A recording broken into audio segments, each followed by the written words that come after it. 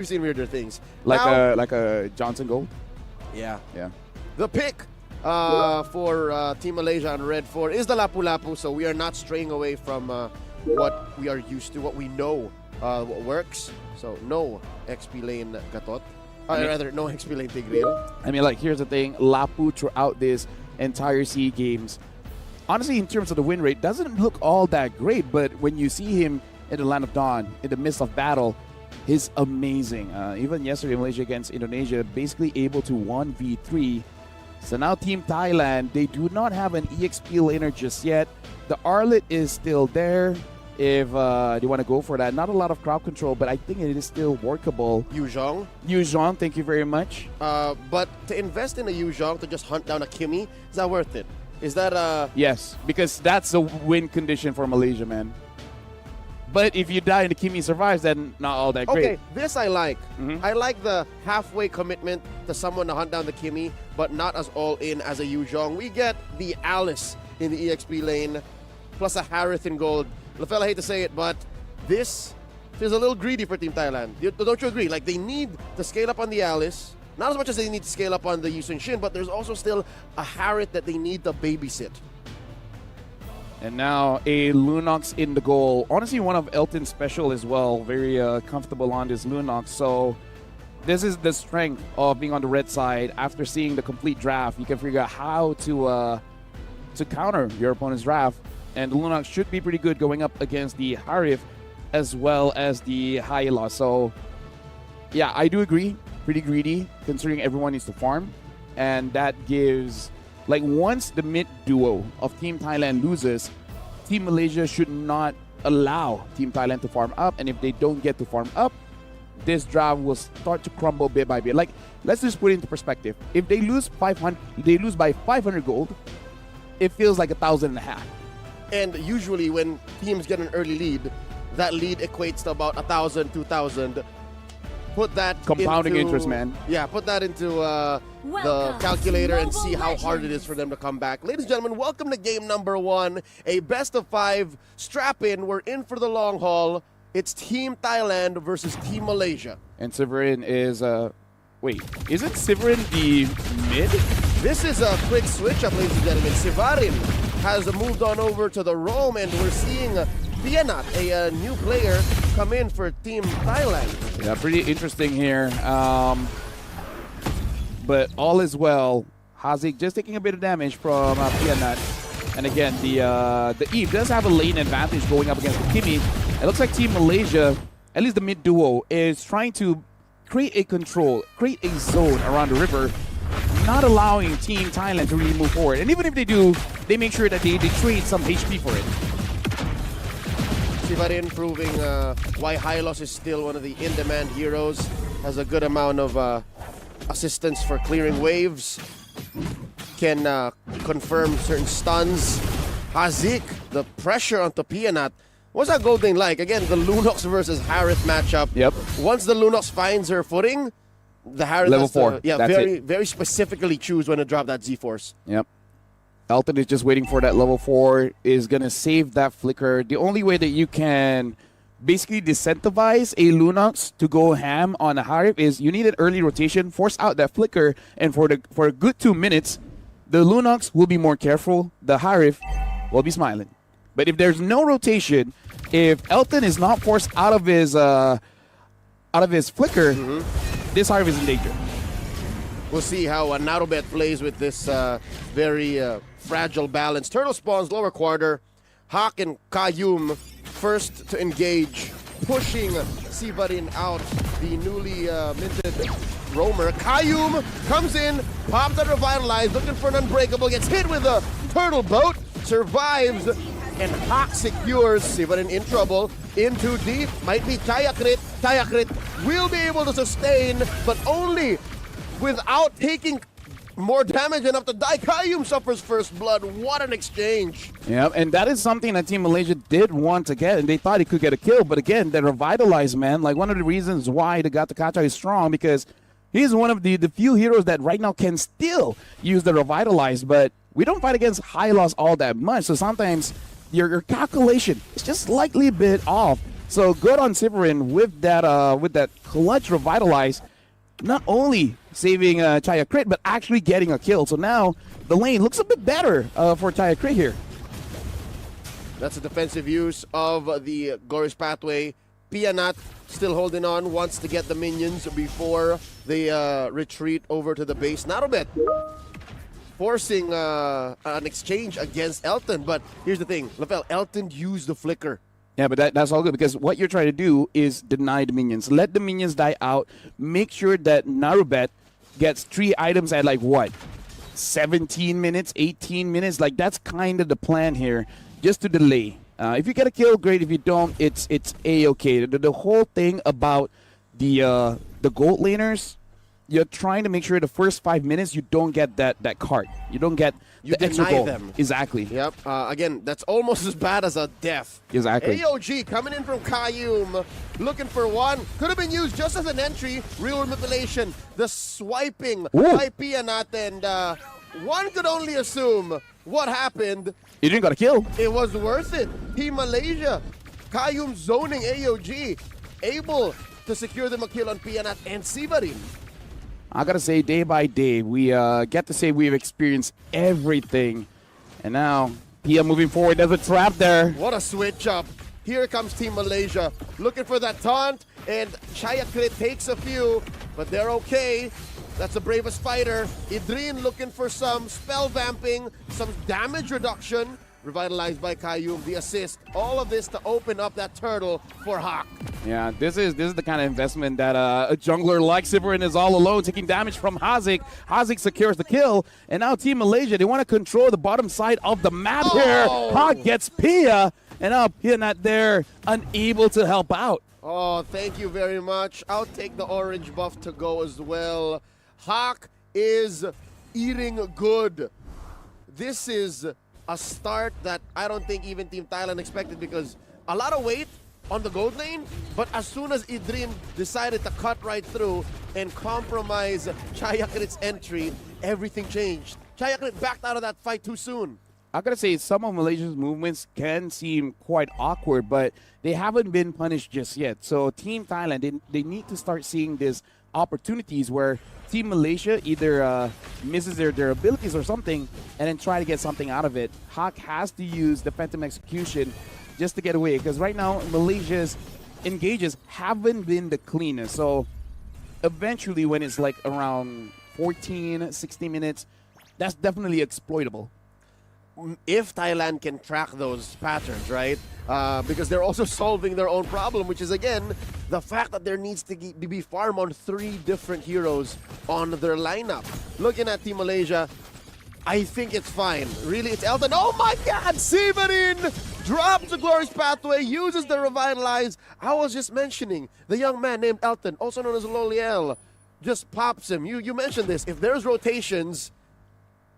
then Elton could use the flicker dangerously. Narobet, how's he gonna do this? Drops the Salmon Force underneath the tier 1, hits a couple, in comes Idrin, and the rest of Team Thailand crash on. Chaya Crit not able to cover. Narobet, down he goes, real room manipulation. Pianat looking to punish Idrin, not gonna happen. A push by Hazik, tier 1 falls. Yeah, Narabet tried very hard, and hold on, they're not done. Kayum looks like able to get Pianat, uses the flicker, still dies. Severin taking a lot of damage. Malaysia got more than they wanted there. And down bottom, there's a little bit of a skirmish as well. Call it an execution, 1v1, ha! Takes down Pia. Yeah, looks like this is a double-prong attack going top and bottom, and now mid is exposed as well. Hazik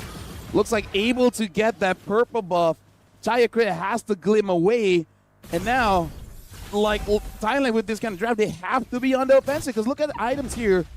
Chaya Crit only with the Oracle, Hunter Strike for Pia, and in terms of the items for the Harv, there's none. About to get the... they find Pianat! And now they got eyes on the turret. Idrin flickering back, gets hit, and will get taken down, but Hazik takes care of the turret first. Less firepower for Team Thailand. Hawk, could he get on out of here? Puncture on the 1, uses Sivarin as an anchor, gets another, Mount Shocker not going to be able to use to stop Malaysia's forward momentum. Down goes Chayakrit.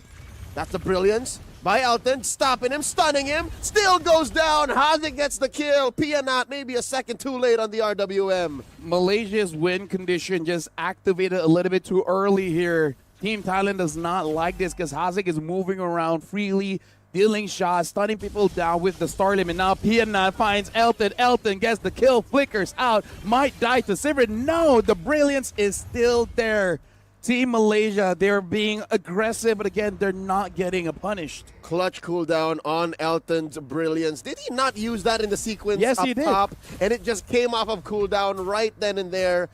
in coordination with his flicker. Team Malaysia worlds ahead. I'm counting what? 8,000 gold now.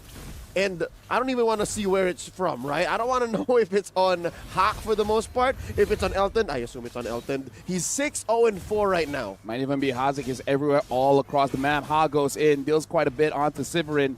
having to use the Phantom Execution just to get out of there. And now Team Malaysia, they're getting objectives for free. This mid-tier 2, Chayakrit is there, but might take way too much damage from Team Malaysia. Throne of Ruin used just to protect. And now Ha goes in, godlike for Elton. Ha goes way too deep inside the base. Oh. Uses the minions just to dash on out of there. He goes the long way around, went through mid, popped out through bottom. I don't know what they want to do first. Push this tier 2 down bottom or get that tier 2 in mid. It looks like Team Malaysia have made their mind. How's about we get the purple away from Team Thailand and go straight for the Lord? Yeah, what about Lunong's on that Lord? How long will it take for them to take this? It should be done by now. There you go. Perfect timing. Perfect timing, yeah. You understand that with the firepower Team Malaysia is playing with, Team Thailand, all they can do now is stay in the base, which again, a little bit of good news for all the Thai fans watching. They have a pretty good high ground defense. Yeah. But the firepower that Malaysia is presenting might be too much. Glorious Pathway dropped in by Sivarin, not going to stop the minions from taking that Holy Shield. Top. And talk about firepower, Hazik now does have the Divine Glaive. So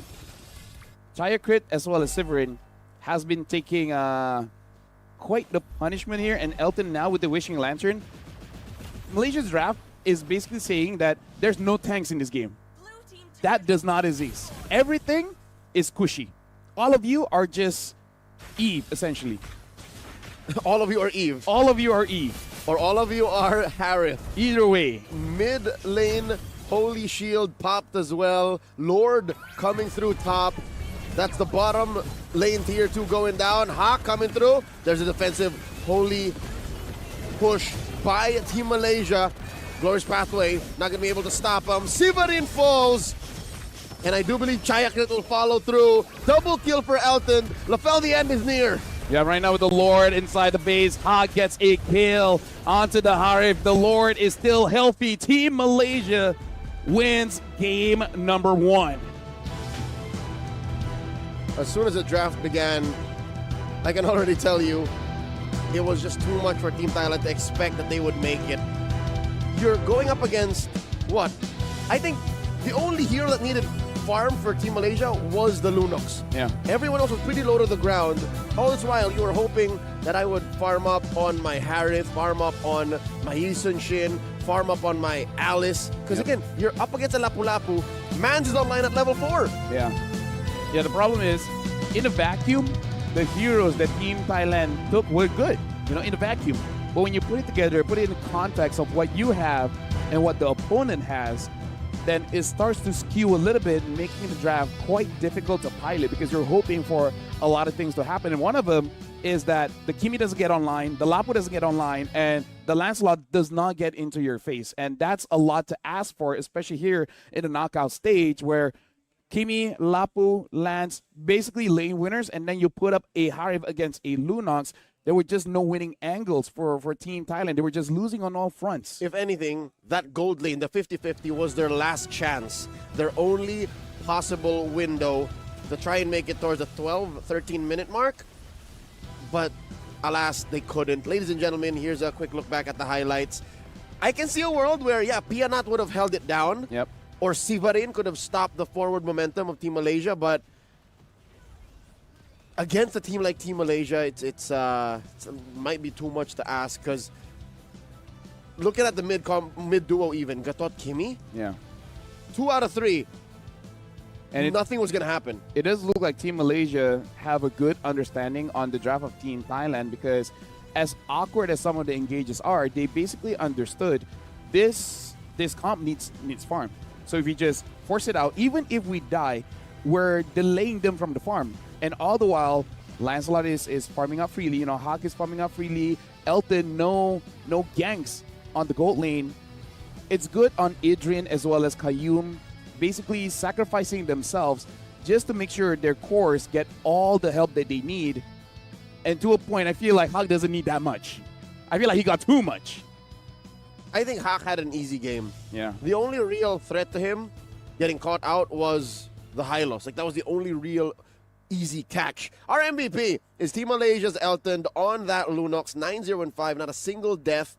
a respectable 755 GPM. It was a very fast game. I think that's the only reason why this GPM isn't much higher. Yeah. Especially considering that Elton really doesn't move around the map that much. He stays in his lane, and whoever comes through, he'll take them down. Doesn't matter if it's a Hylos or a Harif. I'm surprised he didn't build a Sky Piercer. I'm not. I think that was up next, like after the Holy Crystal. At this point, I If feel like the game extended maybe like 5 more minutes. Yeah. The thing is, you might, like, Elton might even think that he doesn't need the Holy Crystal. He might just go for something like a Blood Wings instead, because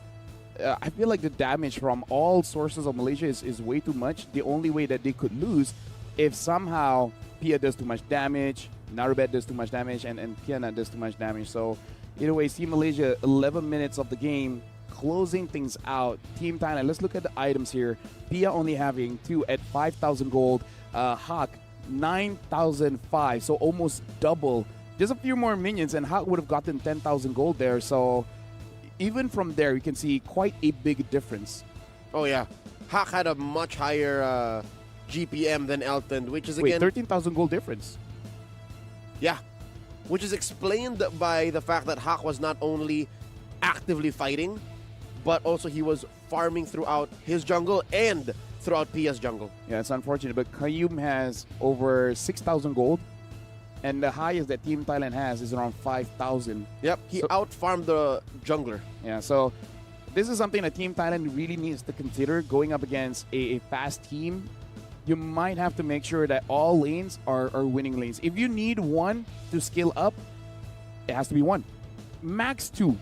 Max two. But even if it's max two, it should not be on both ends, you know? Yep. Like, it cannot be EXP and gold. It has to be like, I don't know, gold jungle maybe, and then EXP and mid can do whatever they want. If you're playing a Yusun Shin lineup,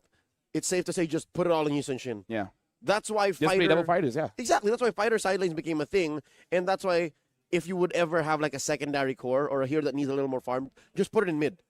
Maybe that was the idea coming in from Thailand, because if we look at the bans here, Malaysia, first ban, Ruby. You know, in the first phase, banning out the Ruby. Second one, banning out the CC as well as the Esmeralda. So they're really choking down, saying that, hey, there's not a lot of good fighter picks now for you guys. Which is weird, because for Team Thailand, it seems like the blunder all came in the second phase. Yes. When they blew 4 and 5, picked the Harith and the Alice almost instantly in a single stroke, raised their tax bracket. Yeah. They suddenly said, yeah, we ballin'. I feel like the reason why they went for the Hive is because of Esme, right? Because they thought, okay, the counter is not We're there. clear. Yeah, We're we're clear. And then they're like, oh, they got to keep me, so Lunox is not here. But then, you know, in other parts of the world, it is quite common for a Lunox to be in the goal lane. It's not like you see it every other game, but if a Hive is there and the Lunox is open and the player can use it, it's bound to happen. I think the parts of the world you're talking about is Malaysia. I believe Indonesia has it in them too. I think in the Philippines, only 1 in 8 or 9 Oh, really? Lunoxes are in Okay, the fine. gold I guess lane. I guess it's a Malaysia thing. Shout outs to Chico even using Lunox in the jungle. That was about 4 or 5 years ago. We're convinced Lunox can be used anywhere. I've seen it in Rome. I think I have as well. Not Yeah. me. Yeah, But in I've seen it. Indonesia. Yeah? Yeah, the way they use it. All right, so just real quick, ladies and gentlemen, before we load into game number 2. The reason why it was a thing, who was it? Was it Evos? Was it LJ? Uh-huh. It was a long time ago, dude. It Okay. was like 3 or 4 years ago, minimum, maybe longer. The reason why they do that is they use Lunox as like a way to bait out ults. Oh wait, no, not now that I think about it. Yeah, I feel like Malaysia we did it as well. There you go. They use it like a, all right, how about now? How about now? And then when you see it, they go brilliant and then everybody come in. Although I do gotta say, Malaysia we kind of use everything as roam, including Fanny. I think they used to do that in the States too. Yeah, Zorn did that just a few weeks ago, and still, he's one of the few dudes who I saw do it first, like years ago. yeah, It's a thing. yeah, it was viral for a while because of you guys. You guys just took a clip of it and then show it to the rest of the world. We thought we would just keep it here. You guys, meaning the Filipinos, Yeah. we love MLBB. Hey, you guys do love the MLBB. Now, Broken Walls will be the map here. By the way, Kayum as well. He used the Fanny Roam as well. But that was Todadis. After going into SRG, yeah, Coach Ark is like, nah, not here, boy. Okay, Broken Walls coming in. The previous map was Expanding Rivers. Yep. So now we're going to Broken Walls. This could open up some strats and heroes. The priorities might change because Rivers really don't do much. Again, it just speeds up rotations, gets you there a little faster, but you still need to front load the effort. Here,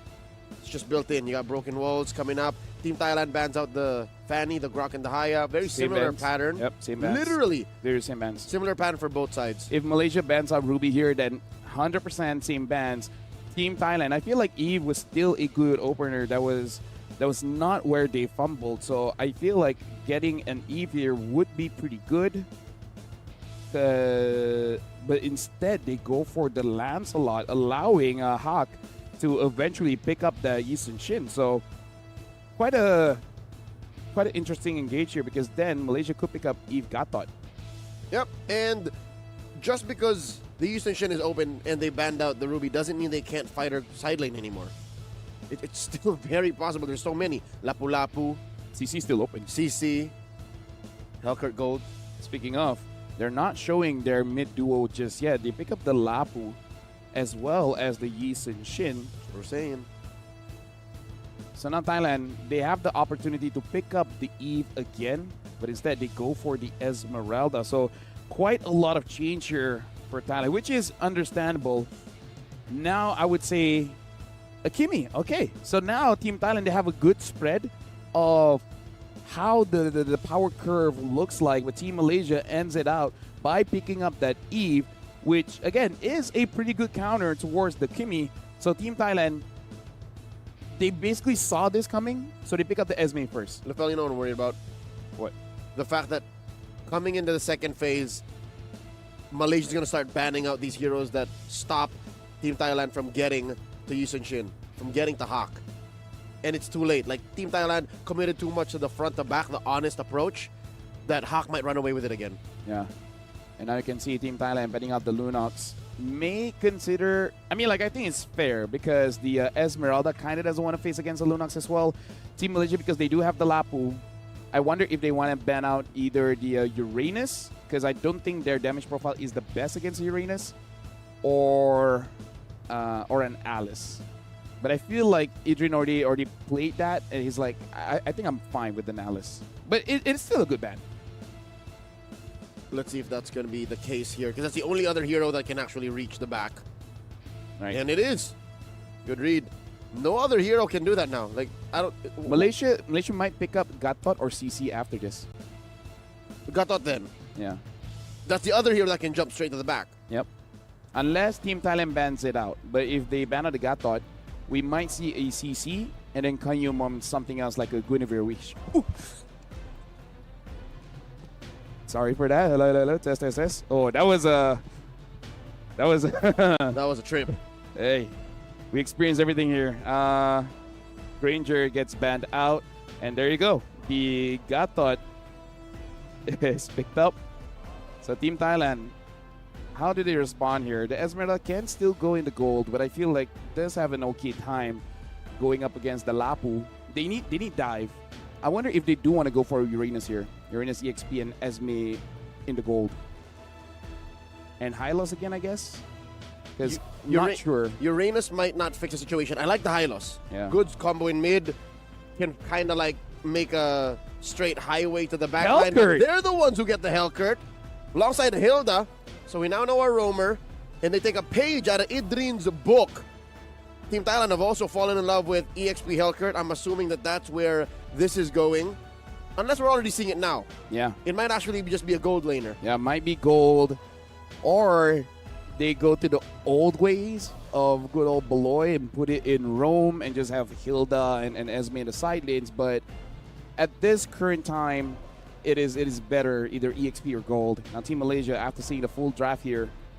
what else do they have? They need a gold laner here. The Hive is still open if they consider this as a good Hive game. I don't think so going up against a Hellkurt. What other fight? CC is still open, but I think it's okay. I think a CC is okay. So yeah, CC does get picked up here. So Team Malaysia, there's just one new thing in the equation. It looks like it is Taya Crit on that Hellkurt, which Adrian has played this on the opposite side. He was using a Hellkurt against a Lapu, and level 2, he got a first blood. So Adrian should understand the potential burst damage a Hellkurt can do at just level 2. Interesting dynamics between these two teams. Again, Team Thailand out of left field. Curveball pick. We presented so many other options to try and address what Team Malaysia was doing, but they were not having any of it. One more quick look at the draft. The last pick in last phase, Hellkurt and Hilda. Gatot Kacha for Team Malaysia and the CC going into the gold lane. Ladies and gentlemen, welcome to game number 2. It's time to see if Team Malaysia can go ahead and reach for match point. Again, this is a knockout round in the playoffs of the men's division of MLBB. And this is already a good start for Team Thailand. Yet not able to deal a lot of damage onto Kayum, forcing out that revitalized Hazik. Hazik might actually get taken down here. Yet not almost got it. Hazik has to recall. And now look at this Team Thailand. They're taking as much farm from Team Malaysia as they can. They're already getting the golem on the side. Kayum sees it and looks like Hawk will try to contest, but Kayum might get taken down. Kayum still survives. Pia moves forward. Woo! Hawk is there to protect him. And Team Thailand, much different this time, giving it to Malaysia. And even getting a kill, first blood onto Pia. Pia did not wait. let go. Pia is Rome? Pia is Rome. Narubet is now the jungler? This is not a drill. And Severin is EX... Wait, what? Yes. Wait. No, Severin is gold. Severin is gold. Severin is gold. Chayakrit stayed. It's a jungle swap out. It's a multi-step change yeah. from what we expected from Thailand. It's less same, more change. Correct. Only 2 same, 3 change. And Chayakrit gets a kill onto Adrian. We did set it up saying that the Hellkurt can solo kill the Lapu. You mentioned how Idrin should know. He should. That doesn't change the fact that it could still happen. He could force it out. Like, what are you going to do? And now here in the bottom lane, Severin. This is what you built. Severin getting on out of there. Gets hit with the tail end of Hawk's charged attack. Narobet starting up the Lord, rather the Turtle. Yep. So now Team Thailand should get this for free. But this is the move that we see from Team Malaysia. If things looks bad in the early game, then just trust Hawk. Give him all the gold. But look at this Team Thailand. They're preventing this. They're getting orange, but Malaysia did get the bottom turret. LaFella, is this just me, or in the modern day of MLBB, that's the fastest we've seen a turret go down? Yeah. 2.5 minutes. Yeah. Because you get all the shields and that turret in one wave. Superhuman instincts and reaction time. As soon as Team Malaysia saw that, hey, Thailand is a little too aggressive on our orange side jungle, and they're dogpiling on Idrin, given that there's a Hellkurt there, guess what Hawk and Elton did? Yeah, let's just take the turret down bottom. There's no way they're everywhere at the same time. And that's an interesting trade. Kayum able to dodge that out because, yes, Team Thailand got what they wanted, but Team Malaysia was able to basically equal things out. In fact, the big difference here, that Team Thailand, the damage that they put onto Team Malaysia is temporary. But the damage that Malaysia dealt was permanent. It's so worth it. Again, I'll take that trade any day. Go ahead, take my XP laner, take my roamer. while I take a turret. If that happens 3 more times, then obviously Thailand may have made a mistake, but Yeah. it looks like they're not letting that happen anymore because they're always sending players to the mid lane at least to respond to whatever Elton is doing down bottom. But Hawk seems to be holding out hope that it might happen. Wait, hold up. Is Hawk? Oh no, Hawk gets Severin once more. Hawk is super farming right now. I'd like to see where the gold is at for him. Yeah, but hold on. Kaiyum taking quite a bit. AOG out of there. I gotta say, if there was a media interview for Hawk and he's like, do you have any tips on how to get good friends? And he's like, oh, hold on, Hawk. Let's take a bit of damage. Haze has to use the RWM and flickers out. Pia gets taken down by Hawk. And now more kills goes over to him and he has the Hunter Strike. Finishing up my point is that if you need a friend, find someone like Idreen. It's like, hey, can you tank it up? And let me find. It's like, I got you, man. There's a reason why Idreen has been in the pro MLBB scene in Malaysia for a long, long time. Turtle here, still up. Gets clutched by Narubet. 2 for 2 so far for Team Thailand. But Team Malaysia not taking this lying down. Tries to contest for the first time. Yeah, and almost able to get a kill there. Good on Idreen, but again, just a little bit under farm. Uh-oh. The goal is not there. And look at his Chaya Creek gets taken down by Hawk. You just said, if you have a Yi Sun-shin, might as well go all in. Well, you're showing that here.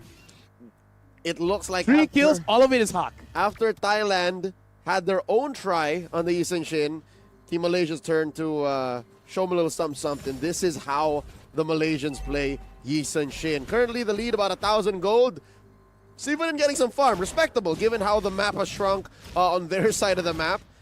They do pick up a enchanted talisman early on. And it seems like Team Malaysia have had it with losing parts of the map. They're now equalizing and spacing themselves through the turtle. Yeah, not taking quite a bit of damage from Elton. Elton is diving deep, using the vengeance as well. He might get taken down here by Narubet.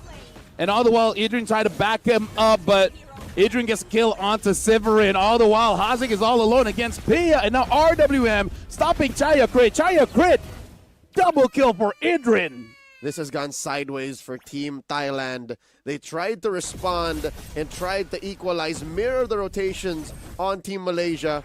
And despite there being barely 1,000 between them, they learned their lesson quick. Hazik here gets taken down by Pia. The AOG trying to protect his mid laner. Not going to happen as Narubet gets punished. Another kill for Idreen. Mountain Shocker by Hawk. Tail end of that Bravest Fighter. Keep Pia not down. Their Vitalize finally comes out of that Gatot Kacha. Traction Pulse. Might get Kaiyum down. Hawk charging it up. Does Pia know? In comes the Hellkirk. Idreen dashes on out. Pia very low. Pia not helping with some cover fire. Long-term engagement. All this time, Elton just throwing yo-yos at this turret. Yeah, good discipline coming in from Team Malaysia because you can see in their eyes they thought about going in. They thought about going in, but then they're like, yo, relax. Hawk has kills. Don't die. Don't Yeah, just keep it on.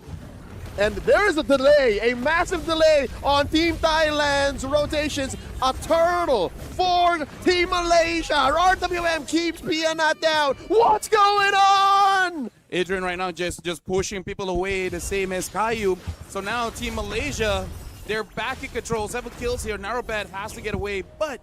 able to clear out the minions here in mid. 4-7 and a 3,000 goal lead for Team Malaysia. I'll tell you now, this mid-game power spike for Team Malaysia is worth it. Team Thailand, looking at their lineup, we failed to address. This is so different from what they did in Game 1. There is almost no late-game reliable heroes. Chaya Crit falls from Elton, 1v1. Lavelle, who could they rely on when we come back past 18 minutes? Here, honestly, for Team Thailand, what they can really hope for is for Pianat as well as Narubet, man. As long as Pianat is able to deal with the front lines, as well as Narubet goes all the way behind, gets a kill onto Hawk, then that's it. Because that's basically Team Thailand's win condition at this point. Get the Yi Sun-shin, make sure it doesn't matter Chaya Crit, Narubet, as long as the Yi Sun-shin is down,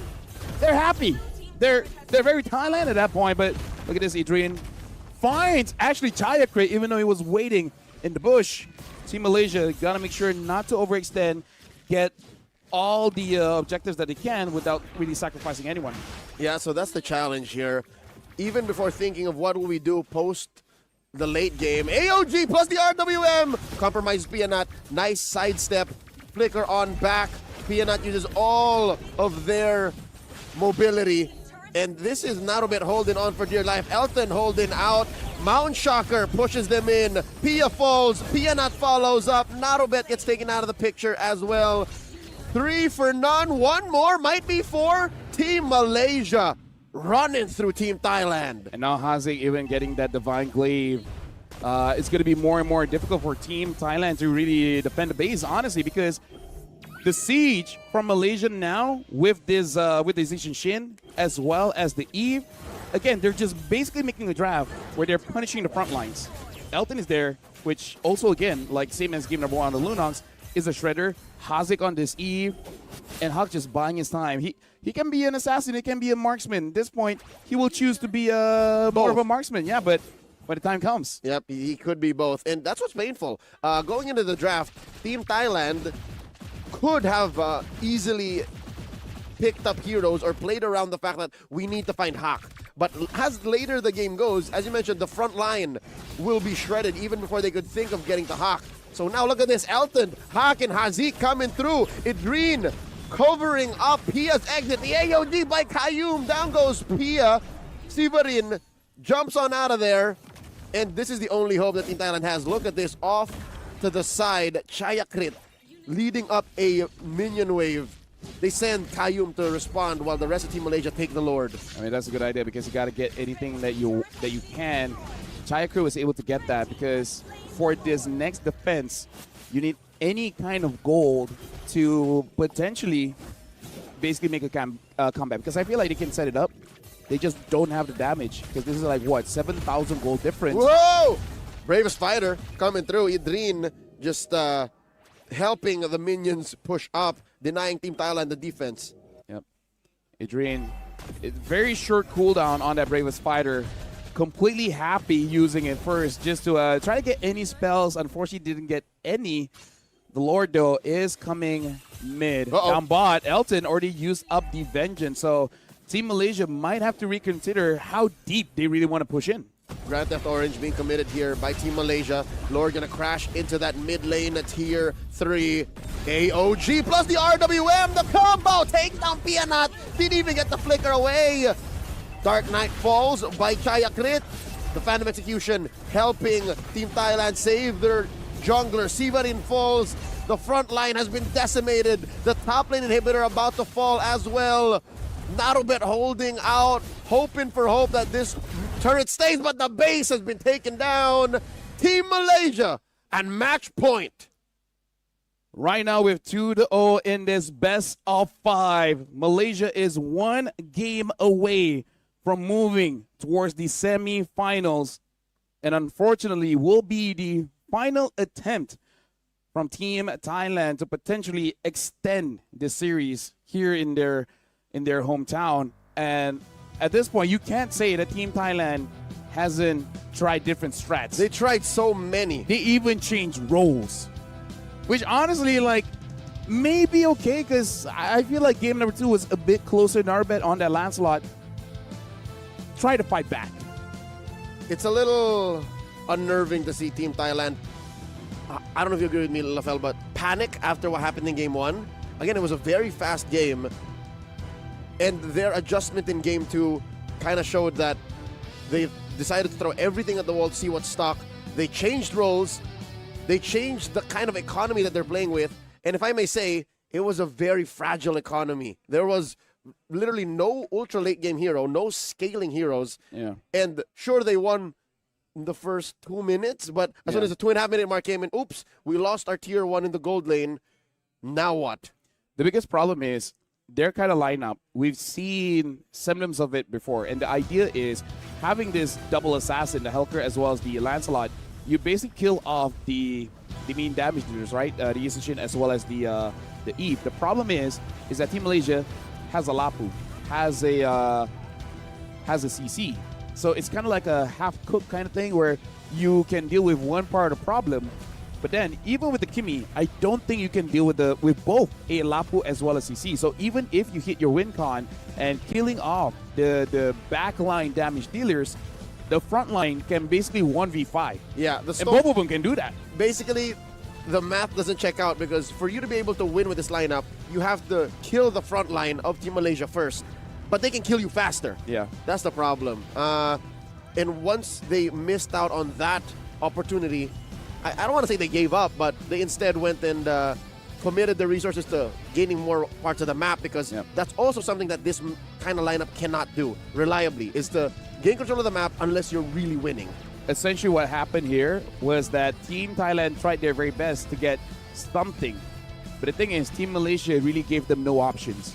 It's like they're closing off all avenues for you to get farmed so that you had to go split. You had to go the long way to get something that you desire. So good on Team Malaysia as well, being quite disciplined not to give over kills, because look at Hawk, despite all the attempts, he did not die. I think he did well to keep himself scarce. This is, again, the macro sense that Team Malaysia share with each other. The bottom half of the map is where Hawk built his empire. And by the end of the game,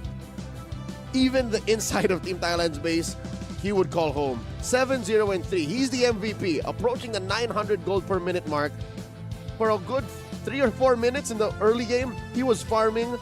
out of Team Thailand's side of the jungle. And this is the impressive thing about Team Malaysia. Basically, like 3 or 4 out of 5 of the players are very selfless. So whenever you have a draft like this, and basically the coach says give everything to Hawk, he's like, I got it. And then Hawk, being the hype carry, has to have this awareness that you got to be the main damage dealer and you cannot die. So no matter what, out of everyone here, you're the one that cannot make a mistake. So a lot of pressure, but so far, he's executing it well. This might actually be a message that is hidden amongst the awesome highlights. What if there's a team somewhere, I don't know if it's Team Thailand coming up in the next few games, that say, so that's the dynamic. What if we force Hawk to be the one who's selfish? That might be one way that Team Thailand can bounce back, is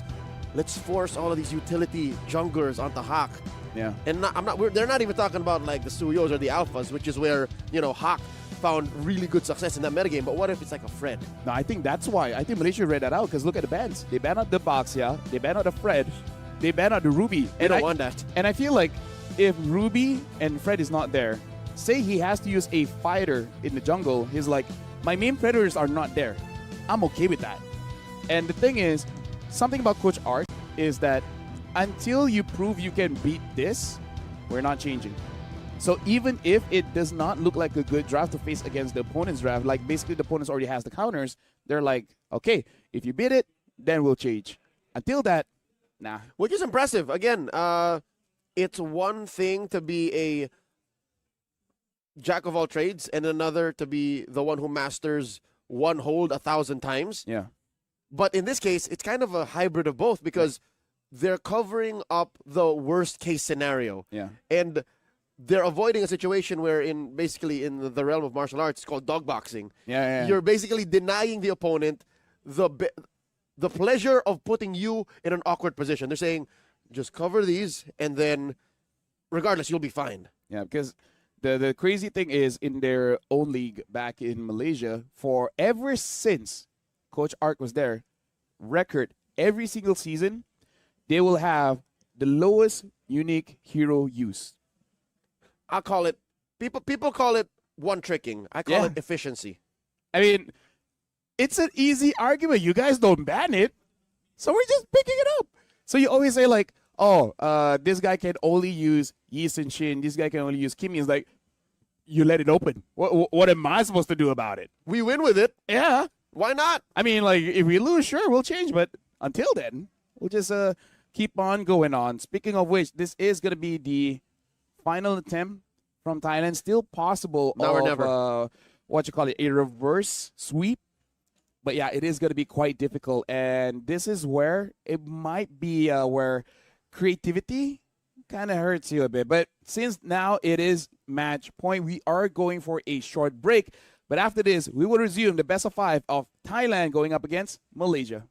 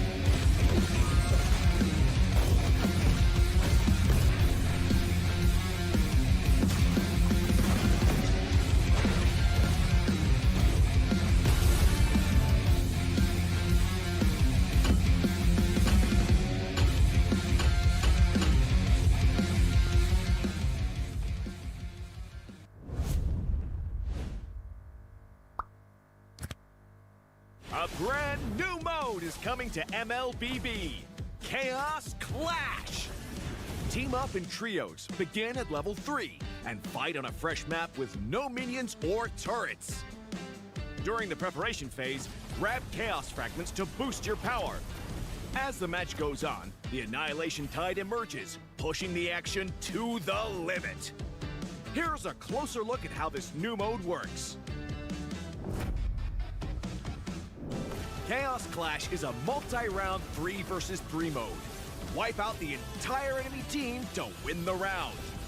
Teams lose HP each time they are defeated. If a team's HP drops to 0, they're eliminated. Rounds continue until only one champion remains. When there's an odd number of teams, one team will sit out the round.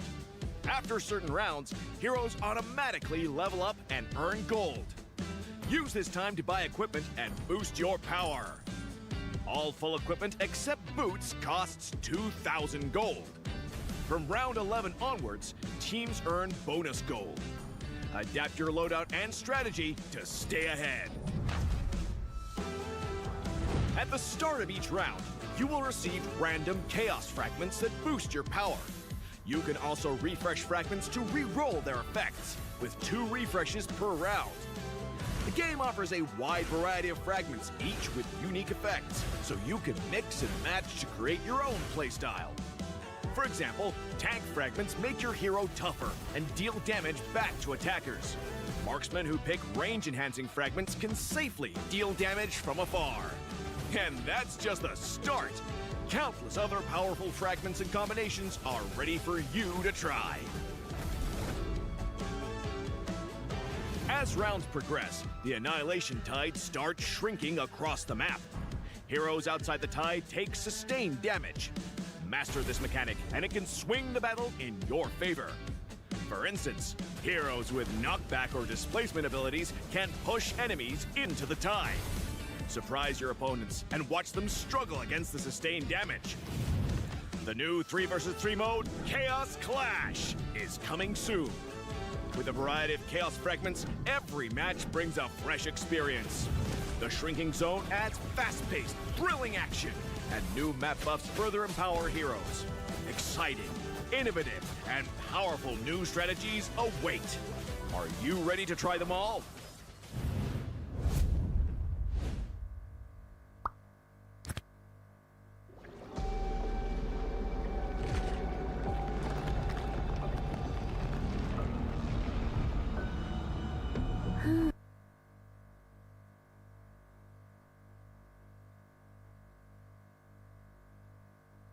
Sorry, hello. Okay, now I'm guessing now you guys can see us. Hello, my name is Stafel, and this is Leo, and you guys are watching Thailand going up against Malaysia in the knockout stage, where Team Malaysia does have a 2-0 advantage. Basically, match point, now or never. If ever Thailand were to bring out their aces, this has to be it. I suggest stick back to your original roles. Yeah. I don't think that was the adjustment. The adjustment should have been fix the economy, which they kind of did in game number 2. It's just they may have taken it to 11, which was a little too much. Yeah. 8 would be enough. Because honestly, again, the early game was good, but I was quite shocked seeing the like Hilda is Pia, Narubet all of a sudden going over to Lancelot. That was trippy. I'm like, I'm used to that calling entire these, game was trippy. I'm used to calling these moves and these positions from, you know what I mean? Yeah. And what upsets me the most is the fact that it didn't really need to lead to much. You know, like you expected if you have such a huge change. Like maybe that was a secret weapon that they've been hiding the entire tournament. That plays very differently. But instead it played, in my humble opinion, again, folks, you call a spade a spade. It felt suboptimal. It felt like it could only do one thing, which was dogpile on the EXP lane and own about half the map. And from there, if your opponent knows the response, it's basically over. And all the while, Adrian just like, I'm okay with this. House on fire. I'm fine. I'm fine. Minions come in, toss my blades. Oh, I didn't get a last hit. Boo-hoo. Thanks. I'm an XP laner. Guess what? I'm used to this. Yeah. I survived the winter of Uranus and Esmeralda. This is fine. Sees 4 people is like, you think I'm going to run? I can 1v4. I might die, but I'll do it. And it's And he didn't die, of course. yeah, it's that kind of mentality. He did a couple of times, but it's that kind of mentality that allows for the rest of Team Malaysia's map to still progress despite the aggression that Team Thailand was showing. Because again, you draft a Hilda, a Helkert, a Lancelot. Don't really mind the Esmeralda, Kimmy, sure, but those kind of heroes rotating around the map, sure, it's scary, but what if they're all the way in the other side of the map? That's what made Hawk the MVP farm up like a madman and build his empire from, the scraps that he got. Although I do got to say, this is something that I remember even before Yi Sun-shin was changed. This is one of those memes in the MLBB community. It's like, you're having such a good game, but then you're like, wait, we haven't seen the Yi Sun-shin for 8 minutes. Yeah. And all of a sudden, he appears in front of you at level 15. You're like, bro. That's why. Dude, like Yi Sun-shin has been that kind of monster since basically the inception. And now, after the changes, it's just much better. And that's basically what Hawk did. Bring back Team Thailand to pre-Yi Sun-shin change days for a good chunk of the game. You never see the guy. And when you do, it's like, oh, wait, you're full items? Well, what to do? And it's kind of the same problem. You know the guy with a bike and a stick meme? Oh, yeah. Yeah, it's the same as like, let's go attack Team Malaysia's map, but don't bother the Yi Sun-shin. And then, who did this? Yeah. You guys did, because you did not address the problem. They left. I don't even know who the gold laner was anymore. Yeah. In game number 2, was it Pianat? It was not Piana. Piana was the mid. Pia. Pia was the roam. Chaya Crit was the EXP. So that kind of stayed. So that means Sivarin became gold? Yes. Severin went from mid to roam to gold. Okay, so they left Sivarin to go like, hey. And Severin keeps on getting ganked. Exactly. Hey, is the CC and the user shield still there? I think so. Okay. And they didn't do anything about it. Yeah, so I feel like when it comes to like what's going on, it's really just it might have looked different if they attacked that part of the map and got the same success as Team Malaysia, right? Because what Team Malaysia did is, number 1, they got a kill. Number 2, they got a turret. And number 3, they got a kill again. And number 4, they got a turret. And they got the jungle. So what Team Thailand got is they got the jungle. They didn't get a kill. They didn't get a turret. So it was never an equal trade. Nope. Speaking of, right now, folks, we are jumping in to game number 3. Malaysia is at match point. And Elton and Kayum are just looking into the camera like, what's up? Either ways, Malaysia banning out the Eve as well as Apa Kabar. Thank you very much. Why do I say it like that? I could have said it normal. Either ways. What do you mean? Apa Kabar. Oh. That's like the most casual way. But then if you like want to put an accent on it, We're wearing suits. it's like, hey, Apa Kabar. And look at that. Now all 3 of them. No, 4 of them. They're just looking at the camera and be like, who's going to blink first? Why is Idrin not a part of this? Oh, wait. He is. Yes, all 5. They're not even looking at the bands. They're like, Coach, you got it, right? This is all Arcadia. Otherwise, just give me a sign. I was like, wait, have they banned something yet? Okay, not yet. Okay, we can still keep on going. Okay, there goes the Bakcha and the Fanny. A slight adjustment here. No longer is there that big of a focus on junglers. They opened up the Hayabusa, at least for now. Yeah, because honestly, their previous ban was the Fanny Grok Haya. So yeah, quite a bit is going to be open here. And Team Malaysia, again, looks like they really don't want to face against a heavy front line. They're banning out the Uranus after banning out that Ruby. So Team Thailand, quite a bit is open here. The Grok is open. The Fanny is open. The Haya is open. And maybe we'll see a Fanny here because the Jushin gets banned. It should be a Grok first pick. Unless Team Malaysia, they don't want to take the risk and just pick up something like a Yi Sun-shin first pick. Or a Lapu Lapu. Oh, wait, Fanny Back. Sorry, my bad. I was seeing a different hero. Yep. So all of these, Yi Sun-shin, Lapu Lapu, Grok, heroes you don't often get. And it looks like Kayum will be taking control of one of the most banned heroes in the SEA Games. Team Thailand can respond by getting the Yi Sun-shin plus Lapu Lapu. I mean, like, as a roamer, if the Grok is open and my other roles are saying this and that, I'm like, bro,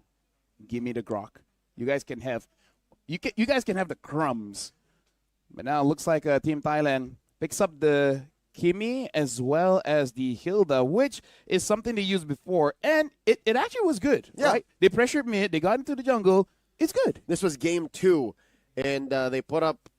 a very good effort to choke out Team Malaysia's economy in the early. So now they just got to bridge that. They have to find a way to find a balance between their aggression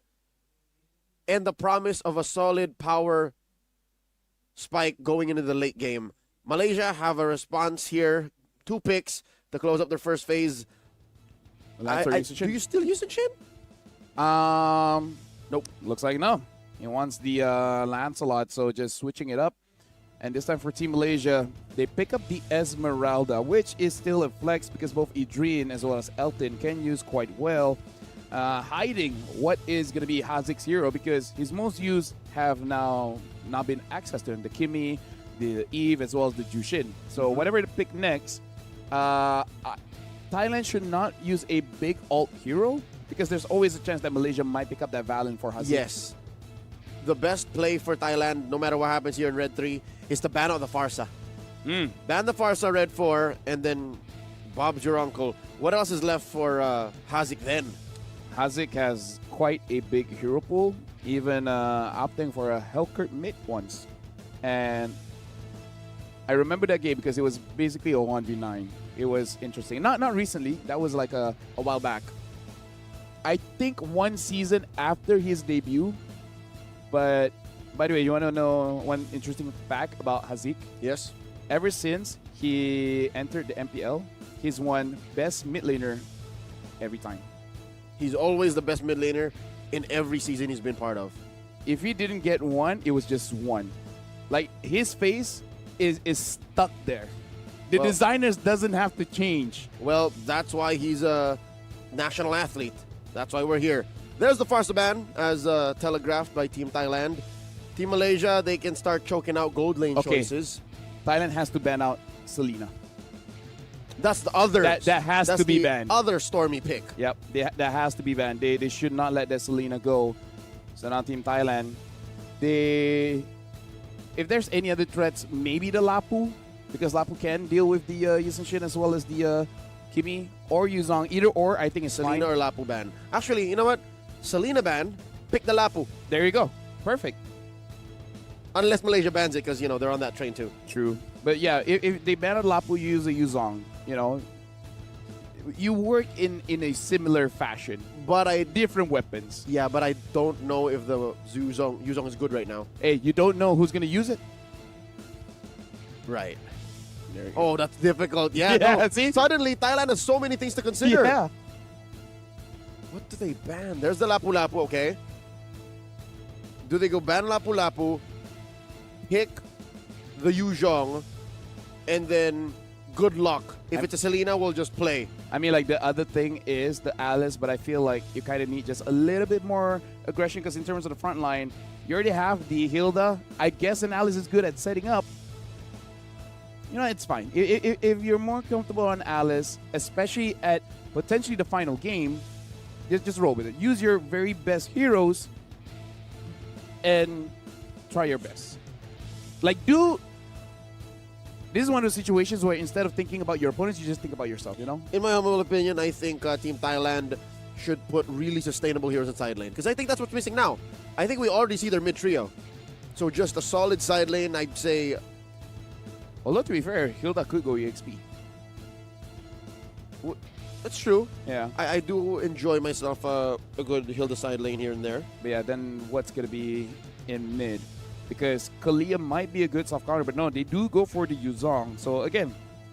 same idea, different weapon. So what is next going to be here for Malaysia? I'm thinking it might be a Selena, but sometimes Malaysia does bring out the Lu Yi. Yeah, I'm thinking what is going to be the EXP here? Unless they want to go for like a Selena Granger, but I feel like that's too much. I feel like it's a little bit too much. Too much and too little at the same time. So Malaysia, 15 seconds in, really trying to figure out what to do, especially after seeing that Yuzong pick. This is not Valentinable, no? Selena It's Lunox. Selena. We saw that come in. And it looks like the Esmeralda will indeed be the XP laner. We see the Lunox go back into the hands of Elton, which he doesn't know what he's facing yet. Maybe they're trying to prevent that Harith pickup. Because Harith is open. Yeah, Harith is open. So they go for the Guinevere here. Is this a Gwyn Gold? I mean, like, even if the name is there, I don't know which is which. At this point, Team Thailand can do whatever they want. I've seen Gwyn Gold. It didn't work, but I've seen it before. And if it's Gwyn Gold going up against a Lunox, it's not that bad. Because if the Lunox all in, you just, you know, put your barrage there and you get away. Yep. So it's not the worst. It's just that you don't really have kill pressure unless the Lunox really miss positions. I like the effort in the adjustment. Can confirm it is a gold lane Guinevere. I mean, no, you can't. No, you can't. Yes. You can't. No, you can't. Okay, what we can confirm is Tak Danai comes back in. Oh, yeah, Tak Danai is there. So now, ladies and gentlemen, in this best of 5 match point for Team Malaysia going up against Thailand. And the biggest question is, who is who? We can confirm that Sivarin has sat out. Their original mid laner is not playing in game number 3 in their effort to try and extend the series. So Chayakrit stays in the XP lane. Pia and Pianat have taken to the mid duo. Oh, Hawk. And Tak Danai comes in as a jungler. Yes. Tak Danai was formerly the roamer. I mean, like, if you see him on that Hilda, which, by the way, yeah, you got Tak Danai, and he's not the one using Hilda, but it's okay. Still remember his Hilda basically always getting to the back line. So Tak Danai, even though as a roamer, he's kind of have that assassin mentality. Yep. So he knows how to get in there. But as a Yu Sin Shin early on in the game, it's a totally different mindset. You have to protect yourself and farm up. Talking about Team Malaysia's lineup, though, we saw the Selena from Hazik from about a mile away, knowing him from his years in MPL Malaysia. Elton on the Lunox. We saw this to open up the series. Yep. Kayum on the Grok. This one's new because he rarely gets it. But again, it's just because he's always banned. But Kayum is pretty good on the Grok. The Grok as well as the Gatot are the most optimal picks in this current meta, and both are Kayum special. And now Team Malaysia, it really is about how are you gonna force out this Yushin Shin. Whoa. Tak Danai deals a bit of damage onto Kayum, but just pushes him away with the mighty swing, and it's all good. Hawk is safe. That's right. Hawk even committed to that small camp by stealing it away right in front of Tak Danai's face. Ooh, look at that. That's an interesting way to use the Rampart. Uh-oh. Pia in trouble. Pia goes down. Hazik draws first blood. What a combo wombo. Oh, yeah. Again, Grok, Selena. It is a strong combo because even if you don't hit the arrow, it hurts. Massive zoning on so many fronts. Chayakrit here, 2v1. Kayum with the rotation up top. Shah keeping him alive. And Tak Danai with the turtle take. Hawk could not retribution to secure. Yeah, it looks like it was a big steal. Not sure what's happening there, but we saw Kayum as well as Idrin up top. So there was no zoning out. So Hawk thought he could, like, basically 1v1 that one. That's a big jump being set up by Idrin. Gets on to Chayakrit. Chayakrit holding out. Does not use the Black Dragon form just yet. Story down bottom. Narrow bit. And no matter how threatening a Guinevere's kit is,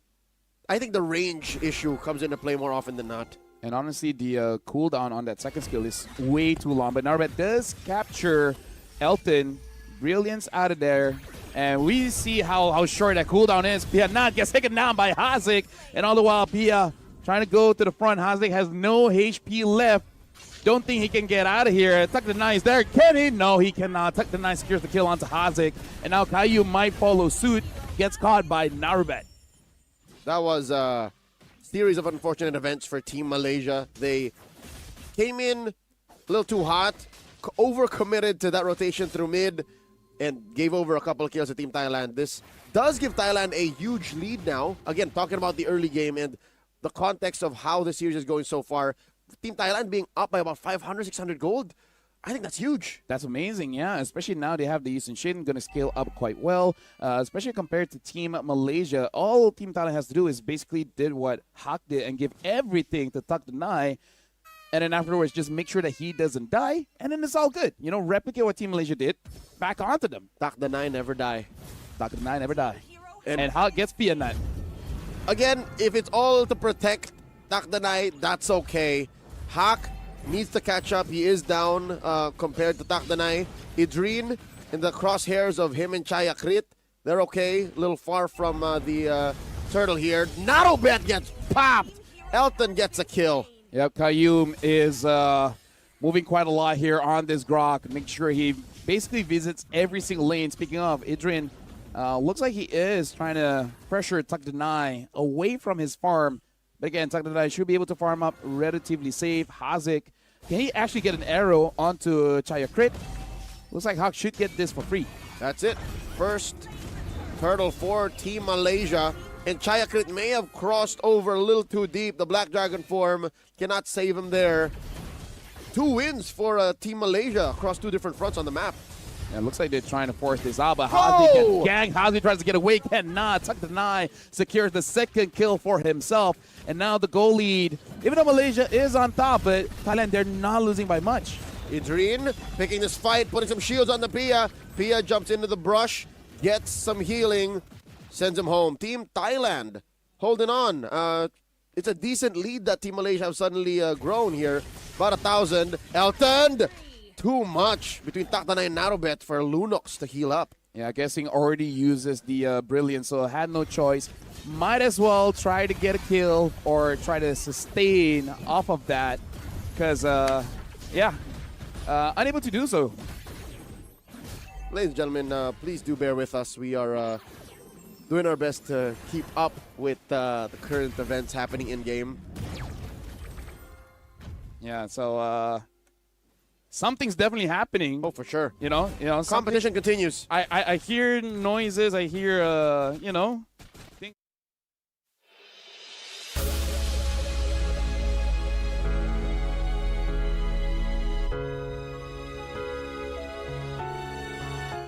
Do believe Team Thailand and Team Malaysia are still playing. And if it continues this way, I think Team Malaysia should find their footing. It's so much easier for them to find Hak than for Hak to continue this way for the next 5 minutes. I'm trying to listen to the Thai casters to have a semblance of what going on. There's a fight going on. It looks like Elton got the turret. There you go. That's what I'm saying. The map will not be for Team Thailand permanently. They have to work for it. And yeah, the early game, easy to do that. Chayakrit gets hit with a massive tech charge. Chayakrit trying his best to survive, gets hit with Elton's barrages. And there goes an arrow. Stunning one. Pia, the answer, the Mount Shocker, the dash in. Kayum gets cracked in half. All this while, Hak was taking the final turtle of the game. Puncture through, puncture another. Narobet falls. One more might go. Pia not. Double kill for Hak. Pia gonna be up next. Who's gonna take him? Can they stop him? Puncture through the minion. Very similar to how the GOAT plays. Hak gets another. I mean, like, they are friends, and now Hak does have that endless battle. Having a good time here. 5-0-0 at 7 minutes here. Looks like Team Malaysia does have the lead, and it looks like they were able to get the outer turrets up top and down bot, and now they want mid as well. Chayakrit getting dogpiled on by Team Malaysia. Furious dive through that rampart. That is a traction pulse used to quell these minions. Team Thailand will save their mid lane tier 1. Yeah, in terms of the items here, Elton does have that Genius 1 as well as the Blood Wings. Pia trying to get away from Idrin, which does have that Enchanted Talisman, as well as the Oracle. So basically able to spam out all shields. The Selena from Hazik also focusing more on the utility. Oh, looks like Hak got caught. Big shutdown. Unfortunate went over to Pia, but they'll take it. Hak falling here gives over a good purse to Team Thailand. But eventually they will still have to lose their mid lane tier 1. LaFell, it's a 3,000 gold lead for Team Malaysia. And Hak will be back for the Lord. I think Team Thailand still have a lot of work to do. Oh, yeah, for sure. But, you know, at least the first step. Pia gets blasted here. The Hilda cannot go through the wall. And Takdanay, all he could do is watch. And he finds Elton. Yeah, it looks like they were not aware that Yisun Shin was waiting in the wings. Idrin probably going towards help, trying to get this Yisun Shin. Yisun Shin dashes away with a Traceless. Can you get a kill? Probably not. The Black Dragon form is here. It looks like his target is someone else, not really Idrin. I don't know what Chayakrit's comms were like. Same. If he was saying, I'll hunt this one down or you go ahead, run away. But Idrin is keeping tabs on Chayakrit. Man-to-man defense here. Down in the lower quarter of the map, Lord has spawned. Hawk starting it up. I believe this is a dance Malaysia's asking Thailand to partake in. I mean, they know that the Black Dragon form is not there. That's right. Right? So they're taking it for free. All the crucial resource for Thailand to contest that one has been used. So good on Kayum and Idrin forcing out that Black Dragon form. Yep, very, very good long-term planning, two-step process. Malaysia reading the map, reading their opponent's movements, and I don't blame Thailand for responding that way. Because again, Chayakrit already made the call. We don't see it, we didn't hear it, but there was a decision he made that caused this domino effect for Team Malaysia to take the Lord for free. Now they're going to sink the waves. It's up to Team Thailand to see how much they can save of their side of the map. So now in terms of... Chayakrit goes! Hazik gets him! Narubet can't block that arrow. That's a man down. 4 players going to have to defend here. Pianat taking quite a bit. Tech charge! Colossal win here for Team Malaysia. 4 have fallen. It's just Pia. Hawk wants to find him. The Sky Prince wants to go head hunting. Oh, he's going through Thorn Rose. No one to puncture on. Idrin to the rescue. Hawk can't survive, but here comes the rest of Team Malaysia. They've angered the Tigers. The wipeout. The waves crashing through. The Lord's still alive. Chayakrit is there. Can he defend the Furious Dive? Black Dragon form used. It looks like Team Malaysia, they will not force this out. At least wait for the Black Dragon form, but Malaysia got what they wanted. Now all of the inhibitors are in danger. Only left one up top. Narubet gets the Idrin and he's the shin. That's a dangerous part to be in. Good thing able to get away with the Traceless. Team Thailand able to defend. Dakdanai, very similar moves to the unfortunate moment had by the Cloud Prince. If you know, you know. But Team Malaysia now have to recover. They got what they wanted. They lost Hawk once again, but that was on him. Yeah, that's a price you pay for trying to kill all of your opponents in one go very early on. One more inhibitor surviving for Team Thailand. Now it's all about Operation Survival. They have to make sure that the waves don't crash in too hard. I wouldn't even put contesting for the Lord number 12 on that list. It's down to like number 36. Yeah, the thing is, once the Lord has been taken, you got to look at Kayum because the tech charges he's had in this game. Whoa! Chayakrit gets taken down by Hazik, and now Pianat is next on the table. Hawk secures that kill. 2 has fallen down from Team Thailand. And now Elton with a Wishing Lantern as well. Idrin jumps in and finds Narubet. Narubet cannot jump onto anyone. And Malaysia tech charge hits onto Pia. Pia gets taken down by Elton. And Team Malaysia wins 3-0 against Thailand. Forget the Lord. Team Malaysia found their opening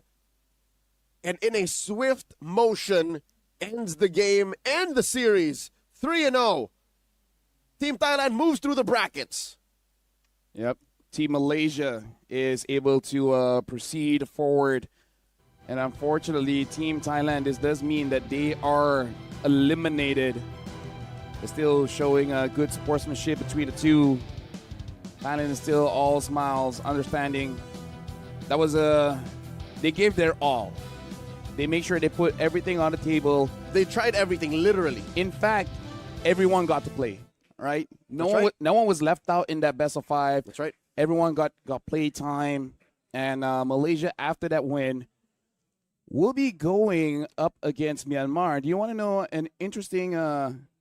breakthrough right now? Yes, please. Indonesia and Vietnam are currently 1-1. 1-1 in 1-1. Simultaneously happening matchup in the quarterfinals. Vietnam was able to score 1 over Team Indonesia. Ladies and gentlemen, if this stream is happening elsewhere, we beseech you to try and watch that as we try to break down how this series went, this last game, especially for Team Thailand and Team Malaysia. But yeah, 1-1, LaFell. By the way, Vietnam used a Kaja and able to take down.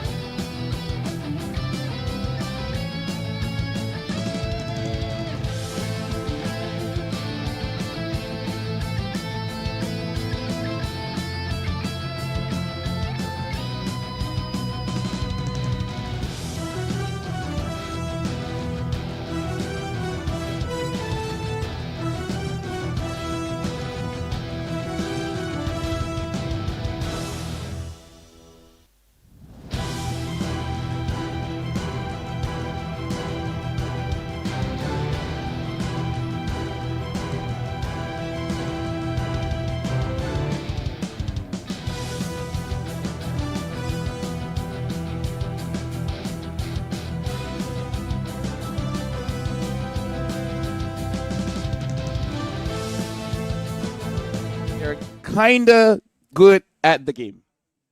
They know how to use those heroes. I hear they've won a few things over the past couple of years. Some tournaments here and there, on the side.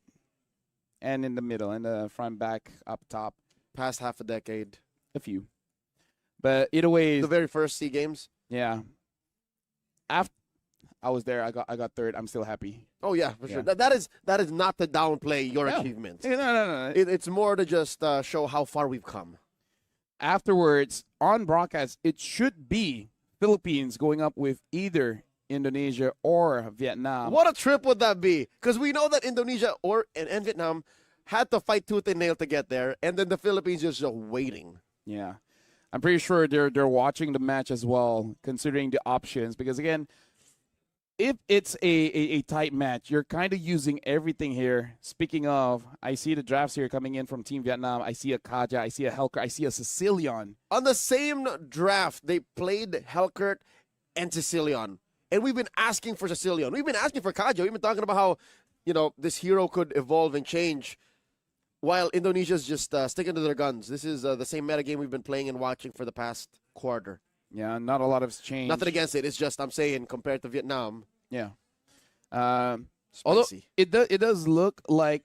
Team Indonesia, they're a bit more open, not forcing out those assassin junglers, willing to have a Fredrin in the fray and picking up the Claude as well. And it is one of Kabuki's favorite heroes, so I can definitely understand why. Where you want to get match point in that one, use your favorite heroes. Finally, Kabuki won with a Uranus Gold.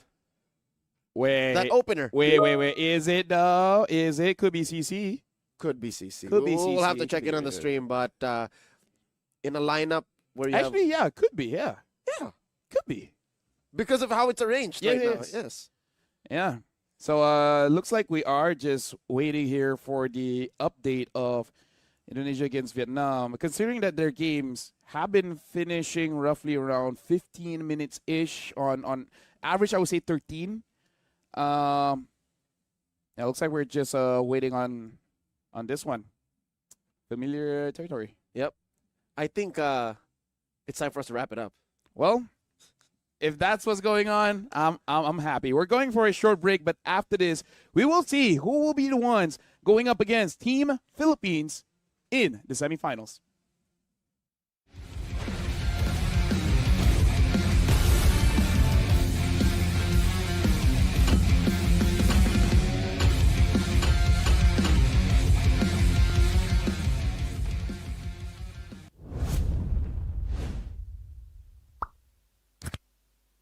A brand new mode is coming to MLBB, Chaos Clash. Team up in trios, begin at level 3, and fight on a fresh map with no minions or turrets. During the preparation phase, grab Chaos Fragments to boost your power. As the match goes on, the Annihilation Tide emerges, pushing the action to the limit. Here's a closer look at how this new mode works. Chaos Clash is a multi-round 3 versus 3 mode. Wipe out the entire enemy team to win the round. Teams lose HP each time they are defeated. If a team's HP drops to 0, they're eliminated. Rounds continue until only one champion remains. When there's an odd number of teams, one team will sit out the round. After certain rounds, heroes automatically level up and earn gold. Use this time to buy equipment and boost your power. All full equipment except boots costs 2,000 gold. From round 11 onwards, teams earn bonus gold. Adapt your loadout and strategy to stay ahead. At the start of each round, you will receive random chaos fragments that boost your power. You can also refresh fragments to re-roll their effects, with 2 refreshes per round. The game offers a wide variety of fragments, each with unique effects, so you can mix and match to create your own playstyle. For example, tank fragments make your hero tougher and deal damage back to attackers. Marksmen who pick range-enhancing fragments can safely deal damage from afar. And that's just the start! Countless other powerful fragments and combinations are ready for you to try. As rounds progress, the Annihilation Tide starts shrinking across the map. Heroes outside the tide take sustained damage. Master this mechanic, and it can swing the battle in your favor. For instance, heroes with knockback or displacement abilities can push enemies into the tide. Surprise your opponents and watch them struggle against the sustained damage. The new 3 vs 3 mode, Chaos Clash, is coming soon. With a variety of chaos fragments, every match brings a fresh experience. The shrinking zone adds fast-paced, thrilling action, and new map buffs further empower heroes. Exciting, innovative, and powerful new strategies await. Are you ready to try them all?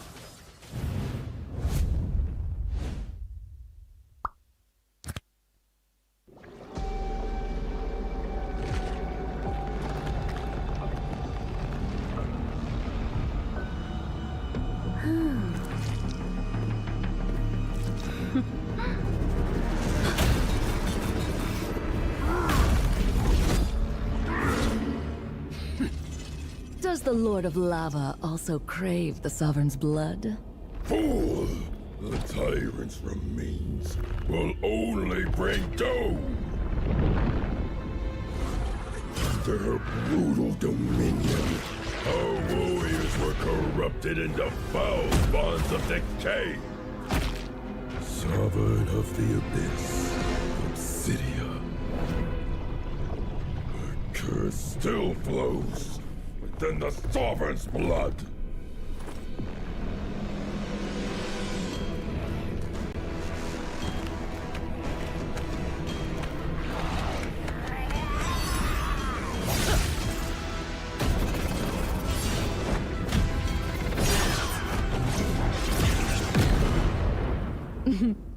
Such loyal little puppets. Aren't you?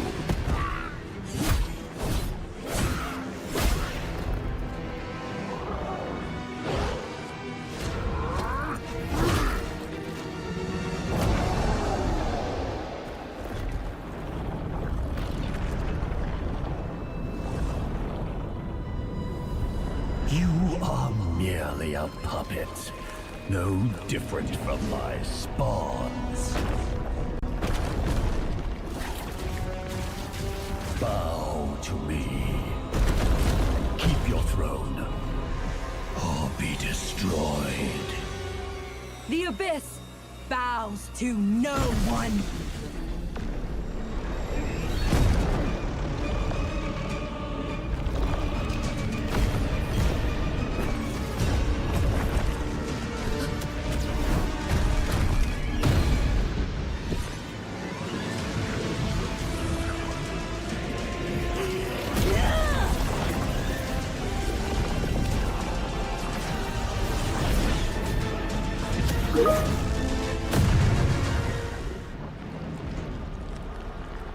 For the Abyss!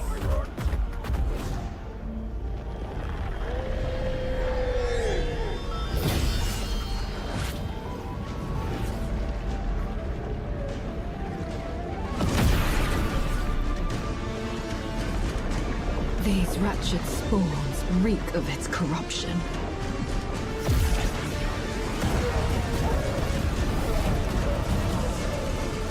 Your sovereign has a god to kill.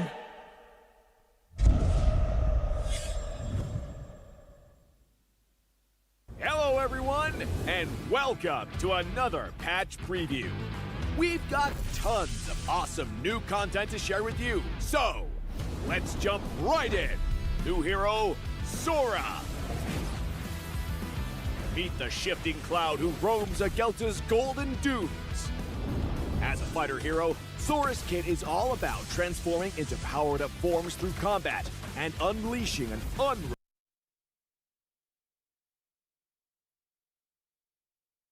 unrelenting barrage with his ultimate.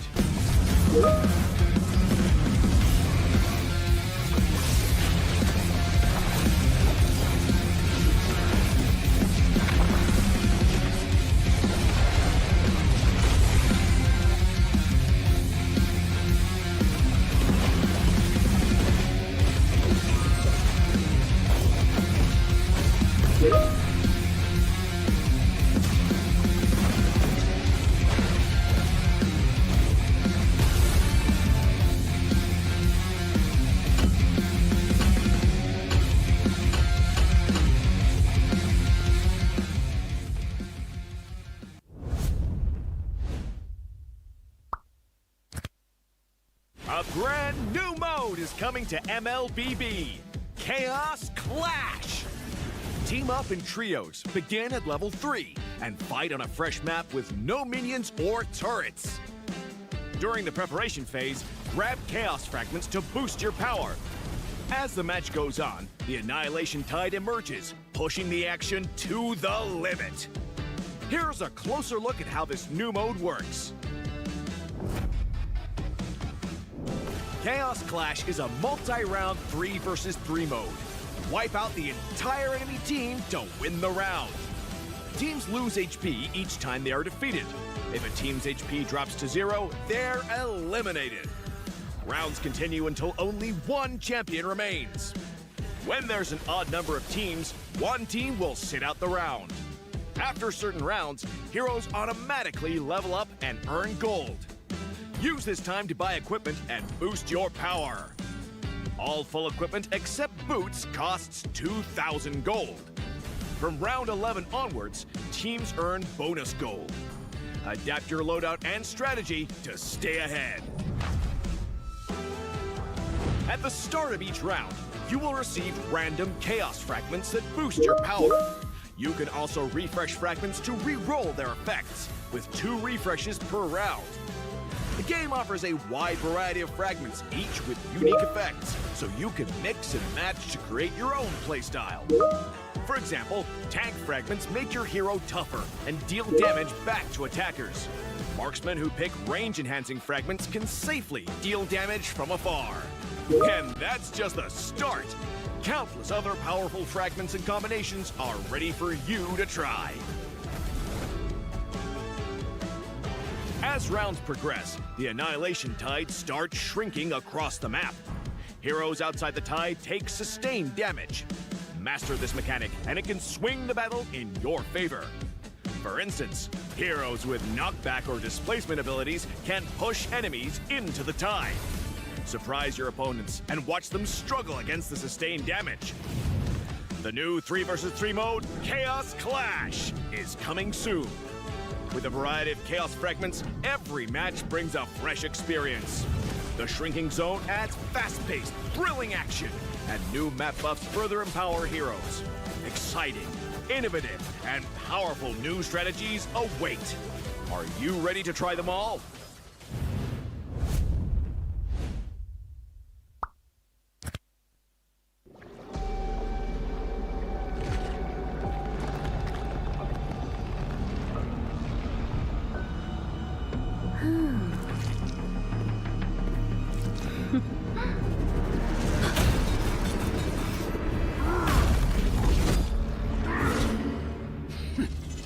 Does the Lord of Lava also crave the Sovereign's blood? Fool! The tyrant's remains will only bring doom! Under her brutal dominion, our warriors were corrupted into foul bonds of decay. Sovereign of the Abyss, Obsidia. Her curse still flows within the Sovereign's blood.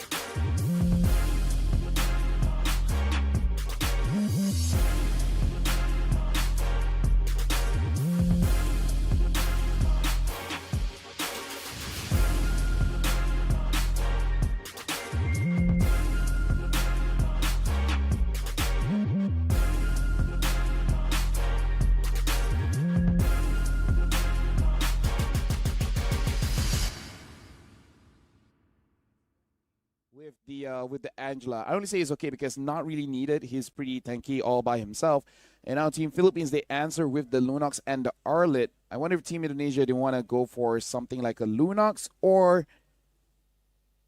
go for a fighter because the Ruby is still up. So few answers, but instead they go for a Phoveus. So where is this Phoveus going? It's a good pick. I think it's an EXP Phoveus Gold Lane Lapu. Aranda, yeah. So Phoveus here. So many fighters. I mean, this is Indonesia's strength, is it not? They like to fight. They like to brawl. So here in the third SEA Games, they will say, we're going to play our style. You guys know what Indonesia MLBB is all about. This is them showcasing it to the world. One more look at the draft. Team Philippines. If you know that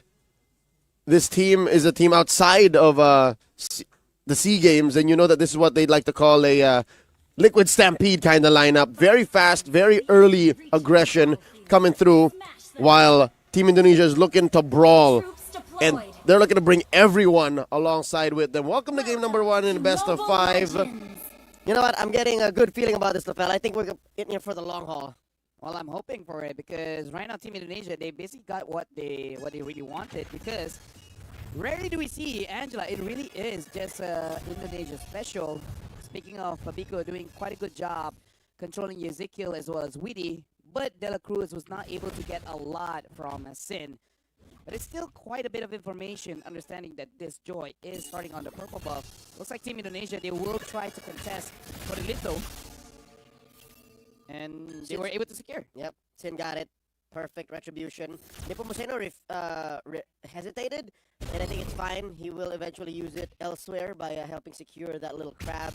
Next lane matchup. It's the Arlet versus the Phoveus. Look at how Aranda is bullying Vinuya. That is just the nature of that matchup. The Phoveus will almost always, throughout the early to mid, as long as they're in the lane, win against the Arlet. Yep. Right now for Team Indonesia, they're playing the lanes quite well. They're protecting the Joy. Understanding that De La Cruz here will do quite a bit trying to slow this Joy down. But Team Indonesia, they should be able to, I would say, equalize in case there are any aggressions as long as that Angela gets level 4, which looks like will be slightly delayed. Maybe they'll go to the EXP lane and share it with Aranda. It looks like the play is stay in mid. We'll leave you to it. That's where we'll want you to grab it from. Vinuya very low. Almost get taken down by Sin. Sin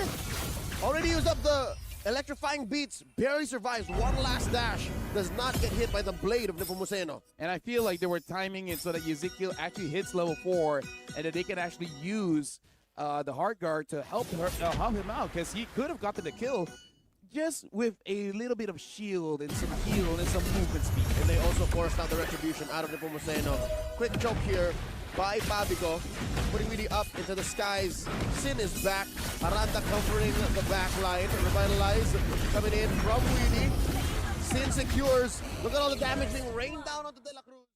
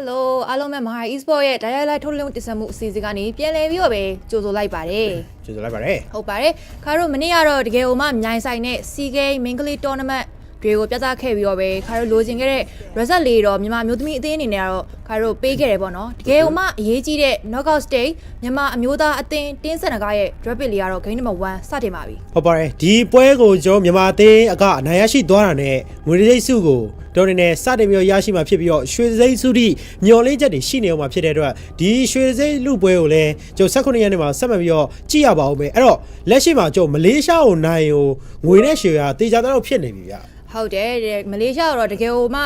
နိုင်ဖို့ကမြန်မာပြည်သက်တယောက်အနေနဲ့တကယ်မှရေကုန်ရေခမ်းအားပေးရမယ့်အချိန်တစ်ခုပဲဖြစ်ပါတယ်ဟုတ်ပါတယ်မလေးရှားအသင်းဆိုတာလည်းလုံးဝရှိန်နေရမယ့်အသင်းကတော့မဟုတ်ဘူးလို့ထင်တာပဲပေါ့နော်ဒါပြောရမယ်ဆိုရင်လည်းခါတို့တကယ်ဟိုမှာဒါမှတ်တမ်းတွေရပြတ်ကြည့်မယ်ဆိုရင်လည်းမလေးရှားကိုခါတို့မြန်မာအသင်းအနေနဲ့နိုင်ခဲ့တဲ့ result ရလည်းအများကြီးရှိရဆိုတော့တကယ်ပဲတင်းစံတကားအနေနဲ့ဒါကြေးစိတ်မဟုတ်ဘဲနဲ့ငွေတစိတ်အထိတလန်းသွားနိုင်မလားဆိုတာလည်းကြည့်ရမယ်ဒီပွဲစဉ်မှာရှုံးနေသွားမယ်တကယ်လို့ပေါ့နော်ရှုံးနေသွားမယ်ဆိုရင်တော့ခါတို့နောက်ထပ်ကြေးစိတ်လူပွဲကိုတော့ခါတို့ထပ်ပြီးတော့ကြည့်ရမှာပဲဖြစ်ပါတယ်ဟုတ်ပါတယ်နော်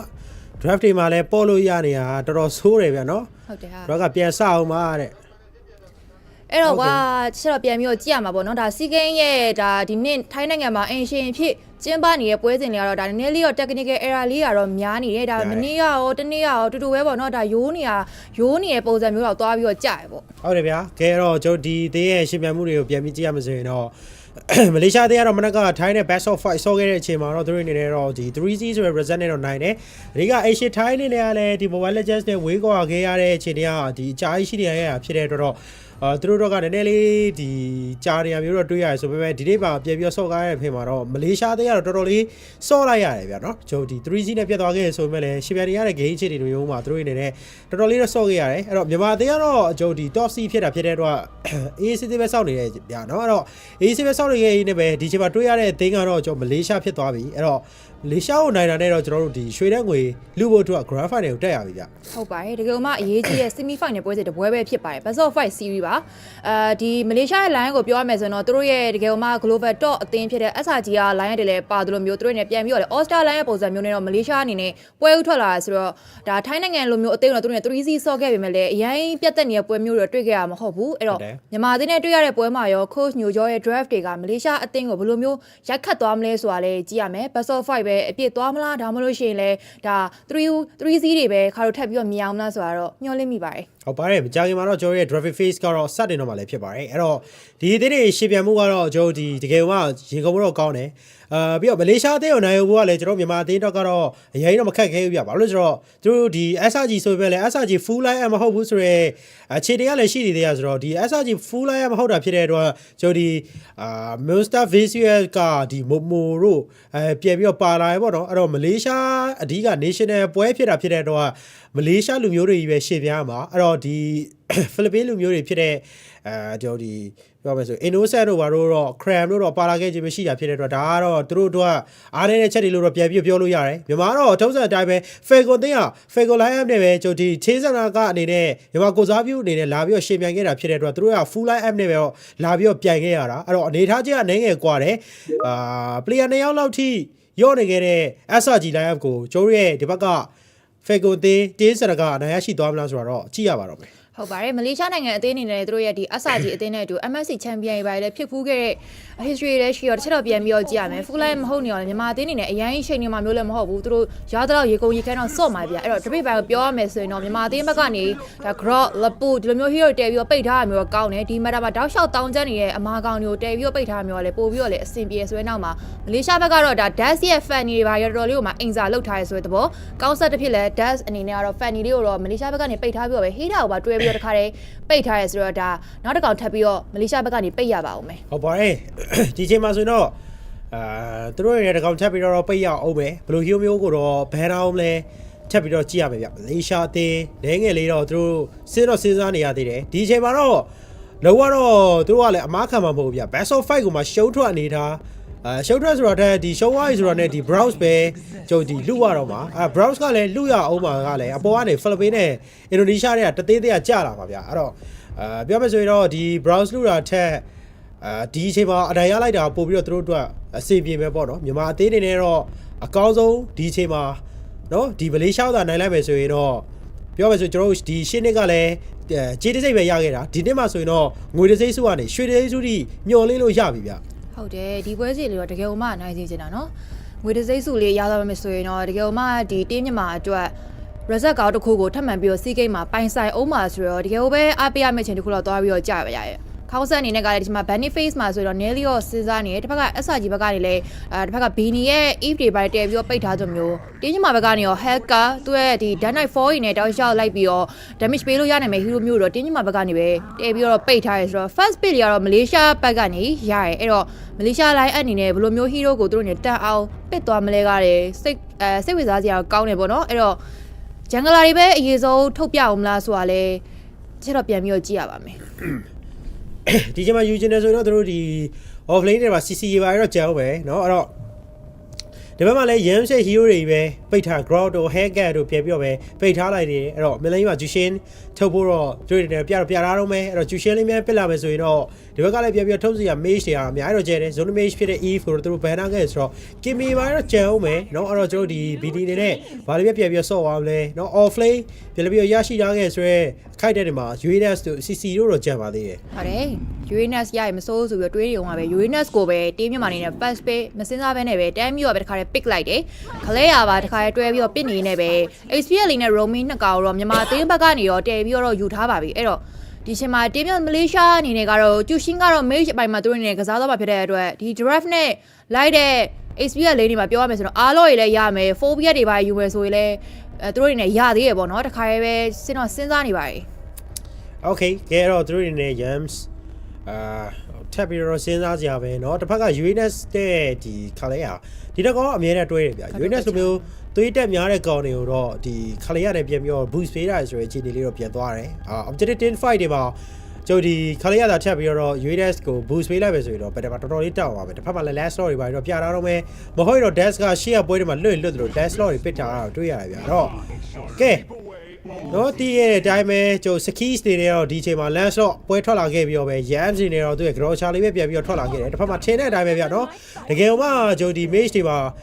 ကျိုဒီ Jushin မရှိတော့ဘူးပြီးတော့ if မရှိတော့ဆိုရင်တော့ Kimi လေးတော့ပြန်ထွက်လာရင်လည်း benefit တွေကတော့ပြန်လဲဆက်တင်လာခဲ့ပါပြီဟုတ်ပါတယ် Lancelot အနေနဲ့ set keys ယူထားရဆိုတဲ့နောက်မှာတော့တကယ်ပဲ assassin versus assassin ပွဲစီတွေကိုထပ်ပြီးတော့ dash နဲ့မြအောင်လားဆိုတာလေဒီချိန်မှာ channel ပြန်ပြီးတော့စဉ်းစားမယ်ဗျ benefit ပြန်ပြီးတော့စတယ်ဆိုတဲ့နောက်မှာတော့ team မြန်မာအနေနဲ့ဘယ်လို hero တွေကိုသူတို့နဲ့ ban သွားမလဲဆိုတဲ့နောက်မှာဒါပြောရမယ်ဆိုတော့ XP လေးတကောက်ထပ်ပြီးတော့ ban ဖို့လည်းရှိတယ် phobia တွေအားလုံးတွေစိတ်ပါတယ်ဆိုတော့ ban လို့ရတယ်လို့မျိုးသူတို့နဲ့ပြန်ပြီးတော့ကြည့်ရမယ်ဆိုတဲ့နောက်မှာ X-Box လေးပဲတခါရဲပဲ team မြန်မာဘက်ကနေတော့ပိတ်ထားရဗျဒီက goal လေးနဲ့မထွက်ရသေးဆိုရင်တော့ X-Box လေးတော့ပိတ်ထားတယ်ဗျာနော် X-Box မနေ့ကပွဲစဉ်တွေမှာလည်းဒီ goal လေးအနေနဲ့မြေတွေ့ရဆိုတဲ့ပုံစံမျိုးလေးတော့ရှိတယ်အဲ့တော့ goal လေးမှာတော့လက်ရှိထိကဒီဘယ် hero မှာ priority ထားစရာတွေတိတ်မရှိတာဖြစ်တဲ့အတွက်ပြီးတော့သတိထားပြီးတော့ဘယ် hero တွေလည်းတိတ်ပြီးတော့မရှိဘူးဆိုတော့ဒီချိန်မှာ X-Box တွေပါတော့ ban ထားခဲ့တယ်အဲ့တော့ off lane တွေမှာလည်းဆိုရင်လည်းသူတို့တွေဒီ fighter ထွက်လာနိုင်သေးတယ်လို့ goal လေးတွေမှာလည်း fighter ထပ်ပြီးတော့ထုတ်လို့ရတယ်တစ်ဖက်သေးဒီပစ်ထားခဲ့တဲ့ပုံစံမျိုးတွေကเนาะကျိုဒီ Jungler တကောင်တော့ရရှိထားခဲ့တယ်တစ်ဖက်မှာမပေးရသေးတာကတော့အဓိကဒီ off lane ပဲဗျာเนาะ off lane မပိတ်ကသေးရဖြစ်တဲ့တော့ off lane တွေတော့လိုက်ပိတ်လို့တော့ရအောင်ပဲတစ်ဖက်မှာတော့ Hayabusa ကျိုဒီ last slot နဲ့ Jungler ချင်း shit trade ဖို့ဆိုတဲ့အပိုင်းတွေမှာတော့ Hayabusa တကောင်တော့ဘယ်ထားပါသေးရဲ့ဟုတ်တယ် assassin နေထဲမှာတိတ်တော့မကြံတော့ဗျဒါ Lancelot တွေ Hayabusa တွေ fan တွေမရှိဆိုရင်တော့မှဒီချိန်မှာကောင်းဆက်အနေနဲ့ကတော့သူ့အနေနဲ့ရင်တော့ဒါ objective hero တွေနဲ့တိတ်တော့မစိုးဆိုမှာ assassin ကိုင်းတဲ့နေရာမှာတော်လေးကိုမှလက်စွာရဆိုတဲ့ player ဆိုတဲ့နောက်မှာသူ့အနေနဲ့ဘယ် hero တွေထုတ်အောင်မလဲဆိုတာလေ coach ညိုကျော်နေနဲ့စဉ်းစားဖို့ကလိုနေပြီနောက်ဆုံး benefit မှာတော့ team မြန်မာအနေနဲ့တစ်ခါတော့ပြပြကြည့်ရဆို goal line လည်းပိတ်ချေပိတ်လို့ရကြမျိုးထပ်ပြီးတော့ပဲအမာ hero တွေပိတ်မယ်ဆိုလဲရသေးရပေါ့နော်ခါရတောက်လျှောက်ပြောခဲ့တဲ့ hero တွေလည်းအများကြီးကြံသေးရဖြစ်တဲ့အတွက် shine လေးအောင်အနေနဲ့စဉ်းစားနေပါတယ် okay ကဲတော့ user assassin တွေရဆိုရင်တော့ CEO ရှိမယ်ပြီးရင်ထပ်ပြီးတော့ join တွေတော့ကြံမယ် CC ဒီချိန်မှာပြန်ပြီးတော့ပိတ်ထားတယ် off lane နေထားရထပ်ပြီးတော့သွားကြည့်သေးရဆိုတော့ Malaysia ဘက်က Alice တွေပါတော့ရှိပဲဗျာเนาะအဲ့တော့တို့တဲ့ rain တွေပါနေသွားပြီးတော့ထိန်းလိုက်မယ်ဆိုရင်လည်းကောင်းကောင်းလေးပြန်ပြီးတော့ထိန်းထားလို့တော့ရတယ်ပြီးရင်ဒီကောင်ကိုပြန်ပြီးတော့ချစ်ချင်း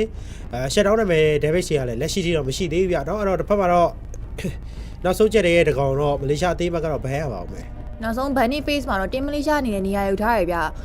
Bunny Face ကလည်း Team Malaysia ဘက်ကလည်းလေးတာနေရဖြစ်တဲ့အတွက်လည်းသူတို့နဲ့ပို့ပြီးတော့စဉ်းစားစရာအချက်လေးလည်းစဉ်းစားလို့ရတယ်ဆိုတဲ့သဘောပဲအဲ့တော့ Bunny Face နောက်ဆုံးပိုင်းမှာတော့ခါတော့မြန်မာပိုင်းအလားအမှာလိုနေရဆိုရင်တော့ဒါ goal လေးလိုမယ်ပြီးတော့လို့ရှိရင်တော့ Jungler တကောင်ထပ်ပြီးတော့ပဲ Team မြန်မာဘက်ကနေ draft လေးကတော့ရှို့ထားတော့မယ်ဆိုတော့ Malaysia ဘက်ကနေလည်းဒါ game number 1ဖြစ်တဲ့အတွက်သူတို့တွေနဲ့တော်တော်လေးကိုမှစဉ်းစားနေရဆိုတဲ့သဘောပဲအဲ့တော့ချက်တော့ပြန်ပြီးတော့ကျသူတို့တွေနဲ့ဒါ join နေပါလေပိတ်ချင်လဲပိတ်လို့ရဗျအဲ့တော့ပြောရဆိုနေပဲတကယ်ပဲ join ကိုပိတ်လိုက်ရင်းနဲ့ပဲဒီချိန်တွေမှာဆိုရင်တော့ကျွန်တော် dash အနေနဲ့ကတော့ hero တကောင်ထပ်ပြီးတော့ pick ရပါအောင်မယ်အဲ့တော့သူ့အနေနဲ့ assassin တိတ်ပြီးတော့မကြံတော့ဘူးဆိုတဲ့အချိန်ကာလတစ်ခုမှာစီယိုတွေပါရေးမယ်ဆိုလဲရတယ်ဒါမှမဟုတ်ရှေဒီ Joy ဘက် Jungler တွေပဲသွားအောင်မလားတခြားပြန်ပြီးတော့စဉ်းစားရအောင်ပါဗျ Granger တော့ team မြန်မာဘက်ကနေပြီးတော့ goal line သွားထားရဆိုတော့ Ruby တောက်လျှောက်လွတ်နေတဲ့အချိန်တစ်ခုမှာတော့ team Malaysia ဘက်ကနေယူဖို့အလားအလာလေးတော့ရှိနေပါတယ် Okay Ruby နဲ့ဒီပဲနောက်တော့ off lane ကောင်ထပ်ပြီးတော့ထုတ်ပေးအောင်မယ်တစ်ဖက်မှာလည်း CCH spot ပိတ်ပြီးသွားဆိုတော့ Asmari တွေပါတော့ပြန်ပြီးတော့ထွက်လာနိုင်သေးတယ်အဲ့တော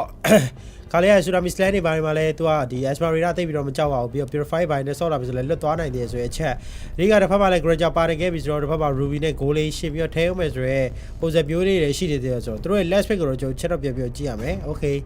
user Okay ပြတော့ပြနေတော့ပဲဗျကလောက်တကယ်ပဲပစ်သွားအောင်မလားဆိုတာလဲကြည့်အောင်မယ်ကလောက်နဲ့ပစ်လိုက်မယ်ဆိုတော့ Granger ရှေ့ထရတဲ့အပိုင်းမှာတော်တော်လေးကိုမ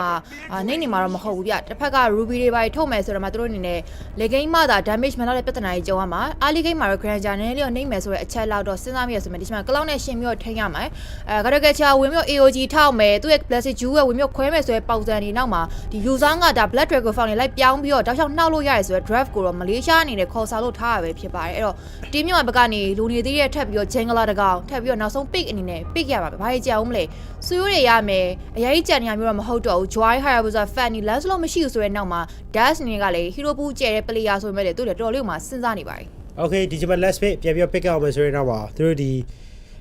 assistant တွေကပဲသူတို့စဉ်းစားသွားမလားเนาะဒါမှမဟုတ်ရင်ရီဆက်ရှင်းတွေပဲပြပြထုတ်သွားအောင်မလား okay UAS jungle လာ 4PF off lane တော့ပြပြစဉ်းစားနေပဲဒုစက်တန်းလေးပဲပြပြသွားရတယ်အဲ့တော့ UAS ကို jungle အနေနဲ့သွားပြီးဆော့မယ်ဆိုရင်နောက်မှာ UAS jungle ကလည်းတကယ်လို့ဖြစ်သွားမလားပြပြကြည့်ရမယ်ဗျ cloud တွေပါဖြစ်တဲ့အတွက်တော့ဒီ jungle လာပိုင်းမှာဆော့ရမယ်ဆိုတော့ဒီ data bed တွေပြန်ပြီးတော့ blade ရပါပြပြထည့်ပြီးတော့ဆော့လို့ရမယ်ပြီးနောက်တစ်ချက်ကဒီမှာပြန်ပြီးကြည့်ရမယ်ဆိုတော့ cross control ရတယ်အားကောင်းသွားနိုင်တယ်ဗျာနော်ခါလေးရတဲ့ data strike tsunami slam ဒီ KBA traction force ပြီးတော့ phobia death wave တွေတော့ရှိပဲဒါပေမဲ့တစ်ဖက်မှာလည်း user လိုမျိုး furious dive လိုမျိုးအားကောင်းတဲ့ stand တွေ CC stand တွေပြီးတော့တစ်ဖက်မှာလည်း grocha လိုမျိုး guardian AOE CC တွေပါအောင်ပါဖြစ်တဲ့တော့နည်းနည်းတော့တတိထားဖို့လိုတယ်ဗျဟုတ်တယ်တင်းမြင့်မာရဲ့ draft ကတော့ damage မလောက်တဲ့ပြဿနာလေးတွေတော့ခံစားလိမ့်မယ်ဗျ draft ဘိုင်းကကြည့်မယ်ဆိုလေ leg damage လေးတော့ပါတယ်ဆိုပေမဲ့အားလေဂိတ်မှာတောက်လျှောက်တော့သူတို့အနေနဲ့အသာဆော့ထားနိုင်မှာတော့အရေးကြီးတယ်မက်ကာရခါရိုဒါ dangerous grass မှာတော့ထပ်ပြီးတော့ပဲတင်းမြင့်မာနဲ့တင်းမလေးရှား versus တကယ်မှအရေးကြီးရဆို semi final ပွဲစီရဲ့ game number 1 best of 5 series ရဲ့ game number 1ကတော့စတင်လို့ live ပဲဖြစ်ပါတယ်ဟုတ်ပါတယ်ကဲတော့ဒီပါဆိုရင်တော့ရှေ့ထဲမှာပိုင်းမှာ user 4VF ဖြစ်တဲ့အတွက်ဒီ 4VF တွေနဲ့ user ဘယ်လိုမျိုးရှင်းပြီးတော့ထိမလဲဒီကလည်းအနားလိုက်ခဲ့ရမယ်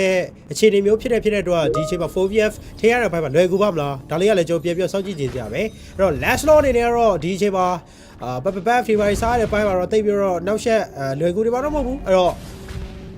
့တစ်ဖက်မှာလည်း UAS တော့ KB ကူရတဲ့ကြားထဲမှာတော့သူတွေလည်းနည်းနည်းလေးတော့စားရတာမြဲနေတော့မယ်အဲ့တော့ 4VF user တော့၄ပါနည်းနည်းလေး user တော့ပို့ပြီးတော့တာတယ်ဗျဟုတ်တယ်ကီမီတောက်လျှောက်ပဲသူ့ရဲ့ chemical spray တောက်လျှောက်တော့ဖျန်းပေးထားတာမျိုးရှိတယ်ကျူရှင်းကလည်းတောက်လျှောက်ပဲသူ့ရဲ့ဒီလိုက်ပြီးတော့မတာမျိုးတွေအာလီဂိတ်မာတွေက pressure တော်လေးတော့ပြီးတယ်ထပ်ပြီးတော့ပဲ buff လေးတော့ရအောင်တော့တင်းမြင့်မာအနေနဲ့လိုက်တောက်လျှောက်ပဲ family space လေးတော့ရှာထားတာမျိုးရှိဗျအာလီဂိတ်မာလည်းဒါ trio တကောင်တော့တွားပြီးကြာတယ်အမှထပ်ပြီးတော့ပဲကောက်ဆက်အနေနဲ့အန်နေတော့များရယ်ဆိုပေမဲ့ယူရင်းနဲ့ဖြစ်နေဖြစ်တဲ့အတွက်အရေးတော့ကြောက်စရာတော့လိုမနေဘူးဗျ okay အမှတွားပြီးတော့တွေးနေခဲ့ပြီ last တော့ buff တွေပါလာစားဖို့ကြိုးစားနေရဗျ level ကတော့3 UAS က level 2ပဲရှိသေးတယ် Ori buff တွေပါတော့မစားသေးဘူးပေါ့အဲ့တော့လာတိုင်းမလားတော့ပြန်ပြီးကြည့်အောင်ပဲဗျာတဖြည်းဖြည်းနဲ့တော့ဒီ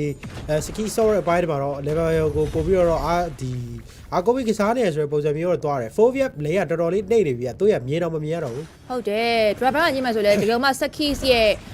secondary hero ရတာဖြစ်တယ်ပို့ပြီးတော့မှစိတ်ပူစရာကောင်းတယ်ကာတော့ပြောရေးဆိုရင်ပဲ observer ရဲ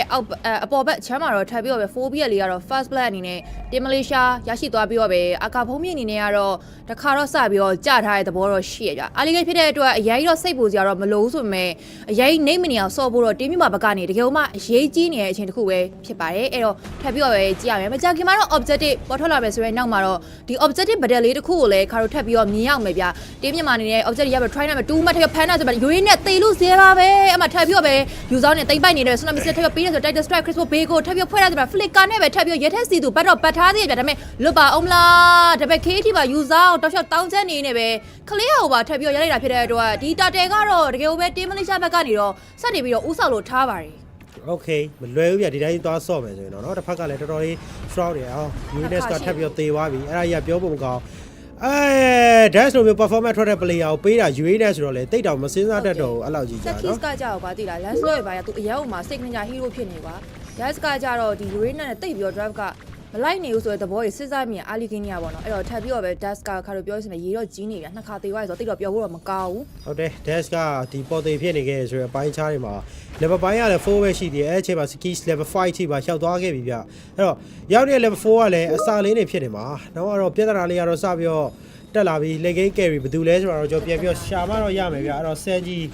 ဆန်ကြီးကလည်းကျွန်တော်ဒီမှာ physical damage တွေပေးနိုင်နေပဲမလားเนาะဒါလေးကလည်းပြန်ပြီးတော့စိတ်ပူစရာတော့ရှိတယ်တစ်ဖက်မှာတော့ magic damage တွေပေးမဲ့ဆန်ကြီးเนาะကျွန်တော်ဒီဘီနီနေနဲ့ကလည်းလက်ရှိတိကတော့အစင်တော့ပြေနေသေးပဲဒါပေမဲ့လည်းခုနကသူတွေနဲ့အသေးအံတော့ပြန်ပြီးတော့ back target ရဆိုတဲ့အခြေအနေတွေနောက်တော့ဘိုင်းမှာဆိုရင်လည်းကျွန်တော်ဒီ 2k ကြော်လောက်ထိကိုတာသွားပြီဗျဟုတ်တယ်နောက်တော့ဘိုင်း quarry ပြဿနာတွေစပြီးတော့တက်လာပြီဗျတကယ်ကိုပဲဒီမလေးရှားဘက်ကနေ 5 space ရှာတဲ့နေရာမှာတော်တဲ့အပြင်တကယ်ကို objective ရညာဖြစ်တဲ့အတွက်ဒီစီနီလေးမှာဆန်ကြီးနဲ့ဒါတစ်ဖက်က cloud နေရာမှာ nearly ကွာစားတွေပြုတ်နေပြီပေါ့နော်အဲ့တော့ထပ်ပြီးတော့ပဲ observer off ကတစ်ခုမှာပြန်ပြီးတော့ပဲကလေးရအနေနဲ့တော့ပြန်ပြီးတော့ပေးဆက်ထားရဗျအဲ့တော့အရင်တော့လွယ်မနေဘူးအောက်လိမ့်မှာနေတော့စဉ်းစားမျိုးရှိတယ်ဒါ flash ဒါဆိုတော့ကင်မြောက်ပေးထားမျိုးရှိမယ် trashy boss လေးကနေတော့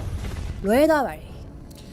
Okay အနေငယ်လေးတော့ပြဿနာတက်ပြီးပြတော့သူတို့ဆော့နေခဲ့တဲ့ draft တွေကပုံမှန် draft တိုင်းမဟုတ်နေရမျိုးတော့တွေ့ရတယ်ရှေ့ကဆော့တွေကဒီလိုမျိုးအဲ့လိုမျိုး race ယူပြီးတော့ဆော့တဲ့ draft တွေတော့မတွေ့ရဘူးဒီနေ့မှလည်းနည်းလေး race ယူတဲ့ draft တွေတော့ပြန်ပြီးတော့တွေ့လာရတယ်ထုတ်လာခဲ့တဲ့ hero တွေကလည်းဒီ ဒီ UNS Jungle ဆိုတဲ့အပိုင်းကအရေးသဘောကျကြမကောင်းဗျာ Crusade ကနေတက်လာတာလေဒီ last slot တွေတောက်လျှောက် spam ပြီးတော့ dash ကတက်လာတာအဲ့တော့ဆိုဒီချက် playoff ရောက်မှပဲမစော့အောင်ဆိုတဲ့ check လေးကနည်းနည်းတော့များတယ်ဗျဟုတ်တယ် Lancelot ရနေတဲ့အချိန်မှာပစ်လိုက်ရင်တော့မှကောင်းမယ်ပေါ့နော်အဲ့တော့မပစ်တော့ဒီမလေးရှားအရယူသွားအောင်ပြီးတော့လဲ Dash ရဲ့ hero ချုပ်ပြီးတော့တစ်ခါတန်းပြီးတော့ဗန်လိုက်တော့ဆိုတိတ်ပြီးတော့အချင်းနှမကောင်းမှထဲ Blessy Jewel Crystal Bay ကို damage တွေကြမှာစန်ကြီးထပ်ပြီးတော့ကြာနေပဲ Twitter stress မဲ့ပေးချင်တယ်မှာ AOG က3မှာဒီတော့ဖန်နာပြီးရဆိုတော့ damage တော်တော်လေးကမှများနေရဆိုတော့မှတန် Lancelot အနေနဲ့ကတော့3 rose တွေကြာမှာထပ်ပြီးတော့ပဲ hero ကပိုင်ဆိုင်နေမှာ Death Wave တစ်ချက်ထောင်းတယ်နောက်တစ်ချက်ထပ်ပြီးတော့ထောင်းနေဆိုတော့မှထပ်ပြီးတော့ပဲ damage တွေပေးနေပဲထပ်ကောက်ထပ်ပြီးတော့ကြာရဆိုတော့မလေးရှားဘက်ကနေတော်တော်လေးမှအကြဆုံးများသွားပြီဆိုတဲ့နောက်မှာတော့အကာဖုံးပြည့်တပတ်ကေးထိပါပိုင်ဆိုင်နေနေပဲဒီတာတယ်လေးမှာတော့တင်းမြင့်မအနေနဲ့ရရှိဖို့ကတော့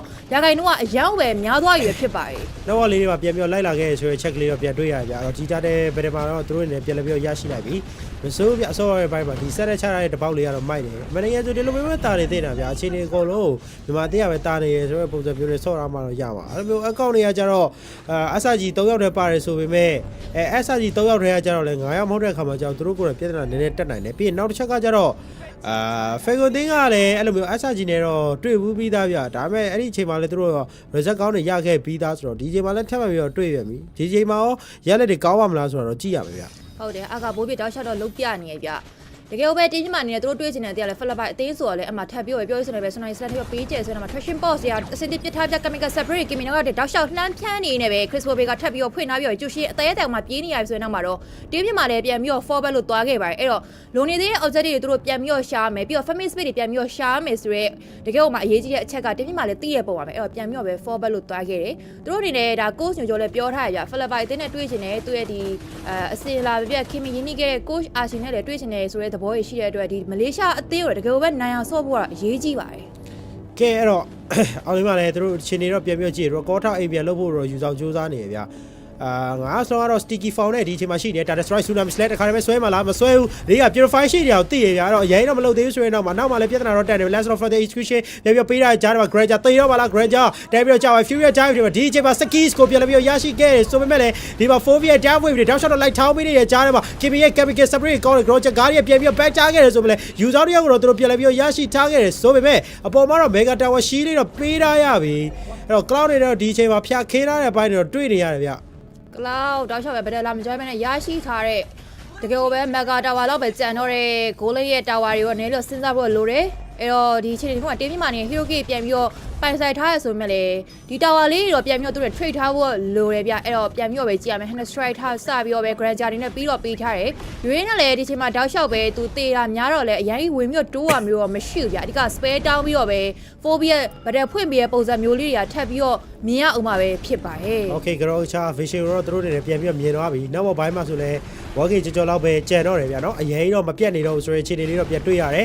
user တော့က fury dive တွေပြန်ဝင်တာ retreat ဒီချိန်မှာတော့ skis ကပြန်ပြီးရရှိတယ် black dragon found တော့သူတို့တွေပြန်ပြီး shout for the execution ပြန်ပေးရဆိုလဲအာကာပြန်ပြီး back to back နေတော့ပဲကာလေးကပြန်ပြီးကြည့်ရ3 rose တွေထပ်ပေးမှာတော့ရဲချက်တော်လေးတော့နာဝါခဲ့ပြီဗျာတော့ KDH တွေနဲ့ခဏလေးပြန် form မယ်ဒီတာတွေကိုပေးလိုက်တာဖြစ်တဲ့တော့အရင်တော့ပြောဖို့မကောင်းဆိုပဲလေတာတင်ကြရရှိလာခဲ့တဲ့မြန်မာအသေးတော့ကတော့မစိုးသေးဘူးလို့တော့ပြောရမယ်အဲ့တော့ KB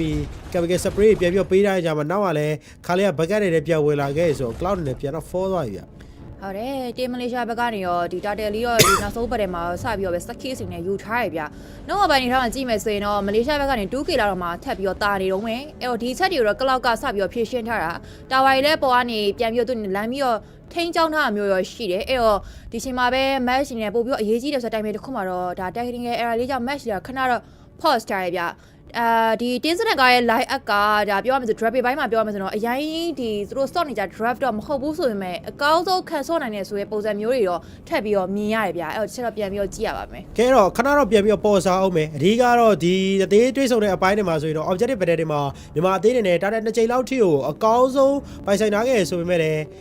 ဘယ်တော့ day 5တွေမှာကျတော့ဒီဘက်ကပို့ပြီးတော့နည်းနည်းလေးတာနေမျိုးတော့တွေ့ရအဓိကတာတယ်ဆိုတဲ့ချက်က user fury dive တွေ rochai guardian အနေနဲ့ cloud blessing jewelry ကတော်တော်လေး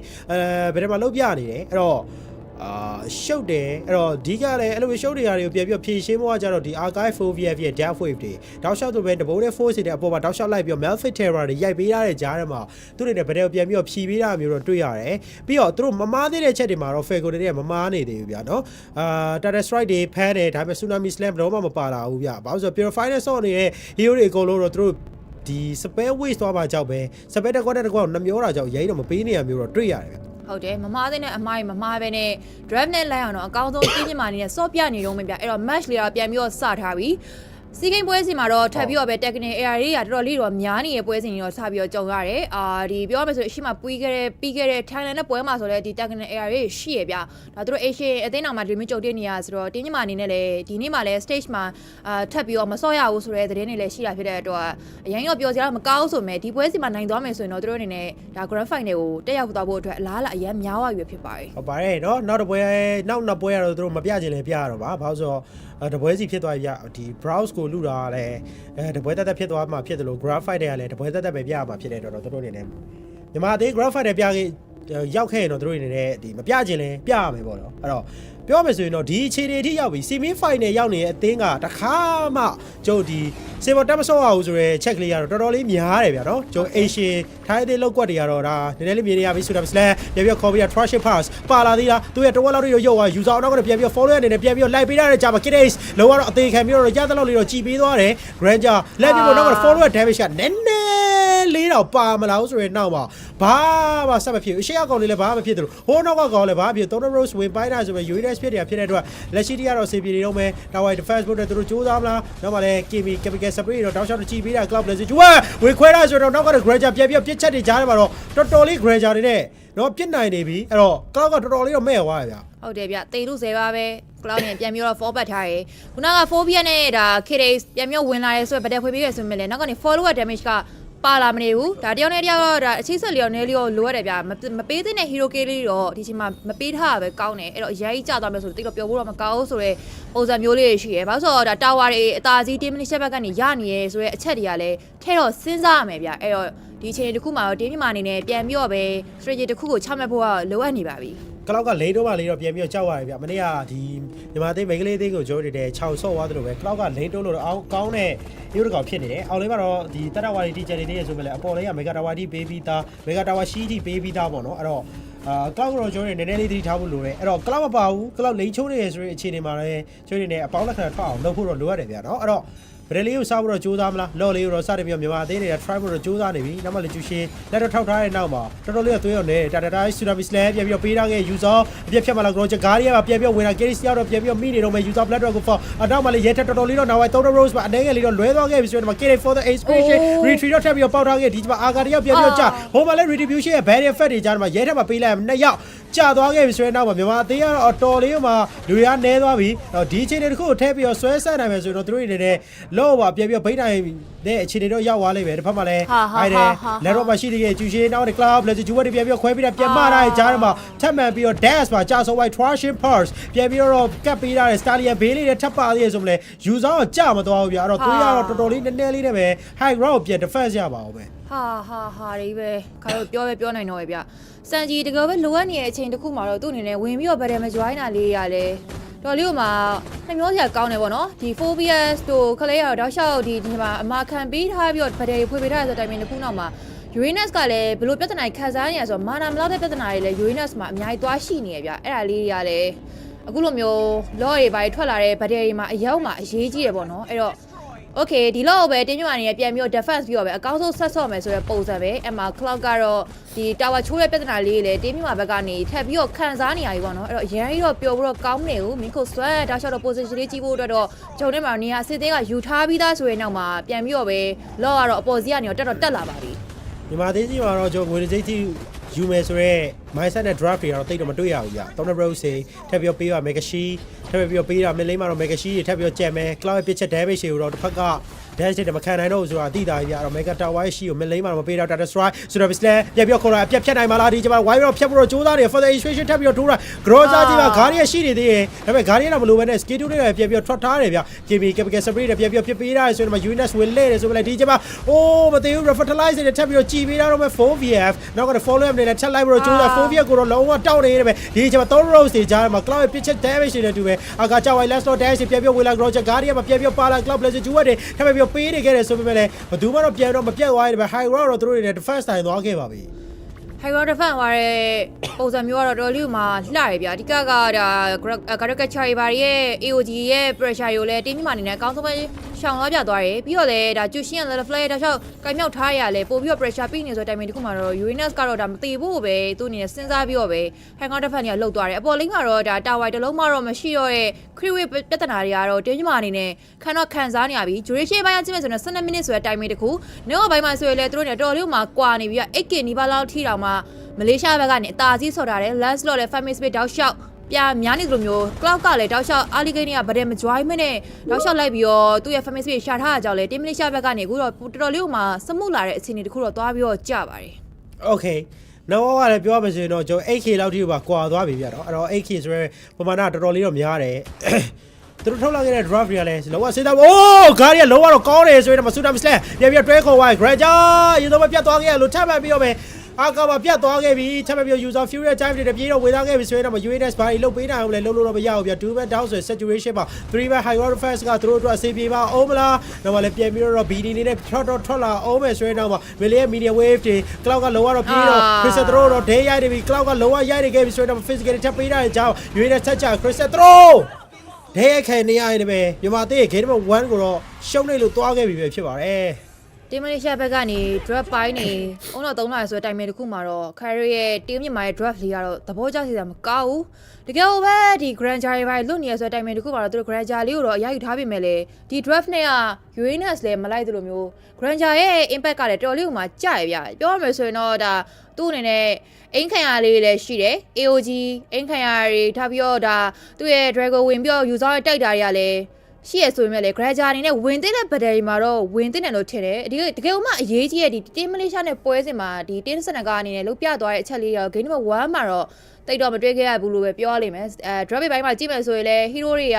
ဒါ dash ရဲ့ signature hero တွေလည်းမဟုတ်သလိုမျိုးသူနဲ့တောက်လျှောက်မလိုက်တဲ့ဒါ objective တွေလည်းမဟုတ်တဲ့ Uranus ကြီးနေကတော့တိတ်ပြီးတော့ game number 1မှာတော့တာထွက်တော့မကောင်းခဲ့ဘူးဆိုတော့ game number 2မှာရော assassin versus assassin ပွဲစဉ်တွေထပ်ပြီးတော့မြင်အောင်မလားဆိုတာလည်းကြည့်ရပါဦးမယ်ဒီကကျွန်တော် dash ကိုတော့ကျွန်တော်ဒီလိုမျိုးအလေး hero တွေသွားပေးလို့တော့မရဘူးရနော်အရာ performance ထွက်တဲ့ hero player တယောက်ကိုတော့သူတို့အနေနဲ့နည်းနည်းလေးလှလှရှားရှားကင်လို့ရတဲ့ hero မျိုးပေးရင်တော့ပို့ပြီးတော့ဆင်ပြေလိမ့်မယ်ဗျာကဲအဲ့တော့မကြခင်မှာလဲ game number 2ရဲ့ပွဲစဉ်ရှိနေသေးရဆိုတော့ game number 2ပွဲစဉ်နဲ့တူပဲပြန်လာခဲ့ပါဦးမယ်ဗျ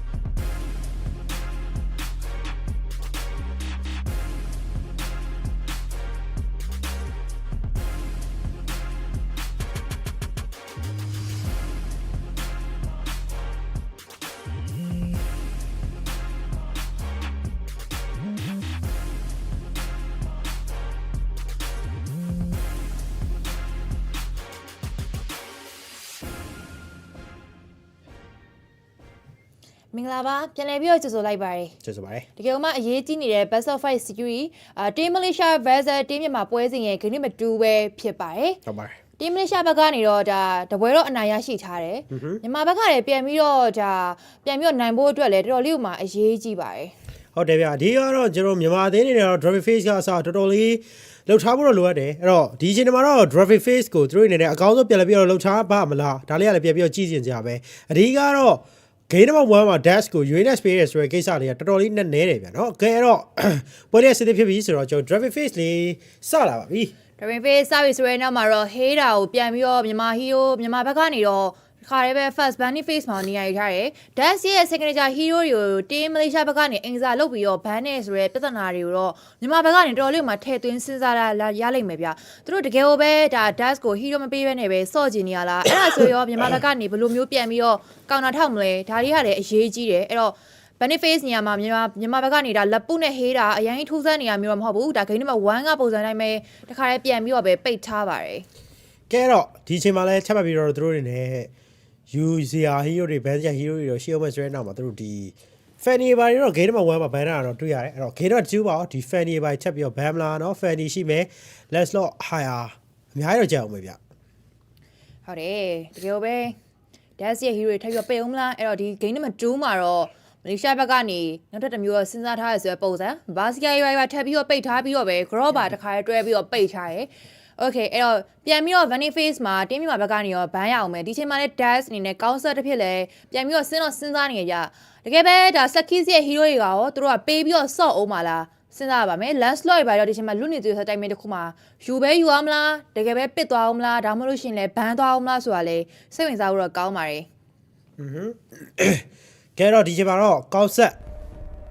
ဖြစ်လဲ dash ပေါ့နော်အဲ့တော့ဘယ်လို hero တွေပြန်ပြောပဲ ban အောင်မလဲသူကိုယ်တိုင်ပဲ Harabsa တွေရောပြန်ပြောပဲ Sakis တော့ ban ခဲ့ပြီဆိုတော့တစ်ဖက်မှာလဲ Ferry ပြန်ပိတ်မလား Ferry ပိတ်မယ်ဆိုတော့လွတ်သွားမယ်ဆိုရင် hero ကတော့ရှိပြီเนาะအဲ့တော့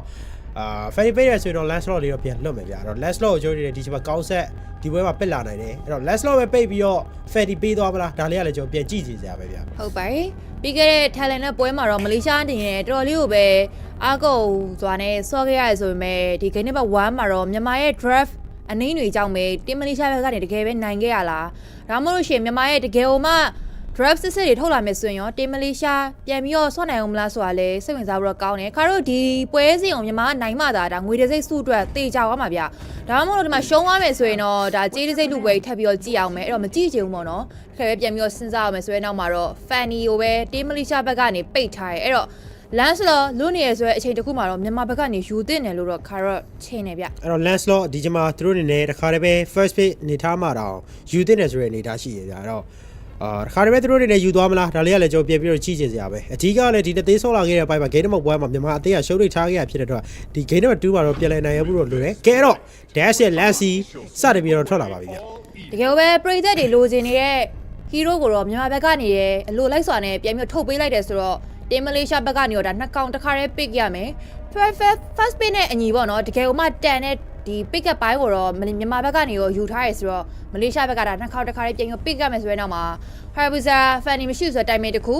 Landslot မြန်မာဘက်ကရသွားပြီဆိုတော့ဒါ Sakis အနေနဲ့ assassin တွေပဲကင်နေ player တယောက်နေရောသူနဲ့ဘယ်လို hero ထပ်ပြီးတော့ထုံးမလဲ join နေပါရောရသေးရဲ့ဆိုတော့တကယ်ပဲအရယူသွားမလားဒါမှမဟုတ်အပန်းခံမလားဆိုတာကတော့မလေးရှားဘက်ကနေပြန်ပြီးစဉ်းစားမယ်။ကာဒိုကဲချာတောက်လျှောက်ပဲဒီမှာတိုင်းလိုက်နေတဲ့ဟီရိုမျိုးကိုတော့တခါတည်းပဲပြန်ပြီးမလေးရှားဘက်ကနေအရယူထားရဗျ။ခုနကလည်းကာဒိုကဲချာတကယ်ပဲ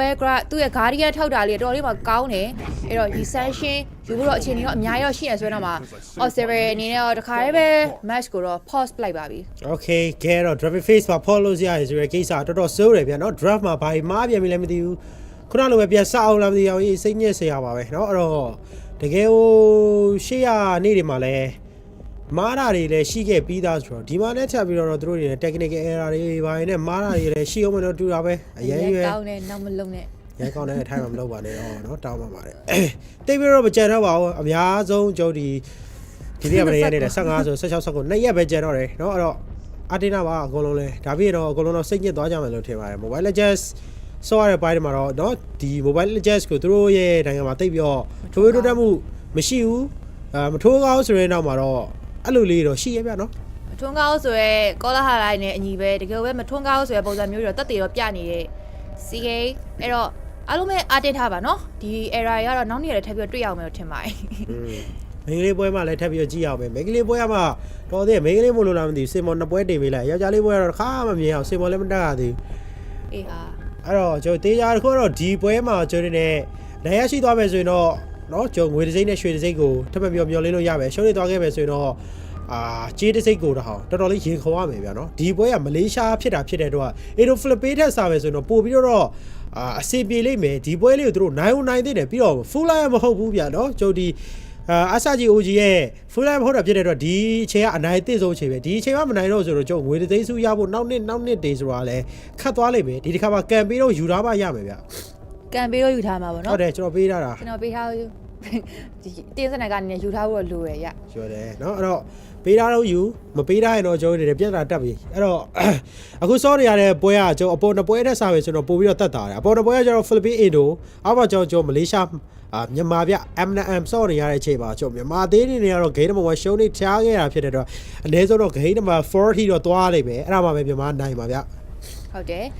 တကယ်လို့ဒီမှာရှုံးနေခဲ့မယ်ဆိုရင်လည်းထပ်ပြီးတော့ရေဆိုင်ရမယ့်အသင်းကအရင်လွယ်နေရမျိုးမဟုတ်ဘူးတကယ်ပဲပါဝါဟောက်နိုင်ငံတွေဖြစ်တဲ့အင်ဒိုနီးရှားနိုင်ငံနဲ့ဖိလစ်ပိန်းနိုင်ငံကနိုင်တိုင်းတင်ပြတွေ့ရမှာဖြစ်တဲ့အတွက်လည်းသူ့အနေနဲ့ဒီမလေးရှားနဲ့ပွဲစဉ်မှာတကယ်ပဲနိုင်ဖို့အရေးကြီးတယ်ဂရုပိုင်းမှာလည်း6နေခဲ့တဲ့ Karate စနက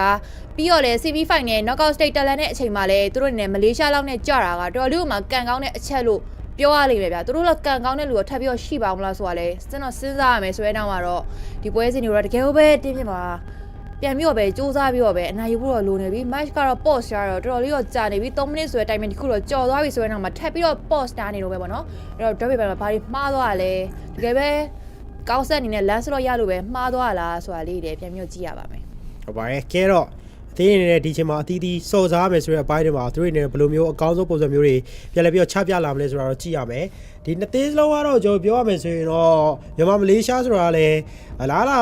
ဘာကြီးကတော့မြန်မာတွေကလည်းဒီချိန်မှာအများကြီးလုပ်ပြနိုင်မယ်လို့တော့ယုံကြည်ရတယ်ဗျာဘာလို့ဆိုတော့သူတို့နေတဲ့ရှေ့ကပွဲစဉ်တွေမှာလောက်ခဲ့ပြပြီးတာလည်းရှိပြီးသားကျွန်တော် group stage ရဲ့ top seed တွေမှာလည်းကျွန်တော်နေရာယူထားတဲ့အသေးနေနေတော့ဒီချိန်မှာဘာကြီးလုပ်ပြနိုင်မလဲကဲတော့ drive face ရဲ့ပြန်လာခဲ့ပါမယ်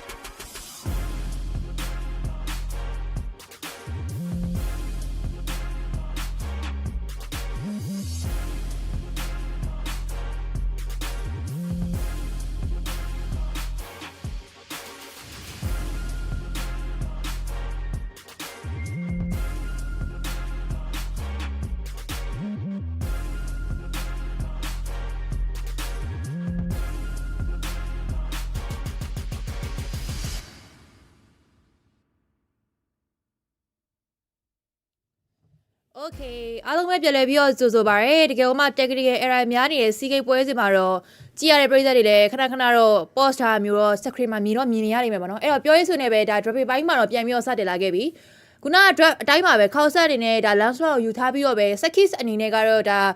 recession ပြီးတော့ caricature ပြီးတော့ zone image ဖြစ်တဲ့ Fasa high ground defense တွေတော်တော်လေးမှကောင်းတဲ့ Fasa ကိုတော့ဒီပွဲစဉ်မှာမလေးရှားစတင်ပြီးတော့ယူလိုက်ပဲဖြစ်ပါရဲ့Fasa ရဲ့ကောင်းကွာကပြန်ပြီးပြောမယ်ဆိုတော့ဒီ if real manipulation ချနေတဲ့အခြေအနေတစ်ခုမှာသူနေနဲ့ Astride တောက်လျှောက်ပေးလိုက်မယ်ဆိုတော့ if real manipulation ကိုပြန်ပြီးတော့ခောက်ထားလို့တော့ရမယ်ဒါပေမဲ့သူရဲ့စိုးကွာကဘာလဲဆိုတော့သူနေနဲ့ position ယူရတဲ့ hero ဖြစ်တဲ့တော့တစ်ဖက်က last round ဝင်လာတဲ့အပိုင်းတွေကြားမှာ3 row တွေ for the execution တွေပေးတော့သူနေနဲ့ချက်ချင်း Fasa Astride ကိုပြန်ခောက်သိမ်းပြီးတော့ back ရနိုင်မယ်အဲ့တော့Rocha Guardian တွေလည်း if real manipulation ကိုကောင်းလေးနောက်ဆက်လာတယ်ဆိုပြီးတစ်ဖက်မှာယူလာခဲ့တဲ့ CC pick ရှိရဖြစ်တဲ့တော့ဒီ CC pick ကဘာလဲပြန်ထည့်ရမလဲဆိုတော့ကျွန်တော်ပြန်တော့ကြည့်ရမယ်တစ်ဖက်မှာလည်း color က user တော့လည်းစိုးတယ်ဗျအဲ့တော့ပိတ်ထားလိုက်တာပို့ပြီးတော့ဆင်ပြေမယ်တင်မလေးရှားရဲ့ draft ကိုပြောရမယ်ဆိုတော့ Guardian နေလာမယ်ပြောလို့ရှိရင် essential multi shot ကနဲ့ stand ခဏပေးပြီးတော့ fast airstrike ကျဲတဲ့ဒီ combo တွေကိုတော့တင်မလေးရှားဘက်ကနေရောစတင်ပြီးတော့ပဲဒီ draft လေးကိုတော့သူတို့နေစဉ်းစားထားရတယ်အဲ့တော့သူတို့ရဲ့နောက်ဆက်ဖြစ်မဲ့ Clay ရပါရောဒီ KDC ရဲ့ hero တွေပြန်ပြီးတော့ပဲတင်မလေးရှားဘက်ကနေရောပိတ်ထားပြီးတော့ပဲတောက်လျှောက်ဆိုလို့ခုနက position ယူရခတ်အောင်လုပ်ခဲ့တဲ့ ယူဆောင်ကိုတော့တစ်ခါပြန်ပြီးတော့မြန်မာဘက်ကနေတော့ပိတ်ထားတယ်အတင်းစလုံးကတော့ဒီချိန်ကမှ benefit face ကတော်လေးမှစဉ်းစားနေကြရဲဆိုတဲ့အခြေအနေ high loss နောက်ဆုံး pick လေးကတော့နောက်ဆုံးပိတ်ထားလေးကတော့ high loss လေးပဲဖြေးနေပဲတင်းညမာဘက်ကနေရောနောက်ဆုံး hero တကာကိုထပ်ပြီးတော့ပိတ်ရပါအောင်မယ်အဲ့တော့သူတို့ဘက်ကဘာထပ်ပြီးတော့ပိတ်သွားမလဲ off lane ထဲမှာတော့ CC နဲ့ lane ထဲမှာအချိန်ပြီးတော့ထိမဲ့ hero တွေမှာနှိမ့်တဲ့ hero တွေပဲဘန်သွားမလားဒါမှမဟုတ် goal lane တကာကိုပဲသူတို့အနေနဲ့ပိတ်သွားမလားတော့ကြည့်အောင်မယ်အဲ့တော့ goal lane ကဒီချိန်မှာ recession ထွက်လာပြီးသားဖြစ်တဲ့တော့ goal lane က bestman မထုတ်ချင်လဲဒီ fighter တွေတစ်ဖက်အသေးကပြန်ပြီးတော့ထုတ်လို့ရတယ်အဲ့တော့သူတို့လည်းစဉ်းစားမယ်ဆိုတော့တစ်ဖက်သေးထုတ်လာခဲ့ပဲ fighter hero တွေကိုကျွန်တော်တို့တော့စဉ်းစားအောင်ပဲဗျာအဲ့တော့ဒီချိန်မှာဘာရှိသေးလဲဆိုတော့ဒီ 4VF တွေပါတော့ကြံအောင်ပဲပြီးအားလော်တွေတော့ကြံအောင်ပဲဗျာဟုတ်တယ်တင်းမြင့်မှာတော့ဒီ game နံပါတ်2မှာတော့ traffic ပိုင်းလေးကိုတော့သဘောကျရဆိုတဲ့အတွက်ဘာလို့ဆိုတော့ Dash ရဲ့ signature hero တွေလည်းရထားပြီးတော့ Bini ရဲ့ဒီ if တွေပိုင်းလည်းရထားဖြစ်တဲ့အတွက်ချက်တော့ပြန်ပြီးတော့ဒီ draft လေးကသဘောကျကြစရာတော့ကောင်းနေဆိုတဲ့အခြေအနေပြော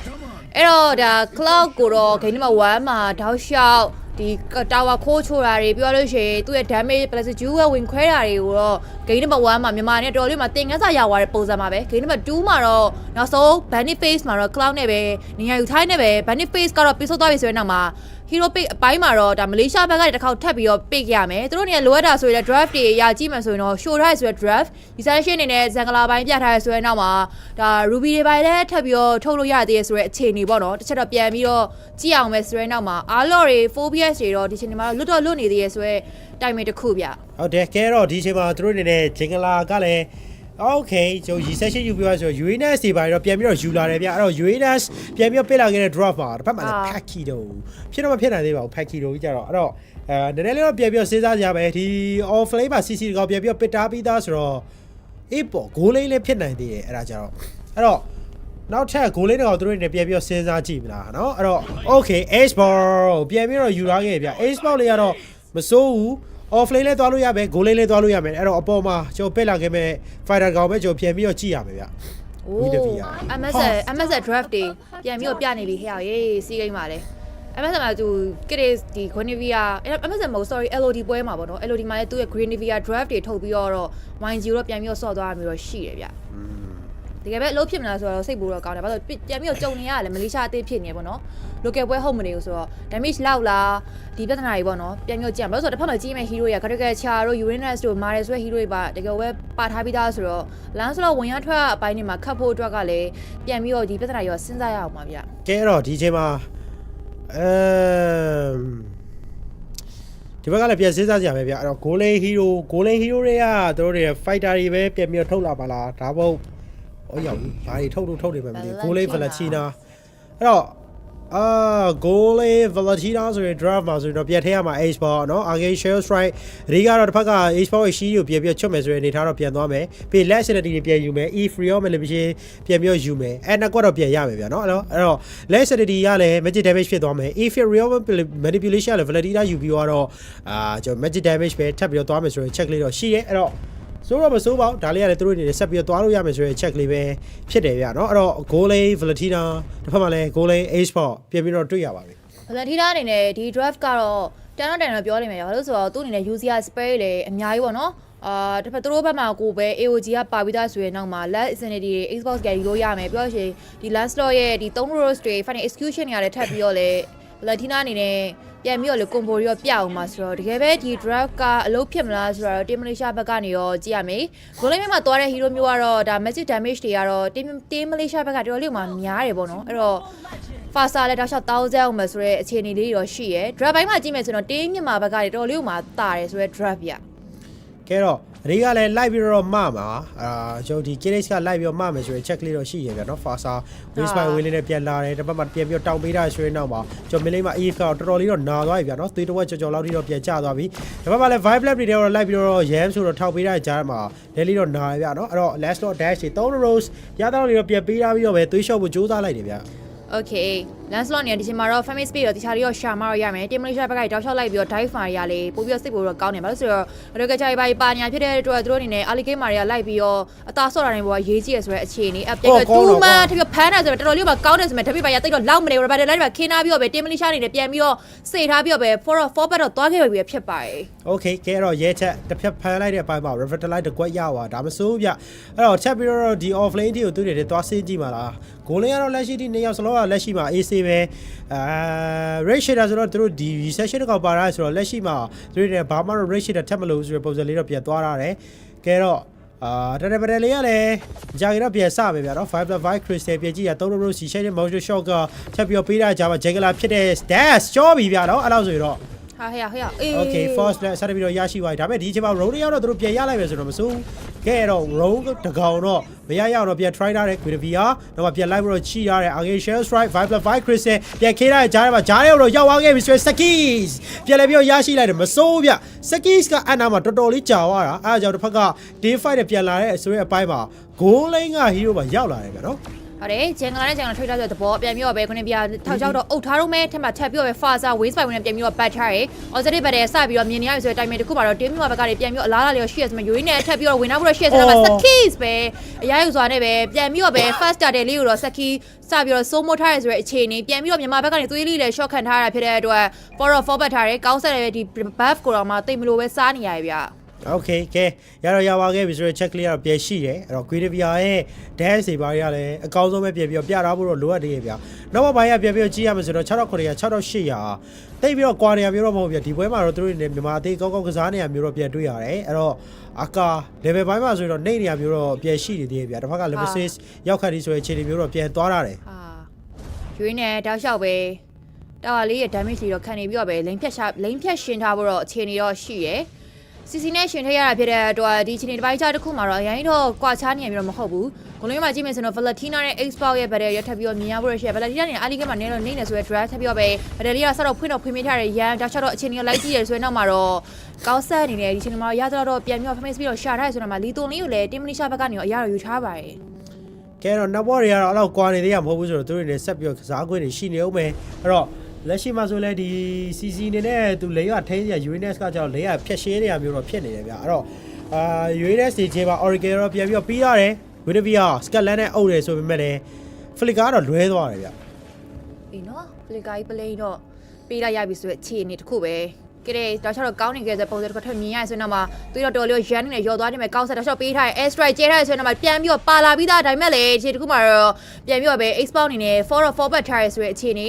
Quidvia လည်းဒီချိန်တစ်ခုမှာဒီသူ့ရဲ့ဒီ fast side damage တွေကိုခံနိုင်ဖို့အတွက်အရင်တော့ damage ပိုင်းဆိုင်မှာတော့လောက်မနေဘူးဆိုတော့လေ backup လေးကတော့တော်လေးမှာလိုအပ်သလိုမျိုး follower damage တွေလည်းပါဖို့အလွယ် Team Malaysia ဘက်ကလာတဲ့ပုံစံ3កောက်ဆို3កောက်2កောက်2កောက်လာဆိုတော့တိတ်ပြီးတော့ပျော်ဖို့တော့ကောင်းတယ် Uranus တော့ရှောက်ပဲ Mounty shot ကရေစက်ရှိပေးထားရဆိုတော့မှအာကာဖုံးပြကတော့3 versus 1ဆိုတဲ့အခြေအနေတစ်ခုမှာတော့သူ့အနေနဲ့ brain နဲ့ပဲဆန်သွားရင်းနဲ့ပဲပြန်ပြီးတော့ hero key တကောင်တော့မြန်မာဘက်ကနေထပ်ပြီးတော့ပေးလိုက်ရပါပြီကဲတော့5 lap တွေတော့လိုက်ထောက်ပြီးတော့ပဲပြောမယ်ဆိုတော့ HP crab ကိုတော့ပြန်ပြီးရရှိလာခဲ့ပြီအဲ့တော့Uranus ကလိုက်ပြီးတော့ကြည့်ရတယ်ဗျ dash တော်တော်လေးတော့မဲ့နေတယ် dash ကိုတောက်လျှောက်ဆိုလိုက်ကြည့်ရတယ်ဆိုတဲ့အပိုင်းမှာကျွန်တော်ရိုင်းတော့မခံနိုင်ဘူးဗျ Uranus တော်တော်လေးမာနေတယ်အဲ့တော့ဒီ data ကိုလည်းထပ်ပြီးတော့ give it ထားနေတယ်မြန်မာအသင်းဒီချိန်မှာပါတက်တယ်2ကြိမ်ထိတော့ပေးထားပြီဗျ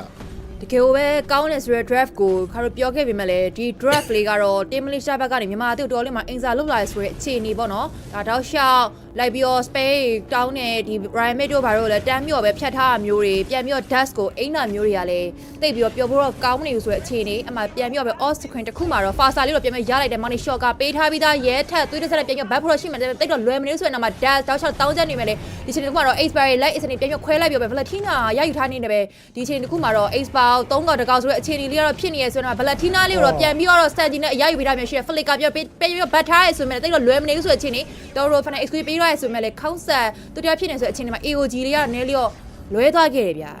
Okay ဖလီဂါရီတော့ပြန်ပြီးပေးထားတယ်ဆိုရင်ခိုက်တယ်လေးတော့ပြေးတွေ့ရတယ်အဲ့တော့ goal line နာ to goal line နာပြန်ပြီး trade ထားခဲ့ရပြီဗျာเนาะအဲ့တော့ A-Sport လဲ City နဲ့ဂျားထဲမှာတော့သူတို့ Hugh K ပြန်ပြီးရရှိလိုက်တယ်ကဲတော့ဘာလို့ပါလဲ UNS ချက်တော့ပြန်ပြီးကြည့်ရမယ် Tower စပြီးတိုးချင်တိုးလို့တော့ရမှာဖြစ်လို့တစ်ဖက်မှာလည်း CC ကတော့ပြန်ပြီးရှိနေသေးရဲ့ဗျာเนาะအဲ့တော့ category တွေ Video Place တွေတော့ပြန်သွားမယ်ဒီမှာ Yams တွေကတော့ Dominant Ice ပြန်ပြီးတာခဲ့လို့ရဲထက် Bravia နေနဲ့လည်း Dominant Ice တွေတော့ပြန်ပြီးရပြီဗျာ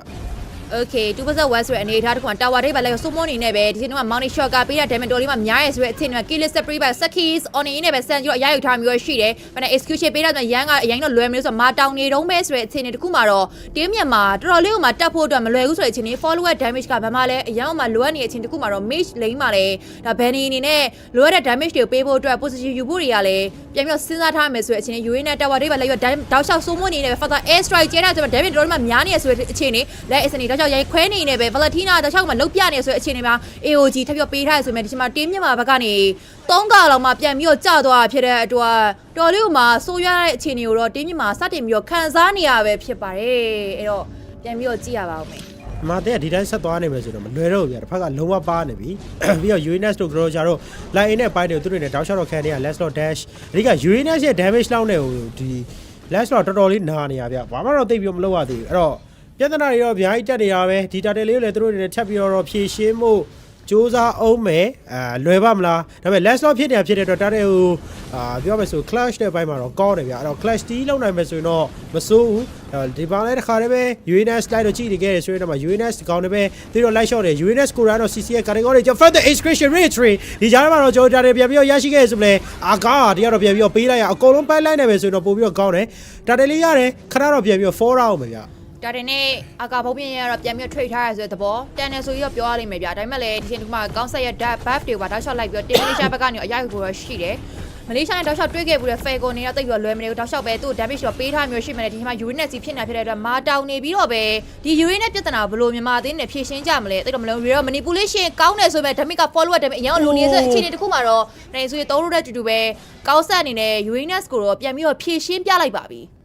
Okayဒီတော့ fast side air strike တွေเนาะကျွန်တော်ပြန်ပြီးတော့သုံးဖို့တော့ရှိအောင်ပဲဆွေးနေမှာဒီမှာတစ်ခါတည်းအာကာတန်းပြီးတော့ပေးရတော့ပါလား physical ပြအပါဝါမှာတော့ပေးလိုက်ရပြီဗျရဲချက်တော့ဒီချိန်မှာ skis ရဲ့ family နေရာလည်းတော်တော်လေးတော့ကောင်းခဲ့တယ်လို့နောက်မှ follower ပြပါလာတဲ့ teammate yes တွေလည်း skis ကိုအများကြီးပေးနေတယ်ဗျ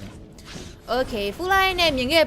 တွေ့ခဲ့ဘူးတဲ့ Falcon နဲ့ SRG ဆိုတဲ့ပုံစံမျိုးတွေထပ်ပြီးတော့ခါတော့အရင်ကမြင်တွေ့ခဲ့ဘူးရဆိုမှဒီ line နဲ့မှာတော့တင်းမြမာနေနဲ့တော်တော်လေးကိုမှစော့နေရဆိုတဲ့အခြေအနေတစ်ခုသူတော်လေးကိုကြိုးပမ်းနေရဆိုတဲ့အလားအလာတွေကိုလည်းခါတော့ခံစားမိရဗျာအဲ့တော့ game number 2မှာ rapid ဘိုင်းမှာတော်တော်လေးမှသဘောကျခဲ့ဆိုပေမဲ့လည်းဒီ draft ကိုတော့တင်းစနကအနေနဲ့ကတော့တိတ်ပြီးတော့တယောက်နဲ့တော့ chemistry မမိတဲ့အချက်လေးလေခါတော့အားနည်းချက်အနေနဲ့တွေ့ရတယ်ဒါတော့လည်းတင်းမလေးရှားဘက်ကနေလည်းအင်စာလောက်လာရဆိုတဲ့သဘောဗျာအဲ့ဒါကြောင့်ခါတော့ပြောပါတော့တစ်ဖက်သေးတော့ဒါအထင်မသေးဘူးဆိုတော့အချက်လေးကိုတော့တိတ်ပြီးတော့ပြန်ပြီးတော့စကားပြောရမယ်ဆိုတဲ့တိုင်မီတစ်ခုပါပဲနောက်တော့ 4K လောက်ထိတော့သွား gap နေတယ်အဲ့တော့ lens တော့ silent push တွေတော့စပြီးတော့လုပ်နေပြီဗျာဒီကလည်း tower တစ်လုံးမရသေးရတယ်အဲ့ဒါပြဿနာတစ်ခုပဲအဲ့တော့ဒီချိန်မှာ lot drop ကလည်း second 20လောက်ပဲလိုတော့ရဗျာ Valentina အနေနဲ့ကလည်း legendary tech kill တွေတော့ပြန်ပြီးတော့ပြီးသားပြီထပ်ပြီးတော့တက်ချင်တော့တက်လို့တော့ရအောင်ပဲသူတို့အနေနဲ့ဒီချိန်မှာဘာလေးများဆက်ပြီးတော့လုပ်ချင်လဲ 5+5 crystal နဲ့ပဲ mini wave တွေတော့ပြန်ပြီးတော့ share နေရဗျာအဲ့တော့ last lot ဘယ်လိုစပြီးတော့ပေါင်းရုံပဲဒါနဲ့ drop ကတော့9 second ဆိုရင်တော့တက်ထက်တော့ဒီချိန်မှာเนาะ sorry lot တော့ဖြစ်သွားခဲ့ပြီဆိုရင်တော့အပေါ်မှာတော့ mini wave တွေကိုပြန်စီးသွားဖို့တော့ရှိတယ်ဒီ lot တွေဒီ mini wave စီးနေရနေစစ် tower ကိုသူတို့နဲ့စတင်ပြီးတော့ try နိုင်မှာလားOkay ကြောက်ချောတော့သူတွေ vision စပြီးတော့မြင်ရတယ်တစ်ဖက်က Valentina နေတယ်လေ H4 electricity ကိုဂျူရတယ်ဗျာဟုတ်တယ် game number 2နဲ့တိတ်တော့မကွာတာ game number 1မှာတော့ဒါဒီချိန်တော့ဆို 8k လောက်စပြီးတော့မနီရှာဘက်ကတာနေပေါ့နော် game number 2မှာအရင်ကွာနိုင်မှာမဟုတ်ခက်မှတ်ပဲဖြစ်မြင်ရရရှိရဆိုရင်တော့မှပြန်ပြီးတော့ပဲခံရန်ကိုမြန်မာအသင်းနဲ့ပြန်ပြီးတော့ control ထားခဲ့ဆိုရင်တော့မှတောက်လျှောက်ပဲ faster air strike ဒါပေမဲ့တောက်လျှောက်ပေးထားရဆိုရင်တော့မှဒီ lot နာမှာပဲဗဒယ်လေးတော့ဆန်တော့ဆန်ညဆိုမဲ့လေ spell လေးတောင်းတာမျိုးကတင်းမြဘက်ကနေအောင်တော့အောင်မြင်သွားပြီလို့ပြောရလိမ့်မယ် air strike မရှိရဆိုတဲ့အတိုင်းတစ်ခုမှာတော့ဒီချိန်မှာ real manipulation ခင်းမယ်ဆိုတော့ခင်းလို့ရရဆိုတဲ့အနေထား position ယူဖို့အတွက်လည်း if နဲ့တောက်လျှောက်တော့စဉ်းစားနေရမျိုးရှိရဆိုမဲ့လည်း log ကတော့ဒီ battle မှာတော့တော်လေးမှာအရေးကြီးရဆိုတဲ့အခြေအနေ first log ဖြစ်တာနဲ့အညီရတဲ့ impact တွေတော့ရတယ်လို့တော့မြန်မာအသင်းဘက်ကယူဖို့ကတော့အရေးတော့ကြီးပါတယ် Okay ဒီချိန်မှာ skis နေတော့ beauty တခြားတော့ပြန်ထွက်သွားဖြစ်တဲ့အတွက် recession စီမှာ idea တွေကတော့ပါလာပြီဗျအဲ့တော့ physical idea တွေကတော်တော်လေးတော့နာအောင်ပဲဒါမှမဟုတ်လည်း if နေတော့ real manipulation ချဖို့အတွက် position ကောင်းကောင်းလေး hold ဖို့တော့လိုရတယ် hold ကိုလည်းကျွန်တော်ဒီ UNS တို့ grow ချတို့ဒါဖြတ်မှာသေးကြတယ်အဲ့တော့သတိထားပြီးတော့ဆော့အောင်မယ်3 rows ပြပြီးရှောင်းထားပြီးနောက်က fast air strike ပြချပေးရဆိုပါ if တဲပြီးပြတ်သွားခဲ့ပြီဗျအဲ့တော့ ace ball far missile ပြပြီးမှုတ်ပေးတာကြာတော်တော်လေးတော့နာ3 rows တွေထပ်ပြီးပေးတာဆိုလဲ fertilize တဲ့တူပဲသွေးပြဖြည့်ထားတော့မယ်ဒီကြောတစ်ချက်ပြက်အဝေးအပြက်ပါအာကတဲကြတာဗျဘာမှတော့မလုပ်လိုက်ရအောင်အဲ့တော့လွယ်တော့ပါဒီတော့လည်းပေးရဖို့ကလုံးဝများသွားပါပြီအဲ့ကဲအနေနဲ့ပြန်ပြီးတော့လဲသူ့နေဘက်ကလေးရောရှိရဲဆိုပေမဲ့လည်းအကာဘိုးပြကြွားရဲဆိုတဲ့အခြေအနေတကူကောင်းဆက်အစင်သေးတော့ရှိရဲဆိုပေမဲ့လည်းဒီချိန်တကူမှာတော့မလေးရှားဘက်ကနေရော log ကို 100% ချွေးမထက်ပဲနဲ့ပဲယူသွားခဲ့ပြီးကမ်မတ်ဘက်တရီခါတော့မြန်မာဘက်ကနေမျောလင်းရဖို့ဆိုရင်တော့အရင်တော့လွယ်မနေဘူး export ဖြစ်တာနဲ့အညီလေကိတဲ့ပဲတိတ်တော့ပပနေလို့ဆိုတဲ့အခြေအနေတခုမှာတော့ Okay export လေးကတော့အိမ်ခန့်နေရနေပဲစံကြီးရတော့ပြန်ပြီးဘတ်ချားပါသေးတယ်ဒါပေမဲ့လည်းအရင်တော့လွယ်မနေကွင်းဗီယာဖြစ်တာနဲ့အညီစကန်နဲ့လှမ်းအောင်လည်းတိတ်ပြီးတော့ damage ဘိုင်းဆိုင်မှာတိတ်တော့လောက်မနေဘူးဆိုတဲ့အခြေအနေလေးတွေတော့ထပ်ပြီးတော့မြင်နေရတာပဲဖြစ်ပါတယ်အဲ့မှာထပ်ပြီးတော့ပဲမော်လီ shot ကထပ်ပြီးရဆိုတော့မှကောင်းဆက်ကတော့ play ပဲရရှိတော့သူမတာကိုမတာမင်းနေရင်းနဲ့ပဲပြန်ပြီးတော့ပဲ back damage နဲ့တူတူပြန်ပြီးတော့ကောင်းဆက်အနေနဲ့ကြာသွားခဲ့ရပဲဖြစ်ပါတယ် Okay ကဲတော့ high ground defense လုပ်ဖို့ပိုင်းမှာဆိုရင်လည်း mega tower ရှိရမှာပါအောင်ဗျအဲ့တော့ mega tower ရှိမရှိရဖြစ်တဲ့တော့လော့ကြီးက play ပဲဝင်ရိုက်တာအဲ့တော့ high ground defense ဖို့ကသူတို့လွယ်ပါမလားဒီမှာကောင်းဆက်ကမရှိ force air strike ပြန်ပြီးပေးထားခဲ့ if 5 crystal ထပ်ပြီးထောက်ပဲ gravia flicker နဲ့လက်အိမ်တာကိုလည်းဟိုဘက်ကလည်း flicker နဲ့ပဲပြန်ပြီးထွက်တာ ground guardian မှာပါသွားပြီ gravia violet dance တွေတစ်ချက်တော့ပြန်ပြီးရှောင်ထားတဲ့ if real manipulation light acidity ပြန်ပြီးခွဲထားခဲ့ပြီဆိုရင်တော့တစ်ဖက်မှာတော့ ground တော်တော်လေးတော့သွေးတော့ကိုင်းသွားခဲ့ပြီဆိုမဲ့လည်းတစ်ဖက်မှာပြန်ပြီးပေးခဲ့တာအာကာလောကတော့မရှိတော့ဗျပြန်ပြီးထွက်လာခဲ့တဲ့ dash let's not dash တွေနဲ့ပြန်ပြီးဝေလာခဲ့ပြီဆိုပေမဲ့မရဘူး damage ကအရင်တော့မလောက်နေသေးဘူးဗျဒီစမ်းရှင်တောက်လျှောက်တော့သူ့အနေနဲ့ပြင်မျိုးကြည့်ပေးထားမျိုးရှိမယ်လေ Lancelot ရဲ့သုံးတော့ဝင်ပိုင်းတိုင်း Final Exit ခွဲရ Uranus ဖြစ်တာနဲ့ညီဘာမှတော့မဖြစ်မနေဘူးပေါ့နော်အဲ့တော့အရင်တော့လွယ်မနေဘူးဆိုတဲ့အခြေအနေတခုတော့စပြီးတော့ခန်းစားနေရပါပြီ Okay ကဲတော့ high ground မှာတော့ mega tower ရှိတော့ကလို့ပြန်ပြီးကြိုတယ် air strike ရှိတယ် 5 blood တစ်ချက်မှာပြန်ပြီးကြာ less acidity နဲ့ Valentina လေးပြန်ပြီးဝေထားခဲ့ဆိုပလဲ if ပြန်ပြီးကြာ less acidity ပြန်ပြီးခွဲထားရဲဆိုတော့ Valentina တယောက်တော့ shut down ခဲ့ပြန်ပြီးရောက်သွားဆိုပလဲ Guinevere နဲ့ ace bout နှစ်ယောက်တည်းရှိနေခဲ့တဲ့ခိုက်တဲ့လွယ်ပါဦးမလားမလွယ်တော့မလွယ်ဘူးဆိုပေမဲ့လေ Oh my god ကတိတ်ကော yo place တွေရှိအောင်မယ်ကဲအဲ့တော့ဟာဟဲ့အရန်မူးတက်နေတဲ့အချိန်ကွာ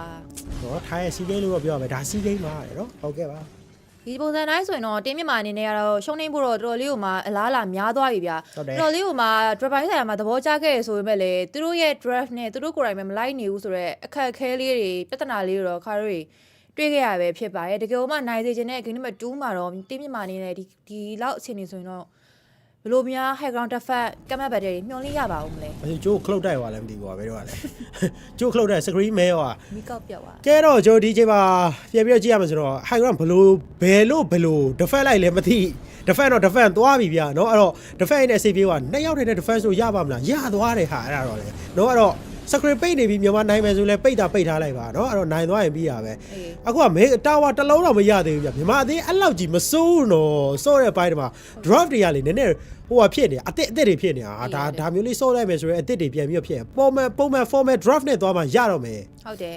အဲ့လို draft တွေပါလေမြင်နေတာမဟုတ်ပေါ့နော်တကယ်ကိုပဲမျိုးကျော်ရဲ့ draft စစ်တွေကိုမြင်နေတာဗျသူ့ရဲ့ player ဘာနဲ့လိုက်လဲသူကောင်းကောင်းသိတယ်assassin ဘတ်ဆက် assassin တွေ့ရတဲ့ပွဲစဉ်တွေမှာလည်း Lancelot အနေနဲ့ကလည်းအရင်လောက်ကွက်တွေရမနေဘူးပေါ့နော်သူလောက်ကွက်မရအောင်လည်းတောက်လျှောက်မလေးရှားဘက်ကနေလိုက်ထောက်တာမျိုးရှိရဆိုမဲ့ဒါထောက်တာမျိုးအရင်ထူးဆန်းနေရမှာမဟုတ်ဘူးဗျဒီပြဿနာကိုပြန်ပြီးတော့ဖြေရှင်းရမှာအကာဘုံမြေတောက်လျှောက်ပြန်ပြီးတော့ကြောက်သွားမျိုးတွေကလည်းရှိတယ်ဒီမလေးရှားဘက်ကဒါမြန်မာဘက်ကိုတော့တော်တော်လေးမှအင်စာလောက်ထားရဲဆိုရဲအခြေအနေပဲဗျအဲ့တော့ second law ပြန်ပြီးတော့ထွက်ပေါ်လာပြီဆိုရဲအခြေအနေတခု Uranus တောက်လျှောက်တော့ law ကိုတော့သူအနေနဲ့ပြန်ပြီးတော့ vision လေးတော့ပြထားပြီးတော့ပဲအကာဘုံပြတော့သွားပြီးတော့ကြည့်နေရဆိုရဲအခြေအနေပြန်ပြီးတော့ပဲ faster နေလေးတော့ပြန်ပြီးတော့ main နေရဆိုရဲအနေထားပြဒါပေမဲ့လေဒီ law မှာကောကောင်းဆန်သူ့ရဲ့ retreat အစွမ်းတွေကိုထပ်ပြီးတော့ကြည့်အောင်မလားဆိုတာလေခါရီစိတ်ဝင်စားနေကြည့်ရပါမယ်ကဲတော့ပြန်ပြီးတော့သူတို့အနေနဲ့အိမ်ကိုခိုးချိုးတော့မလားမသိဘူးတော့တကူပဲ 28 Grocha နေရာပေါင်းပြီးတော့အခြေအနေတော့ဖြတ်ပြီးကြည့်ဒါမှမဟုတ်သူတို့အေး CC သွားပြီ CC ကတော့သွားတော့မယ်ဗျ CC ကတော့အဲ့လောက်ဆိုသွားတော့မယ်တော်သေးရပါရောက်ကြီး vision အရင်ဆုံးမြင်သွားလို့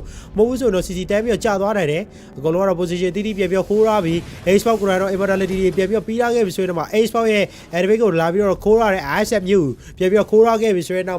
ဒီမှာလည်းတစ်ခါတည်းပဲ UNS နဲ့ low damage ခံပြီးတော့အရှိမသွားပြီးတော့ TD ပဲစောက်ပေးနေတော့ပဲ okay recession ရဲ့ monitor shot ကလည်းတူပဲ vision အကုန်လုံးတော့ပြန်ပြီးမြင်ပြီးသားအဲ့တော့ recession ကတော့အောက်လိမ့်မှာ vision ပြမှာလားเนาะခြေနေတော့ပြန်ကြည့်ရမယ် Okay လူထီလေးတော့လာပြီး recession အနေနဲ့ join မှုတော့ရှိအောင်မယ်ဗျ Lancelot အခြေအနေလေးက position တော့အစင်းနဲ့ယူထားပြီးသားဆိုတဲ့အတိုင်းပဲတခုထပ်ပြီးတော့ပဲ law အနေနဲ့ short ကနေဆိုတဲ့အခြေအနေတခုပြန်ပြီးတော့ဆက်တော့လောက်ထားသေးရဆိုတဲ့အတိုင်းပဲတခုမှာတော့ log ကိုတော့ reset တော့ပြန်ပြီးတော့ချထားတယ်ဒီ log ကတော့နှစ်သင်းစလုံးအတွက်အရေးကြီးတယ်ဗျ team Malaysia ဘက်ကထပ်ပြီးတော့ရဖို့လဲလိုအပ်သလို team မြန်မာဘက်ကလည်းတကယ်ကိုပဲလိုအပ်နေတဲ့ retreat လိုအပ်နေတဲ့ objective ကိုစပြီးတော့ team မြန်မာဘက်ကနေယူဖို့အရေးကြီးပါအဲ့တော့တောက်လျှောက်ပဲလိုက်ပြီးတော့ fire missile တခြားမှုတ်ထားမျိုးရှိတယ် faster air strike ကကျဲတော့ဆိုပြီးကြဲပဲတိတ်တော့မှုမနေဘူးဆိုတဲ့အတိုင်းပဲတခု log ကိုတော့ပြန်ပြီးတော့ပဲ team Malaysia အနေနဲ့ပြန်ပြီးတော့ try နေဆိုတဲ့အခြေအနေဗျ expert တောက်လျှောက်ပဲသူ့ရဲ့ fire missile တခြားမှုတ်ထားမျိုးရှိမယ် winners ဝင်လာပြီဆိုတော့တခုပြန်ပြီးတော့ပဲ team Malaysia ဝင်လာတော်တော်မှလှဆိုအချိန်မှာတော့ Fasa အရယူပေးနေတယ်ပဲဒီအချိန်တခုမှာတော့ Council Ready တော်မှလိုသွားရဆိုတဲ့အတိုင်းပဲတခုပြန်ပြီးတော့ပဲမြန်မာအသေးသေးပြင်းနေရဆို review manipulation တိတ်ပြီးဟုတ်တော့ဟုတ်မနေဆိုတဲ့အတိုင်းပဲတခုမှာတော်တော်လေးကိုပဲအသေးအတန်မြန်မာအနေနဲ့ပြန်ပြီးတော့ fall back လိုက်ရပါပြီတကယ်ပဲလိုအပ်နေတဲ့ high ground defense ဖြစ်တဲ့အတွက်ဒီနေရာမှာအရင်မတက်တာမျိုးရတယ်မှန်တော့မှန်ပါသေးတယ်Okay 1 for 1ပြန်ပြီး trade ထားခဲ့ရတယ်ဒါပေမဲ့တော့ Valentina မရှိဘူးဆိုရင်တော့ high round attacking လုပ်တဲ့ပိုင်းလွယ်ပါမလား five blood ချက်ချင်းလိုက်ပြီးထောက်ပြီး five crystal တော့ပြန်ပြီးခင်းသားသေးတယ်လက်ရှိချိန်တွေကတော့မြန်မာသေးကတော့ high round fan ဖို့အတွက်ကြိုးစားနေတော့ပဲအောက်လေးမှာလည်း medium wave တွေတော့ပြန်ပြီးဝင်လာ violet dance ပြန်ပြီးက export လေး strategy ပြန်ပြီးပေးတာကြတော့တော်တော်လေး damage တွေနေတော့ကိုက်ခဲသွားပြီ five blood တွေတော့ပြန်ပြီးထောက်အကုန်လုံးအိတ်တွေပြန်ပြီးပြေးဝင်တော့ကြိုးစား crystal တော့တစ်ဖက်မှာရွေးနေတဲ့ day တော့ရိုက်ဖို့တော့ကြိုးစားနေပြီနောက်မှလည်းပြန်ပြီး research ပြန်ပြီးထွက်လာ farm missile တွေပြန်ပြီးမုံပေးတာတွေကြားမှာ import တွေပြန်ပြီးကြားမှာ if real manipulation တွေချက်ပြီးပေးတာဆိုမလဲနောက်မှလည်း crystal တော့လောကတော့ day ရိုက်နေတယ် crystal တော့ပြန်ပြီးကာဖို့တော့အကုန်လုံးတော့ပြန်ပြီးထွက်လာခဲ့ပြီဆိုပေမဲ့လည်းဒီအချိန်မှာ defense ကအစင်ပြန်ပြီးပြေသွားပြန်တယ်အဲ့တော့ထပ်ပြီးတော့ light အောင်မလား okay လိုက်တော့ mega tower 3လုံးစလုံးကုန်သွားခဲ့ပြီဆိုတော့မြန်မာအသေးအနေနဲ့ကတော့ချက်ချင်းဆိုသလို crystal တော့မှာချိန်ချောက်ခံလိုက်ရတယ်ဗျOkay ဒါ Fasa လိုမျိုး Christian ရတာမြန်တဲ့ hero ရထားတဲ့ Malaysia draft နဲ့တောင်မှဒါ team မြန်မာကအကောင်းဆုံး if နဲ့တော့เนาะဒီဆုံးနေ match နဲ့ပဲအကောင်းဆုံး high ground defense ပြတော့နှစ်ခါရှိရဒါကမ်ဘတ်ပတ်တဲ့တစ်ခုကိုပဲမျောလင်းဖို့လိုရဆိုတဲ့အခြေအနေပေါ့เนาะဒါပြောလို့ကတော့မရသေးဘူးပြန်ပြီးတော့လည်းနိုင်ဝါနိုင်တယ်ဘာလို့ဆိုတော့ UNS ရဲ့အားနည်းချက်လေးတွေပြန်ပြီးတော့ဝင်လာတဲ့သူတယောက်တည်းဝင်လာမျိုးအချက်လေးကို team မြန်မာဘက်ကပြန်ပြီးတော့အသာဆော့သွားနိုင်မယ်ဆိုရင်တော့ဗတ်တယ်ကတော့တမျိုးတစ်ဖုံပြောင်းလဲသွားနိုင်တယ်ဗျအဲ့တော့တော်တော်လေးကိုမှဆိုရင်ဒါကိုကောင်းနေပါရဲ့ဆိုမှပဲထပ်ပြီးတော့ပဲ okay ပြောနေဆိုရင်ပြန်ရောက်လာပါပြီဒီလိုပဲ roller coaster စီးနေရဆိုတော့ဗျစိတ်ဝင်စားဖို့တော့ကောင်းတယ်မျိုးရင်ခုန်စရာတော်လေးမှကောင်းနေခဲ့တဲ့အချိန်တွေပဲဖြစ်ပါတယ် UNS ကတော့တော်တော်လေးမာတယ်ဗျသူ့ကိုဖြတ်ဖို့တော်တော်လေးတော့ခက်တယ်ပြီးတော့တစ်ခါတည်းပဲတည်ထားခဲ့ဆိုရင် UNS ပြီးတော့နောက်တစ်ချက်ကတော့ဖတ်မှပြန်ပြီးကြည့်ရမယ်ဆိုတော့ identity တီးပြန်ပြီးဆိုလာမယ်ဆိုတော့ Eve ကလည်းဒီ UNS ကိုခေးဖို့အတွက်လက်နက်တစ်ခုဖြစ်လာလိမ့်မယ်ဗျနော်သူမှဒီ identity ကလည်းများလာပြီပြီးတော့ wishing letter လည်းထပ်ပြီးပြီးရမယ်ဆိုရင်တော့ဒ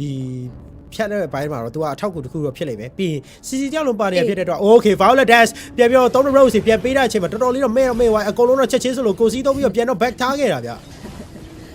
okay wins by win နဲ့တူတူပဲ Fasa လေးကတော့ပြန်ပြီးတော့ပတ်ထားတယ်သူရဲ့လက်တော်လေးမှာ shot ခံလိုက်ရဆိုတဲ့အခြေအနေမှာတော့ Fasa လေးလည်း position ယူရလည်းပြန်ပြီးတော့ Malaysia ဘက်ကနေတော့စဉ်းစားထားရမယ်ဗျရဲထက်စီသူလည်းတောက်လျှောက်ပဲမာသိမ့်တော့မာဖို့အတွက် item တွေတော့သူ့နဲ့ပြန်ပြီးတော့ဆက်ထားမျိုးရှိတယ်Okay လောရဲ့ timer တခုတော့ဒီမှာ30 second ဆိုတဲ့ timer တခုတော့တိတ်ပြီးတော့မလိုတော့ဘူးဆိုတဲ့အခြေအနေတခုနောက်ကပိုင်းဆိုင်မှာဆိုလဲတော်လေးမှာပြတ်သက်နေရမှာမဟုတ်ဘူး 3K လောက်ပဲဒီ16 minutes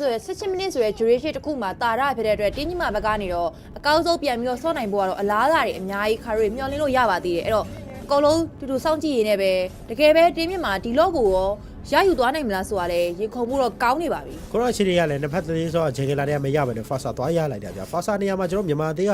တရားရောက်ကရလိုက်မယ်ဆိုရင်တော့ဒါတော်တော်လေးအပေါင်းလက္ခဏာထွက်သွားနိုင်မယ်เนาะအဲ့တော့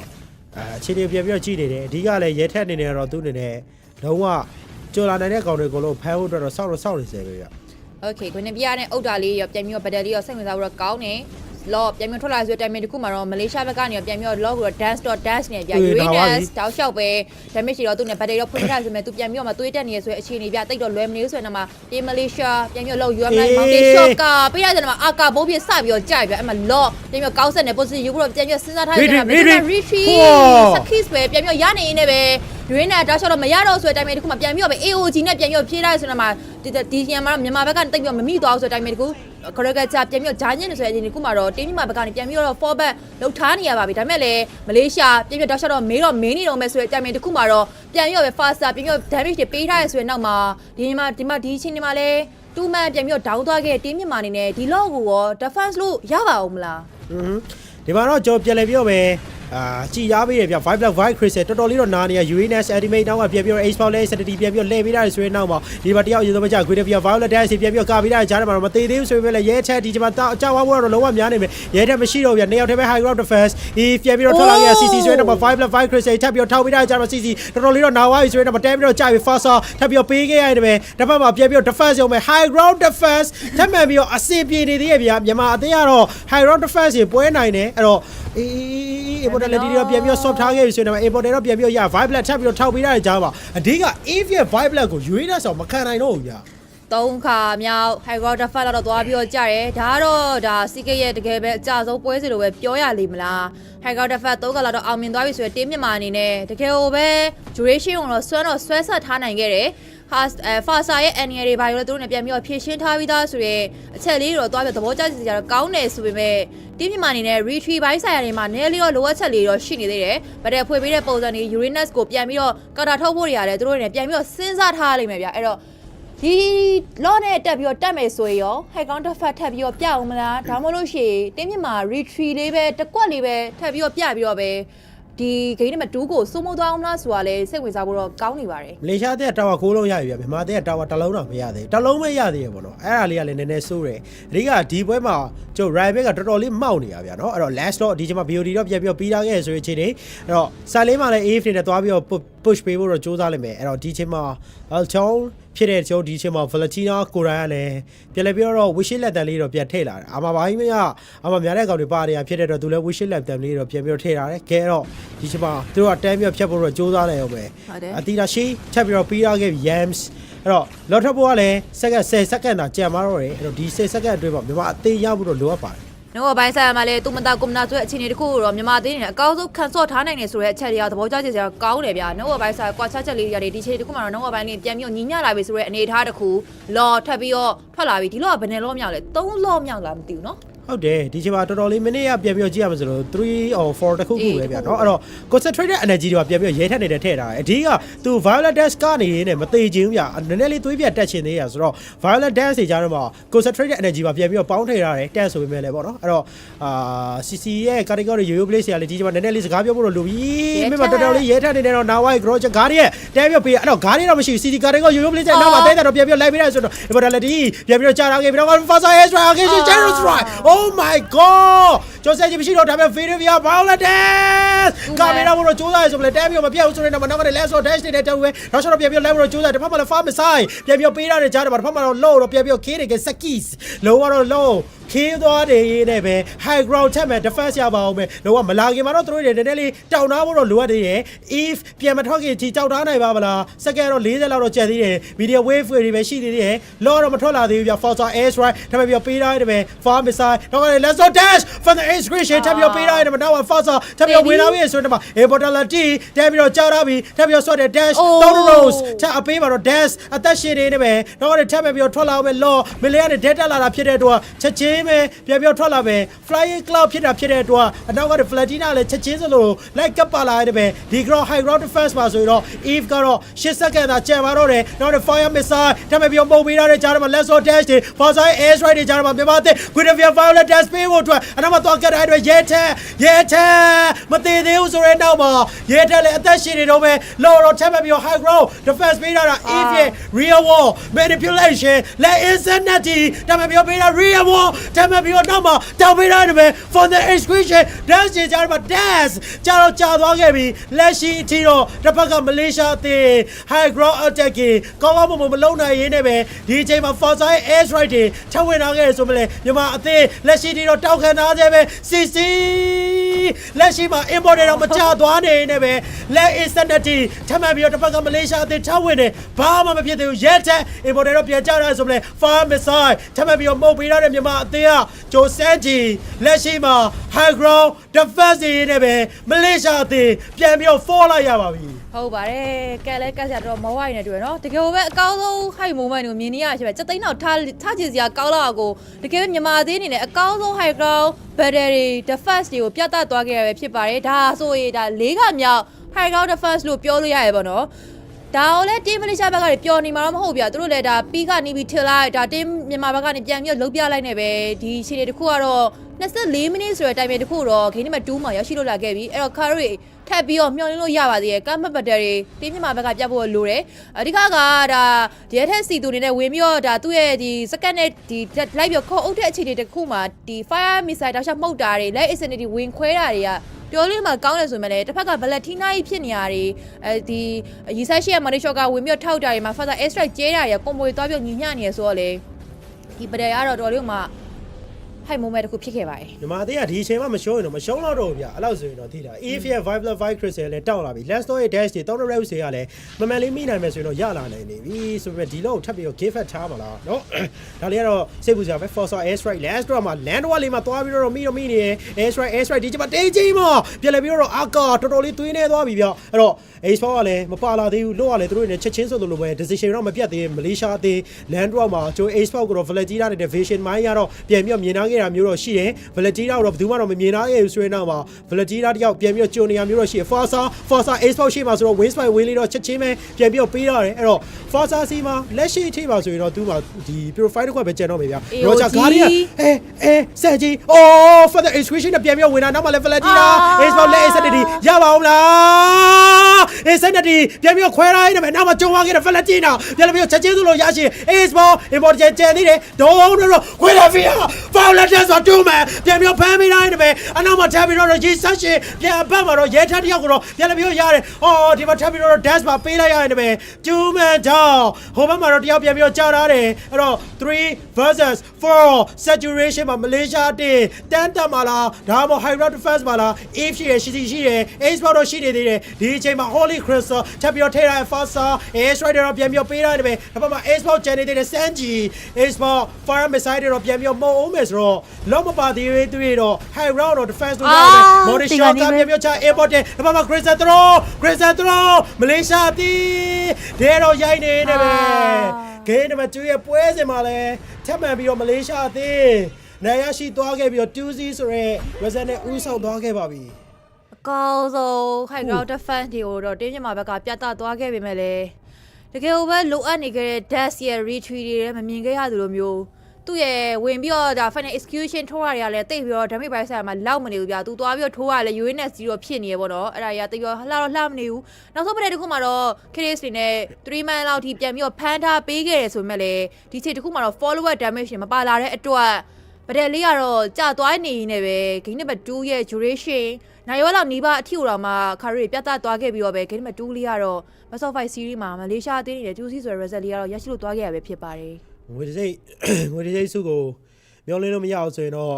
ကြီးတိတ်စုအတွက်ပါအနေတော်တော်လေးများတယ်ဗျဘာလို့ဆိုအပေါ်ကနေကြာလာတဲ့တရားအင်ဒိုဖိလစ်ပင်းတွေကတသိန်းဖြတ်မှာဖြစ်တဲ့အတွက်မြန်မာအသင်းအနေနဲ့ဒီငွေတိတ်စုကိုမရနိုင်ခဲ့ဘူးဆိုရင်ကြီးတိတ်စုကပို့ပြီးတော့ခတ်တယ်လို့ပြောလို့ရတယ်ဗျအဲ့တော့မလေးရှားအသင်းရဲ့အစကြီးဖူးလိုက်မဟုတ်တဲ့အသင်းကိုမြန်မာအသင်းစော်စားနေရတဲ့အခိုက်အတန့်တွေမှာလိုအပ်ချက်ကတယောက်မဟုတ်တယောက်စီမှာသွားပြီးတော့ရှိနေတယ်ဂိမ်းနံပါတ်1တော့စန်ဂျီစီမှာလိုအပ်ချက်ရှိနေခဲ့တယ်ဆိုမလဲဂိမ်းနံပါတ်2မှာလည်းdash ရဲ့လိုအပ်ချက်တွေကတအားများနေခဲ့ရဗျာနော် game number 1မှာ UNS နဲ့မလို့လောက်ကမထွက်ဘူးလို့ပြောရအောင်လဲဒီ game number 2ရဲ့ပွဲစဉ်တွေမှာသူ့ရဲ့ last slot တွေပေးထားခဲ့ပါရက်နဲ့သူ့အနေနဲ့ redeploy တဲ့ဘိုင်းတွေမှာလိုအပ်ချက်တွေရှိတယ်ပြီးတော့3 row စီမမကန်ကန်လေးသုံးရမယ့်ဘိုင်းတွေမှာလိုအပ်ချက်တွေအများကြီးနဲ့ပဲ dash နေနဲ့တော့ game number 1မှာကောင်းကောင်းမွန်မွန်လေးမစော့ခဲ့ရအောင်ဗျာအဲ့တော့ game number 3ဒီသူတို့ရဲ့အသက်သွေးကြောတစ်ခုဖြစ်တယ်ဗျာအဲ့တော့ကျော်ပြန်ပြီးတော့အသက်ဆက်ဖို့အတွက် reverse sweep တစ်ခုမြန်မာအသင်းအနေနဲ့ပြန်ပြီးတော့ပြနိုင်မလားဆိုတော့ကြည့်ရပါတော့မယ်ဒီ draft မှာမြန်မာရဲ့ draft မှာမဟုတ်တော့အကုန်လုံးတော့ကြိုက်တယ်ဗျမကြိုက်တာတော့ဒီ Guinevere ပေါ့နော်ဒီမလာနဲ့တော့ Guinevere နဲ့တော့တိတ်ပြီးတော့မတွေ့ရအောင်ဆိုမှလေ draft ဘိုင်းဆိုင်မှာပြန်ပြီးတော့ပျော့သွားရဗျအဓိကပြ Uranus တွေ Caricature တွေပါရဆိုတဲ့ draft မှာပြန်ပြီးရှင်ထည့်ရရလဲ Carrot Expert လောက်နဲ့ Guinevere လောက်ပဲပြန်ပြီးတော့ကြည့်ရမယ် CC ကလည်းတောက်လျှောက်မှောက်နေခဲ့တယ်ဆိုတော့ဘက်တရီမှာလည်းတိတ်ပြီးတော့ Guinevere ရဲ့လောက်ကွက်တွေကထွက်ခဲ့ရဆိုမှလေဓာမိဘိုင်းဆိုင်မှာလောက်မနေဘူးဆိုတဲ့ပြဿနာတွေကဒီခါတော့မကြိုက်တဲ့သဘောမကျတဲ့အချက်တွေပေါ့နော်အဲ့အချက်လေးတွေကိုကြောင့်ဒီ game number 2မှာမရှုံးနိုင်မဲ့ရှော့ရတာပြန်ပြီးတော့ တက်နိုင်တဲ့အလားအလာတွေ chance တွေအများကြီးရှိခဲ့ပါရဲ့နဲ့ retry မမှန်တာတွေပြန်ပြီးတော့ hero game မပေးလိုက်တဲ့ hero game တွေပေးလိုက်ရတွေကဒီအချက်တွေကြောင့်ပဲ game နံပါတ်2ကမရှုံးသေးမယ်ရှုံးခဲ့ရလို့တော့မြင်မိရဗျတကယ်ပဲအကောင်းဆုံးဘတ်တယ်ရောမြင်ခဲ့ရတယ်ဆိုမဲ့လေဒီထက်ပိုပြီးတော့တင်းမြင့်မာရဲ့ line at တွေကိုကြည့်နေတာအဲ့တော့ game နံပါတ်3ကတကယ်ပဲမြန်မာအတွက်အရေးကြီးတဲ့ game နံပါတ်3လောက်သွားပြီးတော့ကြာရဲခါရီမျောလင့်ထားတဲ့ငွေတစ်စိတ်လောက်ကိုတင်းစနကအနေနဲ့အရယူပေးနိုင်ဖို့အတွက်ဆိုရင်တော့ game နံပါတ်3မှာသူတို့ပြန်နိုင်ဖို့ကတော့တကယ်ပဲလိုအပ်နေရပဲဖြစ်ပါတယ်ဟုတ်ပါရဲ့ကဲတော့ကြာခင်မှာလည်းကျွန်တော် game number 3အဆုံးဖြတ်မြန်မာအသင်းတို့တကယ်အရေးကြီးတဲ့ game number 3ရလည်းလာတော့မှာဆိုတော့ game number 3ပွဲစဉ်တွေတူပဲပြန်လာခဲ့ပါမယ်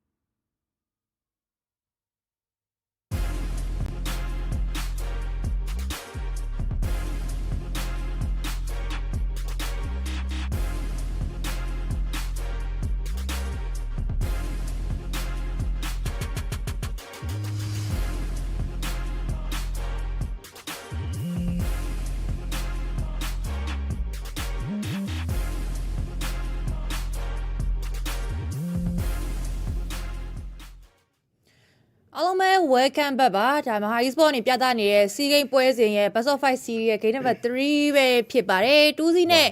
ရှုံးနေတဲ့မြန်မာအသင်းအနေနဲ့တကယ်မှအရေးကြီးတယ်ဆိုတာထက်ပိုပြီးတော့အရေးကြီးတဲ့ game number 3ပဲဖြစ်ပါတယ်ဘီနီကဘယ်ရိုးမှမဆို carry နေတဲ့ player တယောက်ဗျာနော် BBO နည်းနည်းလေးတော့အားနာဖို့ကောင်းနေပြီခုနပွဲမှာလည်းသူရဲ့ E Fit Vibe Vibe Crystal တွေကြောင့်ပွဲမပြီးသွားတာလို့ပြောလို့ရတယ်မဟုတ်ဘူးဆိုတော့ဒီထက်ပိုပြီးတော့စောတဲ့ပွဲတွေမှာကျုံနေနဲ့တွေ့ရနိုင်တယ်အဲ့တော့မြန်မာအသင်းကစောခဲ့တဲ့နှစ်ပွဲစလုံးမှာ Mega Tower ကိုမူလို့တော့မရှူလိုက်ရအောင်ဗျာနော်အဲ့တော့ဒီပွဲမှာတော့တခုခုလုပ်ပြဖို့တော့မြန်မာအသင်းတွေနဲ့လိုအပ်သွားပြီကိုကကျိုးနေတယ်အပေါ်စီးတွေနဲ့စော့ခဲ့ရတာ NEC မှာပြခဲ့တဲ့ lesson တွေကျိုးဒီပြောမယ်ဆိုရင်တော့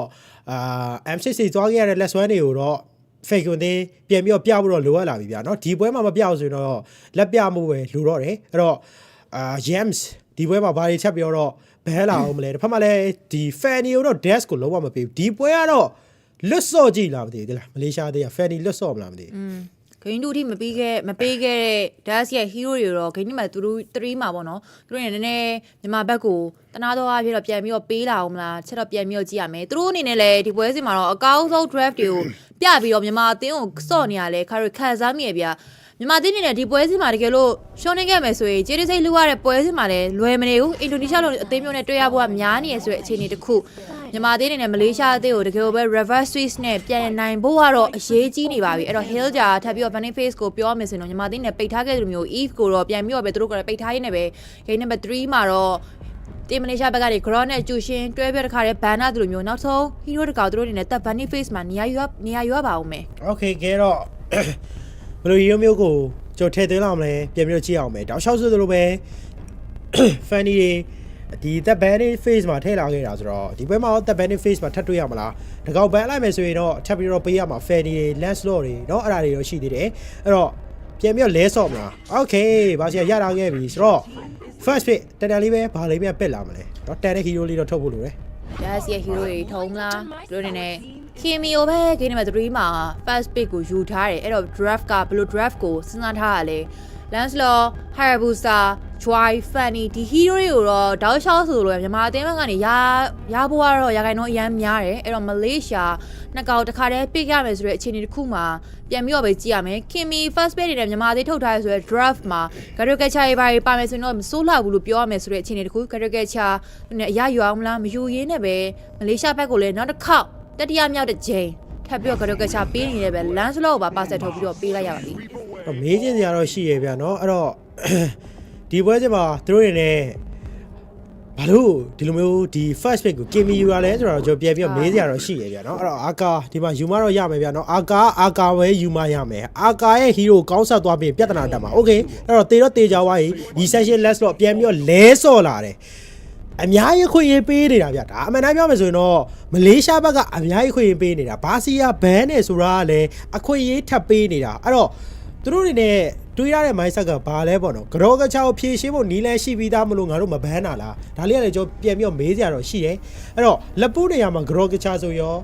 ာမရဘူးလားဒါလေးကလည်းပြောပြန်ပြီးတော့မေးချင်စရာတော့ရှိရဗျအဲ့တော့ဂရောကချာ3ဝက်ပစ်ထားတဲ့ပွဲမှာတပွဲမှာ performance ကမအောက်သွားဘူးဟိုကောင်းတော့ကောင်းသေးတယ်ဒီပွဲခုနက Lancelot နဲ့တော့ဒီ Forza လွတ်ကျွတ်နေနေတာ Recession နဲ့တော့ပို့ပြီးတော့လွတ်ကျွတ်သေးတယ်အဲ့တော့ Air Strike တွေပိုင်းเนาะကျွန်တော် AC ကျဲလို့ရမယ်Recession ရဲ့ Martial Card တွေ Kimi ရဲ့ Crushing Force တွေဒါပဲကြောက်ရမယ်ဗျ Okay တကယ်ပဲယူသွားအောင်လားဆိုတော့ Carry ကြည့်အောင်မယ်Oh ယူဆောင်တကယ်ပဲ Bunny Face မှာလွတ်နေတဲ့ယူဆောင်ကိုတော့ Team Malaysia ဘက်ကနေအရိုက်သွားနိုင်ခဲ့ပြီစိုးသွားပြီလို့တော့ခံစားမိတယ် AOG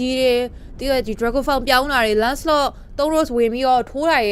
ကတော်လေးကိုမှစိုးရဆိုတဲ့အခြေအနေတကူဖာစာလေးကိုတော့ဒီချိန်တကူမှပြထားရဲဆိုတော့တကယ်ပဲမင်းလင်းပိုင်းချားမှာဘယ် hero တွေထုတ်အောင်မလဲ Valentina တို့ Fasa တို့ထုတ်လိုက်အောင်မလားဆိုတော့ပြန်ပြီးတော့ကြည့်ရမယ်အဲ့တော့ Bunny Face ပြန်ပြီးတော့စကားပြောလိုက်ပြီဆိုတော့နောက်မှာတော့ Team Malaysia ဘက်ကနေတစ်ဘက်ကမြန်မာဘက်ကလိုနေသေးရဆိုတော့ခါရ Rome တက်ကောင်လိုအောင်မယ်ပြောလို့ရှိရင်တော့ဒါ goal line တကောင်ထပ်ပြီးတော့လိုရင်လည်းလိုအောင်မယ်ဆိုတော့ Okay Crazy ရဲ့ Clay ထပ်ပြီးတော့ပိတ်ထားနေနေပဲတောက်လျှောက်ကိုမှလုတ်ပြခဲ့တဲ့ပွဲစဉ်တိုင်းမှာတောက်လျှောက်လုတ်ပြခဲ့တဲ့ Kids ရဲ့ impact တွေကတော့ဒီ C game ပွဲမှာတော့အရင်တော့မြေတွေ့နေရပြီးတော့မဟုတ်ဘူးသူကလည်း draft နဲ့တားမကြသေးရတွေသူ့ရဲ့လက်ထဲကိုရောက်လာတဲ့ hero တွေကလည်းတိတ်ပြီးတော့ impact မရမျိုးတွေကလည်းခံစားနေရပါတယ် Okay ကဲတော့တစ်ဖက်မှာလည်းဒီ Ace ဘောပြန်ပြီးတော့ပိတ်ထားခဲ့ပြီဗျာသူတို့ပြန်ဆော့သူတို့ hero သူတို့ဆော့တယ်သူတို့ hero သူတို့ဆော့တယ်ပြီးတစ်ဖက်အသေးပြန်ဆော့မှာကိုလေသူတို့ကကြောက်သေးတယ်အဲ့လိုပုံစံတော့မြန်မာသေးတောက်လျှောက်တော့ကြည်နေတာဗျာနော်အဲ့တော့ လက်ရှိမှာကျွန်တော်အဖြေတစ်ခုတော့လိုလာပြီဗျာယူဆောင်လည်းကြောက်ဖို့ကောင်းတဲ့ hero ရဲ့တကောင်ပဲယူဆောင်ကတော့ချာရဲ့ backline control ကြီးကတော်တော်ကြောက်ဖို့ကောင်းတယ်အဲ့တော့ backline control မှာလေကျွန်တော်ဒီ performance ထွက်နေတဲ့ BD မှာပြဿနာတက်မှာဗျာဒီပွဲက last lot တွေရော grow ချာတွေရောယူဆောင်တွေရောဆိုတော့ kimi ပြဿနာမတက်ဘူးဆိုတာเนาะကျွန်တော်တို့ဒီမေးကြည့်စရာမလိုဘူးဗျာတွေးကြည့်ရုံနဲ့ကိုသိတယ်အဲ့တော့ပို့ပြီးတော့ save ကစားမှတော့ရမယ်ဟုတ်တယ် purify နဲ့စာမယ်ဆိုတော့ flicker ပို့ save တယ် purify ကနည်းနည်းဒီ stand တွေလောက်ရှောင်တာဗျဟိုက stand မဖြစ်ခင်ကိုချက်ချင်းရှောင်လာလို့ရတဲ့ flicker စပယ်ကတော့ဒီပွဲမှာသူ့အတွက်အကြိုက်ဆုံးပဲ6ထပ်ပြီးတော့ပဲ KDC ရဲ့ hero တွေတဲပြီးတော့ ban နေနေပဲဒီပွဲစစ်မှာတော့ Lunos တွေပါမြန်မာဘက်ကနေထပ်ပြီးတော့ပိတ်ထားတယ်ဒီကတော့ Blood Dragon Foul ဝင်ပြီးတော့ပြောင်းတာတွေ Lunos ရဲ့သူ့ရဲ့ live ပြီးတော့ဝင်ပြီးတော့ dive တာတွေကြောင့်ပြန်ပြီးတော့ပဲ Lunos ကို last ban မှာတော့ထားထိုင်းနေနေပဲ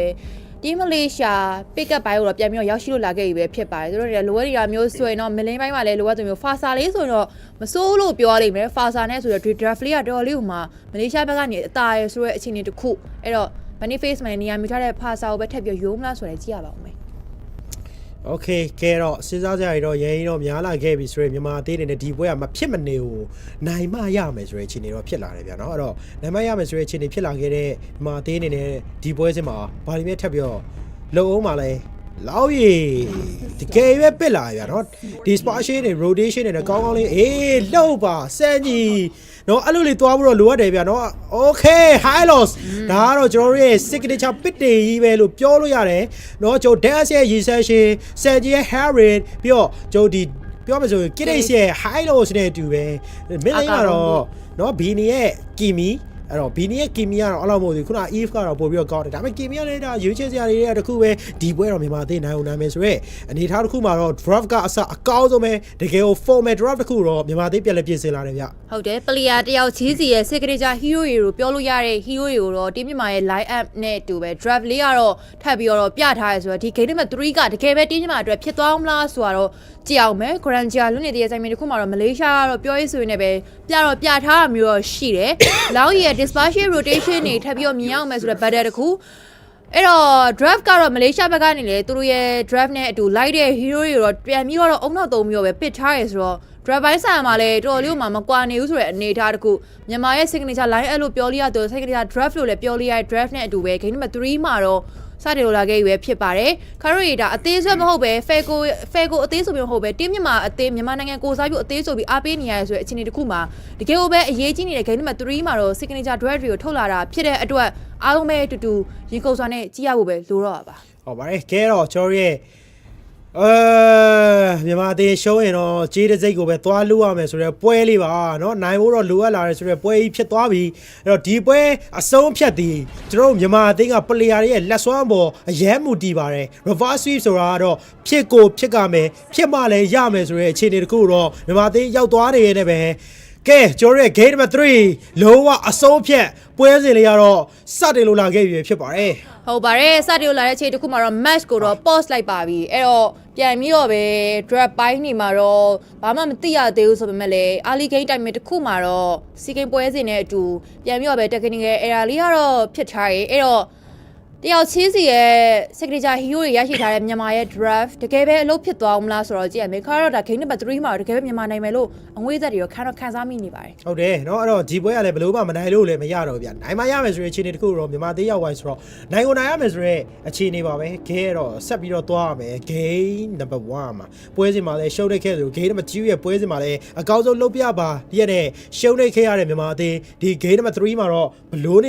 နိုင်မတော့ရပါတော့မယ်ဗျဟုတ်တယ်ရှုံးရင်ထွက်ပြီလားဆိုတော့မဟုတ်ရရှုံးရင်တော့ဒါသူတို့နဲ့ကြေးတစိတ်ထပ်ပြီးတော့ဒါလူရမယ်နိုင်ငံကလည်းအင်ဒိုနီးရှားနဲ့ဟုတ်တယ်အင်ဒိုနီးရှားနဲ့ဖိလစ်ပင်တွေ့နေရဆိုတော့ရာဂိုင်နိုကတော့အင်ဒိုနီးရှားဘက်မှာအရန်များတယ်ဗျဖိလစ်ပိုင်ကလည်းလောဆယ်မှာပြန်ပြီးတော့နိုင်နေရဆိုရဲပုံစံမျိုးတွေလည်းရှိတာဖြစ်တဲ့အတွက်သူတို့တွေနဲ့ကြေးတစိတ်လူတဲ့ပွဲမှာလည်းတွေ့ရတဲ့နိုင်ငံကမလေးရှားထက်ပို့ပြီးတော့ power house ဖြစ်တဲ့အင်ဒိုနဲ့တွေ့ရမှာအစင်ရောပြေပါမလားတကယ်လို့ရှုံးနေသွားပြီဆိုရင်ပြောရပါရှုံးနေသွားဆိုမန်တယ်ပိုင်းဆိုင်ရာမှာလည်းပြန်ပြီးတော့စကားပြောမယ်ပေါ့နော်အဲ့တော့ထပ်ပြီးတော့ပဲတင်းဖယ်ကိုဖြစ်တဲ့တင်းစနကအနေနဲ့ကတော့စေးတစိတ်လူပွဲလေးရတဲ့အစစ်သေးရှိနေပြီသားဆိုတော့ game number 3လေးကတော့တကယ်ကိုပဲအရေးကြီးနေဆိုရဲအခြေအနေတစ်ခုပါပဲကဲတော့စလိုက်ရအောင်เนาะအဲ့တော့ပွဲစဉ်ကလည်းအဲ့လိုမျိုးစတိုင်းနဲ့ force နေရ player လည်း feature ဟောတာเนาะအဲ့တော့အကောင်းဆုံးစော့နေပြီအကောင်းဆုံး drop လိုက်ပြီးစားတော့မယ်ဆိုတဲ့အခြေအနေမှာ damn ပြီး force လိုက်တာကြီးကြတော့ feature တယ်เนาะအဲ့တော့ကဲတော့ Okay เนาะကျွန်တော်တို့ဒီ reverse wave သွားပြန်သွားမှတော့ရမယ်ဆိုတဲ့အနေထားတစ်ခုတော့မြန်မာသေးဖန်တီးမှတော့ရမယ်เนาะအဲ့တော့မကြခင်မှာတော့ကျွန်တော်ပွဲစဉ်လေးကစတင်တော့မှလည်းဖြစ်ပါတယ်ဟုတ်ပါတယ်အားလုံးပဲတင်းမြန်မာအသင်းမြန်မာနိုင်ငံကိုစားပြုအသင်းကိုအားပေးနေကြရဖြစ်တဲ့အတွက်ပလေယာတွေကိုယ်တိုင်မှာလည်းသူတို့ရဲ့ဒါနိုင်ငံတစ်ခုလုံးကအားပေးနေရဲဆိုရဲအချက်လေးတွေလည်းပလေယာတွေဆိုညီမှာပြန်ပြီးရှိနေရဖြစ်တဲ့အတွက်ပလေယာတွေလည်းအကောင်းဆုံးစူးစမ်းနေလို့ပဲပြောလိမ့်မယ်ဂိမ်းနံပါတ်2မှာလည်းသူတို့ရဲ့ draft ပိုင်းဆိုင်မှာအဆင်မပြေခဲ့ရတာမှအကောင်းဆုံးခံဆော့ခဲ့တယ်ဆိုတော့ signature draft ကိုရထားတဲ့ဂိမ်းနံပါတ်3မှာလည်းသူတို့အနေနဲ့ထပ်ပြီးတော့လည်း last one တွေပြအောင်မယ်လို့တော့ carry အားလုံးမျှော်လင့်ထားတယ်အဲ့တော့ match က post ကြတော့ဒါ3 minutes ဆိုတဲ့ time တစ်ခုတော့ရောက်သွားပြီဗျအဲ့တော့တစ်ချက်တော့ပြန်ပြီးတော့ resolve လုပ်မဲ့အခြေအနေတစ်ခုတော့ပြန်ပြီးတော့စောင့်နေရပါတယ်ကဲတော့ကျွန်တော်အင်္ဂလိပ်နဲ့တူပဲပြန်လာခဲ့ပါမယ်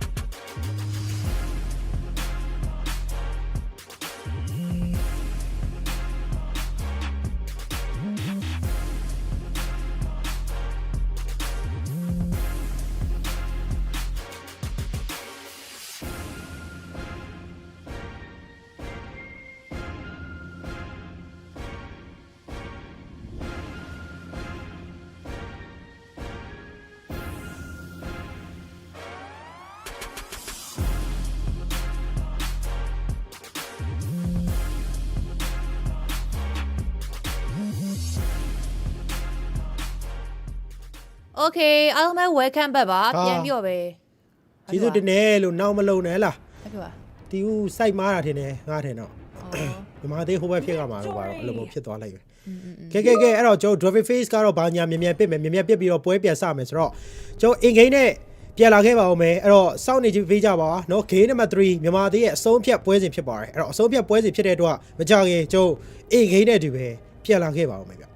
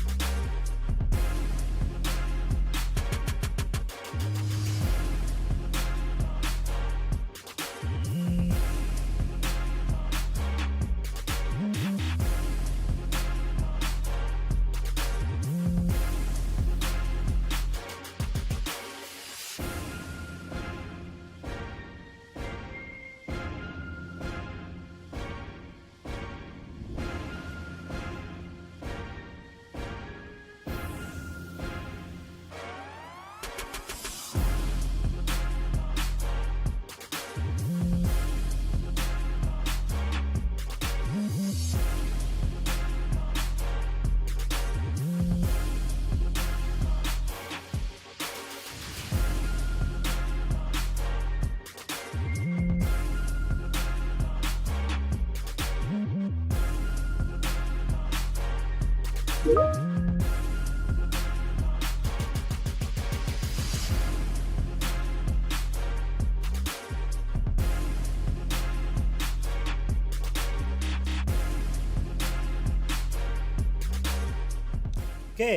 ဘလို့တဲ့နေမြန်မာအသင်းအနိုင်အရှိဖို့လိုရတဲ့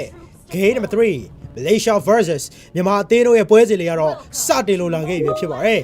်ဟုတ်ပါတယ်ဂိုးလေးမကြည့်မယ်ဆိုရင်လည်းစန်ဂျီရဲ့ signature hero ပြန်မြို့ပဲ Harry နဲ့အတူတစ်ဖက်ကလည်း Granger နဲ့ shit ထဲမှာဖြစ်နေရောလဲ Ali Gate မှာတော့သူနဲ့ကိုနဲ့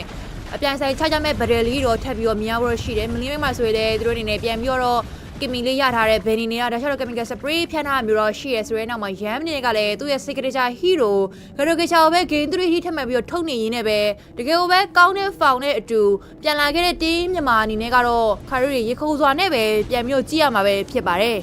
ဟုတ်ပါတယ်ကဲတော့ကျွန်တော်ပွဲစဉ်ရတော့ဒီချိန်မှာ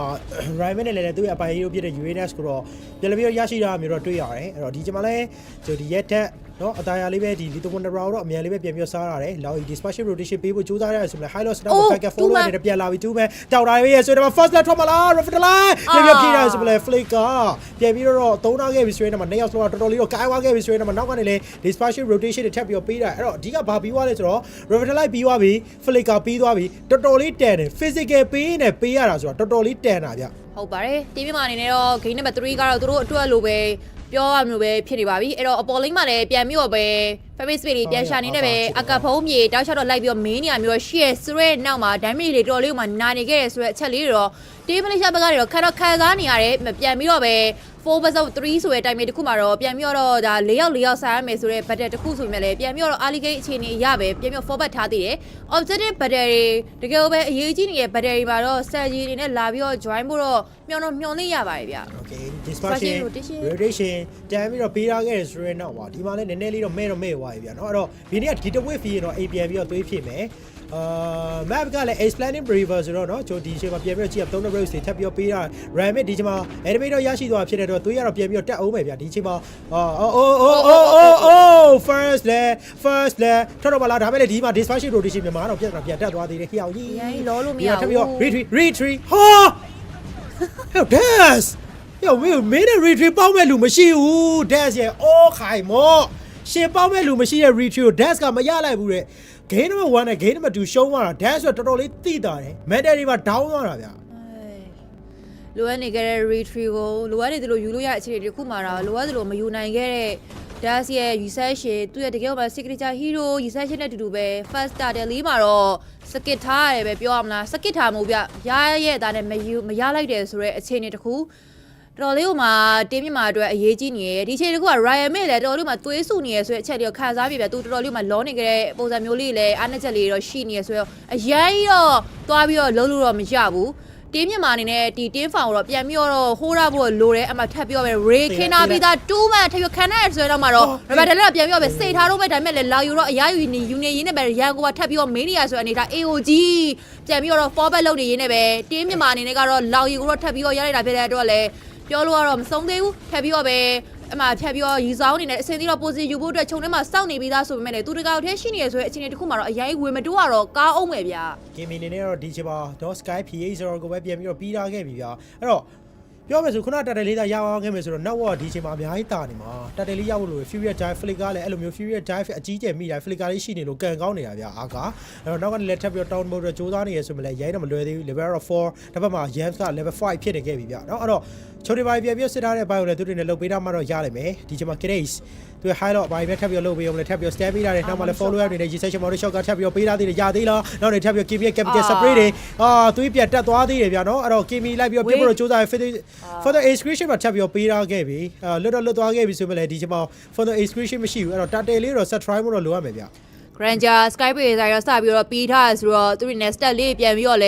ဲစုထားဖို့အတွက်လာရောအများကြီးရှိရဆိုရဲနောက်မှာတော့ဂျန်ဂလာပိုင်းဆိုတဲ့အနေထားတစ်ခုမှာ 100 strike ချပြီးတော့ပဲ dash နဲ့ပေးထားခေါင်းကခောက်ထားပြီးသားထပ်ပြီးတော့ပဲ Guardian ခုံအုပ်လိုက်နောက်မှာတော့ retreat စက်ကတာတွေပါထပ်ပြီးတော့ dash နဲ့ရယူထားနေနေပဲထပ်ပြီးတော့နောက်မှာဆက်ပြီးတော့ Low ရဲ့ damage တော်လေးကများနေရဆိုရဲနောက်မှာတော့ Sakis ဒီနေရာမှာလဲတေလူနီးပါဆိုတဲ့အခြေအနေပဲလေသူနဲ့ပြန်ပြီးတော့ပြေးနိုင်ခဲ့တယ်သူရဲ့ teammate တွေကလည်းသူ သူ့ကိုလိုအပ်နေတဲ့အခြေအနေတစ်ခုမှာလိုအပ်တယ်လို့လာပြီးတော့ backup ပေးနိုင်တာလေတင်းမလေးရှားအတွက်တကယ်မှကောင်းတဲ့အားသာချက်တစ်ခု Ray ကောင်းပြတ်ပြီးတော့ခောက်ထားရဆိုရင်တော့ထပ်ပြီးတော့ပဲ backup နေထားရ follow damage လိုရဖြစ်တဲ့အတွက်ပြန်ပြီးတော့ပဲတင်းညမာအနေနဲ့ forward တော့လုပ်ထားပါတယ် Okay ပါပဲ back flay ကိုပါ dash တဲ့ရရှိလိုက်တဲ့ဆိုရအပိုင်းလေးဆိုတော့မစိုးပြเนาะအဲ့တော့ဒီချမလေးတော့ဝန္ဒရာဒီဘာဒီမှာလဲရအောင်တော့ဒီယူမတော့ရတာအောင်ပဲ vision မှာရအားသာဖို့လို့သူတို့နေနဲ့စော်ထားမှတော့ရမယ်ဗျအဲ့တော့ Harris ဒီချမလဲကျိုးနေတဲ့ရှစ်ထရမယ့်ပိုင်းလေးတွေရှိရနောက်မှလည်းရီဆက်ရှိနေအောင်တော့ဘယ်သူမှတော့မသိသားသေးဘူးဆိုရင်တော့မှနောက်နေချက်ပြီးတော့ Zaman Force စီတော့ပြန်ပြီးတော့ခင်းတာတယောက်တည်းပဲနှစ်ယောက်ပြန်ပြီးတော့ထိန်းထားပေးဖို့ကြိုးစားတယ်ယူစားကလည်း Black Dragon Fall နဲ့လာတော့လာနေခဲ့ပြီဆိုရင်မှရသေးလား Dispatch Rotation Harry တယောက်တည်းပဲ Destroy ဖို့တော့ကြိုးစားပဲ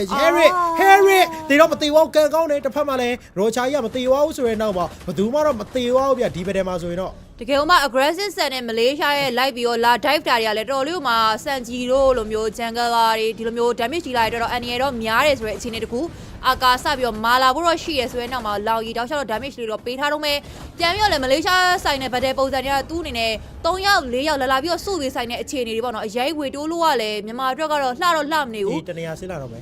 အမှထပ်ပြီးတော့ကြည့်အောင်မယ်အမှဒီနေရာမှာတော့ lance law ပြန်ပြီးတော့တယောက်ထဲတော့ဖြစ်နေရဆိုတဲ့အခြေအနေတခုမှာ set keys ကတော့ပြန်ပြီးတော့ forward တော့လုပ်ထားတယ် Harry ပြန်ပြီးတော့ lane တွေကတော့သူ့အနေနဲ့ပြန်ပြီးတော့ trade ထားရဗျအဲ့တော့ last law ဖြစ်တဲ့တော့နည်းနည်းလေးတော့သတိထားဖို့တော့လိုအပ်သေးတယ်နောက်တော့ dash တွေနဲ့တော့ပြန်ပြီးဝင်လာဖို့တော့ကြိုးစားနေတော့မယ်ဒါတည်းလည်းထွက်လာဖို့ကတော့နောက်ထပ်စက္ကန့်မှရတော့15စက္ကန့်ပဲလိုတော့ပြီဗျာဒီမှာကျွန်တော်ဒီထပ်ပြီးတော့ war as ဒီဘာတွေပြီးသွားခဲ့ပြီအဲ့တော့ဒီမှာ skis တွေနဲ့ warriors တွေပြီးသွားခဲ့တာလေးကလည်းဆိုတော့မဆိုးဗျာသူနေနဲ့ item damage တက်တာလေးတော့မဆိုးဘူး Harry နေနဲ့တော့ Stallion side လေးတော့ထပ်ပြီးတော့ပြီးသားပြီပြတ်တဲ့သွေးပြတ်တက်အောင်ပဲ Hasclaw physical item ဆိုတော့ Hasclaw နဲ့ပုံစံတူရဲဆိုတဲ့ပုံစံလေးStallion side ဗျာအဲ့တော့မှမကြည့် item ပေါ့နော်အဲ့တော့လောက်ကြီး teleportation လေးနဲ့ပြန်ပြီးတော့ကြာလာဖို့တော့ရှိသေးတယ် high low တွေ့သွားပြီဆိုရင်တော့နေရာလေးကတော့လောကတော့ကောင်းတယ် Gloria ဖောက်ဝေးပြန်ပြီးတော့ခေးထားရဲ့ခေါင်းတော့ခောက်ထားသေးရဆိုရင်တော့နောက်တဲ့ forward damage ကပါမလားလား Let's go to Grossa Guardian နဲ့ပြန်ပြီးတော့ပေးထားခဲ့ဆိုတော့ Fury ချပြီးတော့ထပ်ပြီးတော့ဝင်လာ Harry ဘာမှတော့လှုပ်ရှားမရှိဘူးဟဲ့အောင်ရေးဘယ်ဆိုင်နာကြီးကဘလိုကြီးလဲကွာအဲ့လောက်တော့ဝဲဆွဲနေရကြီးကြတော့အစိမပြေဘူးမောင်လေးဖြော်ကကြီးကပလဲကြီးကွာတကယ်ကိုပဲနောက်ကျနေရဲဆိုတဲ့အချိန်တခုကလာပြီးတော့ကြာတာရတယ်ဘာမှလုပ်လို့ရမနေဘူးတင်းမလေးရှားဘက်ကနေလိုအပ်နေတဲ့စပဲတွေလိုအပ်နေတဲ့ဟီရိုကေးတွေသူတို့နဲ့ရယူသွားနိုင်ခဲ့ဆိုရင်တော့မှသူတို့ထပ်ပြီးတော့တက်ဖို့ပဲလိုတော့ဂိမ်းမှာ3ကတကယ်ကိုပဲပြတ်တက်နေခဲ့ဆိုအချိန်တွေ dispatch rotation damage ရတော်လေးပါခုနက2မှလောက်ထိထပ်ပြီးတော့ဖမ်းထားပေးရတယ်လောက်ရဲ့လောက်ွက်တွေကအရောက်မှရနေခဲ့တယ်ဆိုတဲ့အချိန်တွေတခုတင်းမြန်မာအနေနဲ့ကတော့ဒီပုံစံတိုင်းဆက်သွားမယ်ဆိုရင်တော့ဂိမ်းမှာ3မှလည်းအရင်တော့အချိန်တွေကောင်းမနေဘူးဗျ dispatch rotation နဲ့မဲ့ရွေ့နေတာပဲအဲ့တော့ okay တခုခုတော့ပြန်လုံးမတော့ရမယ်မြန်မာအသေးနော်အဲ့လိုစော့ဘုံကြီးอ่ะကွာ fair ကွန်မဟုတ်တယ်လို့ကြီးကိုစော့နေတာကွာဟဲ Ryan မတယောက်ထဲနော်တယောက်ထဲဆိုတာလေတတိတော့ရပါအောင်အဲ့တော့နောက်မှလည်းကတော့ချားရှိနေတယ်အကောင်လုံးကစိတ်ပူစရာတွေပဲရောက်ရေးစော့ပုံတွေရတယ်လောက်ရေး teleportation နဲ့ကြာလာအောင်ပဲဆိုရင်တော့ဟောမှာတွေ့သွားပြန်ပြီ Roger Guardian နဲ့မထပ်ပြီးတော့ဝင်တာ for the execution ထပ်ပြီးတော့ပေးတာ dash တွေ user Black Dragon Fall ပြေးပြီးတော့ dive ထားရဲဆိုတော့မပြီးနေတယ်ပြီးတော့ကြောက်ဘယ်မှလဲကွာ follower တွေကဘယ်နဲ့ဆိုင်မယ်ဆိုလဲလူအကောင်လုံးလာမှတော့ရမှာပေါ့ Harry ရော user ရှိကလောက off screen မှာတွားပြီးတော့ရှိနေရပါတော့အဲ့တော့ဒီဟာရှိက defense ကောင်တွေကတန်းပြီးတော့ကြာတယ်အဲ့ဒါကြီးကတိတ်ပြီးတော့ဒီချက်ကြီးစိုးတယ်အမှမင်းလိမ့်မှာတော့ dash ကတော့ရသလောက်သွားပြီးတော့ push ထားတော့ရှိရဆိုပေမဲ့သူ့အနေနဲ့အရင်တော့ level money shot ကပေးထားပြီးသားအဲ့တော့ battle လေးမှာတော့ position လေးတော့မြင်နေပြီးသားဆိုတော့ပြန်ပြီးတော့ပဲကြည့်ရမယ်အပေါ်လိမ့်မှာလည်းတင်းမလေးရှားအနေနဲ့လာပြီးတော့ dive နေပြီး3-4ကောက်လောက်မှစပြီးတော့ဝင်နေရဆိုတော့အမှထပ်ပြီးတော့ပဲလောက်ကြီးရဲ့ teleport ကအစင်တဲ့နော်အမှ3 man ပြန်ကုန်ပြီတော်သေးတာပေါ့ granger လေးတော့ရလိုက်တယ် money shot ကလေးခေးလိုက်တယ်ဟာဟဲ့ရောက်ရေးအဲ့ဒီကောင်တွေခွဲဖို့စူးစမ်းမှာလေအဲ့ဒီကောင်တွေခွဲမှာအကောင်တွေကမဆူတော့မှာလေ Oh my god အဲ့လောက်ကြီးတော့မလားလို့เนาะအဲ့တော့လောက်ပါအောင်မြန်မာအသင်းတပွဲလောက်နိုင်မှတော့နည်းနည်းလေးပြန်အဆင်ပြေမယ်လေဟုတ်တယ်မလားအဲ့တော့နိုင်အောင်လေးစောကြည့်ကြမလားအဲ့တော့ချက်ပတ်ပြီးတော့ဒီအချိန်မှာ Glory One တော့ပြန်ပြီးတော့ပြီးထားခဲ့သလို Harry အနေနဲ့လည်း Feather Heaven လေးတော့ထပ်ပြီးတော့ပြီးထားပြီအဲ့တော့ကြံတဲ့ lane တွေကိုသူတို့အနေနဲ့ light push ပေးမယ်အစားလောက်ရီပါနေတဲ့ဆိုရဲ drop ပါနည်းနည်းလေး sticky foul လေးနဲ့ဆော့ဖို့တော့လိုအပ်တယ်ဗျဟဲ့ရောက် Remy ကလည်းကြိုးကြွထပ်ပြီးတော့ဂျိုနေနေပဲသူနေပြန်ပြီးတော့ဘတ်တော့ဘတ်ထားရတယ်ဒါပေမဲ့လည်းရိုင်းတော့လွယ်မနေဘူးဆိုတဲ့အတိုင်းပဲတခုထပ်ပြီးတော့ပဲစက်ကီရသတော့ပြန်ပြီးတော့သူ့ရဲ့ fighter execution 3 row ဆိုထပ်ပြီးတော့ဖက်ပြီးတော့ဘတ်ထားမျိုးရှိရဗျအမထပ်ပြီးတော့ပဲယူဆောင်နေနဲ့ black dragon foul အစစ်သေးရှိတာပြီးသားဆိုတော့ဒီလော့ဘတ်ထဲမှာလည်းထပ်ပြီးတော့တင်းမြမာနေနဲ့ဘယ်လိုမျိုးပြန်ပြီးတော့ဒီ retreat ကိုပြန်ပြီးတော့ပေါက်ပြနိုင်အောင်မလဲဆိုတာလေခါရစိတ်ဝင်စားပြီးတော့ကောင်းတယ်လိုအပ်နေခဲ့တဲ့ tower push တာတွေရဲ့အားနည်းချက်တွေကိုတော့တင်းဒီ game number 3မှာတော့သူတို့နေပြန်ပြီးတော့အဖြေတော့ရှာထားရဗျ tower လေးတွေတော့စပြီးတော့ site လေးတစ်ခုမှတော့ရထားတယ်အဲ့တော့ lock စပြီးတော့ trap ပေါ်လာဆိုတော့ dash တော့ dash ထားတော့မယ်ဒါပေမဲ့အရင်တော့လွယ်မနေဘူးဆိုတဲ့အချိန်နေ user ကလည်းခြုံထဲမှာ assisted position ကယူထားပြီးသားဆိုတော့အရင်တော့ဝင်ပြီးတော့တိုးတာမျိုးမလုပ်သင့်ဘူး Ryan မြစ်လည်းသွားပြီးတော့မကြုံသင့်ဘူးဆိုတဲ့အချိန်တွေတစ်ခုပါပဲ dash လေး retreat လေးပြကြည့်မလားနော်လောက်တယ်လေပေါ်လေးနဲ့အကုန်လုံးပြန်ပြီးကြာလာပြီဆိုရင်တော့ Ryan May ရဲ့အမြဲတမ်းကြုံနေတယ်ကွာ Ryan May က Oh my god အဲ့တော့ထပ်ပြီးတော့ Ryan May နာကြာဆုံးသွားနေတယ်ပဲ High Loss ရဲ့ Gloria ဖောက်ဝေးခင်းမိတာဘာမှလုံးစရာမရှိတော့ဘူးဗျအဲ့လောက်ကြီးကြတော့အဲ့တော့တစ်ဖက်မှာလည်း Glory Wet တွေတော့ပြန်ပြီးတော့ပေးထားခဲ့တယ်ဆိုရဲစပဲတွေကိုကုန်သွားပြီလောက်ရီနော်အေးဖက်ပါခေါင်းလေးတော့ခုတ်ထားနေတယ်ပဲဒီချိန်မှာ Yams ကိုတော့သူတို့နဲ့ wipe ဖို့ကြိုးစား Yams လောကတော့မာတီးနေတယ်ဆိုရဲအခြေအနေတစ်ခုမှာ KB နေနဲ့ KB ပြန်ပြီးတော့ chemical spray တွေပုတ်ပေးထားတယ်ဆိုမှလည်းမရောက်ဘူးလုံးဝမာနေခဲ့တာဗျ High Loss ထပ်ပြီးတော့ damage တွေပေးခဲ့နိုင်တယ်ပဲရီဆက်ရှိလဲဒီနေရာလာလို့မရတော့လောကအဲ့လိုရွေးပေးလိုက်ရပါတယ် Ryan May ယူရင်းနဲ့ဟုတ်တယ်ယူရင်းနဲ့ဘယ်လောက်ပါတယ်ပြောပြပါဦးဟလားเนาะအဲ့တော့ for the execution ထိုးပြီးတော့ပဲလော့ပါရအောင်ယူသွားခဲ့ပါပြီဟုတ်ပါတယ် retreat မလို့ပဲနဲ့ပဲ set keys နေရတော့ချွေးမထက်ပဲလော့တော့စပြီးတော့တိမ့်ပိုက်ထားတယ်တကယ်ပဲလိုအပ်နေတဲ့ spare တောင်းတာတွေပြန်ပြီးတော့ပဲ loss dance တွေ fake loss battle ရတယ် team Malaysia ဆက်ပြီးတော့လုပ်ပြနေတုံးပဲဆိုရင်တော့ခေါင်းကတော့ထောက်ထားပြီးသားဆိုမှရဲထက်စီသ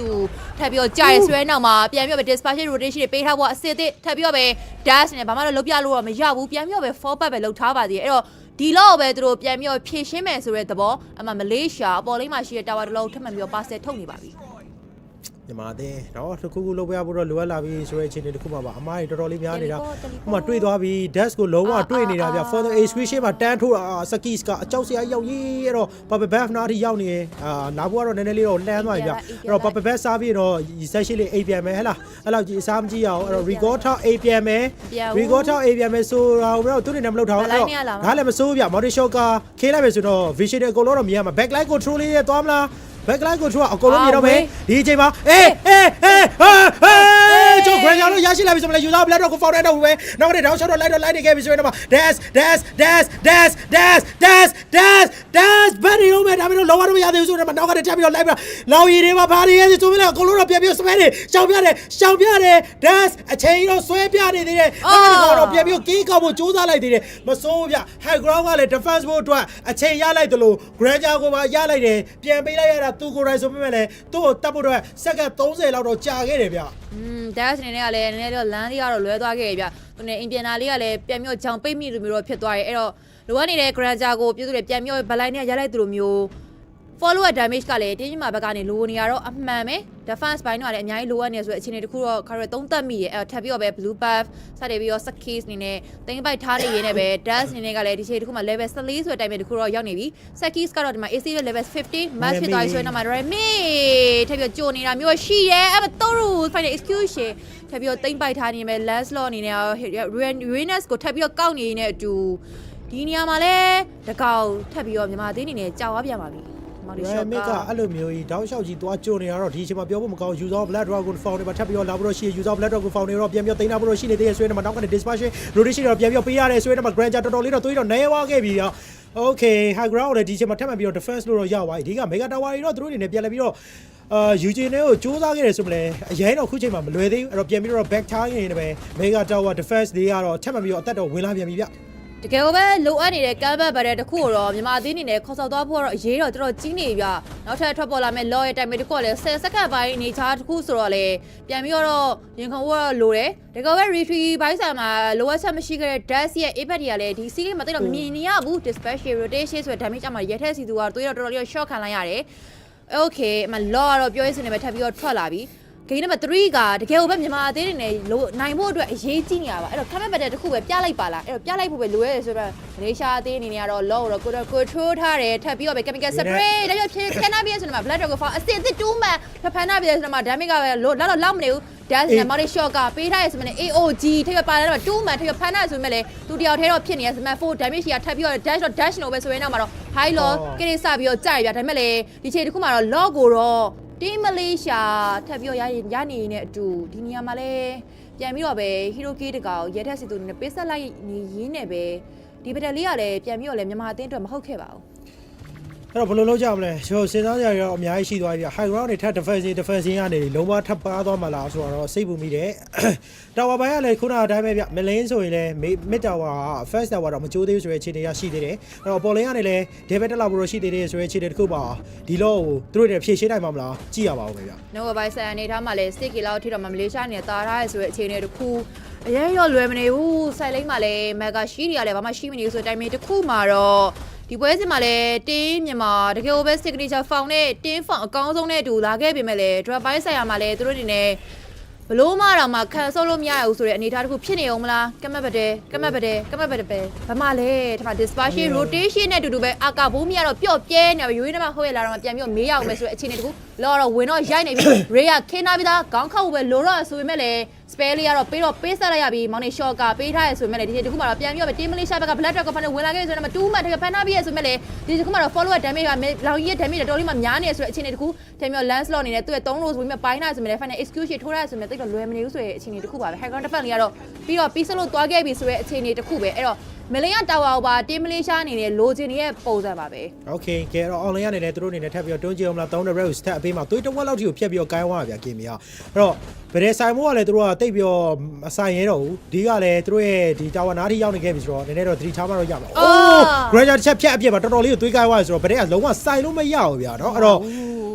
granger damage ကလည်းတော်တော်လေးကိုများနေပြီဗျာ traction power ပြန်ပြီးတော့ပေးထားခဲ့တယ်ဆိုပေမဲ့လည်းအဲ့ဒီပေးထားခဲ့တာပါဝါခဲ့တာ granger ဆိုပေမဲ့ပါဝါရဲ့ granger ကိုလည်းသူတို့နေမဖြတ်ထားနိုင်ခဲ့ဘူးအဲ့တော့နောက်တဲ့ second 60နေလောက်ကတော့ထွက်ပြီးတော့ထွက်ပေါ်လာပါအောင်မယ်အဲ့ဒီပေါ်တဲ့လောက်မှာတော့သူတို့အနေနဲ့မြန်မာအသင်းပြန်ပြီးတော့ရရှိနိုင်မလားဆိုတော့ကြည့်ရပါအောင်ပဲဗျာ2 months man နဲ့သွားထားခဲ့ဆိုရဲ draft မှာတော့အရင်ကြီးတော့မြင်နေရမနေဘူး Larry Spare အနေနဲ့ပြန်ပြီးတော့ကြည့်ရမယ်ဆိုတဲ့အခြေအနေတစ်ခုမှာတော့ okay dash နဲ့ money shot ကလေးတော့အစစ်သေးပေးထားပြီးသားဆိုတော့ position လေးကတော့ပြနေသေးရဲ့ဆိုတဲ့အခြေအနေတစ်ခုလောက်အနေနဲ့ရတယ်ဒီချိန်မှာ second ပိုင်းဆိုင်ရာနည်းနည်းလေးတော့လိုသေးရဲ့ဆိုတဲ့ပုံစံတစ်ခုနောက်မှာတော့နောက်ကပိုင်းဆိုင်ရာမှာဆိုရင်လည်းစတင်ပြီးတော့ပဲ 7k လောက်အထိတောင်မှမလေးရှားအနေနဲ့တာလာပြီ duration မရချင်းမဲ့ဆိုတော့16 minutes ဆိုတဲ့ time တစ်ခုမကြခင်မှာဒါသူတို့နဲ့ minute 10ပြည့်တော့မယ်ဆိုတဲ့အနေအထားတစ်ခုမှာတော့တင်းမြန်မာအနေနဲ့ comment ပတ်တဲ့တစ်ခုတော့ကာတို့အားလုံးမြန်မာနိုင်ငံတနိုင်ငံလုံးလိုချင်နေတဲ့ comment ပတ်တဲ့တစ်ခုတော့တင်းမြန်မာအနေနဲ့ပြသဖို့တော့တကယ်ပဲလိုအပ်နေပါတယ်တော်သေးရပါတော့မလေးရှားနဲ့ဆော့ရလို့အင်ဒိုဖိလစ်ပင်းနဲ့ဆော့ရဒီတက်ပို့ပြီးတော့စိုးနိုင်တယ်နော်ကန်လေးကလည်းမနေတဲ့အချိန်မှာသူတို့ကငွေကိုရအောင်ယူဖို့အတွက်ကိုတကယ်ကိုစူးစမ်းမှရမယ် device ကလေး free တော့အသီးသီးပြန်ပြီးတော့ထည့်ပြီးသွားပြီဆိုရင်နောက်မှာ penetration item လေးတော့ပါလာမယ်အဲ့တော့ penetration item လေးပါလာဖြစ်တဲ့အတွက်တစ်ဖက်ကအိုးလောက်ကြီး teleportation လေးလားတော်သေးရပါ dispersion လေးမို့လို့အဲ့တော့ okay wishing ladder တစ်ဖက်ကတော့ပြန်ပြီးတော့ပြီးထားခဲ့ wishing ladder ပြီးထားတာတော့ရဲထက်တဲ့တတိထားမှတော့ရမယ်အဲ့တော့မလေးမလည်းတောက်လျှောက်ဆိုတော့ပဲသေလူစေပဲရောက်ရေး Uranus စီကလည်းပျော့ပြဲနေရပဲစက်ကူတော့မှနည်းနည်းလေးမအောင်မယ်ဗျာဒီစက်ကူကအပျော်ဆုံးစက်ကူလောက်တော့သွားကြမယ်Uranus လို့ပြောတာပဲဆိုပေမဲ့လည်းကြံမျိုးကြည့်အောင်မယ်လောကတော့မလေးရှားရဲ့လက်ထဲမှာနော်အမထပ်ပြောပဲရဲထက်စီသူကြနေတဲ့စက်ခီထပ်ပြောလို့သိမ့်ပိုက်နေနဲ့တူတူပြန်ပြောပဲ AOG ထပ်ပြောကရက်ချက်ဂါရီယာပေးထားရဆိုရင်တော့မှပြန်ပြောပဲခေါင်းကတော့ခောက်ထားပြီးသား shut down ကေးတူတူပဲဘယ်နေသိမ့်ပိုက်နေနဲ့တူတူပဲထပ်ပြောပဲလောင်ရဲ့ဒီလို dispatch rotation တော်လေးမှနာနေဆိုအခြေအနေတစ်ခုစမတ်4လောက်ပဲ crew dash ထပ်ပြောတောက်လျှောက်တော့ dash ထားရဆိုမဲ့လေ shut down ကေးကတော့ဘင်းနီတောက်လျှောက်ပဲလိုက်ပြီး30နေတူတူပဲထပ်ပြောပဲ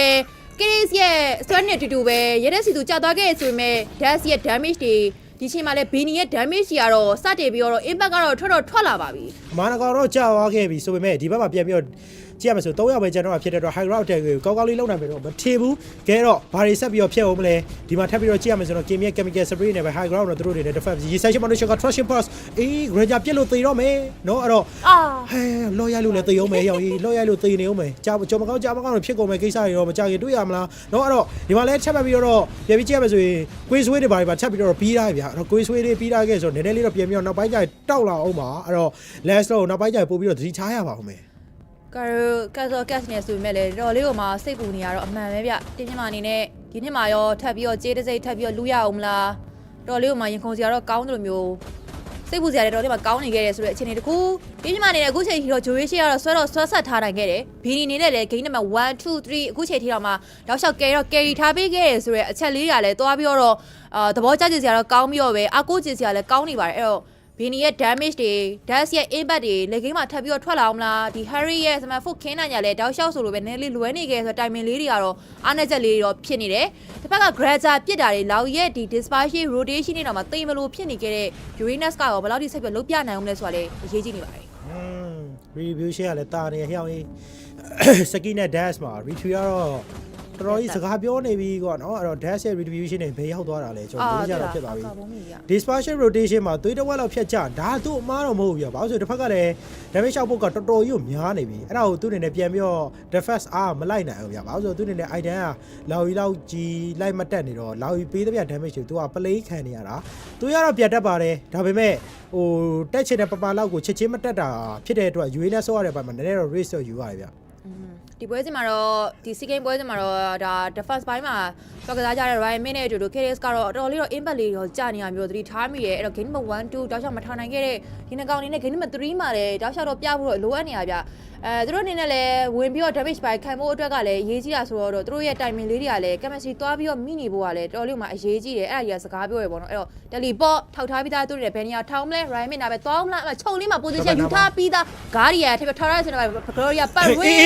ခဏပြတော့ဘယ်နီ Killing Spree ပါတူတူ on လေးနဲ့ပဲဒါမှ last slot ကထပ်ပြီးတော့ရထားမှထပ်ပြီးတော့ပဲတောက်လျှောက်ပဲ user ကတော့ပြန်ပြီးပြေးလိုက်ညာမျိုးရှေ့ Chemical Spree တောက်လျှောက်ဖြန်းထားပြီးသားဆိုတော့ Traction Pause ပေးထားရဆိုရင်တိတ်တော့လွယ်မနေဘူးဆိုတော့ timing တစ်ခုမှာတော့ damage ပဲလောက်မနေဘူး damage ပဲလောက်မနေဘူးဆိုတော့ timing တစ်ခုအဲ့တော့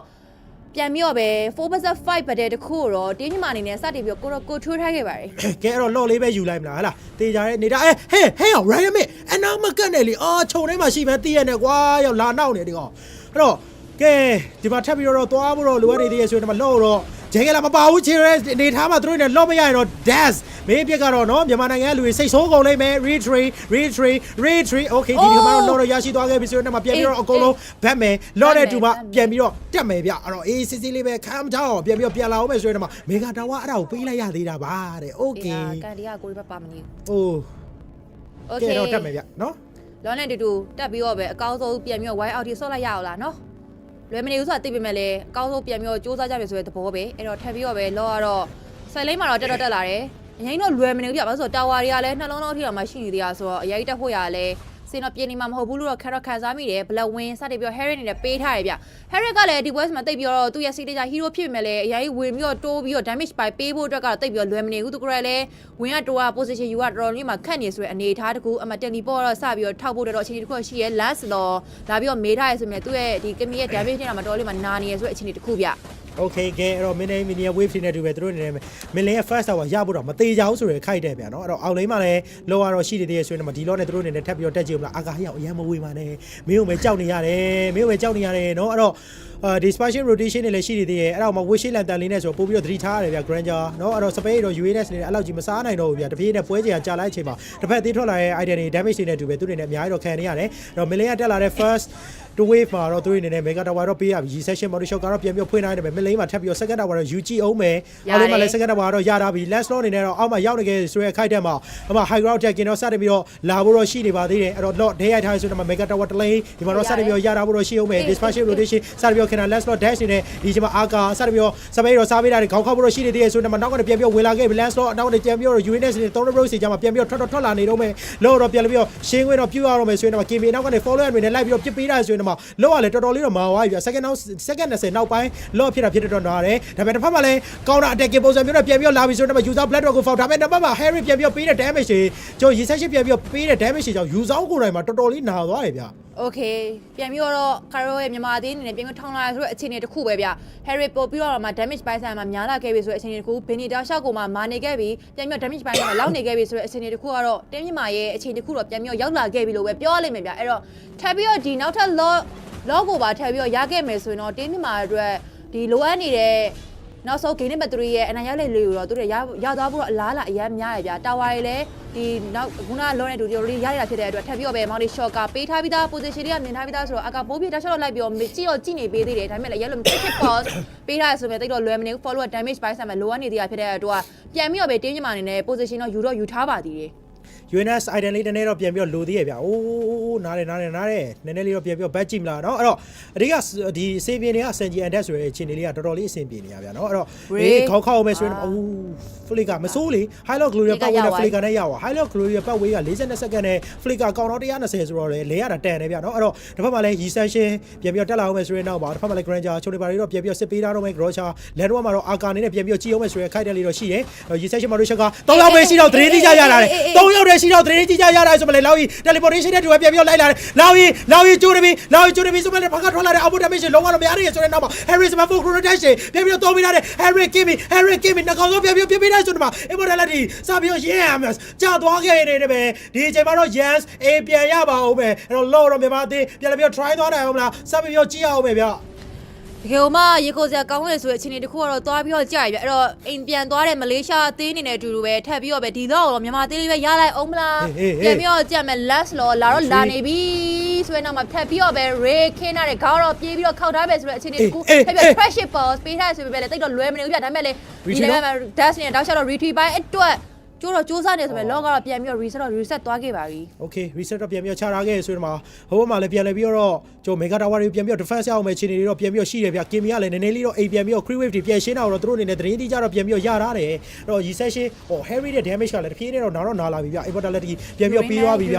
Okay Uranus နည်းနည်းလေးတော့ကြိုနေခဲ့ပြီဆိုတော့ Harry Chrono Dash Zima Force ပြန်ပြီးတော့ပေးတာ Grand ကလည်း recession တစ်ချက် damage ကတော်တော်လေးတော့နာတယ်ဗျနော်သွေးတော်ဝါလောက်တွေပြန်ပြီးတော့ကိုင်းလာတယ် Grand ကလည်းတစ်ဖက်မှာ immortality တော့ပြန်ပြီးတော့ထည့်ထားတယ်ဒါအဆုံးဖြတ်ဗရက်တစ်ခုတော့ပြန်ပြီးတော့ဖြတ်သွားနိုင်ပါသေးတယ်အဲ့တော့ Uranus ဒီချိန်မှာပြန်ပြီးတော့အောင်လင်းရဲ့ mini wave တွေကိုလည်းပြန်တွန်းလာတယ်သူတို့တာတဲ့လေကနေတာတယ်လို့ပြန်ပြီးတော့တွန်းလာတယ်ဆိုရင်အခြေအနေလေးတော့ပြန်ရှိတယ်အဲ့တော့အားလုံးမှလည်းချက်ပြီးတော့ YS တွေပါထပ်ပြီးတော့ထည့်ထားတယ်ဗျ Grand ကပြစ်နေနဲ့သွေးတက်ဖို့တော့လိုအပ်နေသေးရဖြစ်တဲ့တော့ YS ပြန်ထည့်တယ်ဗရက်မှာကြာလေး survivability ဖြစ်ဖို့အတွက်သူတွေနဲ့အသားရလေးပြန်ပြီးတော့နေထားတော့မယ် Grand ပြန်ပြီးတော့တောက်ပေးထားတယ်ဆိုတော့ဒီချိန်မှာ Loud Dispatch Rotation High Low Gloria ပတ်ဝေးတွေမှာပြန်ပြီးတော့ပေးထားပြီဆိုတော့ Gloria ပတ်ဝေးတစ်ဖက်မှာလည်းပြန်ပြီးတော့ Uranus Fury Dive Petrify ပြန်ပြီးတော့ခဲပေးထားတယ်ဆိုတော့ဒီချိန်မှာ Arca Immortality စတဲ့ပြီးတော့ကြာပြီရပါအောင်လားပြန်ပြီးတော့ထွက်ခွင့်တော့ရှိသေးလား Flicker လေးတော့ပြန်ပြီးတော့ထွက်လာဒီချိန် Position ကပြန်ချပေးတာ Arca တွေကပြန်ပြီးတော့ကြာ Roger Guardian ပြန်ပြီးတော့ပတ်သွားခဲ့ဖြစ်တဲ့တော့ Yams ကတော့ဘာမှတော့မဖြစ်သွားဘူးအဲ့တော့ထပ်ပြီးတော့ Dispatch Rotation Harry ပြန်ပြီးတော့ပေးထားခဲ့ဆိုရင်နောက်မှာတော့ Zema Force တော့ပြန်ပြီးတော့ခင်းလိုက်ရတယ်ဒါပေမဲ့တစ်ဖက်မှာ Sekis တော်တော်လေးတော့နောက်ပိုင်းအမ Granger တစ်ချက်ပြန်ပြီးတော့ပေးလိုက်ပြီဆိုရင်တော့ physical ပြန်အပေးမှာတော်တော်လေးတော့နာသွားပြီ Dispatch Rotation နောက်ကောင်လုံးတော်တော်လေးတော့မဲ့ရွက်သွားခဲ့ပြီဆိုရင်တော့နောက်ပြီး Teleportation သွားပါပြီရောက်ရဲဒါမှလည်းတစ်ဖက်မှာ Granger တယောက်တော့ပြန်ပြီးတော့ကြာသွားခဲ့ပြီဆိုပေမဲ့လည်း Emote ပြန်ပြီးတော့ကြာသွားခဲ့ပြီရေစမ်းရှင် Winter Crown ပြန်ပြီးတော့ခဲပေးတာတော့မယ်နောက်မှ back ကနေပြန်ပြီးတော့လာသေးလား Henry စန်ဂျီ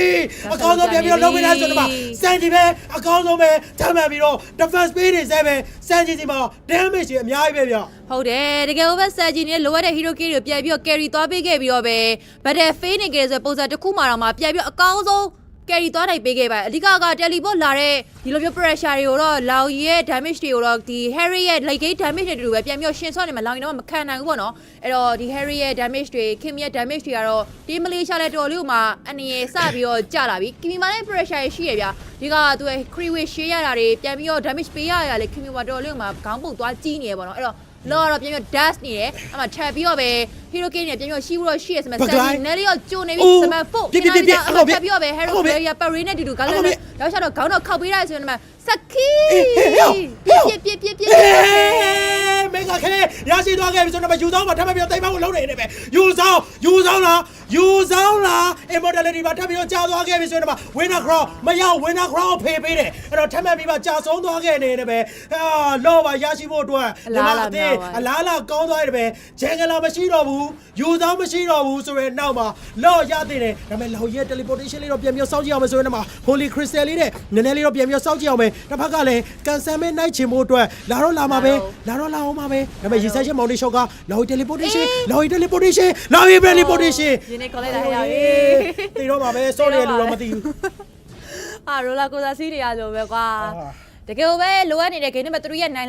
အနိုင်ရလက်လေးကိုတော့တင်းမြန်မာနေရစတင်ပြီးတော့ခေါ်ဆောင်လို့သွားခဲ့တာပဲဖြစ်ပါတယ်အဲ့တော့ law ထပ်မှန်ပြီးတော့မြန်မာသင်းနဲ့ရရှိထားတယ်ဒီချိန်မှာလောင်ရဲ့ teleport ရဲ့ spare cooldown လေးတွေဒီမှာကြာနေသေးတာဖြစ်တဲ့တော့တင်းမြန်မာတကယ်ပဲဒီ law နဲ့အတူအနိုင်ရလက်ကိုယူသွားအောင်မလား last battle လေးပဲဖြစ်သွားအောင်လားဆိုတော့ကြည့်မယ်ရဲထက်စီသူတောက်ချတော့ vision တော့ဖွင့်ထားပေးထားပြီးသားခေါင်းခောက်ဖို့လည်းအစစ်သေး Gloria ပတ်ဝေးတူမအစစ်သေးဖန်ထားပြီးသားဆိုရင်နောက်မှာဒါပေမဲ့လိုနေတာစန်ချီ Crescentro wow yes မြန်မာသေးကျွန်တော်နောက်ဆုံးမှာတော့ Kim ရဲ့ chemical spray နဲ့ပဲ Crescentro တဲ့ရပြီးတော့အသက်ရှင်ခွင့်ရရှိနေသေးပဲဖြစ်ပါတယ်ဒီအချိန်မှာ Kim နဲ့ Recession နှစ်ယောက်တည်းပဲ high ground နဲ့ defense ပြရင်လည်းပဲတကယ်ကောင်းတဲ့ဆယ်ကျ follow magic damage တွေအရှင်းမှာမပေးနေတဲ့ရဲထက်ရဲ့ performance တွေကြောင့်ပဲ game number 3ပြန်ပြီးတော့ camp back သွားနေတယ်ပဲကျွန်တော်တို့ထပ်မှန်ပြီးတော့နောက်တစ် game ဆော့ခွင့်ရှိပါဦးမယ်ဗျဒီပွဲစဉ်မှာ draft က signature hero draft လို့ခါတော့ပြောခဲ့တယ်တောက်လျှောက်ပဲ leg game မှာ carry သွားပေးခဲ့တဲ့ Kimi နဲ့အတူတူ Harry ရီဆာရှေဒီ hero ရဲ့တောက်လျှောက် A ဘက်ထွက်လာတာတွေဒီရထက်စီသူနဲ့ဒီ Uranus နဲ့တောက်လျှောက်ဘက်တဲ့ဖွေပေးရတယ် damage ပိုင်းခန္ဓာပေးတာတွေကတော်တော်လေးမှအလုပ်ဖြစ်သွားခဲ့တယ်ဗျဒီ Kimi ပေါ့နော်ဒီနောက်ဆုံးဘက်တဲ့လောက်မှာတောက်လျှောက်သွားပြီးတော့ attention တောင်းတာတွေကလည်းပြန်ပြီးတော့တစ်ဖက်က Crystal Throw ကိုတင်းမြမာအနေနဲ့ဓာတ်ရိုက်သွားနိုင်ဖို့ကလည်းပို့ပြီးတော့လည်း chance တစ်ခုဖြစ်သွားခဲ့ပြီးတော့ပဲဒီ Malaysia အသင်းနဲ့ဒီ battle တစ်ခုတော့အောင်လည်းမျှော်လင့်ထားမှာမဟုတ်ဘူးဗျအဲ့တော့ မလေးရှားအသင်းနဲ့ဒီ movement တစ်ခုမှာတော့သူတို့နဲ့နည်းနည်းလေးအမှားများစွာနဲ့ပဲเนาะဒီမှာ history ကိုရှင်းလိုက်မယ်ဆိုရင်တော့ record ကိုရှင်းလိုက်မယ်ဆိုအကုန်လုံးဟိုဘက်ကရွှေတွေပဲเนาะဒီဘက်ကကြီး3កောင်ငွေ3កောင်เนาะ silver 3កောင်နဲ့ရွှေ2ယောက်နေတာမှာပြိုင်ပြီးတော့ဆော့သွားဆိုတဲ့အချိန်တခုတကယ်ပဲလိုအပ်နေတဲ့ကမ်းဘက်ပဒက်တစ်ခုပဲပေါ့နော်ကမ်းဘက်ပဒက်တစ်ခုပဲတင်းချမာနေနဲ့ခေါ်ဆောင်လို့တွားခဲ့ရပဲဖြစ်ပါတယ်ဟုတ်တယ်ဒါကျွန်တော်တို့ mentality အမြင့်ဆုံးအခြေအနေကိုပြန်ပြီးတော့ရောက်လာခဲ့ပြီဆိုတဲ့အခြေအနေပြပွဲဆက်ရှုံးနေခဲ့ရတဲ့ dash အတွက်ကဒီအချိန်မှာ retribution ပေါက်တာတော့မှအစင်မပြေဘူးဆိုတဲ့အခြေအနေတွေ first start မှာဂျင်ဂလာမရှိပါနဲ့ user blood dragon found နဲ့တာတင်ပေးရတယ်ဆိုတဲ့အခိုက်အတန့်တွေအကုန်လုံးကိုချုပ်ခေါ်ချခဲ့ပြီးတော့ပဲတကယ်မှကောင်းတဲ့ရီဆက်ရှိရ monitor က physical damage item တွေပြီးတော့နောက်ထပ် Harry ကထွက်လာတဲ့ magic damage output တွေနဲ့ Kimi ရဲ့ chemical spray တွေကကျွန်တော်ဒီပွဲကိုအနိုင်ရရှိစေတယ်ဒီပွဲမှာ Ryan မဲ့မှားခဲ့တယ်ဆိုရင်တော့မှနောက်ထပ်တစ်ကြိမ်ပြန်လည်ပြင်ဆင်ခွင့်ရရှိအောင်မှာဖြစ်တဲ့အတွက်ကျွန်တော် game number 4မှာတော့အကောင်းဆုံးဆိုရဲအခြေအနေတွေပဲထပ်မှတ်ပြီးတော့မြင်တွေ့ချင်ပါသေးတယ်အဲ့တော့ကျွန်တော် game number 4ဒီတကယ်ကိုမြန်မာအသင်းထပ်ပြီးတော့နိုင်ရအောင်မဲ့ game ဖြစ်တာဖြစ်တဲ့အတွက် coach ညိုကျော်နဲ့တူပဲ player တွေအကုန်လုံးနေနဲ့အကောင်းဆုံးလက်စွမ်းပြဖို့အခြေကိုတော့ကြားရောက်နေခဲ့ပြီပဲဖြစ်ပါတယ်ဗျဟုတ်ပါတယ်တကယ်ကိုပဲ W ဖြစ်တဲ့ Benny ပါပဲเนาะတကယ်ကိုပဲ Benny carry တဲ့ game ပဲသွားပြီးတော့ကြာရဲအဲ့ game 1 2ရော game 1 game 2ရောသူတောက်လျှောက်လုပ်ပေးခဲ့တယ် game 3မှာလည်းသူ့ရဲ့အကောင်းဆုံး performance တွေပြခဲ့ရလောက်ဆုံးပတ်တယ်ပါဆိုဆက်ကြီးသွားပြီး attention တောင်းတာရတကယ်ဟိုမှသွားပြီးတော့လှပနေခဲ့တယ်အဲ့တော့တစ်ဖက်ကဒီ Benny နဲ့ရီဆိုင်ရှိရဲ့ crystal ကိုဒဲရိုက်အားနေနဲ့ပဲဒီ game number 3လေးကသွားပြီးတော့နိုင်သွားခဲ့တယ်ကပတ်ပတ်တဲ့တစ်ခုနိုင်သွားခဲ့တယ်ဆိုတော့ game number 4မှာရောဒီလိုမျိုးတော်တော်လေးပဲခံဆော့ရအောင်မလားဒါမှမဟုတ်ရှိရင်အားလေးလေးမှာအပြတ်သက်ပဲထပ်ပြီးတော့ TV မှာနေနဲ့ခေါ်ဆော့သွားနိုင်အောင်မလားဆိုတာလည်းအရေးကြီးပါတယ် best of 5 series ဖြစ်တဲ့အတွက်တကယ်ပဲ reverse swing နဲ့နိုင်ဖို့ကတော့တော်တော်လေးမှအရေးကြီးနေပါပြီဟုတ်ပါတယ်ကဲတော့ကျွန်တော် game number 4မှာလည်းမြန်မာသေးအကောင်းဆုံးပြန်ပြီးတော့လာနိုင်မလားဆိုတော့စောင့်ကြည့်ရမှာဖြစ်တဲ့အတွက် game number 4ပွဲစဉ်နဲ့တူပဲကျွန်တော်ပြန်လာခဲ့ပါအောင်ပဲဗျ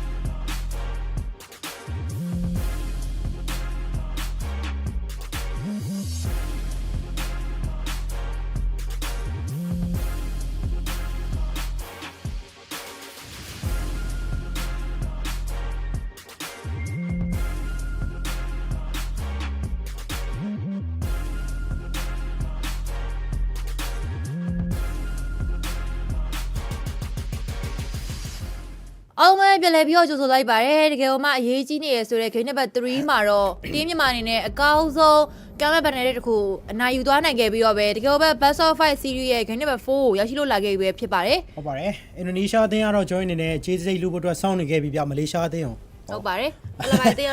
ဖိလစ်ပိုင်အသင်းကတော့ဒါတက်ဝိုင်းလို့ပြောပါတယ်ဟုတ်ပါတယ်เนาะအဲ့တော့ဖိလစ်ပိုင်အသင်းကတက်ဝိုင်းဆိုတော့မလေးရှားအသင်းကိုစောင့်နေပြီเนาะအင်ဒိုကမလေးရှားနဲ့စောင့်ကျင်တဲ့ပါရမီလေးဖြည့်ပေးလိုက်တော့ပိုကောင်းမယ်လားကဲတော့မြန်မာအသင်းကတော့နိုင်ဖို့အတွက်ဆိုနှစ်ပွဲလိုတယ်ကျိုးမလေးရှားအသင်းနိုင်ဖို့ကတစ်ပွဲလေးလိုတာဗျာเนาะအဲ့တော့နိုင်တဲ့တစ်ပွဲကိုမရသွားဆိုရင်တော့ကျိုးဒါကျွန်တော်မြန်မာအသင်းအတွက်ကတကယ်ကိုကောင်းသွားမယ့်အခြေအနေတစ်ခုပဲဗျာเนาะအဲ့တော့ကျိုးငွေတစ်စိမ့်စုရဖို့အတွက်ခြေနှစ်လန်းသာလိုပါတယ်ဟိုဘက်ကကျတော့ငွေစိမ့်စုရဖို့အတွက်ခြေတစ်လန်းပဲလိုတာဗျာအဲ့တော့ကဲအခွင့်အရေးလေးကဘယ်သူကပို့ပြီးတော့များမလဲယူဆောင်တော့ပေးတယ်ငကားတီကောင်ဘာမှမဟုတ်ဘူးတဲ့เนาะအဲ့တော့ UNS ကတော့ပေးလို့မရဘူး game number 2မှာတောက်လျှောက်တောင်းကျမ်းသွားတာဗျဟုတ်တယ် UNS လေးပိတ်ထားရပဲကောင်းမလားဆိုပြီးတော့ချက်တော့ပြန်ပြီးတော့တင်းကြီးပါအနေနဲ့တော့ကြည့်ထားတယ်ဘီနီရဲ့ FT ပါရောဒီတင်းမလေးရှားဘက်ကတောက်လျှောက်ပိတ်ထားခဲ့သလိုဒီပွဲစစ်မှာတော့တစ်ဖက်က game number 3မှာတော့ Fanny ကိုပေးခဲ့ပြီပဲ game number 4မှာတော့ Fanny ကိုမပေးတော့ဘူးထပ်ပြီးတော့ပဲတင်းမလေးရှား Benefit ညယူထားပြီးတော့ကျူရှင်း game number 1ကအ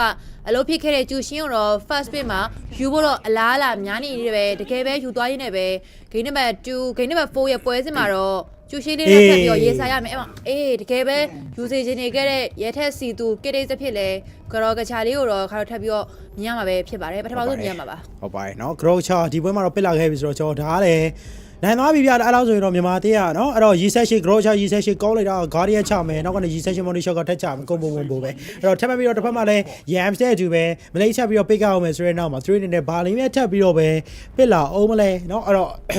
့ဒီပွဲမှာတော့ကျွန်တော်ရမ်ရှိကနော်3ပွဲစတဲ့ဂရောချာဆော့ခဲ့ဆိုတော့သူဆော့စရာလေးများပျောက်သွားလိမ့်မလားနော်ကျွန်တော်ပြန်ပြီးကြည့်ရမယ်ဗျဟုတ်ပါတယ်ကဲတော့ game 1 game 2ကအကျော်ပေးပြီးတော့ game 3 game 4 game 5အပြည့်စော့သွားမလားဆိုပြီးမြန်မာအသင်းအနေနဲ့တော့စဉ်းစားစရာပဲအဲ့တော့ထပ်ပြီးတော့ပဲနောက်ထပ်နှစ်ကောင်မလေးရှားအနေနဲ့ပစ်ထားရဲဆိုရင်တော့မှသူတို့အနေနဲ့ချင်ဂလာတွေလည်းဒီရှင်မှာတော့အများကြီးတော့လွတ်နေသေးတယ်ယူဇာတော့ပေးတယ်ဆိုတော့မလေးရှားလည်းယူမှာပဲတဲ့အဲ့တော့ယူဇာကိုထပ်ပြီးတော့ယူနေရင်းနဲ့ပဲ lens လောထပ်ပြီးတော့ပဲ Sakis ရဲ့ lens လောကိုလည်းထပ်ပြီးတော့တင်းမြန်မာကပေးထားဖြစ်တဲ့အတွက် Sakis ကတော့ပေးယူတယ်ဆိုတော့တော်ရလာတော့သွားပြီးတော့ကြာအဲ့တော့မြန်မာသေးဒီမှာထပ်ပြီးတော့နောက်ထပ်တစ်ကောင်ပစ်ရမယ်ခင်မီလေးပဲမင်းကိုစွမ်းဘင်းနီတစ်ဖြစ်လဲတောက်လျှောက်တော့ခင်မီပဲထပ်ပြီးတော့သူနဲ့တောင်းချက်ပြအောင်ပါမယ်ဟုတ်ပါတယ်เนาะကျွေးရယူပေးတာစားเนาะအဲ့တော့လောက်တာနေရတော့နေဒီချိန်မှာစကီးဆရာလဲပြောရမယ်ဒီ3ပွဲဆော့ရချိန်မှာ2ပွဲလောက်က lance slot တွေဗျအဲ့ဒီ lance slot လဲခုနကတော့ပြန်ပြီးတော့မြန်မာသေးလေကင်းရောက်သွားတဲ့အချိန်မှာပြန်ပြီးတော့ control သွားနိုင်ခဲ့တယ်ခဲအဲ့တော့ဒီ check ကလေးကလည်းဒါမစိုးလို့တော့ပြန်ပြီးပြောရမယ်ဆိုရဲအနေထားဗျเนาะအဲ့တော့ကဲထပ်မပြီးတော့ရအောင်မလားကျွန်တော်ပြန်ပြီးတော့ကြည့်အောင်မယ်မြန်မာသေးတွေနဲ့ဘယ်လိုဟီရိုမျိုးတွေပြန်ပြီးတော့ဘန်းလာအောင်လဲတစ်ဖက်ကနော်ယူဆောင်တွေပါတော့ထပ်ပြီးတော့ပစ်ထားပေးရဆိုတော့ဒီယူဆောင်ကိုနော်ယူဆောင်နဲ့တွဲဝိုင်းပို့ပြီးတော့ strong ပါတယ်ဆိုတော့ roam တွေထပ်ပြီးတော့ပိတ်ထားဖို့လို့မယ် high loss မစိုးပါဘူး high loss တွေပိတ်ထားလိုက်ပြီကဲတဲ့စီကကြောကရရဆိုအခြေအနေတစ်ခုကတော့ high loss တွေပိတ်ထားရလဲမှန်တယ်လို့ပဲပြောလိုက်မယ်အဲ့တော့ပြန်ပြီးတော့ပဲ benefits ကို OD လာပြီဆိုရဲနောက်မှာတော့ high loss ထပ်ပြီးတော့မြန်မာသင်းနဲ့ပိတ်ထားဆိုမျိုးမလေးရှားဘက်ကနေလဲဘာတွေပိတ်ချတယ်လဲသူတို့အနေနဲ့ပိတ်မယ်ဆိုတော့ CCA ဘာတွေပိတ်မယ်ဆိုလဲရှာသေးတယ်လို့မျိုးဒီနေ့မှကြည့်မယ်ဆိုရင်လဲ Bini ရဲ့ခင်မီရထားဖြစ်တဲ့အတွက် goal line မှာ Harry တွေပါရောသူတို့လည်းပိတ်ချသေးလားစံကြီးတောက်လျှောက် carry ပေးခဲ့တဲ့ game တွေပဲ3ကိုလည်းပြန်ပြီးတော့မြင်အောင်ပြီးတော့များဘန်းသွားမလားတစ်ချက်တော့ပြန်ပြီးတော့ကြည့်ရမယ်စံကြီးဆိုတဲ့ player ကလည်းဒါ hero ပူကျဲလို့ပဲပြောနေမြဲ Granger Harry သူတောက်လျှောက်ကိုပဲ signature hero တွေရထားဖြစ်တဲ့အတွက်ပြောမယ်ဆိုရင်တော့ Harry လေးပဲပြန်ပြီးတော့ပဲဘန်းသွားလိုက်ပါတယ်အဲ့တော့မစိုးလို့တော့ပြန်ပြီးပြောလို့ရပြီဗျာဒီ Harry Ban နဲ့ဆိုတာလည်းเนาะနည်းနည်းလေးဒီ Sanjo ကြောက်တာကြောက်လဲပါတယ်အဲ့တော့ Sanjo respect ပေးပြီးတော့ပြန်ပြီးတော့ပိတ်ထားလိုက်ပါသေးတယ်ကဲအဲ့တော့ဒီချိန်မှာမြန်မာသေးရဲ့နောက်ဆုံး ban face လေးတော့ကျွန်တော်ပြန်ပြီးတော့မြင်ရမယ်ဗျာအဲ့တော့မြန်မာသေးနောက်ဆုံး ban လေးကဘာလေးမြန်ဖြစ်လိမ့်မလဲပေါ့နော်အဲ့တော့ဒီချိန်မှာတော့အာကာနောက်ဆုံး ban အဲ့တော့ Roma ကောင်မထပ်ပြီးတော့ ban မလား James တော့เนาะ James ကိုလည်းတောက်လျှောက်ပိတ်ပြီးသားဆိုတော့နောက်ထပ်ချက်တဲဝါအောင်မယ်တကောင်ထပ်ပြီးတော့ပိတ်လိုက်ပို့ပြီးတော့ကောင်းလား Okay ခါလေးရဟုတ်တယ်เนาะ Roma တွေပဲလိုက်ပိတ်နေတာgame number 4 game number 3တောက်လျှောက်ပဲ drop it တွေလှနေခဲ့ဆိုရဲတင်းမြန်မာတင်းဖောက်နေရတော့ပြန်ပြီးတော့တိဆောက်လာခဲ့ပြီးတော့ပဲအကောင်းဆုံးပြန်ပြီးတော့စော့နေခဲ့ရဆိုတဲ့အခြေအနေတစ်ခုအဲ့တော့နောက်ဆုံးတင်းမလေးရှားဘက်ကနေနောက်ဆုံး bunny face ကိုတော့သွားလိုက်မယ်ဗျသူတို့အနေနဲ့ထပ်ပြီးတော့ပဲဆက်ကြီးရဲ့ hero ပဲနောက်တစ်ခေါက်ထပ်ပြီးတော့ပိတ်အောင်မလားထပ်ပြီးတော့ကြည့်အောင်မယ်bunny face မှာလည်းဒါနောက်ဆုံး bunny face ဖြစ်တဲ့အတွက်တော်လေးကိုမှအရေးကြီးနေရဆိုတဲ့အချိန်တစ်ခုပါပဲအဲ့တော့တင်းမလေးရှားအနေနဲ့ဒီမှာတော့ I dream အနေနဲ့တော့တော်လေးကိုမှစဉ်းစားထားရဆိုတဲ့ပုံစံမျိုးပဲ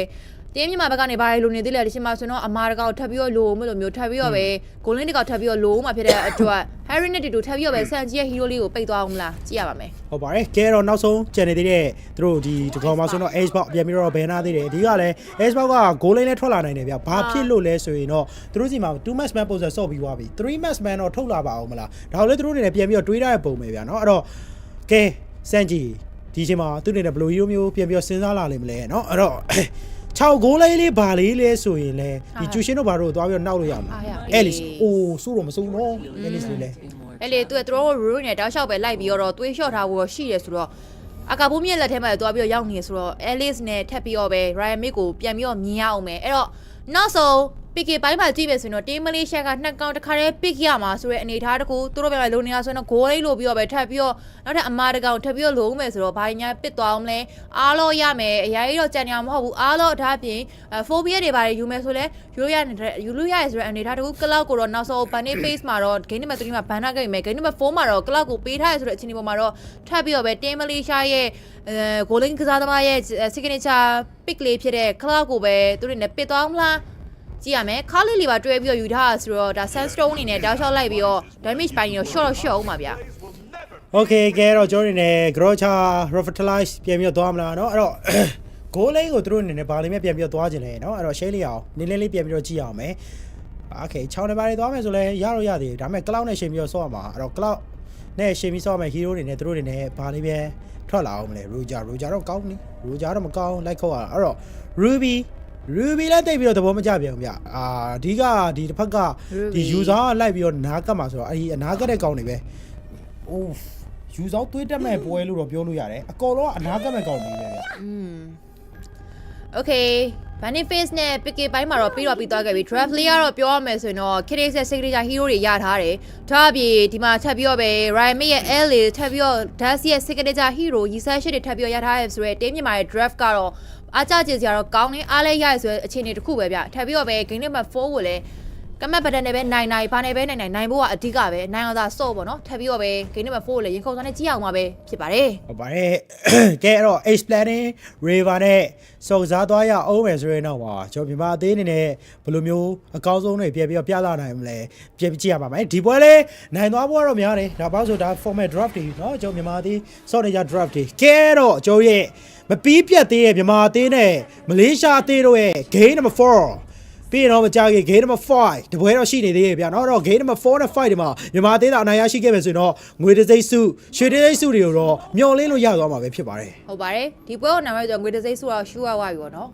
အဲ့တော့တော်တော်လေးကမှအရေးကြီးရဆိုအနေထားတစ်ခုပါပဲဟုတ်ပါတယ်ကဲတော့ကျွန်တော်ပွဲလေးကတော့စတင်လာခဲ့ပြီဆိုရင်တော့ဒီချိန်မှာလည်းမလင်းရဲ့ခလေးဆိုတော့ဒီတိုနေတိုးတွေပါနဲ့ပြန်ပြီးတော့လဲထားဖို့တော့ရှိရဲ Samsung တွေပါတွေကနည်းနည်းလေးကြောက်ဖို့တော့ကောင်းတယ်အဓိက Kimi နေနဲ့ Flicker လေးတော့ပါလာအောင်ရောက်နှစ်ကောင်ဖြတ်မှတာဆိုလဲနှစ်ကောင်ရလဲဒီချိန်မှာတော့တိတ်ပြီးတော့ trade တော့မဖြစ်သေးဘူးမလိမ့်မလဲဒီ Jushin ရှိနေတဲ့ရဖြစ်တဲ့အတွက်ဒီ Jushin Mini Wave ရှင်းတာတွေလည်းကောင်းတယ်ထပ်ပြီးတော့ဒီ Crit ရှင်းတဲ့ဘိုင်းတွေမှာလည်းတော်တော်လေးကောင်းတဲ့ထဲမှာတော့တွေ့ရပါဗျဟုတ်ပါတယ်အဲ့တော့ site လေးမှာကြည့်မယ်ဆိုရင်လည်းရှင်ထရကလည်း Ruby နဲ့ပြောရမယ်ဆိုတော့ Alice နဲ့ user ရဲ့အားပြိုင်မှုတွေ Ruby နဲ့ Cloud ရဲ့ရှင်ထရမျိုးတွေထပ်ပြီးတော့မြင်ရမယ် Ruby နဲ့ Cloud ကို early game မှာတော့သူ့အနေနဲ့ပြန်ပြီးတော့အသာတော့ထိထားနိုင်တယ်ဆိုတဲ့သဘောပဲဗျ Cloud လည်းလေကရရတော့ပြန်ပြီးတော့တောင်းရလာမယ်ဆိုတဲ့ pressure မျိုးတွေတော့ရှိရ letter flag တချို့တော့ကမ်းမြောက်ထားဖို့စဉ်းစားထားဆိုရင်နောက်မှာထပ်ပြီးတော့ပဲကမ်းမြောက်ထားနေတယ်ပဲရဲထက်စီသူတော်တော်လေးသွေးတော့ short ခံနေရတယ်ထပ်ပြီးတော့ပဲခေါင်းတော့ခောက်ထားမျိုးရှိပေမဲ့နောက်မှာလည်း damage ပိုင်းစာတိတ်တော့မလုံလောက်သေးဘူးဆိုရင်နောက်မှာတော့ပြန်ပြီးတော့ forward ထားသေးတယ်အဲ့တော့ objective battery ပဲထပ်ပြီးတော့မြင်တွေ့ရဖို့တော့ရှိရဆိုရင်တော့လေတူလေးတော့ထပ်ပြီးတော့ရောက်တော့စားထားပါသေးတယ် Okay dome mob တွေနဲ့သွေးပြန်ဆော့ဖို့တော့စူးစမ်းနေရဆိုပေမဲ့လည်းဖက်ကလည်း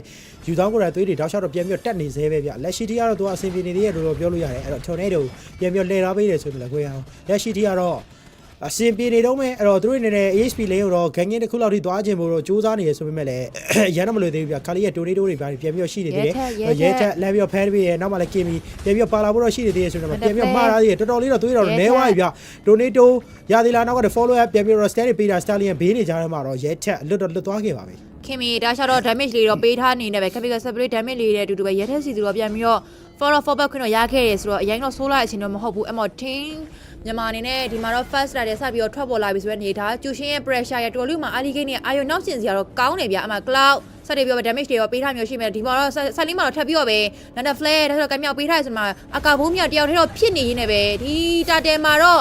ပြန်ပြီးတော့ပဲ last လော်ထပ်ပြရနေရတူ Lender Flare ဒါဆိုတော့ကင်မထားပြဆို first player Alice လို့စိုက်ပြရရှိထားတယ် Mountain Shot ကထပ်ပေးထားဆိုမဲ့ damage ပိုင်းဆိုင်ရာမှာတိတ်ပြီးတော့စကားပြောနေသေးပဲရက်တဲ့စီသူပြောထဲကျုံနေပြီထပ်ပြီးတော့ကျူရှေးလေးတော့တိတ်ပိုက်ထားတယ်ထပ်ပြီးတော့ပဲ user ရက်တဲ့စီသူထပ်ပြီးတော့တိတ်ပိုက်နေနေပဲကတော့ကချာလေးကတော့ပြန်ပြီးတော့ကျသွားခဲ့တယ်ဆိုတော့ဒီလိုပိုင်းမှာလည်းတကောက်အကျော်ပေးလိုက်ရတယ်လို့မျိုးတာတယ်လေးလည်းပေးလိုက်ရတာဖြစ်တဲ့အတွက်အရင်တော့ဒီ movement လေးကတော့တန်တော့တန်မနေဘူးဗျโอเคကဲတော့ဒီချိန်မှာတော့မင်းလိန်မှာလည်းကျိုးဒီဂိုရှိလေးရတဲ့လောက်လေးတော့လာတော့ခွာသွားပြီဗျာကလောက်ကအဲ့တော့နောက်ကနေထိုးနေ Sam Show ထပ်ပြီးပေးတာ Alice အက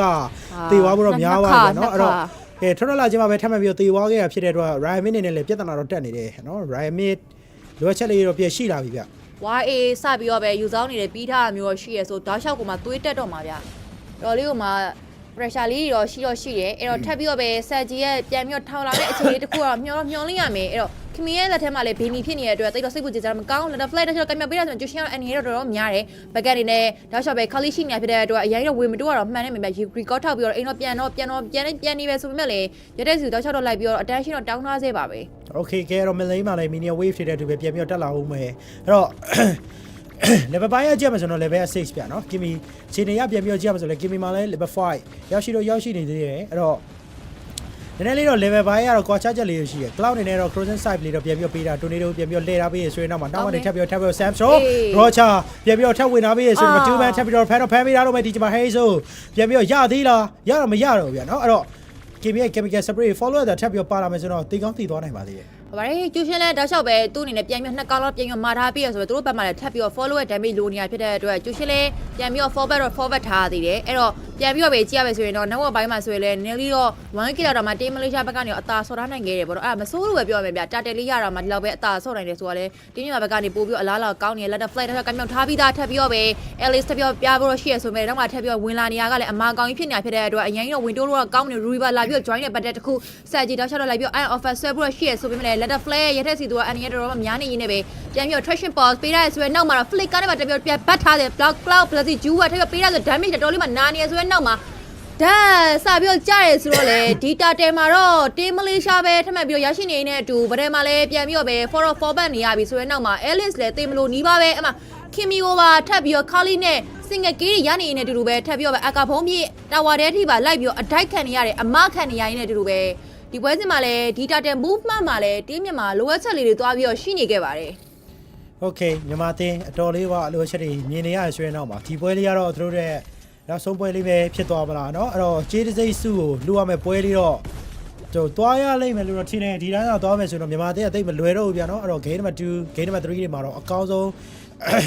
းကျွန်တော်တိဆက်ပေးခဲ့တယ်ဆိုမှလည်းသူတို့တွေနဲ့เนาะ game number 4ရပွဲစဉ်မှာလောက်ကွက်တွေက early intro လေးကတော့ကောင်းမလားကြည့်ခဲ့တယ် draft လေးကတော့ကောင်းမလားကြည့်ခဲ့တယ်ဆိုမှလည်းဒီစောပုံလေးကတော့တိတ်ပြီးတော့စေမပြေဘူးဗျာနော်စောပုံလေးကလိုအပ်တယ်နီးကလည်းသူတို့ player တရားနဲ့တယောက်ဂျားတွေက connection တွေကလိုအပ်နေတယ်လို့တော့မြင်မိရဗျာအဲ့တော့ let's lot dash နဲ့ပြန်ပြီးဝင်လာတယ်ပြန်ထိမှုစူးစမ်းရမ်းရှောက်လို့သွားပြပြီး recession mode shot ကဟိုရလို့တကောင်ဖြတ်နိုင်မယ်ဆိုတော့မစိုးဒါပေမဲ့လက်နောက်ကနေ follow up တွေထပ်ပြီးဝင်လာကျူရှင်း Lender Flare traction pass guardian ထပ်ပြီးဝင်လာခဲ့ဆိုတော့ဒီမှာ mid lane လေးပြန်ပြီးရမယ်ဆိုတော့မစိုး double kill အထိပါရရှိသွား Sanji နော်အဲ့တော့ Bini ဒီချိန်မှာ double kill ရရှိသွားတာတော့မစိုးဗျဗီနီယလက်ထဲမှာကင်မီယိုပေးထားတယ်လေခေတ္တဘက်40ရောတင်းမလေးရှားဘက်ကနေအန်ရီတော်တော်များပြီးတော့ဒီဗီနီယကင်မီရဲ့ damage တွေကိုတော်တော်လေးမှသူတို့အနေနဲ့ခံစားနေရတယ်ဆိုတော့တေလူကျဲပါပဲအဲ့တော့တိတ်တော့လွယ်မနေဘူးဆိုတဲ့အတိုင်းပဲတခုပါတော့ဒီ movement လေးကတင်းမြင့်မှာဘက်ကတော်တော်လေးမှအခြေအနေတော့ကောင်းသွားခဲ့ပြီဆိုတော့ဒီတာတယ်လေးဒီ objective ပေါ့နော်ဒီ tower လေးတစ်လုံးပါထပ်ပြီးတော့ရလိုက်မယ်ဆိုရင်တင်းမြင့်မှာအတွက်ကတော့ဒါ pressure ဒီ crew pressure လေးတွေကြိုပြီးတော့ဖြည့်ရှင်းထားပြီးတော့သွားပြီးတော့ကြာနေမှာပေါ့နော် game 1 game 2 game 3တောက်လျှောက်အားနေခဲ့တဲ့ဒီဆက်လေးထိန်းတာတွေ lane pressure တွေကိုတော့ဒီ game number 4မှာတော့သူတို့နေဖြည့်ရှင်းထားဖို့လိုအပ်ပါတယ်တော်ချာဒီချိန်မှာလာပြီးတော့ကြည့် Sam Show နောက်နေ Stallion Bean ထပ်ပြီးတော့ပေးပြီးတော့ chemical spray နဲ့တော့ light တော့ကတ်ပေးတာရယ် last lot dash နဲ့ပြန်ပြီးဝင်လာကြည့် for the execution ပဲရှိတော့ရပြန်ပြီးပေးကြအဲ့တော့ထပ်ပြီးတော့ back သွားခဲ့ပြီဆိုရင်တော့နောက်ကနေထပ်ပြီးတော့ set ပေးထားတော့ပဲဒီမှာထပ်ပြီးတော့ mid lane ကိုရရှိမှာလားနည်းနည်းလေးတော့လွဲသွားခဲ့ပြီဆိုရင်တော့ဒီမှာတော့ဘာမှတော့ set တော့မဖြစ်သွားဘူးဗျအကဲအဲ့တော့ data battle လေးထပ်ပြီးတော့စတင်အောင်မယ်ဒီ data battle လေးမှာတော့သူတို့တွေနဲ့ပြန်ပြီးတော့အကောင်းဆုံးလုပ်ပြလို့ရအောင်မယ်ဗျနော်အဲ့တော့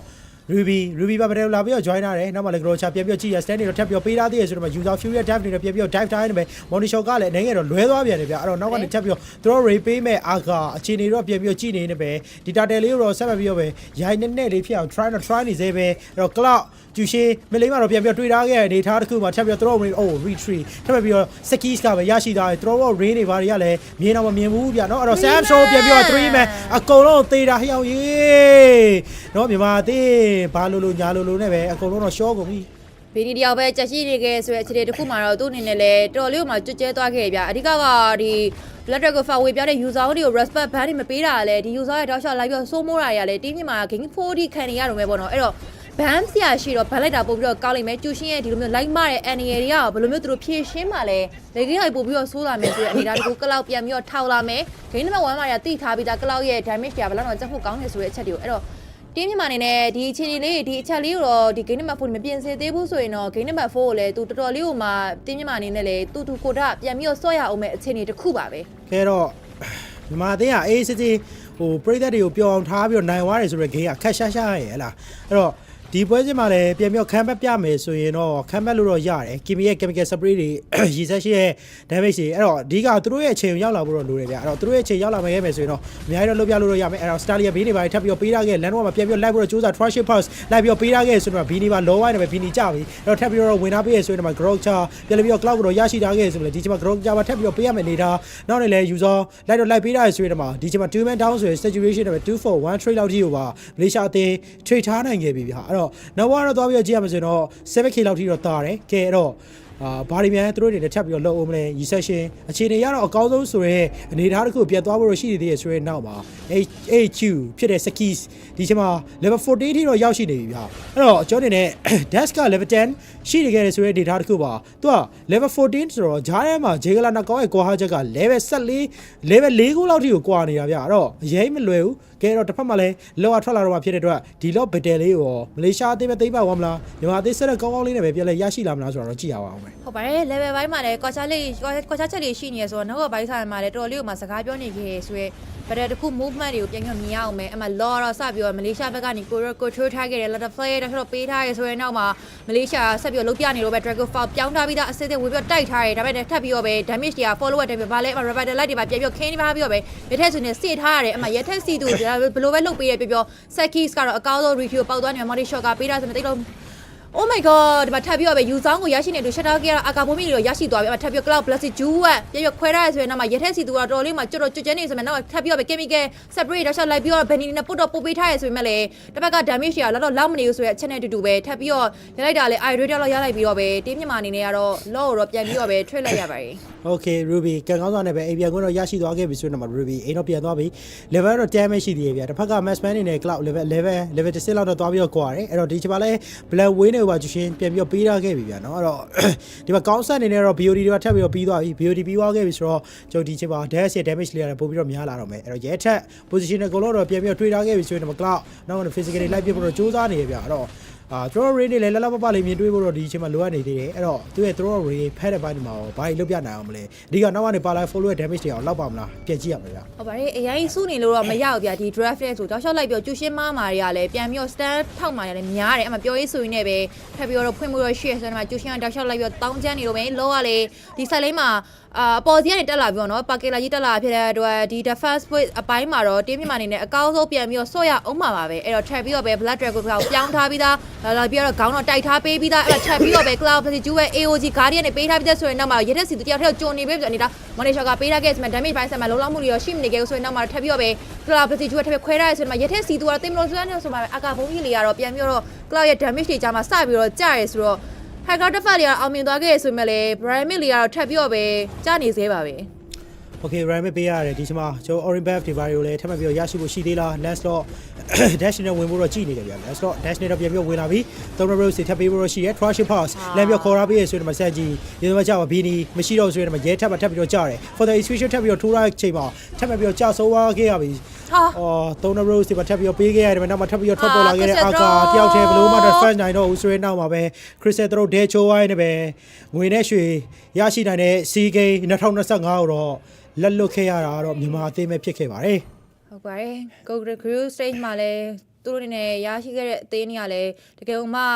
6နေခဲ့ရဆိုပေမဲ့လည်း Cruise Stage နဲ့မှာ Toss ပြီးတော့ United ခဲ့ရဆိုပေမဲ့မလေးရှားနဲ့အသင်းမှာတော့သူတို့တွေနိုင်ဆော့သွားနိုင်ခဲ့မယ်လို့ Caro ပရိသတ်တွေတနိုင်ငံလုံးမျှော်လင့်ခဲ့ပေမဲ့လည်း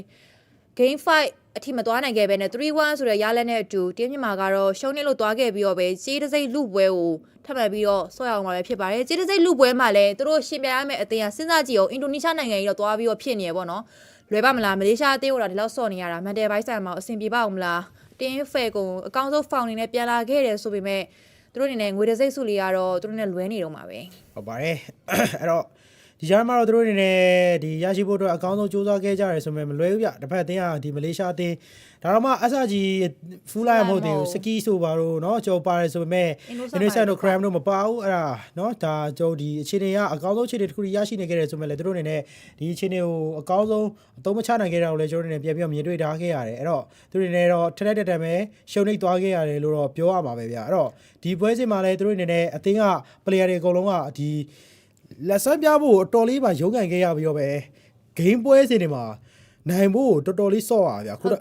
အပွဲကလည်းနိုင်သွားတာကျွန်တော်လက်ကေးရောက်သွားလို့သာနိုင်သွားဗျာဆန်ဂျီတို့ဘာလို့ damage share ရန်ထွက်ပြီးတော့နိုင်သွားတာမဟုတ်ဘူးဆိုတော့ဒီပွဲကတော်တော်ကြီးမလွယ်တာဗျာဟုတ်ပါတယ် game 2မှာဆိုရင်တော်တော်လေးမှာစော့လိုက်ရတယ်နိုင်ဝက်နေပါလောက်ထိတော့မှ Jury Show ဆွဲဆက်ပြီးတော့စော့ခဲ့ဆိုပေမဲ့လည်း game 2မှာလည်းရှုံးနေခဲ့တယ်လို့မျိုး game နဲ့မှ3ရောက်တော့ပြန်ပြီးတော့သူတို့ရဲ့ signature hero တွေနဲ့ထပ်ပြီးတော့ draft ပိုင်းမှာထုတ်ခဲ့ပြီးတော့ပြန်ပြီးတော့လည်းအနိုင်ရလက်ရရှိခဲ့တယ်ဆိုမှလည်းတော်တော်လေးကိုမှစော့လိုက်ရတယ်အပြတ်တက်ကြီးနိုင်နေဆိုတော့တပွဲမှတော့မရှိခဲ့ဘူးပေါ့နော်ဒီပွဲစဉ်မှာဒီ Faco တစ်ဖြစ်လဲတေးစနက်ကရဲ့ခိုညိုကျော်ရဲ့ draft တွေကလည်းသဘောကျစရာကောင်းမနေဘူးပေါ့နော်ဒါတော့ဒါပြောရမယ်ဆိုရင်တော့ဒီ local ပွဲတွေထက်တောင်မှဒီပိုင်းမှာတော့ဒီ CK ပွဲမှာတော့ international ပွဲမှာတော့ draft ပိုင်းလေးတွေကတိတ်ပြီးသဘောကျစရာမကောင်းဘူးခါတို့ဒီ local stage မှာပြသခဲ့တဲ့ draft တွေကတော့ပို့ပြီးသဘောကျစရာကောင်းတယ်ဆိုတဲ့အခြေအနေတစ်ခုလောက်တော့သွားပြီးတော့ကြားရပါတော့အဓိကဒီစန်ဂျီရဲ့လက်ထဲကို Ruby တွေပိုင်းနဲ့တိတ်တော့လိုက်မနေဘူးသူအဓိကထုတ်တာက Harry တွေပိုင်းဆိုပို့ပြီးတော့ကောင်းမှာပေါ့နော်အဲ့တော့ Harry တွေရနေရတော့မပစ်တော့တစ်ဖက်ကမလေးရှားလည်းတောက်လျှောက်ဘန်ပြီးတော့ပဲဒီစန်ဂျိုလည်းချုပ်လိုက်တယ်လို့မျိုး Dash ကိုလည်း Ali Game မှာတွေကသူ့ရဲ့ hero တွေတဲပြီးတော့ဘန်နေတစ်ဖက်ကမလေးရှားမခေဘူးဗျတောက်လျှောက် respect ဘန်နေပေးပြီးမယ်လေတင်းပြမှာဘက်ကတော့ဘလို့မှ respect ဘန်မပေးဘူး user လည်းတောက်လျှောက်ပေးတယ်ဂရုကစားတောက်လျှောက်ပေးတယ်အဲ့ဒီချက်တွေကလည်းစိုးသွားခဲ့တယ်ပေါ့နော်ဟုတ်ပါတယ်အဲ့တော့မလေးရှားအသင်းကတော့ကျွန်တော်တို့ဒီပြောမယ်ဆိုရင်MPL အင်ဒိုနီးရှားစီးတင်မှာသူတို့ကဒီအောက်ဆုံးစိတ်ကိုရရှိခဲ့တဲ့အသေးများเนาะအဲ့တော့အနေနဲ့တော့မျောလေးချက်လေးတော့ထပ်ပြီးတော့ထားခြင်းနေတယ်ဂျေးတိတ်စုကိုရအောင်ယူသွားနိုင်မလားဒါလေးကတော့ကြောပြပြီးတော့ကြည့်ရမယ်ဗျာเนาะအဲ့တော့ Chim Liquid Indo နဲ့သွားပြီးတော့တွေ့ရမယ် Chim Liquid Indo ကတော့ပြီးခဲ့တဲ့ MPL form ရကြည့်ရမယ်ဆိုတော့တော်တော်လေးစိုးရွားခဲ့တယ်ဗျာဒါပေမဲ့တော့သူတို့တွေနဲ့ပြောမယ်ဆိုရင်တော့ qualifier ရမှာအနိုင်ရရှိခဲ့ပြီးသားအသေးဖြစ်တဲ့အတွက်တော့နောက်တစ်ချက်ကိုတက်ရောက်ခွင့်တော့ရရှိတာတယ်အဲ့တော့ဒီအချိန်မှာဒီအင်ဒိုနီးရှားကိုစားပြုအနေနဲ့သွားပြီးတော့စောနေရတဲ့Chim Liquid အဲ့တော့ဘာတွေထပ်ပြီးတော့လုပ်ပြနိုင်အောင်မလဲကျွန်တော်မြန်မာသေး Faco နေနဲ့ရောဘာတွေအကောင်းဆုံးပြန်လည်ပြီးတော့ချပြလာတယ်မလဲဆိုတာကိုကြည့်ရမှာဖြစ်တဲ့အတွက်နောက်ထပ်ကြေးတစိမ့်လူပွဲဖြစ်တဲ့မြန်မာ versus အင်ဒိုနီးရှားပွဲစဉ်တွေတူပဲပြန်လာခဲ့ပါမယ်ဗျ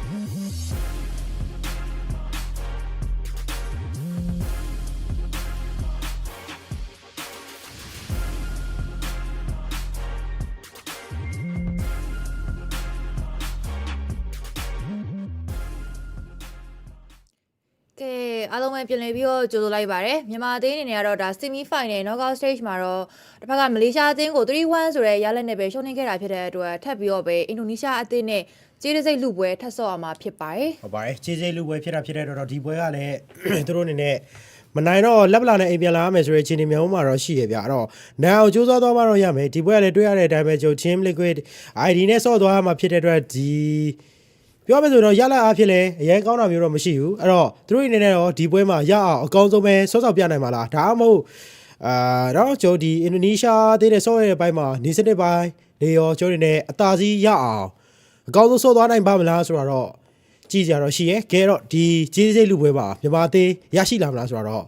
ကြည့်ရပါတော့မယ်ဗျဟုတ်ပါတယ်ဒီလွန်ခဲ့တဲ့2023တော့ Faco Esport တွားပြန်ခဲ့တော့လေကျေးဇူးရခဲ့တဲ့ record တွေလည်းရှိတာဖြစ်တဲ့အတွက်ဒီနောက်ထပ်လာပြီးတော့ထပ်ပြီးတော့ရှင်များရတဲ့2025 စီးဂိမ်းမှာတော့ Faco Esport ကဒါ main ကလေးကောယောက်ျားလေးရောတင်းစံတဲ့ကကိုစားပြုတွားပြန်ရတာဖြစ်တဲ့အတွက်လည်းသူတို့အနေနဲ့ဒီရလက်တွေကိုကြော်သွားဖို့တော့ခါတော့မျှော်လင့်ခဲ့ပေမဲ့တကယ်တော့လည်းနီးကက်ခဲ့ပေမဲ့လည်းသူတို့ရဲ့ drop by side နေပါမှုတွေလောက်လုပ်ငန်းနေပါမှုတွေလည်းပါဆိုမျိုး hero pool အနေထားရလဲကျေပေမဲ့သူတို့ကဒါယူဆောင်နေပါလေတောက်လျှောက်ပေါ့နော်မဘန်းမဲ့နဲ့တောက်လျှောက်ပေးနေရတဲ့တေးမလေးရှားကိုတောက်လျှောက်အသာစီးပေးနေသလိုဆိုတဲ့သဘောတော့သွားပြီးတော့ကြာရပါတော့အဲ့တော့ထပ်ပြီးတော့တွေ့ရမယ့်အင်ဒိ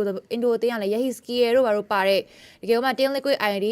MPL record တွေ season တွေအရတော့ဒါ team foul တွေသူတို့နေနေပါနေရဆိုပေမဲ့လည်းဒီ CK ပွဲမှာရောဘလောက်အနေနဲ့လုတ်ပြနေအောင်မလဲဆိုတာလည်းမြန်မာအသင်းအနေနဲ့ကတော့ရီခုန်ကျင်စရာပါပဲဟုတ်ပါတယ်မကြခင်မှာတော့ကျွန်တော်အနေနဲ့အင်ဂိမ်းကိုစတင်ကြအောင်ပါပဲဖြစ်ပါတယ်လက်ရှိမှာဆိုရင်တော့သူတို့အနေနဲ့နည်းနည်းလေးဒီပြင်ဆင်မှုတွေပြန်ပြီးတော့လုပ်နေတယ် draft တွေပါတွေပြန်ပြီးတော့ဆန်းနေရပြီးတော့ဒီပင်တွေပါပြန်ပြီးတော့ test နေရဆိုတဲ့အခြေအနေလေးတော့ပြန်ရှိတယ်အဲ့တော့ဒါပြီးတော့သူတို့အနေနဲ့ပွဲလေးကတော့ပြန်လည်းပြီးတော့စတင်มาလည်းဖြစ်ပါတယ်အဲ့တော့ပွဲမစတင်ခင်မှာဆိုရင်တော့သူတို့ဖြစ်နေကြတဲ့အတိုင်းပဲ technical error လေးတွေတော့ရှိလိမ့်မယ်ရှိပြီးတော့ကျွန်တော်ပွဲကတော့စနိုင်မယ်ဗျဟုတ်ပါတယ် drop ပိုင်းကလည်းစနေပြီဆိုတဲ့အခြေအနေတစ်ခုမှာတော့မကြခင်မှာတော့ကြည့်ရတော့ပါပဲအင်ဒိုနီးရှားနိုင်ငံအသင်းတွေကတော့ဖိလစ်ပိုင်နဲ့တွေ့ရဲ့ပွဲစဉ်မှာလည်းသူတို့အနေနဲ့အကောင်းဆုံးခံဆော့နိုင်နေဆိုတဲ့အချက်တွေရောရှိတယ်တစ်ဖက်ကဖိလစ်ပိုင်နိုင်ငံအသင်းတွေကတော့ဒါရွှေတစိမ့်စုအတွက်တော့အရန်တော့နီးကပ်နေပြီဆိုတဲ့အခြေအနေတစ်ခုမှာတော့တင်းမြန်မာအနေနဲ့ကလည်းဒီအင်ဒိုအသင်းကိုကျော်လွှားနိုင်မှလည်းကြီးတစိမ့်ဆိုတဲ့ bronze medal award ကိုရမှာဖြစ်တဲ့အတွက်ဒီအချိန်မှာတော့မြန်မာနိုင်ငံနိုင်ငံလုံးအနေနဲ့ဒါအားပေးရလည်းရှိသလိုမျိုးဝယ်ဖို့လည်းအများကြီးရှိနေတာဖြစ်တဲ့အတွက်ဒါ player တွေအနေနဲ့ကလည်းသူတို့အနေနဲ့ပြန်ပြီးတော့ဘယ်လိုပြင်ဆင်လာမလဲဆိုတဲ့အချက်တွေကလည်းပရိသတ်တွေနဲ့စောင့်မျှော်ခြင်းစရာပါပဲဟုတ်ပါတယ်ကဲတော့ကျွန်တော်တို့ရဲ့အကောင်းဆုံးပြန်လည်ပြီးတော့ပဲဒီနေ့ပွဲစဉ်မှာမြန်မာအသင်းအရင်နှစ်ကနောင်တော်ကြီးတွေရရှိခဲ့တဲ့ကျေးတစိမ့်စုကိုပြန်လည်ပြီးတော့ရရှိနိုင်ပါမလားဒါလေးကလည်းကျွန်တော်တို့နဲ့ပြန်လည်ပြီးတော့စောင့်ကြည့်ရမယ်အဲ့တော့ဒီအသင်းရဲ့တွေးဆမှုမှာလည်းသူတို့တွေဘာတွေထပ်ပြီးတော့လုပ်ပြနိုင်အောင်မလဲနောက်တစ်ချက်ကပြန်ပြီးတော့ကြည့်ရမှာဆိုရင်လည်းဒီမြန်မာအသင်းတွေနဲ့ခုနကတော့ driven face တွေဆော့ရခဲ့တယ်ဆိုပေမဲ့ဒီအချိန်မှာထပ်မှပြီးတော့အပြင်ထွက်သွားတာဖြစ်တဲ့တော့ဒါ technical error လို့တော့ပြောတာပဲเนาะအဲ့တော့ဟိုဘက်ဒီဘက်မှားတာလားဒါမှမဟုတ်ဒီတက်ကြာနေသေးတာဆိုတော့ဘာလို့ပဲဖြစ်လာမလဲပေါ့เนาะကြည့်ရမယ်ဟုတ်တယ်ဘီနီအောင်မှတန်းနေပြီเนาะဆိုတော့သူလည်းအိတ်ချင်နေပြီဆိုတော့အနေထားပွဲလည်းပန်းနေပြီပေါ့เนาะ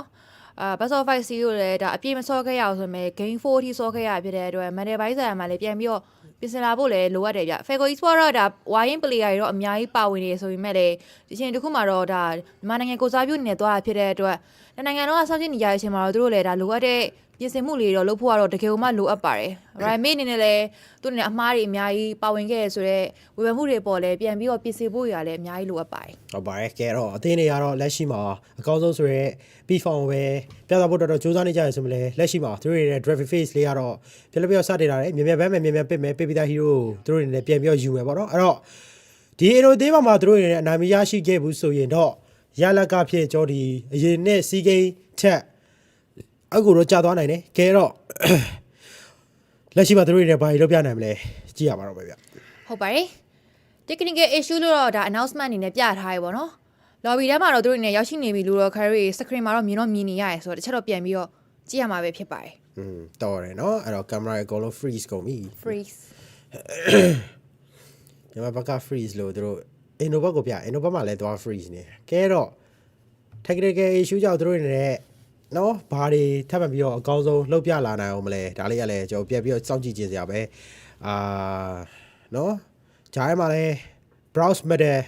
match ဖြစ်တာဖြစ်တဲ့တော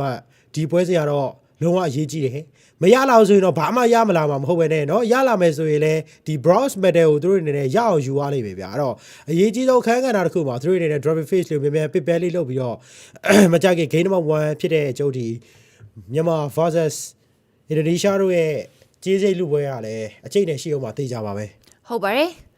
ရှေ့တစ်စိတ်လူပွဲဖြစ်တဲ့အတွက်အင်ဒိုကလည်း short နေမှာတော့မဟုတ်ဘူးလို့တော့ခံစားရတယ်ဗျအဲ့တော့အခုလိုမျိုး error များနေတဲ့ seeking ပွဲစဉ်နဲ့အတူပဲ player ရလည်းအကောင်းဆုံးတော့ဆော့ပြနေတော့မယ် KD ဆိုလည်းသူ့ရဲ့တောက်ရှောက် signature hero တွေတော့ပြန်ပြီးတော့ဒါ game number 3 4လောက်မှာပြန်ပြီးတော့ pick ပြီးတော့အကောင်းဆုံး10 for တခုတော့ပြသခဲ့ပေမဲ့လေခုနကပွဲစဉ်မှာတော့တာထွက်တော့မလှခဲ့ဘူးဆိုတော့ဒီ Indonesia နဲ့တွေ့တဲ့ပွဲစဉ်မှာတော့သူတို့ဘယ်လိုမျိုး result တွေယူလာအောင်မလဲဆိုတာလည်းတော်တော်လေးကိုမှရင်ခုန်စိတ်လို့ရှာဖို့တော့ကောင်းနေပါတယ်ဒါတစ်ဖက်ကတော့ပြောမှဆိုခုနကတွေ့ခဲ့တဲ့ lesson ရဆိုရင်တော့ဒါတစ်ဖက်ကကျန်းနေရဆိုတဲ့ hero တွေကိုသူတို့နေ respect ban အနေနဲ့ပဲပြောရမယ်ဆိုရင်လည်းရတယ်ထပ်ပြီးတော့ ban ဖို့လိုတယ်တောက်လျှောက်ပေးပြီးတော့ပြန်ဖြည့်ရှင်းမယ်ဆိုတော့ဖြည့်ရှင်းနေရတဲ့အချိန်တစ်ခုကထပ်ပြီးတော့ကြာဖြစ်တဲ့အတွက်လိုအပ်တဲ့ ban နိုင်တော့မရောက်နိုင်ဘူးပြီးတော့လေဒါတရား connection တွေကလည်းနည်းနည်းလေးလိုအပ်နေရဆိုတဲ့အနေအထားတစ်ခုမှာတော့ Fago Esport ကိုသွားပြီးတော့ကြာနေရဆိုတော့ဒီတင်းဆက်တကားအနေနဲ့ကလည်းထပ်ပြီးတော့ drop ပိုင်းတွေမှာပြင်ဆင်လာဖို့လိုရဆိုတော့ဒါခါလေးလည်းပြောနေကြအားလုံးလည်းဒါဒီချိန်တစ်ခုမှာတော့ပြန်ပြီးတော့လေဝေဖန်တန်လေးလည်းပေါ်လာဖြစ်တဲ့အတွက်တင်းဆက်တကားအနေနဲ့ထပ်ပြီးတော့အင်ဒိုနီးရှားနဲ့တွေ့တဲ့ပွဲစဉ်မှာတော့ရှုံးလို့ကတော့မရတော့ပါဘူးဟုတ်တယ်တင်းစနကဒီပွဲသွားထပ်မှတ်ပြီးတော့ရှုံးနေခဲ့မယ်ဆိုရင်တော့တကယ်ကိုเนาะကျွန်တော်ပြောစရာတွေတော့များသွားနိုင်တယ်เนาะအဲ့တော့ကျွန်တော်တို့အကောင်းဆုံးပြန်လာနိုင်မှာတော့ရမယ်เนาะဒီ okay ပွဲစဉ်လေးကတော့စတင်လာပြီဒါကတော့ကျွန်တော်မြန်မာ versus Indonesia တို့ရဲ့ကြေးစိတ်လူပွဲမရရင်ဘာမှလက်ပလာနဲ့ပြန်ရမယ်ဆိုတော့ပွဲစဉ်လေးဖြစ်တာဖြစ်တဲ့တော့အသေးတွေကတော့အကောင်းဆုံးစူးစမ်းကြအောင်ပဲကဲတော့စောင့်ကြည့်ရပါတော့မယ်ဟုတ်ပါတယ်YN player ဖြစ်တဲ့ YD Reisky ရဲ့တောက်လျှောက်ပါလာခဲ့တဲ့ Indo ရဲ့ line up မှာတော့တောက်လျှောက်တော့ပြန်ပြီးမေးစရာမျိုးတော့ share ရှင်ရတဲ့ဘက်မှာပြန်ပြီး2/1ဆိုတဲ့အနေထားအကာဘုံပြည့် flick ကတော့ပြန်ပြီးပေးလိုက်ရပြီထပ်ပြီးတော့မေးနေတော့မယ်ဆိုရင်လည်းသူတောက်လျှောက်တော့ပြန်ပြီး tower ထဲထိပါပြန်ပြီးဘတ်ထားမျိုးတော့ရှိတယ်ဒီ Indonesia နေနဲ့ကလည်းဒီချိန်တစ်ခုမှာတော့အကာဘုံပြည့်တောက်လျှောက်တော့ပြန်ပြီးတော့မေးနေမျိုး share ဆိုတာအလဲလမ်းမှာတယောက်တည်းပဲကြံနေခဲ့တဲ့ Reisky ရဲ့ over first blood dash နဲ့တိမ့်ပိုက်နေနေပဲမေလိန်ဘတ်တယ်တစ်ခုမှာတော့ထပ်ပြီးစတင်ပြီးတော့ aggressive ဆန်တဲ့ဘတ်တယ်ရောထပ်ပြီးတော့မြင်နေရပါပြီတော်သေးရပေါ့မြန်မာ first blood ကဒီနေ့မမြင်ရပါမလားလို့မြင်တော့မြင်သွားရတယ်ဗျာเนาะအဲ့တော့သဘောကျတယ်เนาะအဲ့တော့ထပ်မှပြီးတော့ပေးတော့မယ် YD ရဲ့ချောင်း signature hero ပေးပြီးတော့ဗာလှော်နေတာမြန်မာเนาะနည်းနည်းနှစ်ထင်တော့ထိသွားရလားတော့မသိဘူးအဲ့တော့နှစ်ထင်မထိလို့လည်းမရဗျဒီနေ့ချိန်မှာနှစ်ထင်မထိဆိုရင်တော့နောက်နှစ်ထပ်ဆောက်ကမှာအဲ့တော့နောက်ကတစ်ချက်ပြီးတော့အဲ့တော့ဟန်နေလိုက်တော့ပေးတော့ရင်ပဲတော်တော်လေးတော့နားတော့နားတယ်အာကာလေဒီဘက်မှာသွေးဆိုးဖို့ကြိုးစားနေတာเนาะဟုတ်ပါတယ်တောက်ရှောက်မလွတ်ခဲ့တဲ့ဒါရဲထဲရဲ့ grog ကိုတော့ဒီပွဲစီမှာတော့ပြန်ပြီးတော့မြင်တွေ့ခဲ့ရတယ်ဆိုတော့လေ game number 1လေးတော်တော်လေးကိုတော့ height တော့ဖြစ်နေပြ drive မှာကြည့်မယ်ဆိုရင်လည်းတကယ်မှကောင်းဆက်ရဲ့ last slot တွေပါဖြစ်တဲ့အတွက်ဒီ draft လေးကသဘောကျကြတာကောင်းနေအဲ့တော့ထပ်ပြီးတော့လေဆက်လိမ့်မှာတော့ဗဒယ်လေးတော့စပြီး position ယူဖို့အတွက်ရဲထဲနေဆောင်းကြည့်နေတယ်တစ်ဖက်မှာလည်းပါဝင်တဲ့ကျူရှင်တောက်ရှောက် letter flare ပေးဖို့ထပ်ဖို့ရှိရဆိုအချိန်တစ်ခုမှာတော့ပြန်ပြီးတော့လေဒါတာတယ်ကလည်းမကြခင်မှာပေါ်လာတော့မှာဖြစ်တဲ့အတွက်တာတယ်ဗဒယ်လေးပဲထပ်ပြီးတော့ focus ရမယ်ဗျကဲတော့စင်တော့ဂျိုးလို့တော့ပြောတယ်ဗျာเนาะအဲ့တော့ရင်တော့လို့ Fabian နေပါတော့မဟုတ်ဘူးအင်ဒိုเนาะကျွန်တော်ဒီတေးလကွေးအီရိုဆိုပဲလေ Fabian တို့ဘာလို့လဲဆော့လာမဟုတ်ဘူးဗျအဲ့တော့နည်းနည်းလေးတော့နေနာမျိုးတော့ရှိလိမ့်မယ်အဲ့တော့ YD ဒီချိန်မှာရှင်နေရပြန်ပြီးတော့ကြည့်အောင်မယ်ဆိုတော့player ပိုင်းကြားရလဲကျွန်တော်ဒီမြန်မာအသေးနေတော့လိုင်းရမှာပို့ပြီးတော့တောက်တာမျိုးတွေတော့ပြန်ပြီးရှိတယ်ဆိုပေမဲ့လည်းဒီချိန်မှာဘာထပ်ပြီးတော့လုတ်ပြနိုင်အောင်လဲ grow အနေနဲ့တတူးနေ charge ရှိပါတော့မရဘူး Trashing Pass Land တော့ပေးထားခဲ့တယ်ဆိုပေမဲ့လက်ရှိမှာတော့အစီပြေနေတော့မယ်နောက်ကတစ်ချက်ပြီးတော့ကြည်ထားခဲ့ဆိုတော့ YD ရဲ့6အရင်ဆုံးကြာ Trashing Pass ထပ်ပြီးတော့ Recession Money Shock ထပ်ပြီးတော့ပေးထားကြမှာအာကာကြီးမသေးသေးဘူးဒါပေမဲ့လည်းရွေးနဲ့ပြက်အလှဲ့မှာ Leonardo ရဲ့ damage ကြားမှာပဲအာကာပြန်ပြီးတော့ကြာဆုံး Lessedity လဲတယ် Retribution တော့ ကောက်ဆက် Dash ရရှိတာတဲ့သူ Leonardo မှာထပ်ပြီးတော့ရရှိသွားပြီဗျအဲ့တော့ UNS လည်းရတယ် UK တော်တော်များများလည်းရလိုက်ခဲ့တဲ့မြန်မာသေးတယ် UK 3-2 Now Gap ဘိုင်းမှာဆိုရင်လည်းသူတို့နေတဲ့အသာစီးတော့ရအောင်ယူရခဲ့ပါသေးတယ်မလေးရှားနဲ့တွေ့တဲ့ပွဲစဉ်တွေနဲ့မတူပဲတကယ်မှလိုချင်ခဲ့တဲ့ pick up ဘိုင်းတွေ retrieve ဘိုင်းတွေတော့အင်ဒိုနီးရှားနဲ့တွေ့တဲ့ပွဲစဉ်မှာတော့ပြန်ပြီးတော့မြင်နေရပြီအဲ့တော့သိပြီးတော့အားကြကြတော့ကောင်းနေဆိုရင်တော့ထပ်ပြီးတော့ပဲချောင်းတဝက်ထွဲကိုကန်ထားရဆိုရင်နောက်မှာဟီးတာလေးကတော့ပလိန်ပဲတမ်းမြော့ကြတော့ဒီမှာ Daska တယောက်သေးပဲဆိုရင်နေသားတစ်ခုမှာပြန်ပြီးတော့ပဲသူရဲ့3-2 final execution နဲ့အတူတူပဲပြန်ပြီးတော့ဘတ်ထားခဲ့ပါတယ်ကဲတော့မပြီရဲထက်အနေငယ်တော့ပါသွားဖို့ရှိတယ်ဒါပေမဲ့ Trashing Purse လက်တော့ပေးရ Stallion Bean လွဲနေသေးတယ်အဲ့တော့ Miko Swan ကိုလည်းတောက်လျှောက်ဆိုသလိုပဲเนาะကီမီပဲတောက်လျှောက်ပေးနေရမျိုးတော့တွေ့ရတယ် coach ညိုကျော်အနေနဲ့အဲ့တော့ဒီပွဲမှာလည်း bronze medal ကိုလူမဲ့တပွဲဖြစ်တဲ့တော့လုံးဝတော့နှစ်သိန်းစလုံးနေတဲ့အကျိတ်နဲ့ဆော့ဖို့တော့ကြိုးစားနေ QK33 ဒီကြားထဲမှာလည်းသူတို့နေနဲ့ damage တွေတော့အများကြီးပေးဖို့အတွက်ကိုကီမီရဲ့ itemization ရလဲเนาะဒီ Sky Pizza ကို first item အနေနဲ့ပြတ်တယ်တာဗျဟုတ်တယ် game number 1လေးရဲ့ intro လေးကတော့မစိုးလာဘူးဗျသဘောကျစရာကောင်းနေဆိုရအချိန်လေးတစ်ခုမှပဲစပြီးတော့ရှိနေရဆိုတော့ YD တောက်လျှောက်တော့ position လေးတော့ကြည့်နေရ Uranus ပါတဲ့ draft မှာတော့တင်းမြန်မာအနေနဲ့ဒီ draft ကိုပြန်ပြီးတော့ခံဆော့နိုင်ပြီးတော့လိုတယ်ဗျ Fire Missile တောက်လျှောက်တော့မှုတ်ထားပြီးရဆိုရင်တော့ export ဖြစ်နေတာဖြစ်တဲ့အတွက်လည်းဒီချိန်မှာ bucket တော့လိုနေတာဖြစ်တဲ့အတွက်ပြန်ပြီးတော့ grow အနေနဲ့လည်းတစ်ချက်တော့ပြန်ပြီးတော့ YD ကိုကြည့်ပေးထားရဗျအမှကန်တော့ကန်ချင်တယ်ဆိုမဲ့လည်း support နဲ့ပြန်ပြီးတော့ထွက်ထားသေးရဗျကဲတော့ဘာမြတ်ထပ်ပြီးတော့လုံနိုင်သေးလဲထပ်ပြီးတော့ကြည့်ရမယ်ဆိုလည်းဒီချိန်မှာ charge ရှိပါတော့ထပ်တော့ပေးရတယ် YD တော်တော်လေးတော့နာဝိုက်ဗျာနော် YD 6 ဒီချိန်မှာလည်းသူတို့တွေဒီချောင်းနေတဲ့ movement ဘိုင်းကတော့လိုအပ်ချက်လေးတော့ရှိနေသေးတာတော့တွေ့ရတယ် signature hero ဆိုပေမဲ့လည်းဒီချိန်မှာရိုင်းတော့မလွယ်ဘူးအဲ့တော့ကျိုးသွားဖမ်းတာကျိုးတွေ UNS ဖြစ်နေရဆိုတဲ့ဘက်မှာ ace ပြတ်ဖို့ကတော့အနေငယ်ခက်နေမှာတော့တေးကြရတယ်အဲ့တော့အော်လေးမလည်းပြန်ပြီးစေးသွားရင်တပည့် recession family တော့ UTV ရှာရတယ်ဆိုပေမဲ့ level 7တစ်ဖက်မှာလည်းကောင်းဆက် level 7 level 7ကျတော့တူတယ်ဗျအဲ့တော့ဒီချိန်မှာ the weather dragon ပြန်ပြီးကန်ရတယ်ဆိုတော့မှာ ace ပေါ့တန်းကြောက်အောင်မလား flicker ပေးရတဲ့ UNS အဲ့တော့တက်တိုးတွေ charge တက်ကယ်ရတယ်ဆိုပေမဲ့ဒီချိန်မှာကြားတော့မကြသေးဘူးဆိုပေမဲ့ရတော့ဗျ Leonardo အသေးနဲ့ပြန်လိုက်ရတယ်ပဲဒီချိန်မှာတော့ Sanji တယောက်တော့ပေးရပြီဗျစန်ဂျီမပေးတဲ့ hero ကေတွေကိုပေးလိုက်ရတယ်လို့မျိုးဘက်ကက်လေးလဲလိုအပ်နေရဖြစ်တဲ့အတွက်အကောင်းဆုံးပဲကေတွေပြန်ပြီးတော့ defense ပေးခဲ့ဆိုမှရတော့မရတော့အဲ့တော့ second target fight ထပ်ပြီးတော့မြင်ရပြီဆိုရင်နောက်မှာတော့ဗတဲ့တစ်ခုမှတော့စန်ဂျီလာပြီးတော့ join ဖို့လိုရဲဆိုတဲ့အနေထားတစ်ခုကောင်းတယ်ရောကောင်းလိုက်တဲ့ dash နဲ့တောက်လျှောက်ပဲ target ကရလိုက်တယ်လို့မျိုးထပ်ပြီးတော့တစ်ဖက်က jungle မှာရလိုက်တာဖြစ်တဲ့အတွက်ပို့ပြီးတော့မှအခြေအနေလားလားကောင်းဆုံးခဲ့ပြတယောက်တည်းပဲကြံခဲ့တဲ့ hero တွေဘာပြောလို့မှ ruby တယောက်တည်းကြံခဲ့မှာ iron offer မရှိတော့ဆိုတဲ့အခြေအနေတောက်လျှောက်ပဲ chemical separate လိုက်ပြီးတော့ကတ်ထားပြီးရဆိုရင်နောက်မှာ grow တိမ်ပိုက်နေနေပဲ case တောက်လျှောက်ပဲ ruby ကိုအရယူသွားနေနေပဲထပ်ပြီးတော့ပဲဒီ movement လေးကလည်းမြန်မာအသင်းအတွက်ပဲဖြစ်သွားခဲ့ပါပြီ Okay ကဲအဲ့တော့ဘိုင်ပြန်ဆက်ပြီးတော့လုံနေအောင်လဲဒီချိန်မှာ Okay Ace for 5 missile ပြန်ပြီးမုတ်ပေးရတယ်ဆိုမှလည်း Cree Wave တွေကတော့မရှိတော့ဖြစ်တဲ့အတွက် Leonardo ဘာမှတော့ဆက်လို့မရဘူး Dominant Ice ပြန်ပြီးပြီးရခဲ့ Last Dot Tower တစ်လုံးလည်းအောက်မှာတော့ပြန်ပြီးရရှိထားခဲ့ပြီဆိုရင်တော့မှာပြန်ပြီး follower damage တွေနဲ့ဘာတွေလှုပ်ပေးနိုင်မလဲကြည့်အောင်မယ်နောက်ကတစ်ချက်ပြီးတော့ charge တွေဘာတွေတော့ပြန်ရှိနေသေးရဆိုရင်တော့မှာဒီမြဲ spray တွေကြားထဲမှာလည်း damage တော်တော်လေးတော့နားတယ်အဲ့တော့ Harry ပြန်ပြီးပေးတာ YD နော် YD signature hero ရတာဆိုမှလည်းဒီဘက်မှာ YD ရဲ့ချောင်းနည်းနည်းတော့ကြောင်ပြောက်နေရတော့အမှန်ပဲအဲ့တော့ဒီကသူဘယ်သူကိုကန်လို့ကန်မှမသိဘူးဗျဟုတ်တယ် Xbox ကင်မယ်ဆိုရင်လည်းသူ့အနေနဲ့ဒါပြန်ပြီးကြည့်ရမယ်ဆိုလည်းအရင်တော့လွယ်မနေဘူး Xbox ဖြစ်နေရတဲ့ပါဆိုမျိုး KDS တောက်ရှော့လိုက်ပြီးတော့ backup ပေးတာလေးကြောင့်လဲ YD အနေနဲ့ဒီမှာတော့နည်းနည်းလေးတော့ကြောင်ပြောင်းနေတယ်ဆိုရင်အနေထားတော့ပြန်ပြီးကြည့်ရမယ်ပေါ့နော်အဲ့တော့မလေးမှာတော့နည်းနည်းလေးတော့ battery လေးတော့ဖြစ်နေပြီ Titanic charge ပေးဖို့တော့အဆင်သင့်မယ် YD ပြန်ပြီးတော့စုပ်နေရပြီဗျဒါပေမဲ့ chemical separate တောက်ရှော့လိုက်ပြီးပုတ်ရဆိုရင်တော့ chemical spray ပြင်းနေပဲ charge တော့ဖြတ်တော့တိုက်ထားနေပဲ trash box တွေတော့နည်းနည်းလေးအကွာဝေးလိုအပ်နေရဆိုတဲ့အခြေအနေတစ်ခုမှာတော့ပြန်ပြီးတော့ forward ထားရေး spare လေးတွေပြန်ပြီးကူးတော့လိမ့်နေဖြစ်တဲ့အတွက် channel ပြန်ပြီးစောင့်ကြည့်ရပါဦးမယ်အဲ့တော့ expert တော့သူ့ရဲ့ fire message တော့မှုတ်ပေးထားဟုတ်ပဲဆိုပေမဲ့ urine ဖြစ်နေဖြစ်တဲ့အတွက်အရင်တော့လွယ်မနေဘူးဗျကဲအဲ့တော့သူတို့တွေနဲ့ဘိုင်မြန်ချက်ပြီးတော့လှုပ်ပြနိုင်အောင်လဲပြန်တော့ကြည့်အောင်မယ်အဓိကဒီ charge တွေဘိုင်နဲ့ပြတ်တိုက်တဲ့အပိုင်းတွေမှာနောက်ကနေ follower damage တွေပြန်ပါနိုင်မယ်ဆိုတော့ကောင်းတယ်ထပ်တိုးနေ charge တန်းပြီးတော့တိုက်တာ trashing power slam တော့ပေးတာဘာမှမ trade မဖြစ်သေးဘူးဆိုရင်နောက်ကနေcharge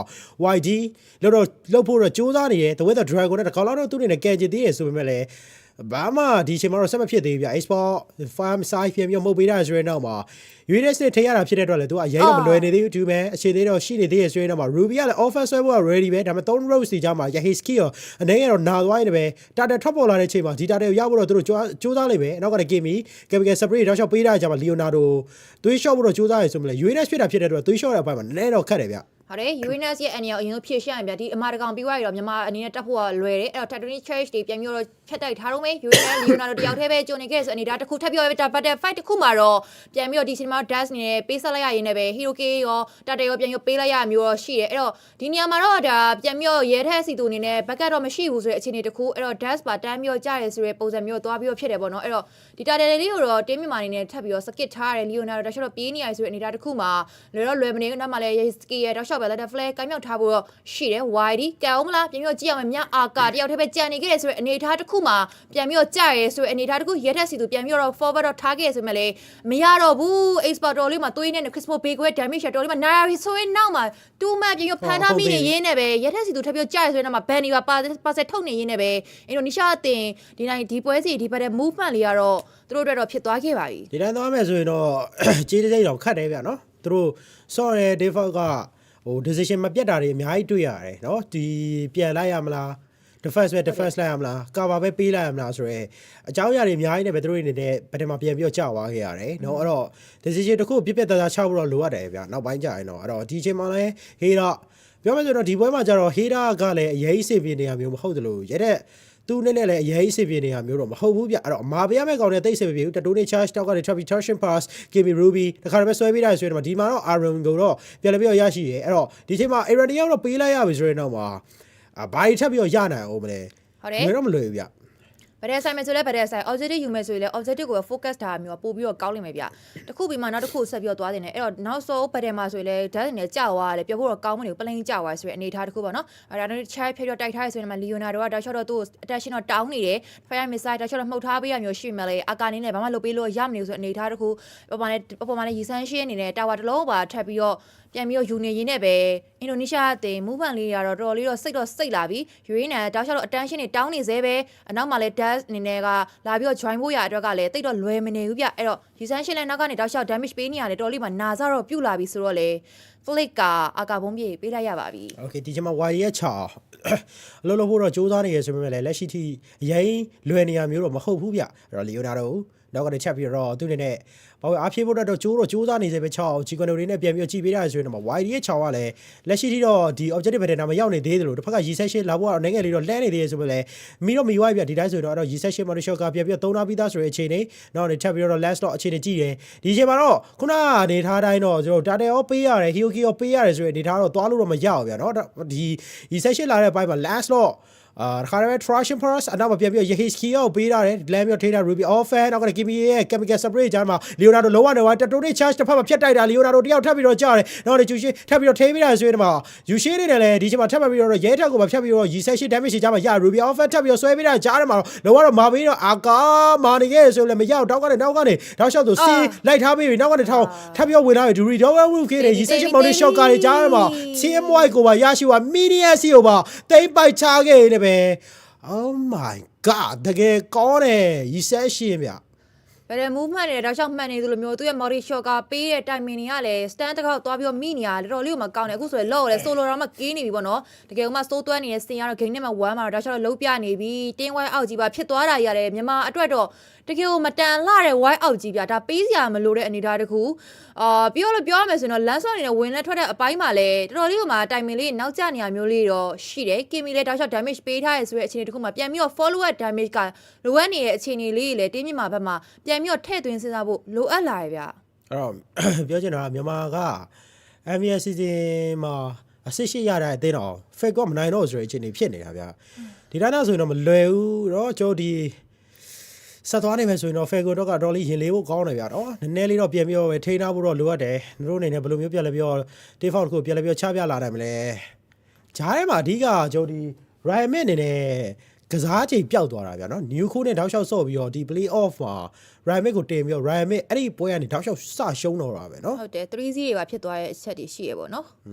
အဲ့တော့ law first law ဖြစ်တဲ့ဖြစ်ဆိုပေမဲ့လည်းတာဝါနီးပါကုံကနီးပါဆိုရင်တော့2 man ထပ်ပြီးတော့ဖမ်းထားပြီးရ law တော့ဒီချိန်မှာတော့ရတဝက်လောက်နီးပါထိအောင်မှရှိသေးရဆိုရင်တော့ iron offer ဆွဲထားပြီးရဆိုတော့ကောင်းတော့ကောင်းနေဆိုရင်တော့ရွေးနေတောက်လျှောက် attention နဲ့တောင်းနေနေပဲ2 man ထပ်ပြီးဖြတ်တိုက်ပေးထားဆိုတော့ Titanic charge ကအရန်ကောင်းနေပြီဆိုတော့ Bunny တောက်လျှောက် capital supply လိုက်ပြီးပုတ်နေရင်းနဲ့ပဲ the way trail ကိုကန်ထားဆိုရင်လည်း wide တွေတော့ဖြစ်နေရဲထက်အနေရတော်တော်များနေရင်းနဲ့ပဲသူနဲ့ပြန်ပြီးတော့ကြတယ်ဟဲ့နဲ့ excuse ရှေ့ပြောတော့ money shot ကထပ်ပေးထားဆို damage ရှေ့နောက်မှာတော့ပြန်ပြီးအကောင့်တော့ defense တော့လုံးနေတဲ့ဇဲပဲတင်းမြင့်မှာဒါပေမဲ့လည်းလွယ်တော့လွယ်မနေဘူးအကောင်လုံးကတေကာနီးဆက်ဆက်ဖြစ်နေဆိုရင်နောက်မှာတော့ ace power တောက်လျှောက်တော့ fire missile နဲ့မှုတ်ထားပေးနေစေပဲဒါပေမဲ့လည်းတေးတို့နိရှာနေနဲ့လည်းသူတို့နဲ့အကြဆုံးတွေများသွားဖြစ်တဲ့အတွက်ပြန်ပြီးတော့ပဲ forward တော့သွားခဲ့ပါတယ်ကဲတော့ပြန်ပြီးတော့ 4 ရအောင်မယ်ဆိုတဲ့အခြေအနေလေးနဲ့တော့နေတော့တယ်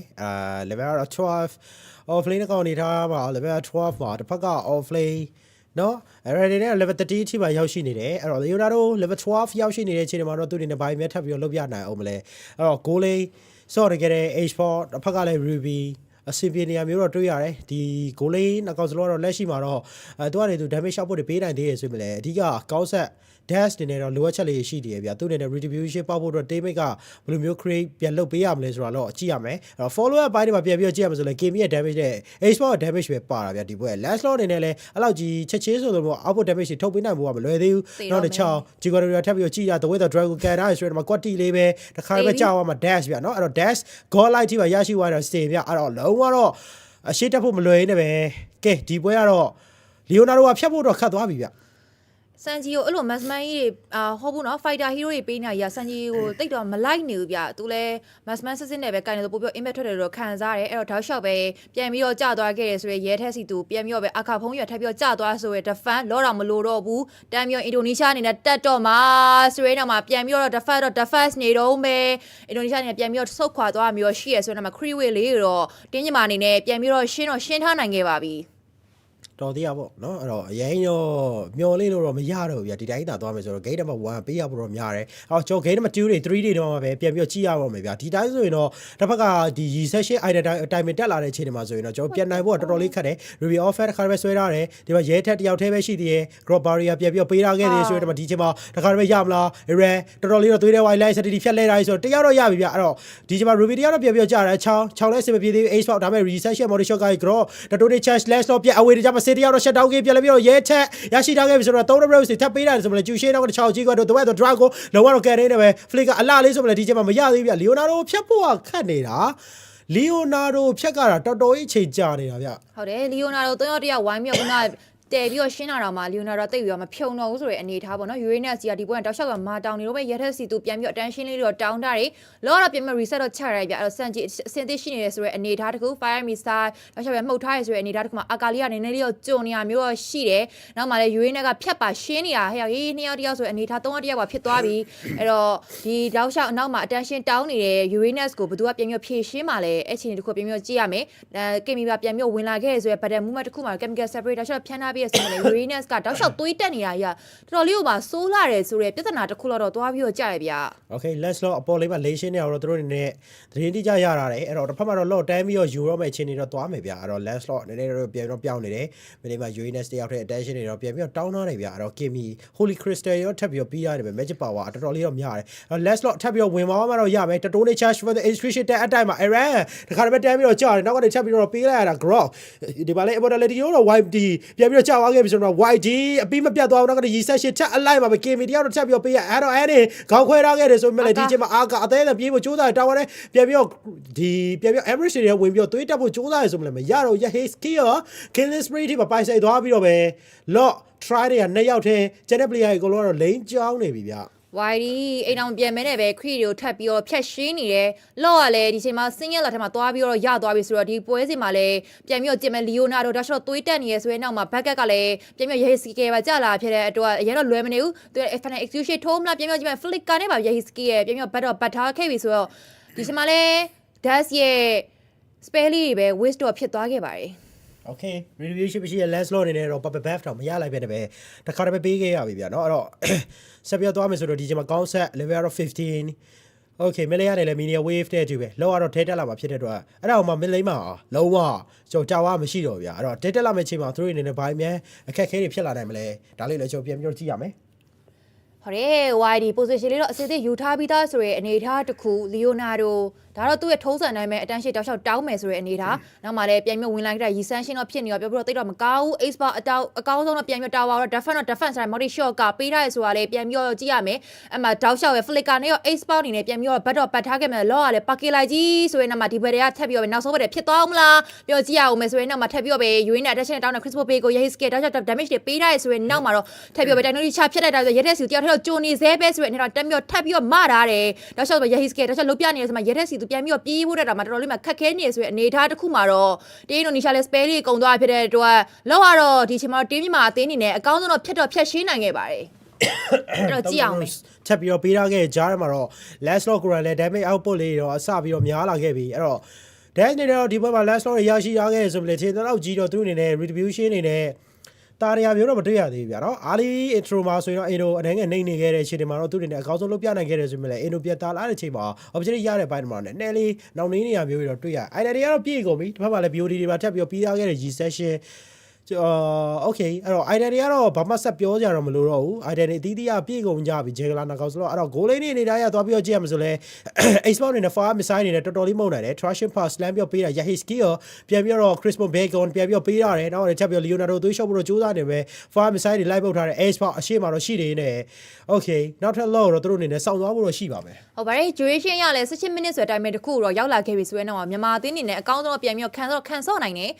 ဒါမိထွက်လာမယ့်အပိုင်းကမတ်ဘတ်တွေမျှောမယ်ဆိုရင်တော့ဒါခင်မီရှိမယ်ပြောလို့ရှိရင်တော့ဒါ Lancelot တွေပါရရှိမယ်ဆိုရင် Lancelot ဒီပွဲစီမှာတိတ်တော့အဆင်မပြေနေခဲ့ဘူးဆိုရင်လည်းဘတ်တစ်ခုပဲလိုပါပေါ့နော်အဲ့ဘတ်တစ်ခုအဆင်ပြေသွားမယ်ဆိုရင်တော့ Lancelot ရဲ့ impact တော့အများကြီးထွက်နိုင်တယ်ဆိုတော့အချက်လေးတော့ရှိရဗျ export ရဲ့ဘယ်လိုထပ်ပြီးလုပ်ပေးနိုင်အောင်မလဲရထက်စီသူလည်းဘယ်လိုတောက်လျှောက်ပြန်ပြီးတော့ဘတ်တစ်ဖွင့်ပေးနိုင်အောင်မလဲဆိုတော့အချက်လေးတော့တင်းစနကားအနေနဲ့ပြန်ပြီးတော့ဖော်ဆောင်သွားမှတော့ရမယ် Leonardo တောက်လျှောက်ပဲ attention တွေတောင်းထားရဆိုရင်နောက်မှာပြန်ပြီးတော့ Lancelot ပြန်ပြီးတော့ပုတ်ထားပြီးရဲဆိုရင်နောက်မှာအရင်တော့လည်းမနေဘူး lot time တစ်ခုကလည်း10 second ပဲလိုရဲဆိုတော့အနေထားတစ်ခု ခုရဲထက်စီသူပြန်ပြီးတော့ charge တော့ပေးဖို့အဆင်သင့်ရှိနေဆိုရအနေထား Yahiski ရဲ့တောက်လျှောက်ပဲနောက်မှာ damage ပေးနေရဆိုတော့အရင်တော့လွယ်မနေဘူးဗျဟုတ်တယ်ကဲတော့ဒီမှာဘိုင်မြတ်ထပ်ပြီးလုံးမလဲ farm side နေနဲ့မီးတွေမှုတ်နိုင်ခဲ့တဲ့ export အနေနဲ့အော် output damage တွေဘယ်လောက်ထိပေးနိုင်အောင်မလဲအဲ့တော့ last lot kimi export 3အောင်စလုံးကတော့ output ထွက်နိုင်တဲ့အချိန်မှာကျွန်တော်အာကာနဲ့ကျွန်တော်ဒီပြန်ပြီးတော့ရဲချက်တော့ကလည်းမာပေးနိုင်ဖို့ကလိုသေးတယ်ဗျအဲ့တော့editor တွေအကုန်လုံးကဒီအချိန်မှာကောင်းကောင်းလေး editor နိုင်မယ်ဆိုတော့နောက်ကနေ output ပေးနိုင်တဲ့ကောင်တွေကလည်းfollower တေချာလေးလိုက်နိုင်မယ်ဆိုတော့ပို့ပြီးတော့ဒီ sticky form နဲ့ better sign ဖို့ကလိုအပ်တယ်ဗျအဲ့တော့ exportခြေတွေကပြန်ပြီးကြည့်နေ UNS တကောင်တွေကတော့ဟိုးမှာ attention သွားပြီးတော့တောင်းနေဗျအကောင် attention မပေးလည်းမရအောင်အကောင် tower တွေပြန်ပြီးတော့ရိုက်ချိုးသွားနိုင်တယ်အဲ့တော့ကဲတယောက်ကိုပေးတာပြီအဲ့ဒီ UNS ကြောင့်တယောက်ကိုပေးတာ Kimi အဲ့တော့ Kimi မရှိတော့ဆိုရင်တော့တယောက်က damage တယ်လားတယောက်ညော့တယ်ဗျရော့တယ်မလွယ်ဘူးဗျဒီ battle လေးကတော့ low battle တော်တော်များစကားပြောတိုက်တွန်းချဖြတ်လိုက်တာ Yahiski ရ flicker နဲ့မှပြန်ပြီးတော့ bat ထားရတယ် Crystal Bay ကိုထပ်ပြီးတော့ပေးထားရဆိုရင်နောက်မှာဒီပွဲစစ်တစ်ခုမှလည်းပြန်ပြီးတော့မြအာကာအနေနဲ့အကောင်းဆုံးတော့ပြန်ပြီးတော့ battle ဖွင့်ပြီးတော့ရှိတယ်သူရလည်းအပြည့်ဆိုရအနေထားတို့ Uranus မှာပြန်ပြီးဝင်လာခဲ့ပြီးအာကာဘုံပြတယောက်ထဲပဲကြံနေခဲ့တယ်ဆိုရအခြေအနေတစ်ခုမှတိုက်တွန်းချဖြတ်တိုက်ထားရဆိုမှတောက်လျှောက်ပဲ letter flag ပြန်ပြီးတော့မာတာပေးရဆိုရင်မှ final execution တုံးတော့ထပ်ပြီးထိုးရဆိုမှ mountain shot ကထပ်ပြီးပေးထားရဆိုမဲ့လေဒီပွဲစစ်တစ်ခုမှလည်း Yahiski ရဲ့သွေးတော့ shot ခံထားရင်းနဲ့ပဲပြန်ပြီးတော့ record ထောက်ထားရဆိုတော့ဒီ lot လေးကိုရောမြန်မာအသင်းရိုက်ယူသွားဖို့အတွက်အစီအစဉ်ရှိလားတချို့တော့ပြန်ပြီးတော့ကြည့်ရမယ် fire message ဒါရှော့တော့ပြန်ပြီးတော့ export တွေနဲ့မှုတ်ပေးထားရဗျာOkay ကဲတော့ချက်မပြောတော့ဒီလောတော့သူတို့နေဖြည့်ရှင်းမှုတော့စူးစမ်းရအောင်မယ် let's law နောက်မှလည်းကျုံနေတဲ့ mini wave တွေတော့ပြန်ပြီးရှင်းနေရ Kimi တယောက်တည်းကျုံနေခဲ့တဲ့ export တခါတည်းပဲ UNS ကြီးကတော့ဖြတ်ဖို့အတွက်သူတို့နေစူးစမ်းနေတယ်နောက်ကနေလိုက်ပြီး chemical spray လိုက်ပေးတာကြမှာထပ်ပြီး shut down သွား Leonardo ကတော့ဒီမှာသေသွားလို့မရအောင်ပဲဒါပေမဲ့6ဂျီကိုပြန်ပြီးပေးတာ the way the dragon let's law ပြန်ပြီးကယ်ပေးတာဆိုတော့မှဟဲ့အောင်ကြီး Leonardo ရဲ့လောက်ကွက်ကြီးပဲသေရအောင်တန်သေးတယ်သိလားလောဟဲ့လောကဘယ်ရောက်อ่ะဟိုဘက်ကအင်ဒိုကရသွားတာဖိတ်သွားတာယူရင်းနဲ့တကောင်နဲ့ trade လိုက်တာယူရင်းနဲ့ဒါကူတောင်းကလည်း40စက္ကန့်ဆိုရအနေထားတစ်ခုเนาะ40စက္ကန့်ကတော့ဒါကြာလာတယ်ဆိုရင်ပဲလေဗတ်တယ်ကြာဝိုင်းတော့ဒါမကြခင်မှာပြန်ပြီးတော့ပေါ်လာမှာပဲအဲ့တော့လောပြန်ပြီးတော့မလင်းကနေတန်ပြီးတော့တက်လာခဲ့ပြီးဆိုရအခြေအနေတစ်ခုမှာတော့ကောင်းဆက်ဘက်လေးတော့ရသလောက်ပြန်ပြီးတော့စားထားတဲ့ YD ကလည်း immortal ပါရှိထားဖြစ်တဲ့အတွက်တိတ်တော့လွယ်မနေဘူးပြန်ပြီးတော့ကြည့်အောင်မယ်ဆိုရင် Xbox လည်းဒီချိန်တစ်ခုမှာတော့ Fire Missile တခြားမှုတ်ထားပြီးရဆိုပေမဲ့လေသူ့ရဲ့ impact တွေကတိတ်တော့မြင်တွေ့နေရမျိုးတော့မဟုတ်ဘူးဗျအဲ့ချက်တော့ပြန်ပြီးတော့ကြည့်ရမယ်လောက parking လိုက်ကြီးမလင်းကနေတက်လာပြီးပဲဖြစ်ပါတယ်ဆိုင်လေးမှာလည်း Mega တွေပါမရှိတော့ဖြစ်တဲ့အတွက်အင်ဒိုနီးရှားအနေနဲ့တက်ဖို့ကတော့အရန်မှာလွယ်နေရပဲဖြစ်ပါတယ်ဟုတ်ပါတယ်ကဲတော့ဒီလော fight position တစ်ခုပြဖြစ်သွားမလားဒါပေမဲ့ UNS စကောင်တော့မရှိဘူးဗျအဲ့တော့မြင်မြင်ဆန်ဆန်လေးပဲရှင်းပြီးသွားရယ် damage တွေကများနေအတိုင်းသာသွားမယ်ဆိုရင်တော့ပြီးတော့လေကင်းရောက်လာတဲ့အခါမှာအဲ့လိုမျိုး K နဲ့ Law နဲ့ trade တယ်ဆိုတာကတော့အရင်တော့မလွယ်ဘူးဗျK နဲ့ Law နဲ့ trade တာဖြစ်တဲ့အပြင်တစ်ဖက်သေးကလည်း K တွေပါကိုကထက်ရနေအောင်မှာအဲ့လိုမျိုး5-4ဆိုတဲ့ situation မှာ lot trade ခဲ့ရမယ်ဆိုရင်တော့ခုနကလိုပဲ40စက္ကန့်စောင့်40စက္ကန့်စောင့်နေတဲ့အချိန်မှာ lot ကလာတဲ့အချိန်မှာ5-4နဲ့ဆက်တက်တာတိတ်ပြီးတော့ true မနေဘူးဗျာအဲ့တော့ဒီမှာတော့ UNS လောက်ကွက်ကအရင်ကောင်းခဲ့တယ်ဆိုမှလည်း impact ကထွက်သွားလားဆိုတော့နည်းနည်းမှမထွက်သွားဘူးလို့တော့ပြောရမယ်ဗျာဟုတ်တယ်တင်းမြန်မာကမ်မတ်ဘက်တဲ့တခုတော့အားလုံးမျှော်လင့်နေကြတဲ့အတိုင်းပေးနိုင်အောင်မလားတော်တော်လေးကိုမှကြည့်ဖို့တော့ကောင်းတယ်ကောင်းဆက်ခြုံထဲမှာတော့အစင်သစ်ရှိထားရဲဆိုရဲခြာတော့သူ့အနေနဲ့ information တွေတော့ရသွားပြီခေးတာတောက်လျှောက်တော့ bucket လေးတော့ကျလာတယ် Yahiski ကလည်းတောက်လျှောက်6နဲ့ဘယ်တော့မှခွာပြီးတော့နေနေရမဟုတ်ဘူးเนาะတောက်လျှောက်ပဲသူ့အနေနဲ့နှစ်ကောင်တစ်ခါတန်းပြီးတော့ပါလာရဲဆိုရဲ damage ပေးတဲ့ဘက်အတွက်ကပို့ပြီးတော့စမှုဖြစ်နေရဲဆိုရဲအချက်လေးတွေကလည်းအင်ဒိုနီးရှားအနေနဲ့ defensive တွေရော bucket ဘိုင်းတွေရောတော့ပို့ပြီးတော့တာနေရဲဆိုပြီးတော့ခံစားရတယ်ဗျ Okay ကဲတော့ဒီမှာ Iran စောက်နေတော့မယ်အရင်တော့လောလို့တော့မရဘူးဗျာသူတို့လောဝိုင်းတော့ပြဿနာတက်သွားနိုင်တယ်မြန်မာဟိုအရင်ပွဲတွေတိုင်းပဲဗျာเนาะအဲ့တော့ mid tower တွေဘာတွေအပေါ်လေးရဲ့ first tower တွေကြံသေးတယ်ဗျာเนาะဆော့တဲ့ပုံစံ lane management တော်တော်မှလိုတာဗျဒီစီဂိမ်းပွဲစဉ်မှာ fair ကိုမှဟုတ်ရဲ့လားလို့တော့မှစဉ်းစားမိရပေါ့เนาะဒါတင်းစနကအနေနဲ့ NEC qualifier ပြီးတဲ့အချိန်မှာtraining တိုင်းတွေအပြည့်အဝအလုံးလောက်ရရှိခဲ့တယ်ဆိုပေမဲ့လည်းတကယ်ပဲလုံးပြနေတာဒါအကုန်ပဲလားဆိုပြီးတော့မေးရမယ်ဆိုတဲ့အခြေအနေဒါတော့ပြည်သက်တွေကတော့ဒါဖြစ်စေချင်တဲ့စိတ်နဲ့တော့ပြောကြရဲဆိုပေမဲ့လည်းသူတို့အနေနဲ့လည်းအကောင်းဆုံးထပ်ပြီးတော့လုပ်ပြဖို့လိုရပြရှိန်နေဖို့လည်းမလိုဘူးပြန်ပြီးတော့သူ့ကျုံးကိုကျုံးအဲ့လိုစော့ရမယ်ဆိုတဲ့အနေထားတစ်ခုမှာအကောင်းဆုံးကြီးတော့တင်းမြင့်မာနေပြနေရမျိုးတော့မရှိဘူး okay lot ထပ်ပြီးတော့ထွက်လာခဲ့ပြီဒီ lot ကလည်းတော်တော်လေးမှာ powerful ဖြစ်တဲ့ lot ဗျဒါ second ဒီ powerful ဖြစ်တဲ့ lot မှာ second လောက်သွားပြီးတော့ကြာရပေါ့နော် duration ပိုင်းမှာကြည့်မယ်ဆိုရင်လည်းဒါနိုင်ဝက်နီးပါးလောက်သွားပြီးတော့ရှိနေပြီဆိုတော့လေဒီနေရာမှာတော့ oh my god သွားပြီဒါပေမဲ့လည်းတစ်ဖက်မှာ Leonardo တော့ပြန်လာပြီးတော့ရရှိတာဒါပေမဲ့ damage tailor တကောင်တော့ပြန်ပြီးတော့ trade ထားခဲ့ရ lot လေးရလိုက်မယ်ဆိုတော့မစိုးဘူးဒါပေမဲ့ out layer တော့ပြန်လာပြီးတော့ sailor 2ယောက်ဆိုရင်တော့မှ YD ရပါပဲအောင်မလား export farm စာတွေပြန်ပြီးတော့မှုတ်ထားဖို့ရှိအောင်မယ်အဲ့တော့ဘာလို့မလဲဆိုတော့အာကာဒီချိန်မှာတာဝါသွားပြီးတော့စောက်အောင်မယ်အဲ့တော့ Kimi ကိုကျွန်တော်အဲ့လိုမျိုး ခရီးသွားရှင်းခိုင်းတာနည်းနည်းအဲ့ဒီအများသွားပြီးဂိုးလေးမှာထက်ကြသွားတော့များနေခဲ့ပြီဆိုတော့ဒီမှာတစ်ခါတည်းပဲ immortality ပြန်ကြပြန်ထွက်ဖို့ကြိုးစား winter crown ထပ်ပြီးတော့ခဲပေးတာလို့မယ်လက် strategy ရှိသေးလားရှိသေးလဲလဲလို့တော့မရသေးဘူးဆိုရင်တော့တစ်ခါတည်းပဲ farm side ရ his skill တရားတော့ပြန်လာပြီးတော့ရရှိတာကောင်းဆက်တစ်ဖက်မှာလဲစမ်းကြည့်ပြန်ပြီးတော့ပြေးဖို့တော့ရနေသေးတယ် farm side ထပ်ပြီးတော့မုတ်ပေးတာ last stop နောက်ကတော့ပြန်ပြီးတော့ဝင်လာ3 rose dash ထပ်ပြီးတော့ပေးတာဆိုတော့ wide နောက်ကိုထပ်ပြီးတော့လိုက်မယ် dash နဲ့ထပ်ပြီးတော့ရှိရချောင်းကြီးကတော့ပြန်ပြီးတော့3 meter ဆိုရင်တော့ပေါ့ဒီမှာ2ယောက်ကြာသွားခဲ့ပြီဆိုရင်တော့ fight 4 vs 3 ဆိုတဲ့ saturation ဗျာအဲ့တော့ lot try လို့ရတယ်ဟိုမှာ Leonardo ပြန်ထွက်ဖို့ကတော့3 second လောက်တော့လိုမယ်ဗျာဟုတ်တယ်ဗျာဒါပေမဲ့လည်းတင်းမြမာဘက်ကနေ crew ပြဿနာလေးရတယ်ပြန်ပြီးဖြည့်ရှင်းနေရတယ်ဆိုတော့တကောင်ကတော့ရော့နေရတယ်ဆိုတော့ line အနဲ့ပဲသူပြန်ပြီးတော့ lot ကိုပြန်ပြီးတော့ force ရမယ်โอเค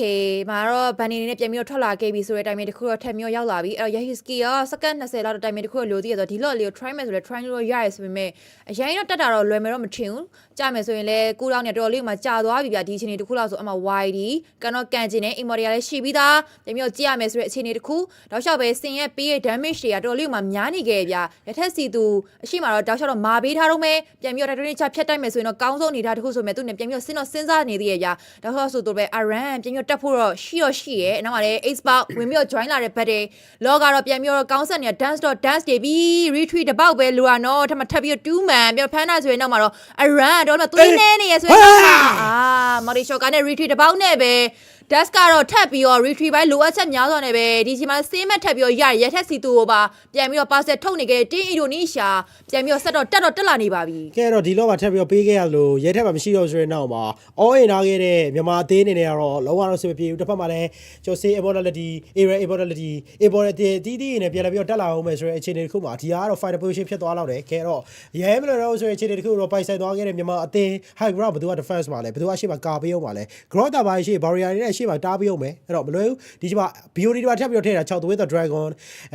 export လဲ city မလဲရဘူး immortal လည်းမရှိဘူး winter crown လည်းမရှိဘူး export ပြန်ပြီးတော့ flicker လေးတော့ပြန်ထွက်လာတယ်အဲ့တော့ရှေ့မှာ stage ပြန်ပြီးတော့ကြည့်တာ farm missile ပြန်ပြီးတော့မှုတ်ပေးရတယ်နှက်ကောင် YD immortal လည်းဒီကြ crystal တို့တစ်ဖက်မှာ day ရိုက် wide တယ်ပဲ game number 1ပွဲစဉ်လေးကလည်း Indonesia အသေးအတွက်ဖြစ်သွားခဲ့ပါပြီတာဝါ push တဲ့ hero တစ်ဖက်မှာ Indonesia မှာတိတ်ပြီးမပါတာတော့မှတကယ်ကိုပဲလေကင်းရောက်လာတော့လေတကယ်ကိုဆိုးရလာတဲ့အချိန်တွေတစ်ခုလောက်ကိုတော့မြန်မာသေးအနေနဲ့ရင်ဆိုင်လိုက်ရတယ်အကောင်းဆုံး duration ဆွဲဆက်ပြီးတော့ဆော့ခဲ့ဆိုပေမဲ့လေသူတို့ရဲ့ draft ပိုင်းဆိုင်ရာမှာလေလိုအပ်ချက်တွေရှိနေကြတဲ့ draft တော့မဟုတ်ဗျာသူတို့ရဲ့ signature hero တွေအများကြီးပါတယ်အကာပို့ပြဆိုလေ hater ပါသူမျိုးရတဲ့စီဆိုလေသူရတဲ့စီဆိုလေသူ့ရဲ့ grok ကိုပါသွားသူလိုမျိုး Kimi ဆိုလေတောက်လျှောက်သူဒါမလေးရှားနဲ့ပွဲမှာတောက်လျှောက်ဆော့ခဲ့တဲ့ Kimi ကိုလည်းပေးထားတာဒါဆိုပိုတော့ဆိုးသေးရဗျ lance တော့တကယ်လို့မှ signature hero တော့သွားပြီးတော့ကြားရဆိုတဲ့ draft မှာတော့မှတင်း Indonesia ကိုသူတို့အနေနဲ့ store တဲ့အချက်တွေမှာအများကြီးလိုအပ်ချက်တွေရှိနေပါသေးတယ်ဟုတ်ပါတယ်ကဲထားတော့ကျွန်တော်ရဲ့ game number 1နဲ့ပွဲစဉ်လေးကလည်း Indonesia နဲ့ဆော့ရဆွဲတော့မှာပြီးဆုံးသွားခဲ့ပြီဆိုတော့မကြခင်မှာလည်းเนาะကျွန်တော်ပြန်လာအောင်မှာလည်းဖြစ်ပါတယ်မကြခင်မှာတော့ကျွန်တော်အနေနဲ့ဆော့ခဲ့ရမှာ game မကြည့်ဘူးပွဲစဉ်အဲ့မှာတော့ကျွန်တော်မြန်မာသေးပြန်လာနိုင်မယ်ဆိုရင်တော့အကောင်းဆုံးခြေနေကိုတော့ပြန်လဲပြီးတော့ရောက်ရှိနိုင်ခဲ့တယ်ဆိုပေမဲ့ဒီ game မှာတူးမှသာထပ်မပြီးတော့ရှုံးနေခဲ့မယ်ဆိုရင်တော့သူတို့ရဲ့ ကျေးစိတ်စုနဲ့သာ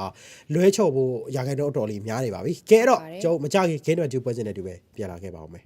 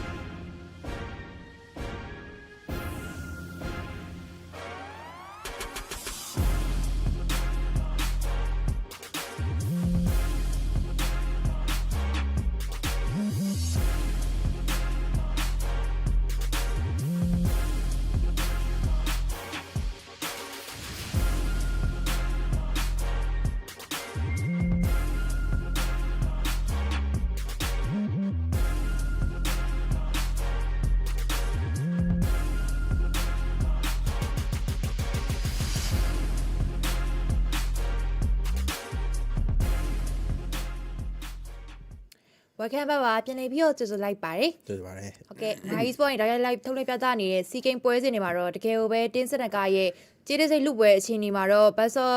ခါရဂင်းနံပါတ်1မှာတော့သူတို့နဲ့အင်ဒိုနီးရှားအသင်းကိုရှုံးနေခဲ့တယ်အင်ဒိုနီးရှားနိုင်ငံအသင်းတွေလည်းဂျိုးပါလာတဲ့စင်တဖြစ်လေဂျိုးအနေနဲ့ကတောက်လျှောက်ကိုပဲ performance နေတော့ခုနက Essential တွေတော့ပြတ်သားခဲ့တယ်ဗျတကယ်ပဲ Landslot Nation နဲ့အချိန်တစ်ခုမှာတော့ referee ဘိုင်းဆိုင်ရာတာတဲ့အချက်တွေပြီးသွားလို့ရှိရင်ဗတဲ့တိုင်းမှာဝင်ပြီးတော့ဝင်ထွက်တဲ့ပုံစံမျိုးလေးမှန်နေရလေးအကြောင်းလဲတင်းမြမာအနေနဲ့ drive by minute နာတော့မှပြန်ပြီးတော့လေဝင်ရထွက်ရခက်ပြီးတော့ရှုံးနေလို့သွားခဲ့ရပဲဖြစ်ပါတယ်ဟုတ်ပါတယ်မြန်မာပွဲစဉ်ရလဲဒီချိန်မှာเนาะအမျိုးသားပွဲစဉ်ရဲ့နောက်ဆုံးပွဲစဉ်တွေဖြစ်တယ်အဲ့တော့နောက်ဆုံးပွဲစဉ်မှာသူတို့နေကျေးစိတ်ရမှာလားမရအောင်လားဆိုတော့ဝေခွဲရမယ့်အခြေအနေတစ်ခုဖြစ်ပါတယ်အဲ့တော့ best of 5 series ဖြစ်တဲ့အတွက် chance ကတော့ကျန်မယ်နောက်ပွဲရှုံးလို့မရဘူးဗျာเนาะနောက်ပွဲရှုံးလို့မရဘူးဆိုတော့အခြေအနေတစ်ခုမှာတော့ရှိနေမြန်မာအသင်းအနေနဲ့ driving face တွေကဘာလေးများဖြစ်မလဲကြည့်လိုက်ရအောင်ဗျာเนาะအဲ့တော့အသေးကတော့ကျွန်တော်ပြန်ပြီးပြောရမယ်ဆိုရင်တော့ဒီချိန်မှာ batting face တွေမှာဂျင်ဂလာ dash အတွက်ကြီးပဲ3ကောင်တီးတန့်ဘန်းပေးတာဗျာတကယ်ပဲ jazz ကိုbest dash ကိုပေါ့နော် respect band နေပေးနေရဆိုတဲ့အချိန်မှာတင်းမြမာအနေနဲ့ကတော့တကယ်လည်းတစ်ဖက်ကကို respect ပြီးကိုလည်း respect ပြန်ပေးသေးတယ်ဗျာနော်တောက်လျှောက်တောင်းစမ်းနေတဲ့ hero တွေတော့ပြန်ပြီးတော့ပေးလို့ကတော့မရဘူး Angela တွေပါပြန်ပြီးတော့ဘန်းကုန်ကြီးက Angela Kalea Eve ဒီ hero တွေတော့ပြန်ပြီးတော့ပဲမြန်မာသေးအနေနဲ့ဘန်းတာတယ်ဘာလို့ Angela ကိုဘန်းတာလဲဘာတခုခုထုတ်ချင်တာလားမသိဘူးเนาะဘာစီယာထုတ်ချင်တာလား Okay ပြန်ပြီးတော့ကြည့်ရမယ် Kalea ပြီးတော့ Eve ပြန်ပြီးတော့ပိတ်ထားမျိုးတော့တွေ့ရတယ်အဲ့တော့တစ်ဖက်မှာတော့တကောင်ပိတ်ပေးသွားပြီနှစ်ကောင်ပြန်ပြီးတော့ပိတ်ပေးအောင်မယ်အဲ့တော့ကောင်းဆက်တဲ့ရဲထပ်ပြီးတော့ပိတ်ပေးအောင်မယ်ဆိုတော့ ground တွေဘာတွေကတော့သူတို့ကင်ကျင်သေးတယ်ဆိုရင်တော့လွတ်သေးတယ်ဗျာเนาะအဲ့တော့ဒီ session လိုမျိုးကောင်းမျိုး ground နဲ့လိုက်ထိန်းဖို့ဆိုတော့အနေငယ်ခက်တယ်ပြီးတော့အဓိကရွေးတဲ့ဆိုဘာလို့ဖြည့်ရှင်းမဲ့ hero မျိုးတော့လိုအပ်သေးရဆိုရင်တော့ Aspirator ဟုတ်တယ် lane မှာလည်း strong ဆိုတဲ့ hero မျိုးပဲဗျเนาะအဲ့တော့နောက်တစ်ကောင်ချက်ပြီးတော့ကောင်းဆက်အနေနဲ့ပိတ်ပေးအောင်မယ်ဆိုတော့ last lot မရှိတော့ဘူး half sum မရှိတော့ fan မရှိတော့ session တွေကသူဟိုဘက်ကလည်းရီဆက်ရှိယူလိုက်ပြီဗျအဲ့တော့ join နေပါရတော့ကြံအောင်မယ် Esmeralda ဒါလျှောက်တော့ဒီမလေးရှားနဲ့ပွဲစဉ်မှာလည်းမတွေ့ခဲ့ရဘူးဆိုတဲ့အချိန်တစ်ခုမှာတော့ Best of 5 series ရဲ့ကျေးဇူးစိတ်လူပွဲမှာတော့ game number 2မှာပြန်ပြီးတော့မြင်လာခဲ့ရပြီအကာပုံမြင့်လက်ထဲမှာလည်းရှိမှဖြစ်တဲ့အတွက်စိတ်ပူကြည်စရာတော့မကောင်းဆိုပေမဲ့လည်းဒီပွဲစဉ်တစ်ခုမှာလည်း Ryan May အနေနဲ့အများကြီးလှုပ်ပြဖို့တော့လိုသေးတယ်ဗျဗတဲ့ဖွင့်ပေးတာတွေ attention တောင်းတာတွေတစ်ဖက်က Uranus လိုမျိုးပြန်ပြီးတော့သူလည်းတဖန်ပြန်ပြီးတော့သူ့ကျုံကိုကျုံစော့တင်တာပေါ့နော်အဲ့တော့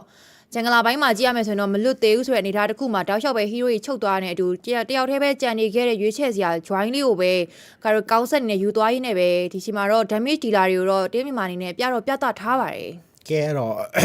ထပ်ပြကြပါဆိုတော့ဒီချိန်မှာ grok ကတော့သူတို့အနေနဲ့အခွင့်အရေးပေးပြီးနောက်ဆုံးမှပိတ်လိုက်ပြီဗျာเนาะအဲ့တော့ grok တစ်ကောင်ပိတ်လိုက်မယ်ပြီးရင်နောက်ထပ်ဘယ်လိုရွေးပေးအောင်မလဲတစ်ဖက်မှာလည်းမြန်မာသေးတစ်ကောင်ပိတ်ရအောင်မယ်ဆိုရင်တော့မှာ ruby တစ်ကောင်တော့သူတို့အနေနဲ့ပိတ်ထားလိုက်တယ်ဗျာအဲ့တော့လီယိုနာဒိုဆိုတော့ကျွန်တော် overlayer ကာပဂီပဲဖြစ်ပါတယ်အဲ့တော့ကာပဂီအနေနဲ့ဒီပွဲမှာဘယ်လို hero တွေကိုပြန်ပြီးတော့ပိတ်ထားမလဲเนาะအဲ့တော့အရေးကြီးရယ်ဒီပွဲကလည်းတို့ကလည်းနိုင်ဖို့အတွက်ရေကိုရေခဲစူးစမ်းမှာပဲအင်ဒိုနီးရှားဖြစ်တဲ့အတွက်တို့ကလည်းเนาะနိုင်ငံအသေးအတွက်တစိမ့်တစ်ခုခုယူသွားခြင်းတယ်ဒါအပြင်ကျွန်တော်မြန်မာအသေးကလည်းတကယ်ကိုကျေးတစိမ့်စုကိုလိုချင်နေတဲ့အသေးဖြစ်တယ်ဒါပေမဲ့စော့ရတဲ့အင်္ဂလိပ်ထဲမှာဆိုရင်တော့ပြောမယ်ဆိုတစ်ဖက်သေးထက်နှိမ့်နေရတော့အမှန်ပဲဗျအာလီဂေကြီးနေမှာတော့ကောင်းတယ်ဆိုပေမဲ့လည်းဗဒက်ခုလောက်ပြန်ရှုံးတာနဲ့တောက်လျှောက်ကိုပြန်ပြီးကြောက်ပါအဓိက player ရဲ့ matter တွေကအရင်ရေးကြည့်ရဗျဟုတ်ပါတယ်စန်ဂျီရိုကာရာဒါ fighter တွေပေးမှတကယ် Mousman စစ်တွေပေးနေကြတယ်ပေါ့နော်သူ့ရဲ့ late game impact ရောက်လာတဲ့အချိန်တစ်ခုကြာရင်တောက်လျှောက်ကောင်းတာဆိုပြီးပြောရဆိုနေပဲသူတို့ကိုယ်တိုင်ပဲ Harry တွေတော့ပြန်ပြီးတော့ပိတ်ထားရဲဆိုတော့ Granger ရမယ် Okayလူနော်ချက်ပြီးတော့ပစ်လာဟဲဆိုရဲနောက်မှာတော့ caricature ရဲ့ guardian ဝင်တာတွေ essential money shot ကဝင်တာတွေနဲ့ lunos ရဲ့ပြန်ပြီးတော့ form ပြောင်းပြီးပစ်တာတွေကလည်း damage ပိုင်းဆိုင်ရာမှာတော်တော်လေးစကားပြောရဆိုတော့ဒီ game number 2မှာလည်းတင်းမြန်မာအနေနဲ့ပြန်ပြီးတော့ dropping ပိုင်းတွေမှာရင်ဆိုင်ဖို့လိုအပ်ပါတယ်အဲ့တော့ Okay စန်ဂျီလက်တော့ဒီလိုမျိုး hero တွေပေးရတကယ်ကောင်းနေဗျသူလည်းconfidence ရှိတယ်သူတောက်လျှောက်ကင်နေခဲ့တဲ့ signature hero တွေပဲ1-1ဆိုလဲခါတော့ဒါသူ့ရဲ့ဒီ crash boy တဲ့ပွေမို့ဆိုရင်တော့ဒါ guardian ဝင်အုပ်တဲ့ pressure လေးပါရောရှိမယ်ဟာထပ်ပြီးထုတ်လာပြန် Guinevere ခက်တယ်ပြန်ပြီးတော့လည်းထုတ်လာခဲ့တော့မကြိုက်ဘူး Guinevere draft ကြီးကိုလ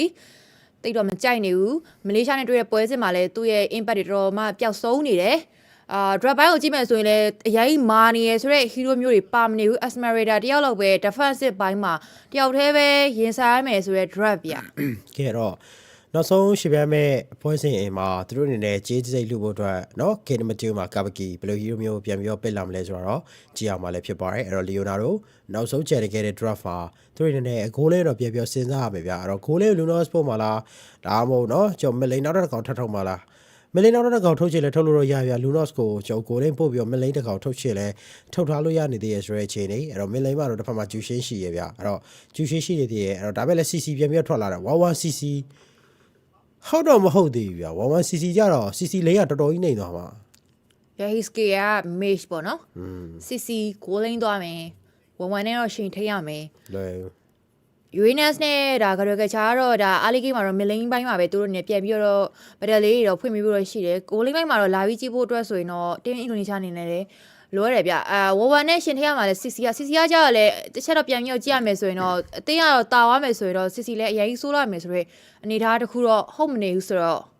ကျွန်တော်ပြန်ပြီးတော့ကြည့်ရပါဦးမယ် Battle 5 series ရဲ့ game number 2ကျေးစိတ်လူပွဲဆိုရဲ့အခြေအနေတစ်ခုမှာတော့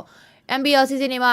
MBL season တွေမှာပေါ့နော်အစင်လာမကောင်းခဲ့တဲ့ Team Liquid ID ကတော့ဒီ CK ပွဲစဉ်မှာတော့မြန်မာနဲ့တွေ့တဲ့ပွဲစဉ်မှာသူတို့ရဲ့အကောင်းဆုံး draft တွေ team ပေါင်းတွေပြနေနေပဲ game number 1ကို control ထားခဲ့တာဆိုတော့ game number 2မှာရောမြန်မာတဖန်ပြန်လာအောင်လားဆိုတာလဲအားလုံးစောင့်ဆိုင်နေကြတဲ့အတိုင်းပဲမျှော်လင့်သလိုပဲဖြစ်လာပါစေစတောင်းနေပဲ game number 2ကတော့မကြခင်မှာစတော့မှာပဲဖြစ်ပါတယ်ဟုတ်ပါတယ်အဲ့တော့ဒီချိန်မှာဆိုရင်တော့တို့အနေနဲ့လည်း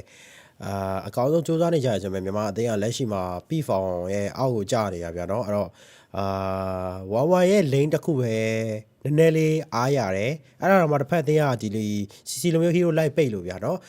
CC လိုမျိုး hero လိုက်ပိတ်ထားတယ်ပြီးနောက်တစ်ချက်ကဒီမှာဘာသွားတွေ့ရလဲဆိုတော့အသင်းတွေနေနဲ့ sorry ရဲ့ပိုင်းတွေမှာနည်းနည်းလေးမြန်မာအသင်းပေါ့เนาะဒီကပြောမှဆိုမြန်မာအသင်းတွေနဲ့အသင်းပေါ်ယုံကြည်မှုကိုပျောက်နေရလို့မြင်မိရဗျာအဲ့တော့Asmaritas ထွက်လာခဲ့တဲ့ Ryan နဲ့ရောဒီပွဲမှာအလေးနည်းရှင်းထည့်ရမယ့်ပိုင်းမှာ Aaron ကိုနိုင်သွားမှာလားဆိုတာလည်းကျွန်တော်ပြန်ပြောစဉ်းစားကြရတော့ရှိမယ်။ Leonardo Kabuki ကန်ထားခဲ့တဲ့ CC လိမ့်မှဆိုရင်တော့1-1နဲ့အကောင်းဆုံး control နိုင်လိုက်မယ်။ lane ကိုချိုးသွားနိုင်လိုက်မယ်ဆိုရင်တော့ goal lane ကိုတော့အများကြီးအားကိုးလို့ရနိုင်မယ်ဗျာဒီပွဲကတစ်ဖက်က Indonesia ရဲ့ draft ကတော့မာရဲဆိုတဲ့ draft ပြ CC ကရကချာ Uranus ဒီ hero ရဲ့တောက်လျှောက်မာပြီးမှုတွေနဲ့အတူ damage ပေးနိုင်မယ်ရီဆန်းရှင်စင်ရဲ့ရီဆန်းရှင်ကလည်း game number 1နဲ့တောက်လျှောက်ကိုထိုးထားခဲ့တဲ့ရီဆန်းရှင်တော့ဖြစ်နေတယ် game number 2မှာလည်းသူ့ရဲ့ aim ဘက်တွေထပ်ပြီးတော့ပြအောင်မလားဆိုတာလည်းကြည့်ရမယ် retreat ဘိုင်းဆိုင်ရမှာဆိုရင်လည်းရီဆန်းရှင်ကတော်တော်လေးမှအဝင်ထွက်မှန်နေပြီးတော့ one shot ကပေးတဲ့အချက်တွေ stand ပေးတဲ့အချက်တွေကတော်တော်လေးမှကောင်းတယ်ဒါအပြင် Husky ရဲ့ Lunos ပြ Lunos ကလည်းသူတောက်လျှောက်ကင်ခဲ့တဲ့ hero တော့သွားပြီးတော့ကြိုက်ပေါ့နော်အဲ့တော့Lunos ကလည်းတောက်လျှောက်ပဲလိုက်ပြီးတော့ early game မှာလည်းတောင်းကြအောင်မှာဆိုတော့ပြန်ပြီးတော့တင်းမြမာရဲ့ draft ကိုကြည့်ရမယ်ဆိုတော့တော်တော်လေးမာရဲဆိုတဲ့ draft တော့မဟုတ်ဘူး Asmaria တောက်လျှောက်ပဲ starting more ဝင်မဲ့အချက်တွေရောရှိရဲဆိုပေမဲ့တော်လေးကိုတော့နည်းနည်းတော့သတိထားမယ် draft လို့ပဲ game number 2ရဲ့ draft ကိုလည်းသုံးသပ်ရပါလိမ့်မယ်ကဲအဲ့တော့ထုံးစံအတိုင်းပဲ technical pause နော်game number 1တော့ issue လို့ပြောင်း game number 2မှာတော့ pause လို့စလုံးပြောင်းသွားပြီissue မဟုတ်ဘူးတဲ့ technical ကြောင့်ပေါ်စားတာတဲ့နော်အဲ့တော့ဟိုကြတယ်တပွဲကိုအကြောင်းရင်းတစ်ပြုံးနဲ့နော်ရက်ဆက်ဆက်ပဲစင်ကြီးစာအုပ်ခါးချထိုးရတဲ့ CK 2025နော်တကယ်ကိုသဘောကျတယ်ကဲတော့ပွဲကပြန်စမှာလားတော့မသိဘူးဟဲ့အဲ့တော့ဘာဒီမားလို့မားပြန်ပြီလဲမသိဘူး lobby screen မှာကိုသွားကြာနေတာအဲ့တော့ okay ဒါအဆင်ပြေပါမလားနော်လက်သေးစလုံး sorry ဘိုင်းဒီမှာလဲအသေးပေါ်ချင်းယုံကြည်မှုရှိဖို့ကလည်းလိုအပ်နေသေးရဲ့ဗျာတော့မြန်မာအသေးဘာကြီးချက်ပြီးတော့လုပ်ပြနိုင်အောင်မလဲ YD เนาะခုနကပွဲစဉ်မှာ YD ရဲ့6ကအမားတွေများနေရတော့မှသူတို့အနေနဲ့နိုင်အောင်ဆော့သွားနိုင်သေးတယ်ဒီပွဲမှာတော့အရင်တော့မလွယ်ပါဘူးเนาะအဲ့တော့ကဲ technical pause ပြီးကျွန်တော်အင်္ဂိမ်းနဲ့ပြန်လာခဲ့ပါဦးမယ်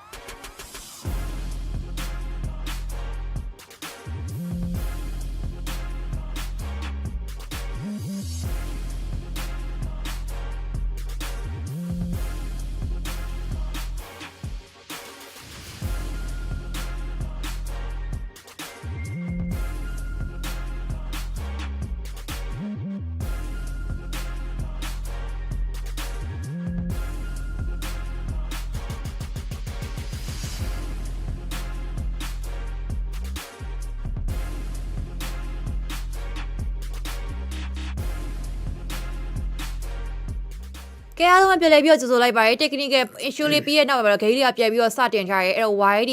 မလင်းမာနေတော့သူတို့ shot ခံထားရဲဆိုရအနေသားတစ်ခုရဲတဲ့စီသူက backup ပေးလိုက်ဆိုရအခြေသားတစ်ခုမှမလင်းမာတယ်၄ရောက်လောက်လာပြီးတော့ဆိုင်နေဆိုရအခြေအနေလက်တဲ့ flare ပြန်ရောမှတ်ထားပြီးတော့နှစ်ကောက်ဆိုမဲ့လဲ follow damage ပိုင်းဆိုင်မှာတော့မလောက်နေဘူးရဲတဲ့စီသူလဲကိုယ်တိုင်လဲသွေးလဲတော်လေးရောနေတာဖြစ်တဲ့အတွက်အရင်တော့ဝင်တော့မတိုးပြ second နဲ့10မျိုးအုပ်ထားရဲဆိုပေမဲ့ရဲ ski ရဲ့ထပ်ပြီးရက်လိုက်စမှာ rider လက်တာပြန်ပြီးခင်းနာပြီးတော့ပဲစိတ်တော့စိတ်ပေးထားရဲပဲပြန်ပြီးတော့လက်တဲ့ flare အကောင်းဆုံးပြန်ပြီးမှတ်ထားပေးခဲ့ရဲဆိုပေမဲ့လဲ hero kill လေးကတော့မရရှိလိုက်ပါဘူး Okay ကဲတော့ထပ်ပြီးတော့ကြည့်ရမယ်ဆိုတော့ဒီချိန်မှာ last law last law တော့ဖြစ်တယ် Ionic တွေပါပြန်ပြီးတော့လှည့်ပေးထားတဲ့အပိုင်းတွေမှာတော့စိုးတော့မစိုးဘူးပြเนาะအဓိကလည်းဒီဘွဲမှာเนาะ damage တွေပေးတာမို့ damage output တွေမြန်မာအသေးကတော့အများကြီးယူတာကြောင့် alert 5B တွေပါမယ်เนาะကျွန်တော် Aspirator output တွေထုတ်ပြီးမှရှိမယ်ပြီး DBS ပေးမယ်ကျွန်တော်ဒီထပ်ပြီးတော့ Jushin တွေရှိအောင်မယ် Cutting ကို play ဟေ့အောင်မင်း CC တော့မနှိမ့်နဲ့เนาะone rate ရှိနေစော့ပြီးတော့ CC တော့သွားမနှိမ့်နဲ့လားရီဆက်ရှင်ကတော့ follow အနေနဲ့ပါဆိုတော့အမ baby သွားပြီလားမသိဘူး first play ရီဆက်ရှင် monitor shot ကရှိသေးတယ်เนาะအဲ့ဒါနည်းနည်းတော့3ထားမှတော့ရမယ်ဗျစောရတဲ့ပိုင်းဒီမှာခဲတော့ target လေးထွက်လာပြီဆိုတော့ target 10 try မယ်မင်းလေးမှာတော့နည်းနည်းလေးကလပ်လေးလုပ်နေရမယ်ဆိုရင်တော့နောက်မှ green via 2 man follow ရှာဖို့ကောင်းလဲလာတယ်ရီဆက်ရှင် monitor shot ကအဲ့တော့စေပြေသွားခဲ့ပါပြီ target ကလည်းရောက်ဖို့တော့များသွားပြီ retribution AC လေးမှာပဲကျွန်တော်မြန်မာသေး first target ကတော့ပုံမှန်ရတယ်ဗျပုံမှန်လေးပဲညီကိုတို့เนาะဒီအချိန်တိုင်းလေးပဲဆက်ပြီးတော့ထိန်းထားနိုင်ဖို့လိုတာမြန်မာ RDK intro အမြဲလှပြီမဲ့လေကင်းရောက်ရင်တို့ဒါမေကင်းလောက်အပိုင်းချမှာတွေဘက်တယ်လေးမှောက်ပြီဆိုရင်တော့မြန်မာအသင်းနဲ့အရင်ထူထောင်နိုင်မျိုးမဟုတ်ဘူးစန်ဂျီ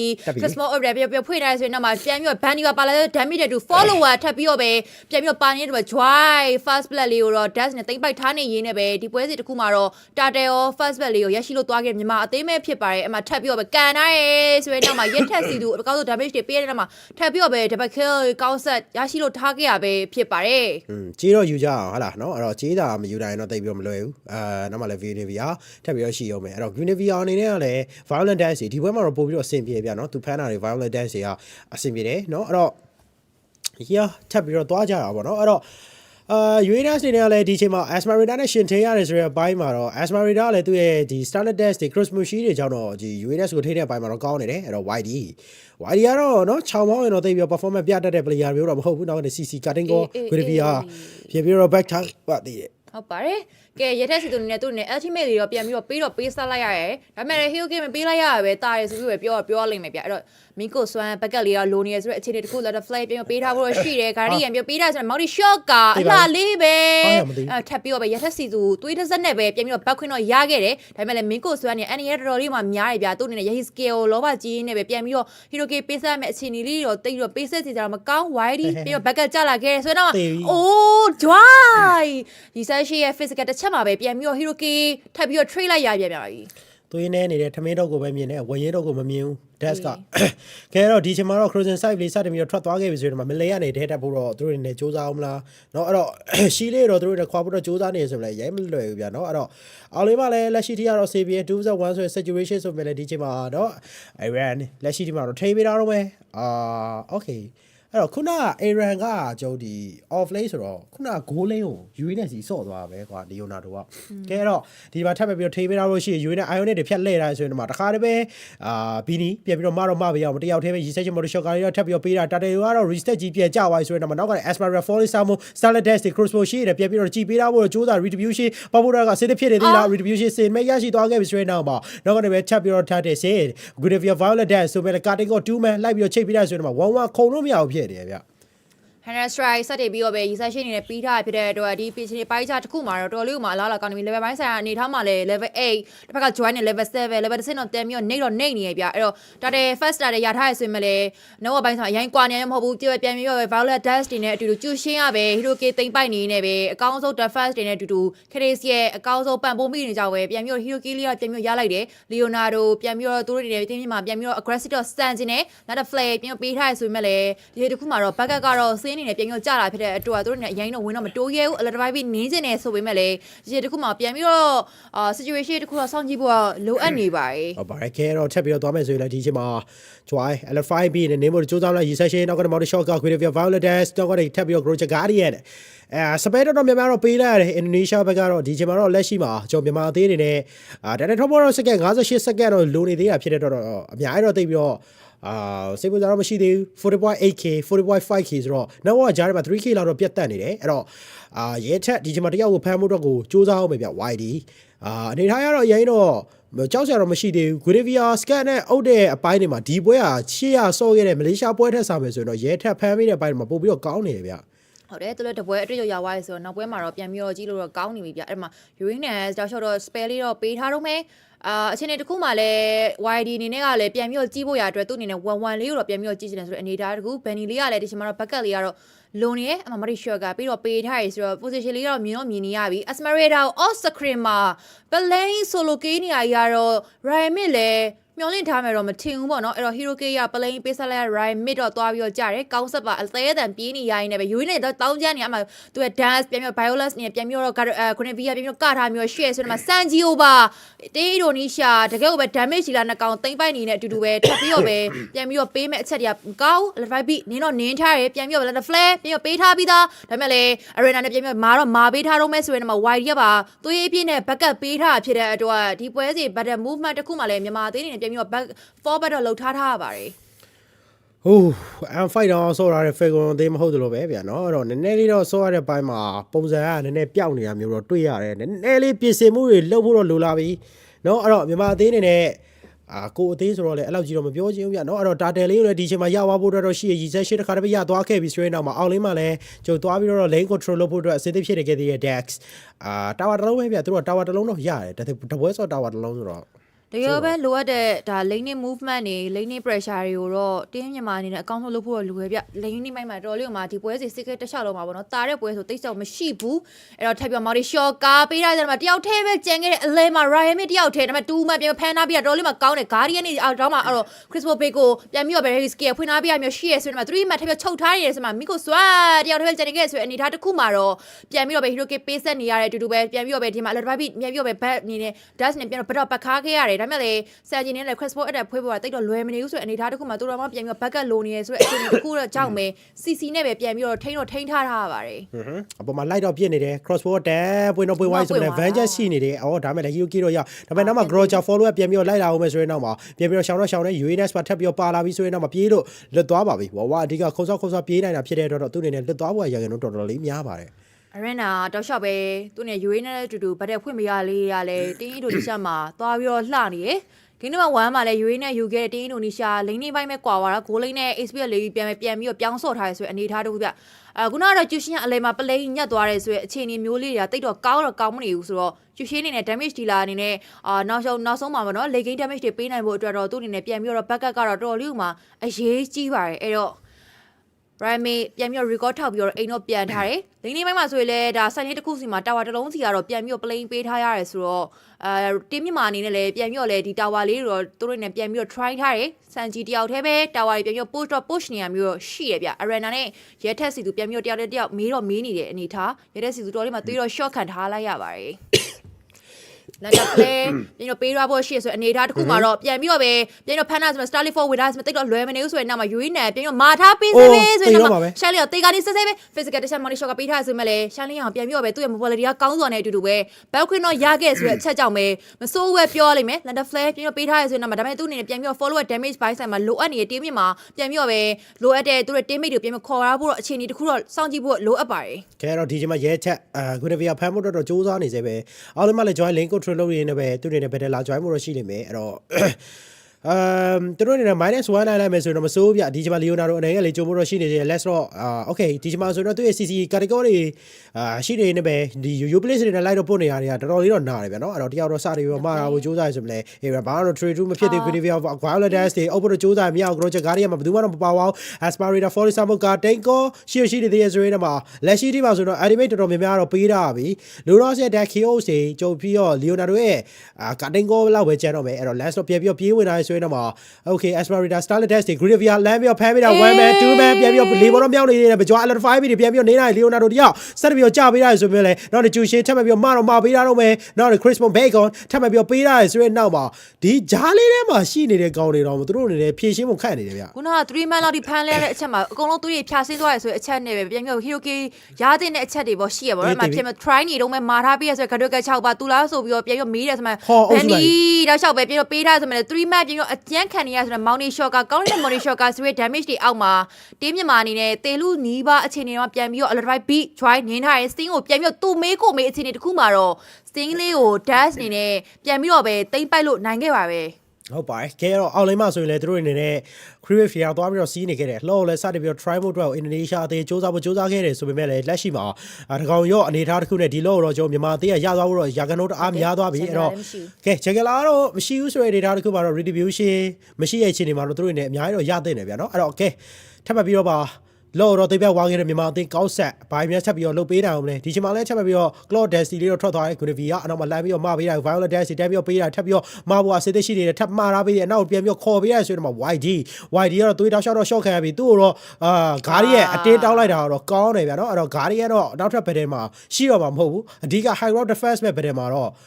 ဂါရီမရှိတော့ဗျာဟုတ်တယ်တင်းမြန်မာအနေနဲ့ဒီပွဲစဉ်မှာတော့ spare တောင်းတာလေးတွေရတယ်တော်တော်လေးမှမှန်တယ် spare တောင်းပြတယ်တောက်လျှောက်ဗတ်တဲ့ဆိုင်နာတွေကြောင့်လည်းတင်းအီတိုလီရှားအနေနဲ့ခုနကဗတ်တဲ့မှာဆိုလဲချုပ်မိသွားခဲ့တယ်ဒီပွဲစဉ်မှာဒီဗတ်တဲ့ movement တစ်ခုမှာဆိုလဲဂါရီကနေပြန်ဖြတ်ပြီးတော့တောင်းထားတဲ့အချက်တွေကလည်းဒီ lot တက်လာမဲ့ဗတ်တဲ့ movement တစ်ခုမှာတော့သူတို့နေပို့ပြီးတော့ smooth ဖြစ်သွားလိမ့်မယ်ဗျအဲ့တော့ရထက်စီတူတင်းနဲ့လည်း shot တော့ back တော့ပေးထားတဲ့အခြေအနေတစ်ခုလည်းစောင့်ကြည့်နေ Violet dance ကဖို့အတွက်ကတော့တိုင်မယ်တစ်ခုကလိုအပ်နေသေးတဲ့အခြေအနေပြန်ပြီးတော့ပဲ Uranus editor ဖွင့်ထားပြီးတော့ပဲပြန်ပြီးတော့ falling back တော့လှုပ်ထားနေရတဲ့ဆိုတဲ့အခြေအနေတစ်ခု Leonardo ကလည်းဒီပွဲစဉ်မှာ season နဲ့တိတ်တော့အလုံးမဖြစ်ဘူးဆိုတဲ့အခြေအနေလေးတွေတော့ဖြစ်နေရဆိုတော့ဂိမ်းနံပါတ်2လေးကတော့မြန်မာအတွက်ဖြစ်သွားမလားเนาะတခြားတော့ပြန်ကြည့်ရပါမယ်ဟုတ်ပါတယ်ကဲတော့အခြေအနေပြန်ကြည့်မယ်ဆိုပေါ်လေးမှာလည်းလောကတွန်းထားတဲ့အချိန်မှာအောက်မှာလည်း dash ကသွားပြီးတော့တွန်းနေရတော့မယ်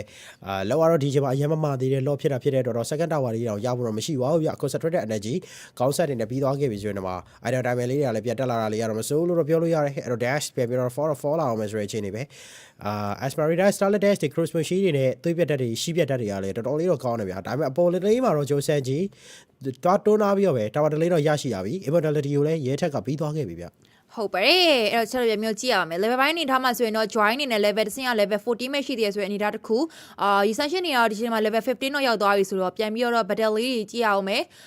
232ဆိုရယ် KDA နဲ့အတူတူ Leonardo ကတော့ပြန်ပြီးလုတ်ပြဖို့အချက်လေးတွေကတော့မျှော်လင့်ရမယ်ဗျအဲ့တော့တင်းမြန်မာအနေနဲ့ဒီပွဲစဉ်မှာမနိုင်ဘူးဆိုရင်ဒါသူတို့အတွက်နောက်ဘယ်ပွဲမှာနိုင်မှာမဟုတ်တော့ဘူးတကယ်လို့မှတာနေရဆိုတော့ game number 2ကိုတော့သူတို့နဲ့ပြန်ပြီးတော့ objective အရယူပြီးတော့တက်ဖို့ကလိုအပ်ပါတယ်အဲ့နော်တကယ်ဖြည့်ရှင်းရမှာယူရင်းနဲ့ကိုဖြည့်ရှင်းရမယ်ယူရင်းနဲ့ဖြည့်ရှင်းပြီးသူတို့ပြန်ပြီးတော့ဝင်ဖို့ကကောင်းတယ် guardian တွေပဲဖြတ်တောင်းလိုက်မယ်ဆိုရင်တော့ဒါတကယ်လို့မှမှန်ကန်တဲ့ decision တွေကိုပဲသူတို့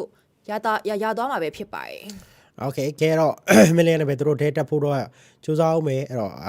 renderနောက်မှာသွားပြီးတော့ကြည့်နေတယ်ဒါပေမဲ့လည်းနောက်ပိုင်းမှာတော့သူ့အနေနဲ့အရင်တော့မလွယ်တော့ဘူးဗျာဘာလို့ဆိုတော့တစ်ဖက်ကအမှားမဲ့ကောင်တွေများနေရဆိုရင်တော့မှအမှားရဲ့ duration ကလည်းတော်တော်လေးကြာတယ်ဒီက Guinevere စမှားတယ်ပြီး duration ထပ်မှားတယ်ဆိုရင်တော့မှအဲ duration ကြားထဲမှာဆိုရင်တော့ UNS တွေနဲ့ပြတ်သွားနိုင်တယ်ဗျာတစ်ဖက်ကလည်း output damage တွေလောက်လာတဲ့ချိန်ကျရင်သူ့အနေနဲ့ပို့ပြီးတော့ဆိုးလာနိုင်မယ်လောက်ထပ်ဖို့ကတော့ second 30 render Okay itemization တွေကလည်းတဖြည်းဖြည်းတော့တောက်လာပြီအဲ့တော့ဒီချိန်မှာ orange buff ကိုလည်းသူတို့အနေနဲ့ပြန်ပြီးတော့ယူထားခဲ့နေပဲတစ်ဖက်တည်း orange buff တွေပါ sub type ထားတယ်ဗျာပုံမှန်တိုင်းပြောမယ်ဆိုတော့ dash နေနဲ့သူလုံနေတဲ့အလုပ်ကိုပဲတောက်လျှောက်တော့ပုံမှန်လေးတော့သွားထားတယ် silent တွန်းတယ် lane push တယ်အဓိကသူ့အနေနဲ့ lane တွန်းလို့ကောင်းတဲ့ကောင်ဖြစ်တယ်ဗျာ dash တွေများတဲ့ကောင်ဖြစ်တဲ့တော့ silent to silent ပြန်ပြီးတော့ run တဲ့ဘိုင်းတွေမှာမြင်စက်လေးသွားလို့တော့ရတယ်အဲ့တော့ save နေတော့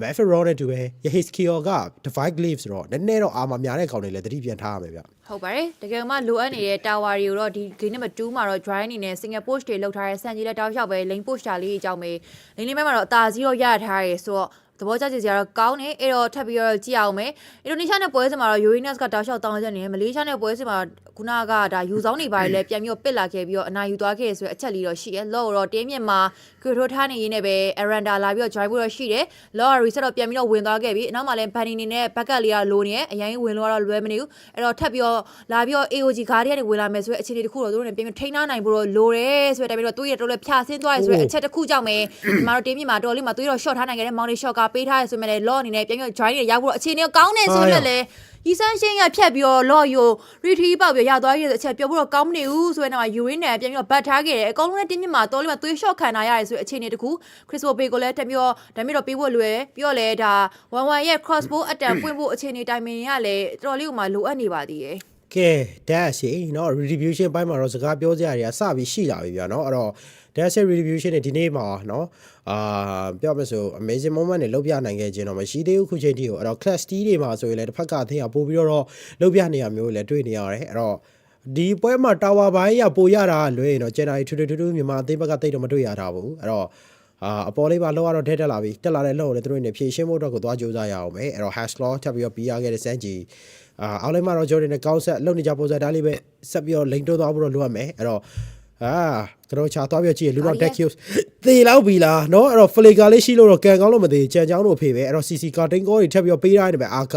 ာကြီးတယောက်ကတော့ရှေ့မှာပြန်ပြီးတော့ကြည်ပေးထားဖို့တော့ရှိမယ်လက်ရှိမှာတော့သူတို့နေတဲ့ high ground defense လို့တော့လွယ်သွားလိမ့်မယ်ပြပါအောင်ဆိုတော့တစ်ဖက်သေးကလည်း damage မလောက်တဲ့ပြဿနာတွေပြီးတော့တစ်ဖက်သင်းတာတွေရဲ့ခြေတွေမျိုးရှိနေတာဖြစ်တဲ့အတွက်မြန်မာသေးတော့အရင်ကောင်းတော့မတိုးတော့ဘူးဗျဟုတ်ပါတယ်မလန်ရတာဝါတလို့တော့ essential အနေနဲ့သိမ့်ပိုက်ထားမျိုးရှိရယ်ဒီနေ့ပိုင်းဒီမှာတာရီတို့ပြောနေပြီလေဒီအချိန်တခုမှတော့အရန်ဟိုမှာမကွာချားတော့တဲ့အချိန်တခုတော့ပြန်ပြီးတော့မှတင်းမြန်မာကကြောက်ရောက်သွားပြီပေါ့နော်ဒီပွဲစဉ်လေးမှာတော့ခိုင်တို့ရေဒါ dash ကိုခုနက movement ဆိုရင်တကယ်ပဲသူလောရမယ်လို့ထင်ခဲ့ပြီမဲ့လေတောက်လျှောက်ပဲဒီလောကိုထိုးထားတယ်မြန်မာဖြစ်နေရတာနဲ့ဒါ Yahiske ကတောက်လျှောက် damage ပေးတာတွေစင်းဝင်ပြီးတော့ rotate ပေါက်တာတွေကိုလည်းဒီ pressure တွေသူတို့မဖြည့်ရှင်းနိုင်သေးဘူးပေါ့နော်အဲ့ Urine နဲ့တောက်လျှောက်တော့ attention တော့တောင်းနေရယ်ဟောဒီ shot ကပေးထားဆိုတော့ဘယ်နေရ plane တက်မျိုးကြာ starting မဝင်နေဆိုပေမဲ့လည်းအရင်တော့လာမနေဘူးနောက်မှတောက်လျှောက်ဆိုလိုပဲပြန်ပြီးတော့ပြစ်ထားပြီးရဆိုရင်နောက်မှာ Asmarator တောက်လျှောက်တော့မာပေးနေတော့မဲ့ attention ပြန်ပြီးတောင်းထားရဆိုပေမဲ့သွေးတော့တက်နေရဆိုပေမဲ့ဒီပွဲစီတစ်ခုမှာတော့ဘင်းနီလေးကြာသွားဖြစ်တဲ့အတွက် 5/4 situation လေးကတော့ပြန်ပြီးတော့ဖြစ်သွားခဲ့ပါပြီအဲ့တော့စန်ဂျီလည်းအပေါ်လိမ့်မှာပြန်ပြီးတော့ create လေးကြောင်းပြီးတော့ပဲရသလောက် family လေးတော့ပြန်ပြီးတော့ရှာထားပါတယ်ကဲတော့ဘာတွေဆက်ပြီးတော့လုံနိုင်အောင်လဲဒီချိန်မှာစန်ဂျီလေးဘာတွေတော့ပြန်ကြောင်းနေတယ်1-1ဖြစ်တဲ့အတွက်နည်းနည်းတော့သတိထားရမယ်ဗျာကျော်နာနဲ့သူ့အနေနဲ့ HP သိမ်းမရှိရဲ့ hero ဖြစ်တဲ့အတွက် okay ဒီချိန်မှာ Guardian ပြန်ပြီးတော့ကြာလိုက်1-1 crossword တက်ကဘောcrossword တက်တော့မတက်လိုက်ရအောင်ဟိုအလဲမှာသွားပြီးတော့ရန်နေဖြစ်နေရပြီဆိုတော့ရဲထက်တယောက်တည်းပဲအစီပြေးရလားအေးပေါ့တယ်ကြာတော့မကြာသေးဘူးဆိုတော့1 win တော့ကြာပြီ okay 1 မှလည်းမသေးသေးဘူးဆိုတော့တော်တော်လေးတော့မာပေးတာတော့မယ်အေးပေါ့တယ်ရှိနေသေးရဲ့ရဲထက်ပြပြဆိုင်ချင်လို့တော့ရတယ်အဲ့တော့ 2 versus 1 trade ဒီချိန်မှာကောင်းဆက်နဲ့တူပဲနှစ်ကောက်ပြန်ပြီးတော့ trade ထားခဲ့ရဆိုရင်အခြေအနေပဲအဲ့တော့ဒါပဲလေဒီချိန်မှာ Uranus ကတော့ပြန်ပြီးတော့ထွက်လာပြီ Lot Trap ကတော့ second 20ကောက်ဆက် Trap ကတော့ second 20တူတူတော့ပါပဲဟုတ်ပါတယ်ကဲအဲ့တော့ဘာတွေများဆက်လက်ပြီးတော့လုပ်ပြသွားမလဲ Winner Crown တွေပါတော့ Uranus နဲ့ဆက်လာခဲ့ပြီဆိုတဲ့ timing တစ်ခုပြန်ပြီးတော့သွားပြီးတော့ကြားချုံနေပါတော့ Bunny နဲ့တောက်ချတော့ကောက်ပြီးတော့စစ်ထားတယ်duration နေထားရကြည့်မယ်ဆိုရင်လေခုနကပွဲစဉ်နဲ့အရင်တော့ကွာချားနေအောင်မဟုတ်ပြတင်းမြန်မာနဲ့တင်းအင်ဒိုနီးရှားတွေ့တဲ့ပွဲစဉ်တွေကတော့ duration တော်လေးကိုမှကြာတယ်သူမသားကိုမသားချကြရဲဆိုတဲ့အခြေအနေတစ်ခုပဲဗဒယ်တစ်ခုကအရေးကြီးရဗဒယ်တစ်ခုနိုင်သွားပြီဆိုရင်တောက်လျှောက်တက်တဲ့နှစ်သင်းစလုံးပေါ့နော်အဲ့တော့ပြန်ပြီးတော့ကြည့်ရမယ်လောကတော့ပြန်ပြီးတော့ထွက်လာပြီဆိုရင် timing တစ်ခုမှာ join နဲ့ပြန်ပြီးတော့ထွက်လာခဲ့ပြီYahiske နေတော့ Vision လက်တွေမှာပြန်ပြီးတော့ပြီးသွားဖြစ်တဲ့ damage ပိုင်းဆိုင်တွေမှာပြန်ပြီးတော့စကားပြောလာနေပြီဗျအဲ့မှာ Usan ရှင်ပြန်ပြီးတော့ပေးထားတယ်မှာ Uranus ကြီးကတော့ပြန်ပြီးတော့ Lander Flare ပြန်မှာထားပြီးရဆိုရင်နောက်မှာတော့ Crossbow Attack ဝပွင့်ထားရဆိုရင်မှာအကုန်လုံးကိုပစ်ခွဲတော့မှာ Joy Play ပြန်ကြောက်သွားဆိုတော့ Multi Shot ကပေးထားရဆိုရင်လည်း Shining အောင်တော့တယောက်တည်းကြိုသွားနေပဲပြန်ပြီးတော့ Hero K ပေးဆက်လိုက်ရတယ်ရထက်စီသူပါ Why ဒီလောဘကြီးနေရင်းနဲ့ပဲပြန်ပြီးတော့ရထက်စီသူရဲ့ mobility ကကောင်းတာကြောင့်တော့ back queen တော့ရခဲ့တယ်ဆိုပေမဲ့ 3/5 battery ကိုဘလို့ပြန်ပြီး High Ground Defense လောအောင်မှလည်းလောတာမလို့တော့ဘူးဆိုတော့အင်ဒိုနီးရှားလောက်သွားပြီးတော့ကြတယ်အဲ့တော့ကြံခဲ့တဲ့ကောင်တွေကလည်း High Ground Defense လုပ်ဖို့အကောင်းဆုံးကောင်တွေမဟုတ်ဘူး Crystal Draw အင်ဒိုနီးရှားဒဲရိုက်နေတဲ့အခြေအနေတစ်ခုမှာတော့ game number 2ကိုလည်းတီအင်ဒိုနီးရှားအကောင်းဆုံး battle movement နဲ့တခုလော့တော့မလို့ပဲနဲ့တန်းပြီးတော့တက်သွားခဲ့ပြီးတော့ပဲအနိုင်ယူလို့သွားခဲ့တာပဲဖြစ်ပါတယ်အကောင်းဆုံးဆိုတဲ့အခြေအနေတစ်ခုတော့အင်ဒိုနီးရှားသေးပိုင်ဆိုင်ထားခဲ့ပြီးတော့ပဲ 2-0 ဆိုတဲ့ result ကိုတော့ဥဆောင်သွားခဲ့ပြီဖြစ်ပါတယ်ဒီပုံစံတိုင်းတော့ကျွန်တော်ခုနပြောမယ်ဆိုရင်တော့เนาะကျိုးဒီမလေးရှားနဲ့တွေ့ခဲ့တဲ့အခြေအနေမျိုးပဲသွားပြီးတော့တူနေတယ်အဲ့တော့မလေးရှားအသင်းမှာလို့ပဲသူတို့အနေနဲ့ခံစားနေရပြီးတူစီမလွဲပါဘူးဒီတိုင်းသာဆိုရင်တော့ကျိုးမြန်မာအသင်းကတော့လက်ပလာနဲ့အိမ်ပြန်လာဖို့တော့တအားရာခိုင်နှုန်းများတယ်အဓိကတာနေတဲ့အခြေအနေတန်ဖိုးလည်းမထိနိုင်ဘူးအာလီ intro ဘိုင်းမှာဆိုလည်းနည်းနည်းလေးကောင်းပြရဲဆိုပေမဲ့ဘယ်လိုပြောရီးစားထားတယ်တူတူပဲဗျာနော်အစပိုင်းတော့ကောင်းပါတယ်နောက်ပိုင်းမှာတော့စိုးသွားနေတယ်နောက်ပိုင်းစကင်စာကြီး trauma ကြီးအပြည့်အဝကြီးပေးထားခဲ့တယ်နော် ratio တော့သွားပြီးတော့ကြာရခုနကဆိုလဲလော့ကလုံးဝ dust လက်ထဲမှာရှိရတော့မှ dust က surprise ကြီးနော်တောက်လျှောက်ကြီးပေးတာမျိုးတိတ်ပြောမကောင်းပြီးတော့စန်ကြီးဆိုလဲ crossbow attack ပွေ့သွားအကုန်လုံးရိုက်ခွဲတော့မယ်ထင်ပြီးတော့ပြောလိုက်သေးတယ်ဒါပေမဲ့လေသူတို့က plane AOG ရဲ့ပြန်ပြီးကောက်တာထောက်တာနဲ့ပဲပြန်ပြီးတော့ကြာသွားတယ်ပေါ့နော်အဲ့တော့ okay signature hero တွေပေးခဲ့တယ်ဆိုပေမဲ့လေဒီပွဲစဉ်မှာလည်းလိုအပ်ချက်တွေဂိမ်းထဲမှာတူးမှလည်းရှိနေတော့မှာပဲအဓိကတော့ဒါလိန်နေပိုင်းမှာအားနဲ့ရောလိန်နေပိုင်းကိုတာလို့တော့လေသူတို့ရဲ့ battle movement ဖွင့်တာတွေ battle ဝင်ထွက်တာရလဲလိုအပ်ချက်ရှိနေတော့မယ်ဆိုတဲ့အချက်တွေနဲ့ပဲတင်းအင်ဒိုနီးရှားဒါအသာဆော့သွားခဲ့ရပေါ့နော် duration တွေကတော့အရင်ပြတ်နေအောင်မဟုတ်ပေမဲ့လေ battle movement တခုကအရေးကြီးကြ battle movement နိုင်ဝနဲ့တက်တဲ့နှစ်သင်းဆိုတော့လေဂိမ်းထဲမှာတူးကလေအင်ဒိုနီးရှားတက်ပဲဖြစ်လို့သွားခဲ့ရပဲဖြစ်ပါတယ်။ကဲတော့ game number 3အဆုံးဖြတ်ပွဲစဉ်ဖြစ်တယ်မြန်မာအသင်းရှုံးနေပဲဆိုရင်တော့တခါတည်းပဲလက်လာတဲ့အိမ်ပြန်မှာဖြစ်ပြီးတော့နိုင်မယ်ဆိုရင်တော့နောက်ထပ်အသက်ဆက်ခွင့်ပြန်ပြီးရရှိမယ့်ပွဲစဉ်ပဲဖြစ်ပါတယ်။ကဲတော့မကြခင်ကြော game number 3ပွဲစဉ်တွေတူပဲပြန်လာခဲ့ပါဦးမယ်။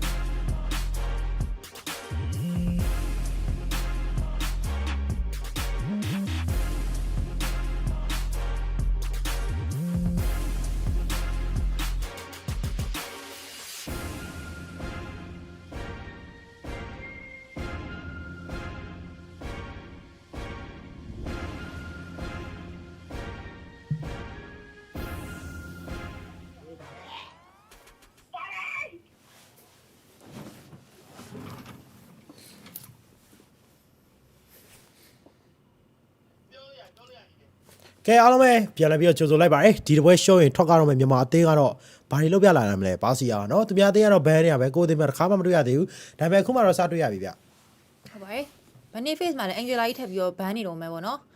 ်တင်းမြန်မာဗာဆီယာယူထားရဲဆိုတော့ Angela တော့ဘန်နာရယ်ခုန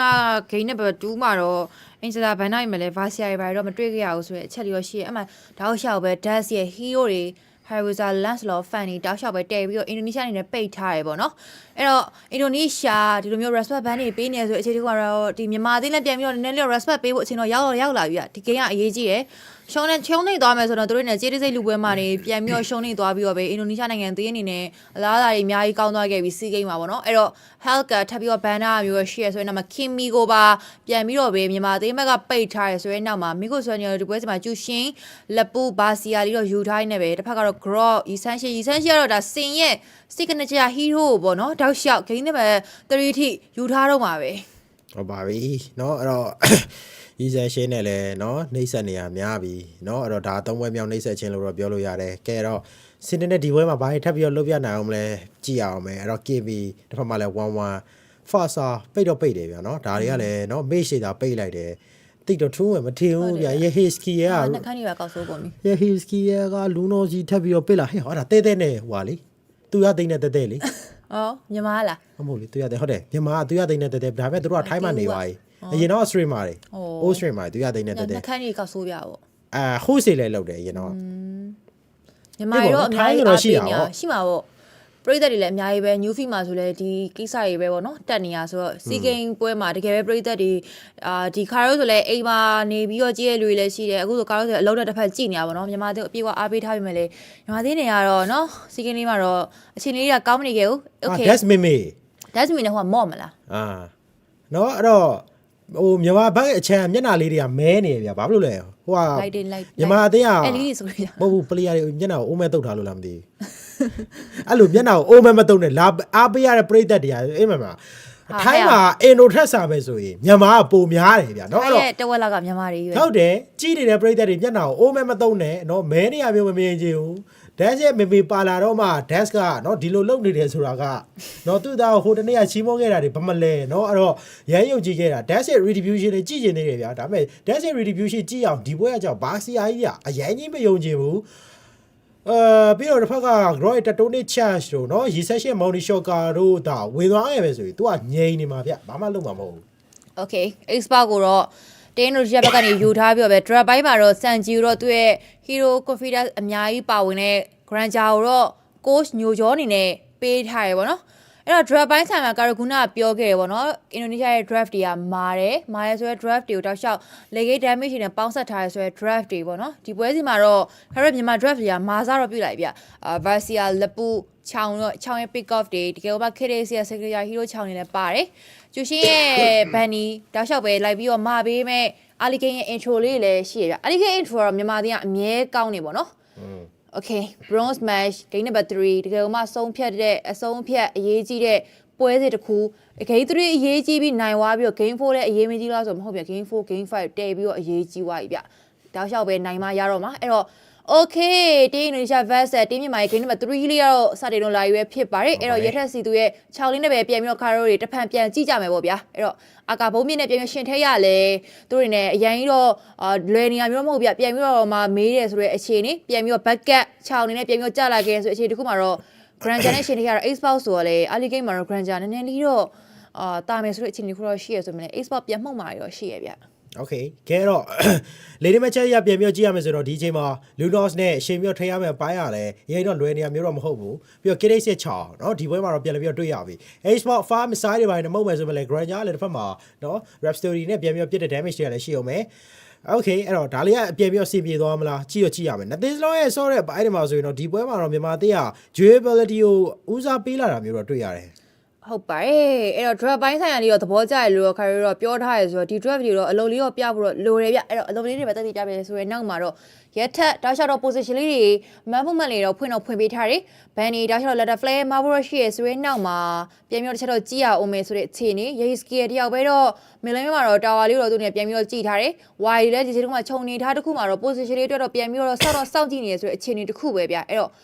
တဖန်ပြန်ပြီးတော့ထွက်ပေါ်လာမယ်တာတယ် first တာတယ်ရဲ့ but movement လေးတစ်ခုကိုလည်းပြန်ပြီးတော့မြင်ရအောင်မှာပဲဖြစ်ပါတယ်ဟုတ်ပါတယ်ကဲတော့မြန်မာတင်းဘာမှထပ်ပြီးတော့လုပ်ပြနိုင်အောင်လဲယေဟီစကီရောအနေငယ်လေးတော့ပြန်ပြီးတော့ကြည့်ရမယ်ဗျာနော်ယေဟီစကီရောအနေနဲ့လည်းနောက်ပိုင်းမှာနည်းနည်းလေးသတိထားဖို့တော့လိုလာပြီဗျာအဓိကတော့စော်သွားမယ့်အပိုင်းတွေမှာသူတို့အနေနဲ့အကောင်းဆုံး control သွားနိုင်မလား objective လေးရောစတဲ့ပြီး try နေမှာဒီချိန်မှာကောင်းဆက်ရရှိလို့သွားခဲ့ပြီဗျာအဓိကတော့တစ်ဖက်မှာကျုပ်ဒီ first တာတွေစပြီးတော့ give ထားရဲဆိုတဲ့ပုံစံမျိုးပဲဗျာဒီဆန်ရှင်တောက်လျှောက်ပဲ famous speed ကိုတေချာလုပ်ပြီးတော့ first starter လေးကိုတော့ AC လေးပဲ skip ထားပြီးတော့ပဲ grow ကတော့ attention လေးလာတောင်းပြီးတော့ title လေးချရှိတော့ဖြတ်တိုက်ချင်တယ်ဆိုပေမဲ့ dash လေးပဲ retake လေးတော့ရတော့ပေါက်သွားခဲ့တယ်အမှထပ်ပြီးတော့ပေးထားရဆိုရင်တော့ back တွေအစစ်စစ်ကျလာခဲ့ပြီး YD flicker နဲ့ပဲပြန်ပြီးတော့ bat ထားသေးရဗျာဒါပေမဲ့လည်းဒီပွဲစီတစ်ခုမှ letter flare ပြန်ပြီးတော့မာထားပေးတော့မှ hey ski ရ found တော့ပြန်ပြောင်းသွားခဲ့ပြီးတော့ပဲဘတ်တော့ bat သွားခဲ့ဆိုတဲ့အချိန်တစ်ခုပြန်ပြီးတော့ main ကိုဆွမ်းပြန်ပြီးတော့မေးချင်တယ်ဆိုပေမဲ့လည်း back လေးလိုနေရဖြစ်တဲ့အတွက်ပြန်ပြီးတော့ forward လောက်ထားသေးတယ် flying cloud match ဖြစ်တဲ့အတွက်ဒီပွဲစီတစ်ခုမှလည်း grow ရဲ့ဒါတို့ချက်ထည့်မြင်အောင်မယ် YD ပြန်ပြီးတော့ပဲရှိရမယ်ဆိုမှ Leonardo တယောက်တည်းတော့ပြန်ပြီးတော့ရှိနေ export ဖြစ်နေဖြစ်တဲ့အတွက်အရင်တော့လွယ်မနေဘူးဆိုရင်နောက်မှာ Malaysia ကပြီးတော့ပေးထားတယ်ဗဒမှုနဲ့ပြန်မြင်နေရပြီသူတို့ပြန်ပြီးတာနေဆိုမှလည်းသူတို့ပြန်ပြီးမေးခံနေရတဲ့အခြေအနေရဲထက်စီသူပဲတယောက်ပဲရှိရဲ့အခြေအနေတစ်ခုမှပြန်ပြီးတော့ပဲဘေးနေပါလည်းပြီးတော့ join လာခဲ့ဆိုရဲအနေထားတစ်ခုရောက်လာတဲ့အချိန်မှာတော့တင်းအင်ဒိုနီးရှားပြန်ပြီးတော့ forward လောက်သွားခဲ့ပါပြီโอเคအရင်တော့မလွယ်ပြသွား try မယ်ဆိုပေမဲ့လည်း backup ပြန်ပြီးတော့ကြပြီးတဲ့တော့ကျွန်တော် case တော်တော်လေးကောင်းသွားတာမဟုတ်ဘူးဆိုတော့အပါအနေတခါတည်းပဲ goal line ကကျသွားနိုင်တယ်ဗျအနေနဲ့အားများရဆိုတဲ့အခြေအနေပဲအဲ့တော့အဒီကတော့ဒီအခြေအနေမှာလည်းသူတို့တွေနဲ့ control ပိုင်းရတော့ချက်အောင် flicker နဲ့ပြန်ဝင်ပြီးတော့ကယ်လိုက်တာလေးကတော်တော်လေးကောင်းတယ်မဟုတ်ဘူးဆိုတော့သူတို့တွေနဲ့နည်းနည်းလေးအနေများသွားနိုင်တယ်ဗျအဲ့တော့စောက်ကြမဲ့ဘိုင်းတွေမှာလည်းရှိတယ်အဲ့တော့နှစ်သိန်းစလုံးနေနဲ့စောရမဲ့ဘိုင်းတွေမှာလည်းဘာမှတော့ထရီထူတော့သိမရှိသေးဘူးဆိုပေမဲ့လက်ရှိပါသူတို့ဗရက်ဆိုင်ဖို့နည်းနည်းခက်နေရဗျနှစ်သိန်းစလုံးကတော်တော်လေးခက်တယ်ဆိုင်မဲ့ဘိုင်းပါအဲ့တော့โอเคအကောင်းဆုံးပဲဗရက်တွေဆက်ရက်တွေစိုက်ပေးနိုင်မလားပြင်ပြီးတော့ကြည့်ရအောင်မယ် CCS ကာတင်ကောတွေရိုးရိုး place တွေကြားထဲမှာလည်းတစ်ဖက်ကကျွန်တော်လက်ဖို့တော့ control ဖို့စူးစမ်းနေသေးပါပဲဟုတ်ပါတယ်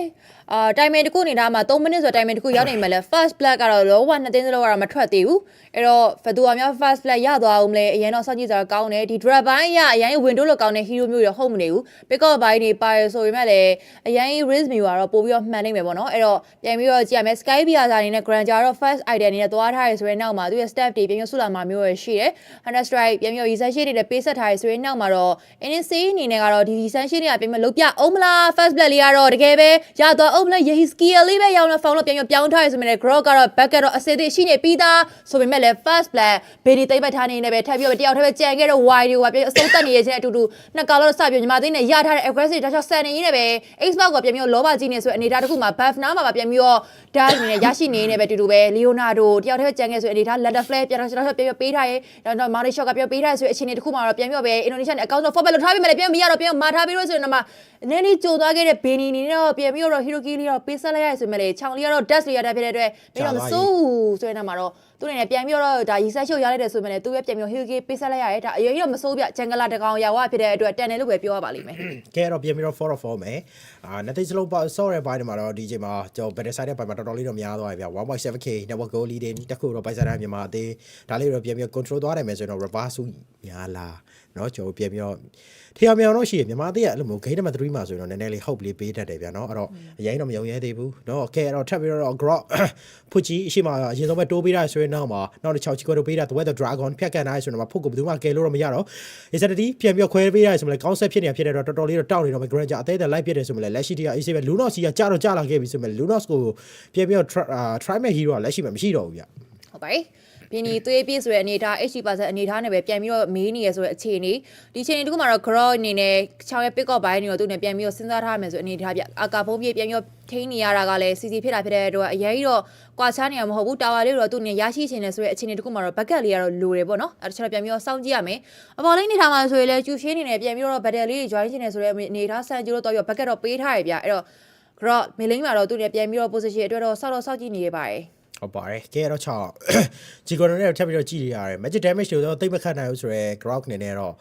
DVS damage လောက်ပဲပေးတာတယ် Jushin ကဘာမှတော့တိတ်ပြီး trade 2မလုပ်နိုင်ဘူးဗျတယောက်တည်းနဲ့ကတော့အဲ့တော့ဒီချိန်မှာအာက wireless ကွာတော့ပြီးသွားပြီဗျအဲ့တော့တစ်ဖက်မှာလည်း record ထောက်အိပ်ပြန်မယ်အဲ့တော့ဒီချိန်မှာ scene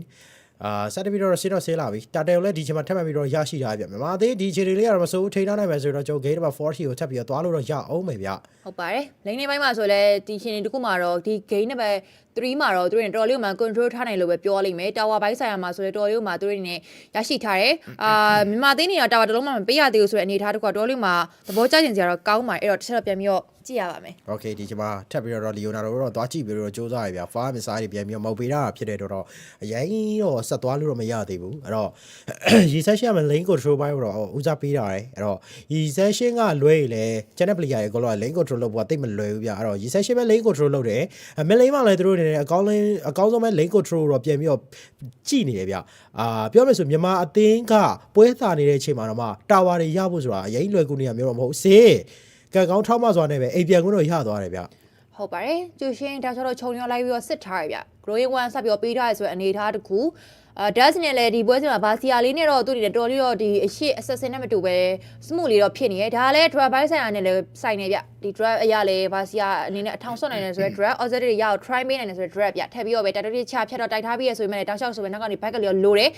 why ဒီ play ပဲဆွဲခေါ်လာပြီဘယ်သူမှတော့ပါမလာခဲ့ဘူးအဲ့တော့ timing လေးတစ်ခုကနည်းလေးလိုအပ်နေဆိုတဲ့အနေအထားတစ်ခုမှာတော့တင်း Indonesia နဲ့ပြန်ပြီးတော့ forward တော့သွားခဲ့ပါတယ် Okay ကဲတော့ဒီမှာထပ်ပြီးတော့ G-session link control ပြန်လုပ်နေအောင်မယ် level ကတော့11အရင်တော့မနှိမ့်သေးဘူးဗျာနော်အဲ့တော့ပွဲနှိမ့်နေတဲ့စင်ကကျွန်တော်ဒီဘက်ကကောက်ဆက်ထက်တောင်ပို့ပြီးတော့ level တစ်ဆင့်များနေသေးတာမျိုးတော့တွေ့ရတယ်အဲ့တော့တစ်ခါတောင်သိထားသေးတယ်ဒါတော့မှအဲ့တော့ဘာစီယာကနည်းနည်းလေးဒီချက်ပို့ပြီးတော့ fan ထားဖို့တော့လိုအောင်မယ် G-session နဲ့ဒီချိန်မှာ IS battle တွေတော့ထပ်ပြီးတော့ပြီးသွားပြီနောက်တော့အဲ့ damage တွေတက်လာမယ်ဆိုရင်တော့ဒီ G-session ရဲ့ဖြစ်တဲ့ damage တွေ CC Cardingo Yo Blaze တွေ H-Power Lesson တွေကကြောက်ဖို့တော့ကောင်းလာမယ်ပြီးတော့ Yehiski က Deck Kills နဲ့ပြန်ပြီးဖြစ်တဲ့ damage တွေကလည်းနောက်ပိုင်းတွေမှာတော့ပို့ပြီးကြောက်ဖို့ကောင်းလိမ့်မယ်ဗျ Okay Morning Shot က စစ်စစ်လို့ပေးထားပြီးတော့ပဲ position လေးတွေတော့တစ်ဖက်က Indonesia နဲ့စောင့်ကြည့်နေရယ် YD ပြန်ပြီးတော့ကြည့်ရမယ်သူ့ရဲ့ charge တွေဖြတ်တိုင်းမဲ့ enemy တွေပြန်ပြီးကြည့်ရ YD နေလည်းတောက်လျှောက်6နဲ့တောက်လျှောက်အလုပ်ဖြစ်ခဲ့ရင်ပဲဒီ grow လေးနေတော့သူတော့အစင်းနဲ့တိတ်တော့မပြေခဲ့ဘူးတောက်လျှောက်အမခံရမျိုးတွေတော့ရှိတယ် Okay အဲ့တော့ first law တော့စတင်ပြီးတော့ထွက်ပေါ်လာပြီဆိုရင်အနေအထားတစ်ခုမှာကောက်ဆက်လေးပဲ retry လေးကိုမှန်မှန်ပေါက်ပြီးတော့ပဲဒီ law ရရှိသွားအောင်မလားတခြားတော့ပြန်ပြီးတော့ကြည့်ရပါဦးမယ်တောက်လျှောက်တော့မာထားပြီးတယ်ကန်ထားပြီးတယ်ဆိုတော့ YD ကတော့တေမယ်ဆိုလို့ရတဲ့အနေအထားတစ်ခုမှာပြန်ပြီးတော့ပဲ hero k Kelly Spree on နေရင်းနဲ့ပဲ Sanji ကတော့သိမ့်ပိုက်ထားတယ်အဲ့တော့ law ကတော့ဒါကတော့တင်းမြန်မာရဲ့လက်ထဲမှာပဲဒီ first law လေးကတော့စတင်ပြီးတော့ရရှိလို့ထားခဲ့ရပဲဖြစ်ပါတယ်အဲ့တော့ဒီ law တဲ့အတူပြန်ပြီးတော့တင်းမြန်မာတက်မယ်အဲ့တော့ tower တွေကလည်းသူတို့နဲ့ရရှိထားဖြစ်တဲ့အတွက်ဒီ tower mega လောက်ထိရလိုက်မယ်ဆိုတော့မစိုးရ first law နဲ့အတူFazia Fire Missile ပြန်ပြီးတော့မုတ်ခံရတယ်ဆိုရင်တော့သူနည်းနည်းတော့ပြန်ပြီးတော့ for ရတယ်ဗျာကောင်းဆက်ကိုယ်တိုင်လည်းအရင်တော့ commitment မလုပ်ချင်သေးဘူးအဓိကဒီပွဲမှာကောင်းဆက်နေနဲ့ကောင်းတော့ကောင်းတယ်ဆိုပေမဲ့ပြောမယ်ပိုင်းမှာဒီ level ပိုင်းကတော့အရင်နေနေရမျိုးတော့ရှိသေးတယ်ဘာစီကဂျင်ဂလာရီထဲမှာတော့ fan မရတာအကောင်းဆုံးဟီးရိုးပဲပြပါဆိုသူ့ရဲ့ skill 2ကတောက်လျှောက်သုံးနေလို့ရတာဆိုတော့ဒီဘက်မှာတော့ရတဲ့ဘက်မှာကောင်းမယ်ဒါပေမဲ့တစ်ဖက်မှာပြန်ပြီးကြည့်ရမှဆိုရင်အဲ့ဒါဖြစ်နေသေးတဲ့ဘာစီယာတို့နော်အေရန်တို့တော့ကျန်နေသေးရဆိုတော့ဒီနှစ်ကောင်လည်းပြန်ပြီးတတိထားရအောင်ပဲဗျာအဲ့တော့မြန်မာအသေးဒီဘက်မှာပြန်ပြီးခံမဖို့ဆိုတာတကယ်ရွေးဖြစ်လာမလားဆိုတော့ကြည့်အောင်မယ်တစ်ဖက်မှာလည်း second tower ကိုရိုက်ဖို့အတွက်တော့လော့အပေါ်လေးကနေတော့တဲတက်လာဖို့တော့စူးစမ်းနေပြီအဲ့တော့ဒီတက်လာရေးလော့ရောသူတို့နဲ့အကောင်းဆုံးပြန်ပြီးထိန်းချောင်းနိုင်မှာလားကြည့်ရမယ်ဗျလော့ပါဆယ်လာကြီးပဲပေါ့နော်ပါကီလာကြီးပဲတက်လာပြီဆိုရင်အနေထားတစ်ခုမှာတော့ဒီလော့ကိုပြန်ပြီးတော့ defend ဖို့အတွက်အင်ဒိုနီးရှားအနေနဲ့ရော 3 တစ်ခုတော့ချတာဖို့လိုရပြအဲ့တော့ export ပြန်ပြီးတော့ fire missile ပြန်မှုတ်ထားပြီးရလော်တော့မှဖြတ်တော့ဝင်တော့တိုက်နေပြီဆိုရင်တော့ export တယောက်ပဲကျန်နေခဲ့ဆိုအနေထားတစ်ခုပြန်ပြီးတော့ Vasia rolling ဝင်လာအခြေအနေတစ်ခုမှာတော့ Sanji နဲ့ tower လေးတော့တိမ့်ပိုက်ထားနေပဲ export ကပြန်တော့ forward သွားခဲ့ပြီဒီ CC နဲ့လည်းသူ့ရဲ့ cutting block ပြန်ပြီးပက်ထားရဆိုမှလည်းအရင်တော့လွယ်မနေပြထပ်ပြီးတော့ပဲ လော့ကိုတော့ Indonesia အနေနဲ့ဖြတ်တော့ရှင်းနိုင်ခဲ့နေဆိုပေမဲ့လည်းသူတို့တော်လေးကိုမှတင်းမြမာရဲ့ပေးရဲ့ damage တွေကိုတော့ပြန်ပြီးရှင်းနိုင်ပွဲအတွက်အစင်းတော့ပြင်မနေဘူးတင်းမြမာဘက်ကနေလည်းဒါ spare လေးတွေပြန်ပြီးသုံးလိုက်ရဖြစ်တဲ့အတွက် forward တော့သွားခဲ့ပါပြီ Okay ကဲတော့ဒီမှာဆိုလဲ ground နေနဲ့သူ့ရဲ့ tectonic charge ရှိဒီချိန်ကြီးတော့သိမမြင်ရသေးဘူးပြီးတော့ tectonic charge တိုက်ရင်လည်းချက်ချင်း insert ပြတ်ဖို့ဆိုတာရင်းတော့မလွယ်သေးဘူးဗျာနော်အဲ့တော့ CC ပြန်ပြီးတော့ပဲပတ်ထားအောင်မယ်ဒီချိန်မှာ Luno score ကတော့ divide glaive တွေတော့ပြန်ပြီးတော့ထော်ထားရတယ်ဗျာနော်အာမများတဲ့ကောင်တွေတော့နည်းနည်းဒီထားမယ် lane ရှိကလမ်းပြီးတော့ပေးထားခဲ့ပြီ Leonardo လမ်းဖြတ်ဖို့စူးစမ်းရဆိုမလဲ Leonardo မှာရှိနေသူတွေတော့ချက်ချင်း insert ပြတ်မှာတော့မဟုတ်ဘူးဗျအာကဘိုးပြေဒါရှော့တော့လှုပ်ပေးထားရဗျပြန်ပြီးတော့လဲ YD ကိုခြုံထဲမှာပြန်ပြီးတော့ကြည်ထားပေးသေးရဆိုရင်နောက်မှာ Benny ပါလာပြီးတော့ join မယ်ဆိုရင်တော့ဒီ hero kill လေးတော့ YD နဲ့ပြီးတော့ပေးဆက်ရတယ်မယ်ရထက်စီတို့လည်းနောက်မှာတော့စစ်သေးတော့ position လေးတော့ယူထားပြီးသားဆိုတော့တင်းညမအနေနဲ့ရသလောက် spare လေးတောင်းမယ်ရသလောက်ဒီကူတော့လေးလေအောင်လုပ်မယ်ဆိုပြီးတော့ပဲဆုံးဖြတ်ထားတယ်အဲ့တော့ပြန်ပြီးတော့ကြည့် Malefic Raw အနေနဲ့ရောစင်ရောစတော့ပေးထားရဆိုရင်အနေထားတစ်ခုပါ YD ခြုံထဲမှာတော့သွားပြီးတော့ကြည်ထားပြီးရ letter fly ရပေးထားရဆိုရင်နောက်မှာတော့ဘက်ကလည်းရှိနေဖြစ်တဲ့အတွက်တင်းညမအနေနဲ့အရင်တော့မတက်သေးဘူးအဲ့တော့ဒီရဲ့ draft ကတော့ hero kit ရောအရင်တော့ပြတ်သက်နေအောင်မဟုတ်ဘူးဗျအရင်လည်း risk တော့မယူကြောင်းနဲ့သေးစလောက်က တူမတာကပြဆိုတဲ့အခြေအနေတစ်ခုခြုံထဲမှာစပြီးတော့ဗက်တယ်လေးကဖြစ်နေပြီဆိုတော့ဘာလိုက်နဲ့ဝင်လာခဲ့တဲ့အခါဖုံးပြေတော်လေးမှာကောင်းတယ်ဆိုဗက်တယ် movement နဲ့တူတူ YD တော့စပြီးတော့ရထားတယ် Granger တော့ရှော့30တယ်ဆိုအနေထားတစ်ခုမှာ Hero Kill 4កောက်လောက်ထိတော့မှပြန်ပြီးတော့ပဲ Ali Game နဲ့သိမ်းပိုက်ထားတဲ့ Set ကြီးရဲ့ Granger ကိုတော့ Game number 3မှာတော့တော်လေးကိုမှသဘောကျစရာတော့ကောင်းပါတယ် Money Shot ကပေးထားတယ်Okay, yeah, hey, ski ရောမြန်မာတော့ရှိနေသေးရဲ့ဆိုရင်တော့ Creator Wave ကတော့အတင်းတိုးဝင်ဖို့တော့စူးစမ်းနေဆိုမှလည်း Farm စားပြန်ပြီးပုတ်ထားပေးပြီးတော့ပြန်တော့ဘတ်ထားခဲ့ပါသေးတယ်။ကဲအဲ့တော့ Mega ရှိတော့မရသေးဘူး။လောကလည်းထွက်လာအောင်မယ်ဆိုရင်တော့ Network Get 6.8k ထိတာပြီးမှတော့ပြန်မရှုံးတော့ဘူးနဲ့တော့တူရပဲ။ကဲအဲ့တော့နော်ဘာအမြန်ချက်ပြီးတော့မြန်မာသေးလို့ပြအောင်လေဒါပေမဲ့ဂျေကလာကွာဟာချက်လေးကတော့ရှိရ6900 9500နဲ့တူပဲ Recession တော်တော်လေး fan နိုင်တယ်ပြီးတော့ Milling ကွာဟာချက်ရပြပြကြည့်ရမယ်ဆို9600နဲ့9000နည်းနည်းလေးတော့ကွာတော့ကွာတယ်ဗျာနော်အဲ့တော့လောဘာထပ်ပြီးတော့ရရှိတာဆိုရင်တော့ရဲချက်ဒီချက်ပါ Happy တော့ပြန်ပြီးတော့ထည့်လာတယ်သူကိုယ်တိုင်လည်းနည်းနည်းလေး damage ပေးချင်တာဖြစ်တဲ့အတွက်တော့6နေနဲ့ Happy တော့ပြန်ထည့်လာတယ်ဗျဟုတ်ပါတယ်လောကတော့ခုနအတိုင်းပဲဆိုင်လင်းကနေတက်လာခဲ့ပြီဆိုတော့ Game number 3တွေကတကယ်ပဲမြန်မာသေးအတွက်ဖြစ်သွားခဲ့ပြီဆိုတော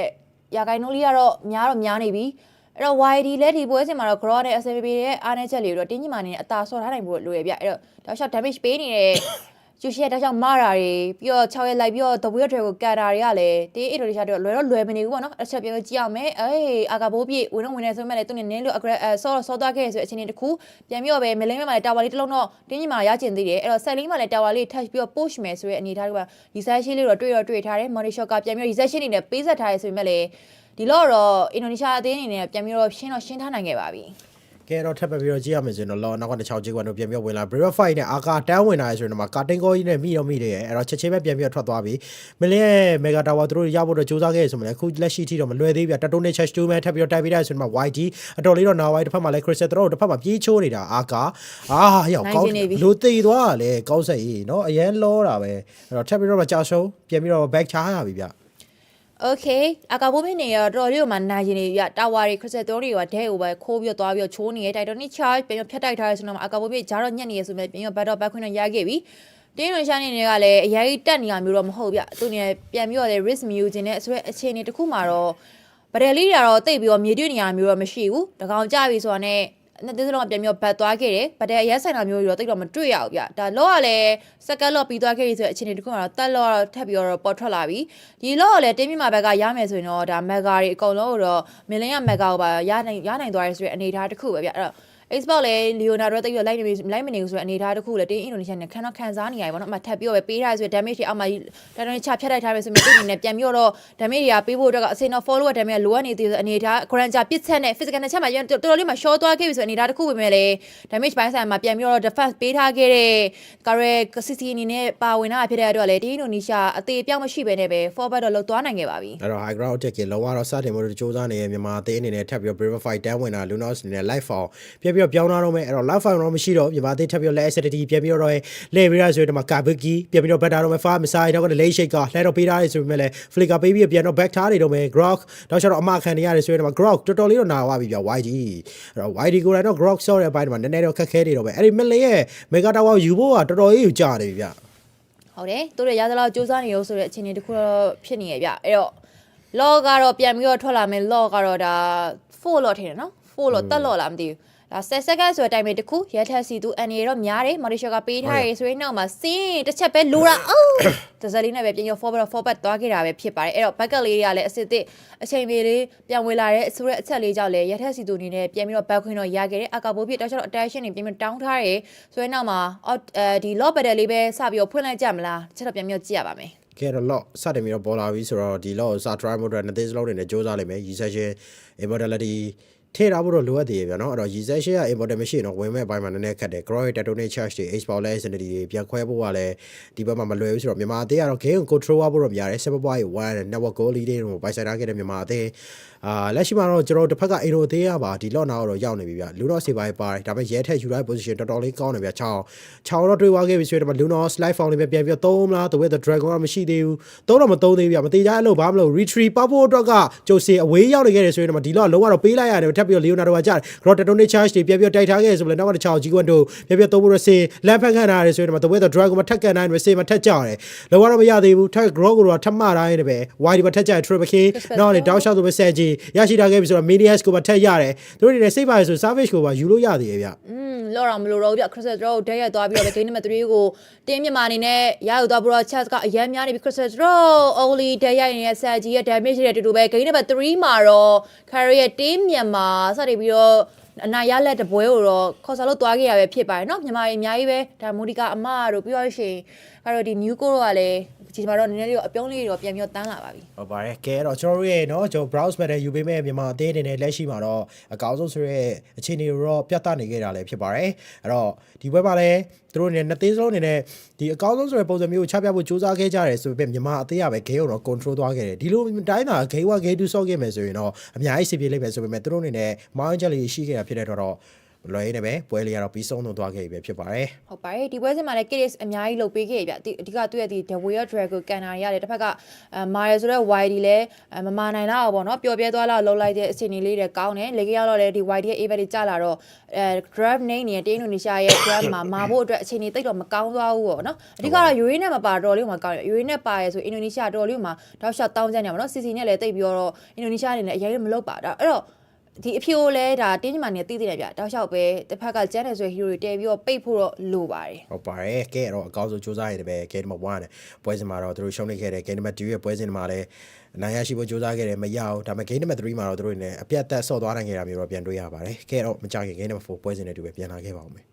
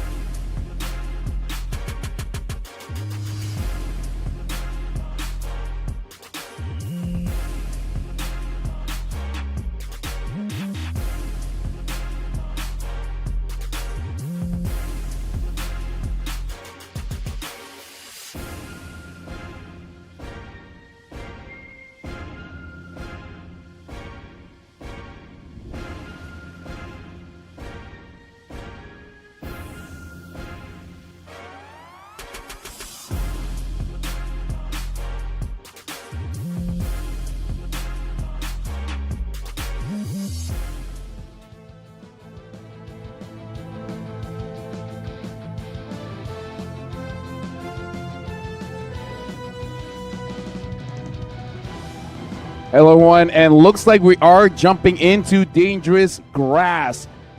This best of 5 will continue, and this time the map has changed. It has been flying clouds for 3 games straight, but this time it looks like it is going to be dangerous grass. So, and this time Indonesia will change as well. So, ladies and gentlemen, welcome to the bronze match. This is game number 4. Indonesia first pick, Myanmar second. And we're playing at dangerous grass with Indonesia batting out Fanny, the Lancelot, and Myanmar will make sure not to let go of that Angela as well as the Kalia.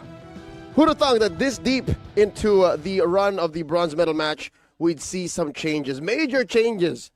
The side change alone should be a sign of good things to come. This next match, once again, Indonesia, we last saw them on the back foot. Even against Team Philippines, I think Indonesia was rocked by that performance by Myanmar in the last game we just witnessed. Yep. The Eve does get banned out. Myanmar, I wonder if they want to respect the Gatokacha and ban that out. It looks like Indonesia is not really a fan of using picks like the Boxia, so maybe you can try to let it through just in case you're able to pick it up for yourself. Other than that, if you want, I guess, banning out the Yusin Shin is fine still. It looks like Team Myanmar is really thinking about their final ban. Jushin, you know what? Jushin. Ban out of Jushin. I feel like that's good. Or Kimi.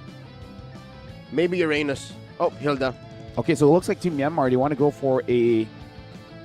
assassin. Indonesia does first pick that Jushin.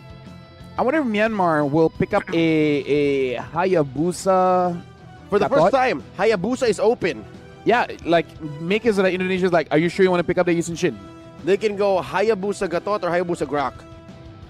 Yeah, whatever the... Maybe Gatot just to smite Indonesia. Or if you really want that Cho, just go for a Yuzong or Lapu and then the Haya. Just more firepower diving in. Yeah, the whole Haya situation isn't something to be rushed. They get the Uranus and the Kimi. All right, so still a lot of firepower. And no, it looks like Indonesia, they are fine with using a Boxia. So they pick up the Boxia as well as the Granger. Ooh. Kind of cast a curse myself on that one. That's right. Our MVP from game 2, the Grangerous. The point is getting down now. It was a 7. 6.9. No, 6.7. Yeah. There you go. There you go. The fact that they switched up Hellkurt this early on, before it gets banned out. We don't know where this Hellkurt's going. We've previously seen gold lane Hellkurts. The more popular variety is the XP lane Hellkurt, but the jury's out. We don't know. Grok and Gatot banned out by Team Myanmar. Harith taken out by Indonesia. It's quite interesting that out of all the heroes, Hellkurt right now is known to be one of the more flexible ones. Legit, basically being played at every role, because I've seen it mid by Stormy, Beloyski bringing it in Rome. Jungle we've seen a few times. Oh yeah, that was the original play for him. EXP by Idrin, and we did see a gold Hellkurt. Forgive me, don't remember who piloted that one, but yeah, Hellkurt has been everywhere. The Cloud Prince. Oh yeah, Nets. That was him. It didn't work, but there was one more recently in the past couple of days. I'm struggling to remember, but Hayabusa banned out here by Team Indonesia back into the draft. Myanmar, on paper, still does not have a jungler, so they want to take that out of the equation. But why, though? Is this a sign that maybe Indonesia isn't fixated on a Baksha jungle just yet? Are they playing with the possibility of Yusun Shin still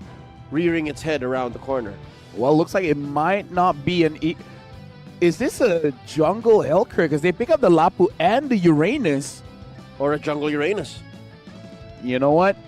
You're right. It could be a jungle Uranus. Indonesia at this point... Look at this madman smile on Coach Nyo Chow's face. He's like... Yeah, they don't know. They'll never see this coming, boys. Kimi jungle. Whoa. I will not see that coming. Whoa, hey. Too loco? Too loco, sir. All right. That'll be a cultural movement if it wins. Well, the Cho gets picked up by Indonesia this time. He's like, I saw what he did. Let me try it out. And now the Ruby as well. So quite a lot of defenses here for the Rangers. So it's kind of like Indonesia funneling, but instead of going for the jungle funnel, is the gold lane funnel. Lafelion. Lafelion, Moxwan. yes. Lafelion Moxwan. This is a jungle. No, no way. A jungle Uranus with a roam Hellcurt. Is that it? A good friend of mine once said, "Never say never." He's a pretty good singer. Haven't seen him in a while. But yeah, it looks like it is. You grew up in Canada. I almost forgot. Yeah, that's why my name is Lafel Max One, or something. It's a real old Ontario, Canada name. Yeah. I shouldn't have shown you my passport. Did we see? It was a jungle Uranus, yes. Oh man, this is their gambit. Their one last hope to extend the series to go all the way. The Burmese once again bring out the jungle Uranus with the third flavor of Hellcurt to be seen on this broadcast, a roam Hellcurt. Well, yeah, that had an amazing game as the Cho, so it's like, I'm going to do the same on the Hellcurt. We got to be careful, though, because he's taking quite a bit of damage from Tet. It looks like he was the one that has to get away, but, able to heal up. Right now for Team Myanmar, they have clear vision of what Witty wants to do, which is trying to delay. But let me ask you this. Yes, sir. Do you really want to do that against the Uranus? Is it worth it? No. I think this is more for Chin to open up to be able to do this two-man invasion duo. And that's what Myanmar did, right? So, in any place you can do that, why not try? Yay, Hitet, forced to use the flicker. I think that's a small win for Team Indonesia. Hey, you'll take it. Hitet jumps in, tries to get a burst onto the Cho, and as you can see, he is basically no HP left. And that's just a sign of what this roam Hellcurt can do. Ezekiel, though, forced out that flicker. So, hey, a win now for Myanmar. So, hey, how about tradesies? Good read. Almost anime-like sequences. If that jump by Ye that landed on Yehezkel before he pressed the flicker this early on, could have been first blood. Yeah, for sure. Akar doing quite well here. Tet has to get away, gets pulled back in. First blood onto Witty. And now the Kimmy has to get away. And now with that one kill, Witty might be thinking in his head, maybe a ball. Maybe a ball. You know what? Let's not get greedy. Christian, first build the Chop Suey. Yep. And then the Fury Hammer. And then we can talk. Turtle spawns, lower quarter. Myanmar recovering quite quickly. Setting a three-man coalition. 4 members of Team Indonesia already in the pit. Quick knock up. And quick kill. Down goes Ungsat. Arkar falls as well. The Turtle going to be up next on the docket. Team Indonesia not wasting any time. Yep, 003 on Sin. Finds Tet, has to get away. And Indonesia, they're taking everything. They're taking the Turtle. They're taking the Purple. Oh, no. Really choking down this Uranus, making sure the Uranus has no way to get back into the game. In fact, look at the level 4. Sin is level 5. And they're going to slowly choke him out. Because look at the position of Witty. A little dirty there, Lafel. You see how Chin and the rest of Team Indonesia just beat up that Purple. Retribution left the baby. Yep, let the baby. Disrespect. Making sure that the Purple buff responds much later. Taking everything here. Now, this is the pace that I'm more comfortable with from Team Indonesia. This is them being proactive. This is them being themselves. Exactly. Fully understanding the breadth of what Team Myanmar brings to the table. And you ask, this is a jungle Uranus. Is it worth it to choke him out the way they're doing it? I'll tell you now it is. Because it opens up the rest of the map for Team Indonesia. Because his job is basically to be in the front, absorb all the damage. But if he's not absorbing all the damage, he's not doing his job. Exactly. And the guy is not doing his job will get fired. Let's hope that doesn't happen. Yeah. I mean, that's a great Love career it. athlete. Love Yes. it. Good kid, but no. Witty forces another dash out from Yehitet. This lineup, it was built to be proactive. I don't think anyone drafts a Hellcurt to try and be on the back foot and defend. Yet still, oh my Lord, I don't know if Konswan's reading the room. He still builds the Sky Piercer. It's probably a KPI kind of thing, maybe written in his contract. No matter what mid-hero you use, you got to do it. Or a product of scrims. Leonardo, now he has the Sky Piercer as well. That makes sense. Aranda with the War Axe also makes sense. Gets away from Akar. Yet that tries to go in. But yeah, as a roamer, you can noticeably see the damage is not the same as a side lane. Nope. Farm is all the more abundant and continuous and consistent for side laners, while Yehitet is doing his darndest to spot out stragglers hiding in bushes. You know, there you go. See, you got a little bit of gold there. Him and Weedy, that's painful. Weedy deals more damage reliably than the Helker. Yeah, this is basically a 1v1 between both roamers. It's like, my team don't need me because I got a Boxia. It's basically a tsundere man-to-man defense. Oh my god! I'm offended! Quick knock-up and a kick and a KO on Konswan. They faked the turtle take, and now they're bearing down onto Arakar. He falls, a stack for Leonardo. Could the turtle be up next? Kaungsat putting Ionic Edge stacks on Team Indonesia. Myanmar says, abort mission, abort mission. Indonesia scores their second. We got to talk about the timing here, because what is Myanmar able to do? Hold on, they go on for the fight. Yet that has to get away. Kaungsat has to, he can't do anything as a Uranus. Team Myanmar could not do anything at this point. He can't. The tanker can't tank, the damager can't damage. Yet that goes back in, gets the sick kill. A kill to Kangsat, at least now recovering a bit. Rafael, if there's anything that the players of Team Myanmar can do, is at least the roamer can roam. Because if Yehitet stops roaming around, if Yehitet can't even trigger his passive, then that's when you know it's over. But as it is, with all the action happening down bottom and in mid, Gold Lane has opened up. That is the first turret push to the game. Still breathing, still shining is Lin Ung. And Yehitet able to do his first item, the ball. Yeah, the ball now has to get away. Sin is there. Dark Knight falls. Makes it that Indonesia have to retreat. But look at mid as well. Oh, God. Hold on, flicker in, gets a kick. Yenset is the first to go down, followed by Arkrar, and all the kill is funneled to Leonardo. 3-0-1, 6-minute mark. Christian Whitty, also known as the Wise, able to knock up two and get the kick, the full combo. This is how you play Cho, says the Indonesian roamer, team captain of Team Indonesia. I am so impressed as to how Indonesia reset. I mean, Myanmar, they won game 3, and I heard the pre-game conversation outside the halls, right? I don't understand Burmese, but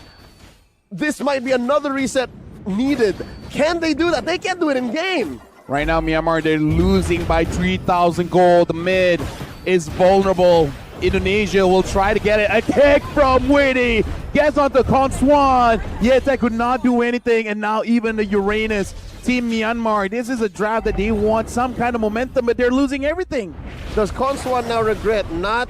using a Purify? I think the Kimi needed a Purify, especially with this kind of lineup on Team Indonesia. Multiple ways that she could get crowd controlled. The Baksha Unite, the choke on the Zushin, the I'm offended, we're just talking about it. Aranda, Yetet goes the opposite direction. The Crimson Beacon, the choke, the takedown. Team Indonesia, 5,000 goal lead. Myanmar only having 1 kill. This is, again, a match point for Indonesia. They just need this 1 win to close out the bronze medal match, to bring back the medal to Indonesia. Winnie gets a kick onto Akrar. And now distraction post trying to slow them down. Unstoppable for Leonardo, 5-0-1. Team Myanmar, they're losing everything. The turrets, the jungle, the minions, the pressure. This man is non-stop. Leonardo with another stack for his Sky Piercer. Witty threads another kick, forcing a flicker out of Min Konswan.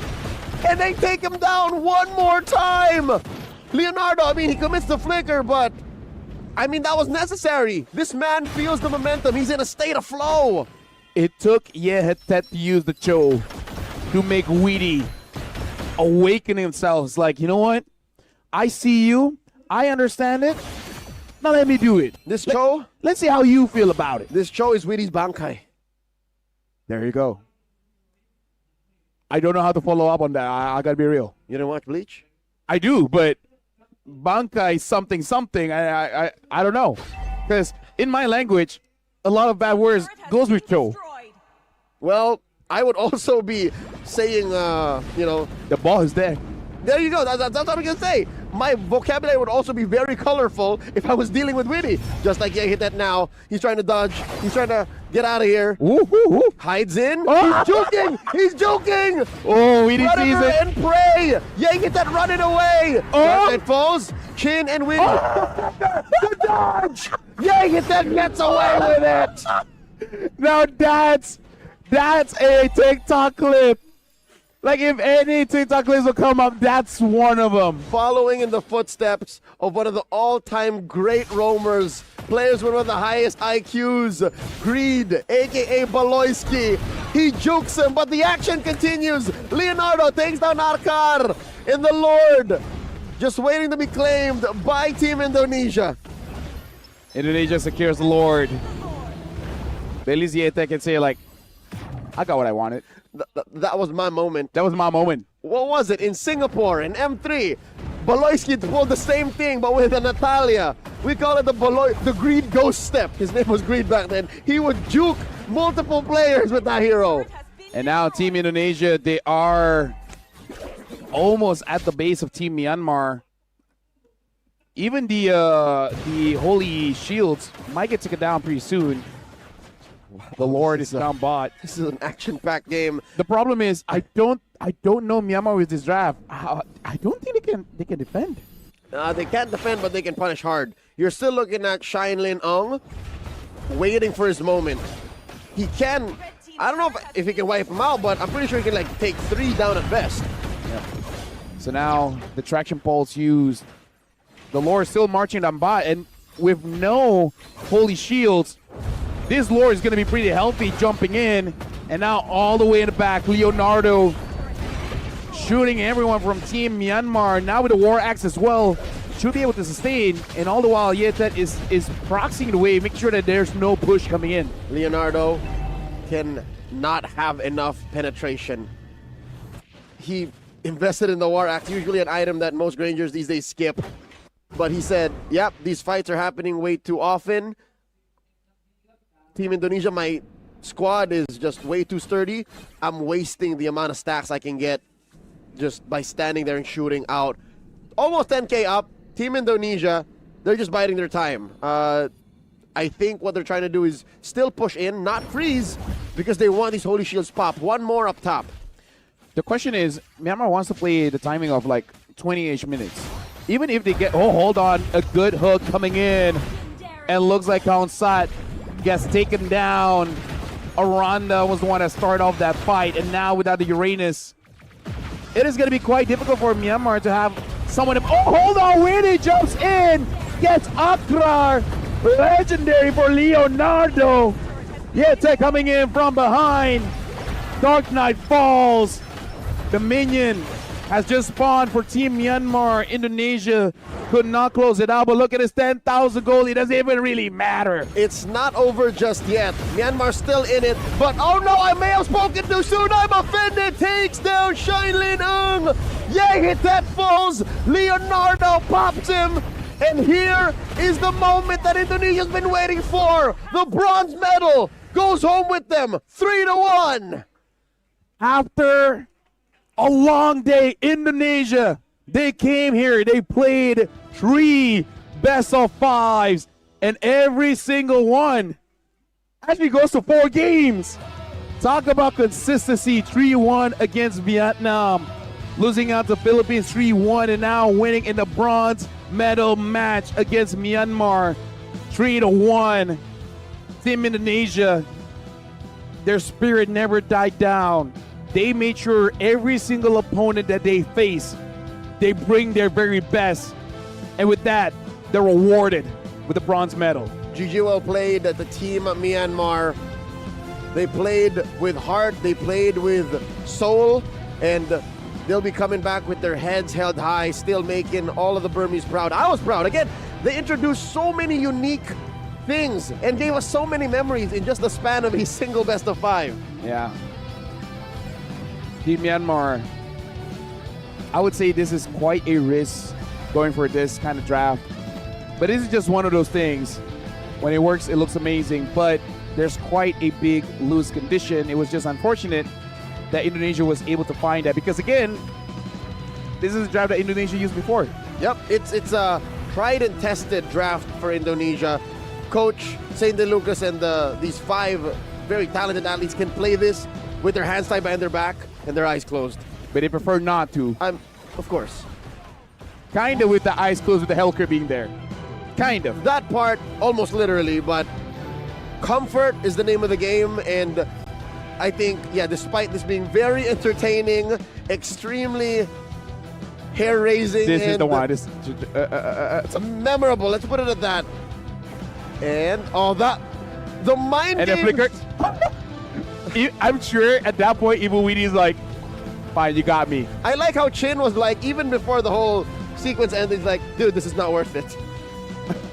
He just walked away. No, I think he told that to Weedy, and Weedy's like, nah, man. You know, if I was Weedy, you know what would be in my head? What? I hope the observer is not on me. Too late. Too late. The entire sequence was there. But again, congratulations. The Indonesia MVP goes over to Leonardo, 12-0-2. How is it not him? Indonesia's most grangerous, 12:02, 995. LaFell, is this not the closest we've ever come to breaking the 1,000 gold mark? Gold per minute. Here in this Eagles, just 5 more. 5 more, Kabuki. One more kill, one more minion wave. It could have done it. Like, that would be a legendary way to end your journey here at SEA Games. Kabuki's seen it all. Kabuki's been around the world. It's definitely a memorable performance, but that aside, he deserves the nod, and I'm pretty sure folks back home in Indonesia are proud of them. These athletes, again, they're taking home a podium finish. Because their journey was not easy. Start off in the group of death, and honestly, going into the knockout stage, the semifinals, like, they had to go up against the very best that each country has to bring out, and they deserved it. They got the victory because I see the growth. I see the growth because I just saw them play 1-2 weeks ago, and they were not like this. They had a lot. They needed a lot of work, and they worked on it, and this is the result. Was it not just last week in that major international tournament that they were in the same position? It was a battle for third, a bronze medal match in its own way that they lost. And at game 5 too. Yeah. Here I think that same ghost haunted them and saying, not today. Not again. I feel like at game 3, because that was the same time they did lose. At that point, you're like, guys. It was the pivot on game 3. Yeah. So you're like, guys. It was too real. It was too soon. Do you guys remember? We've been here before. I'm not talking about Thailand. I'm talking about the bronze match. Talking about Malaysia.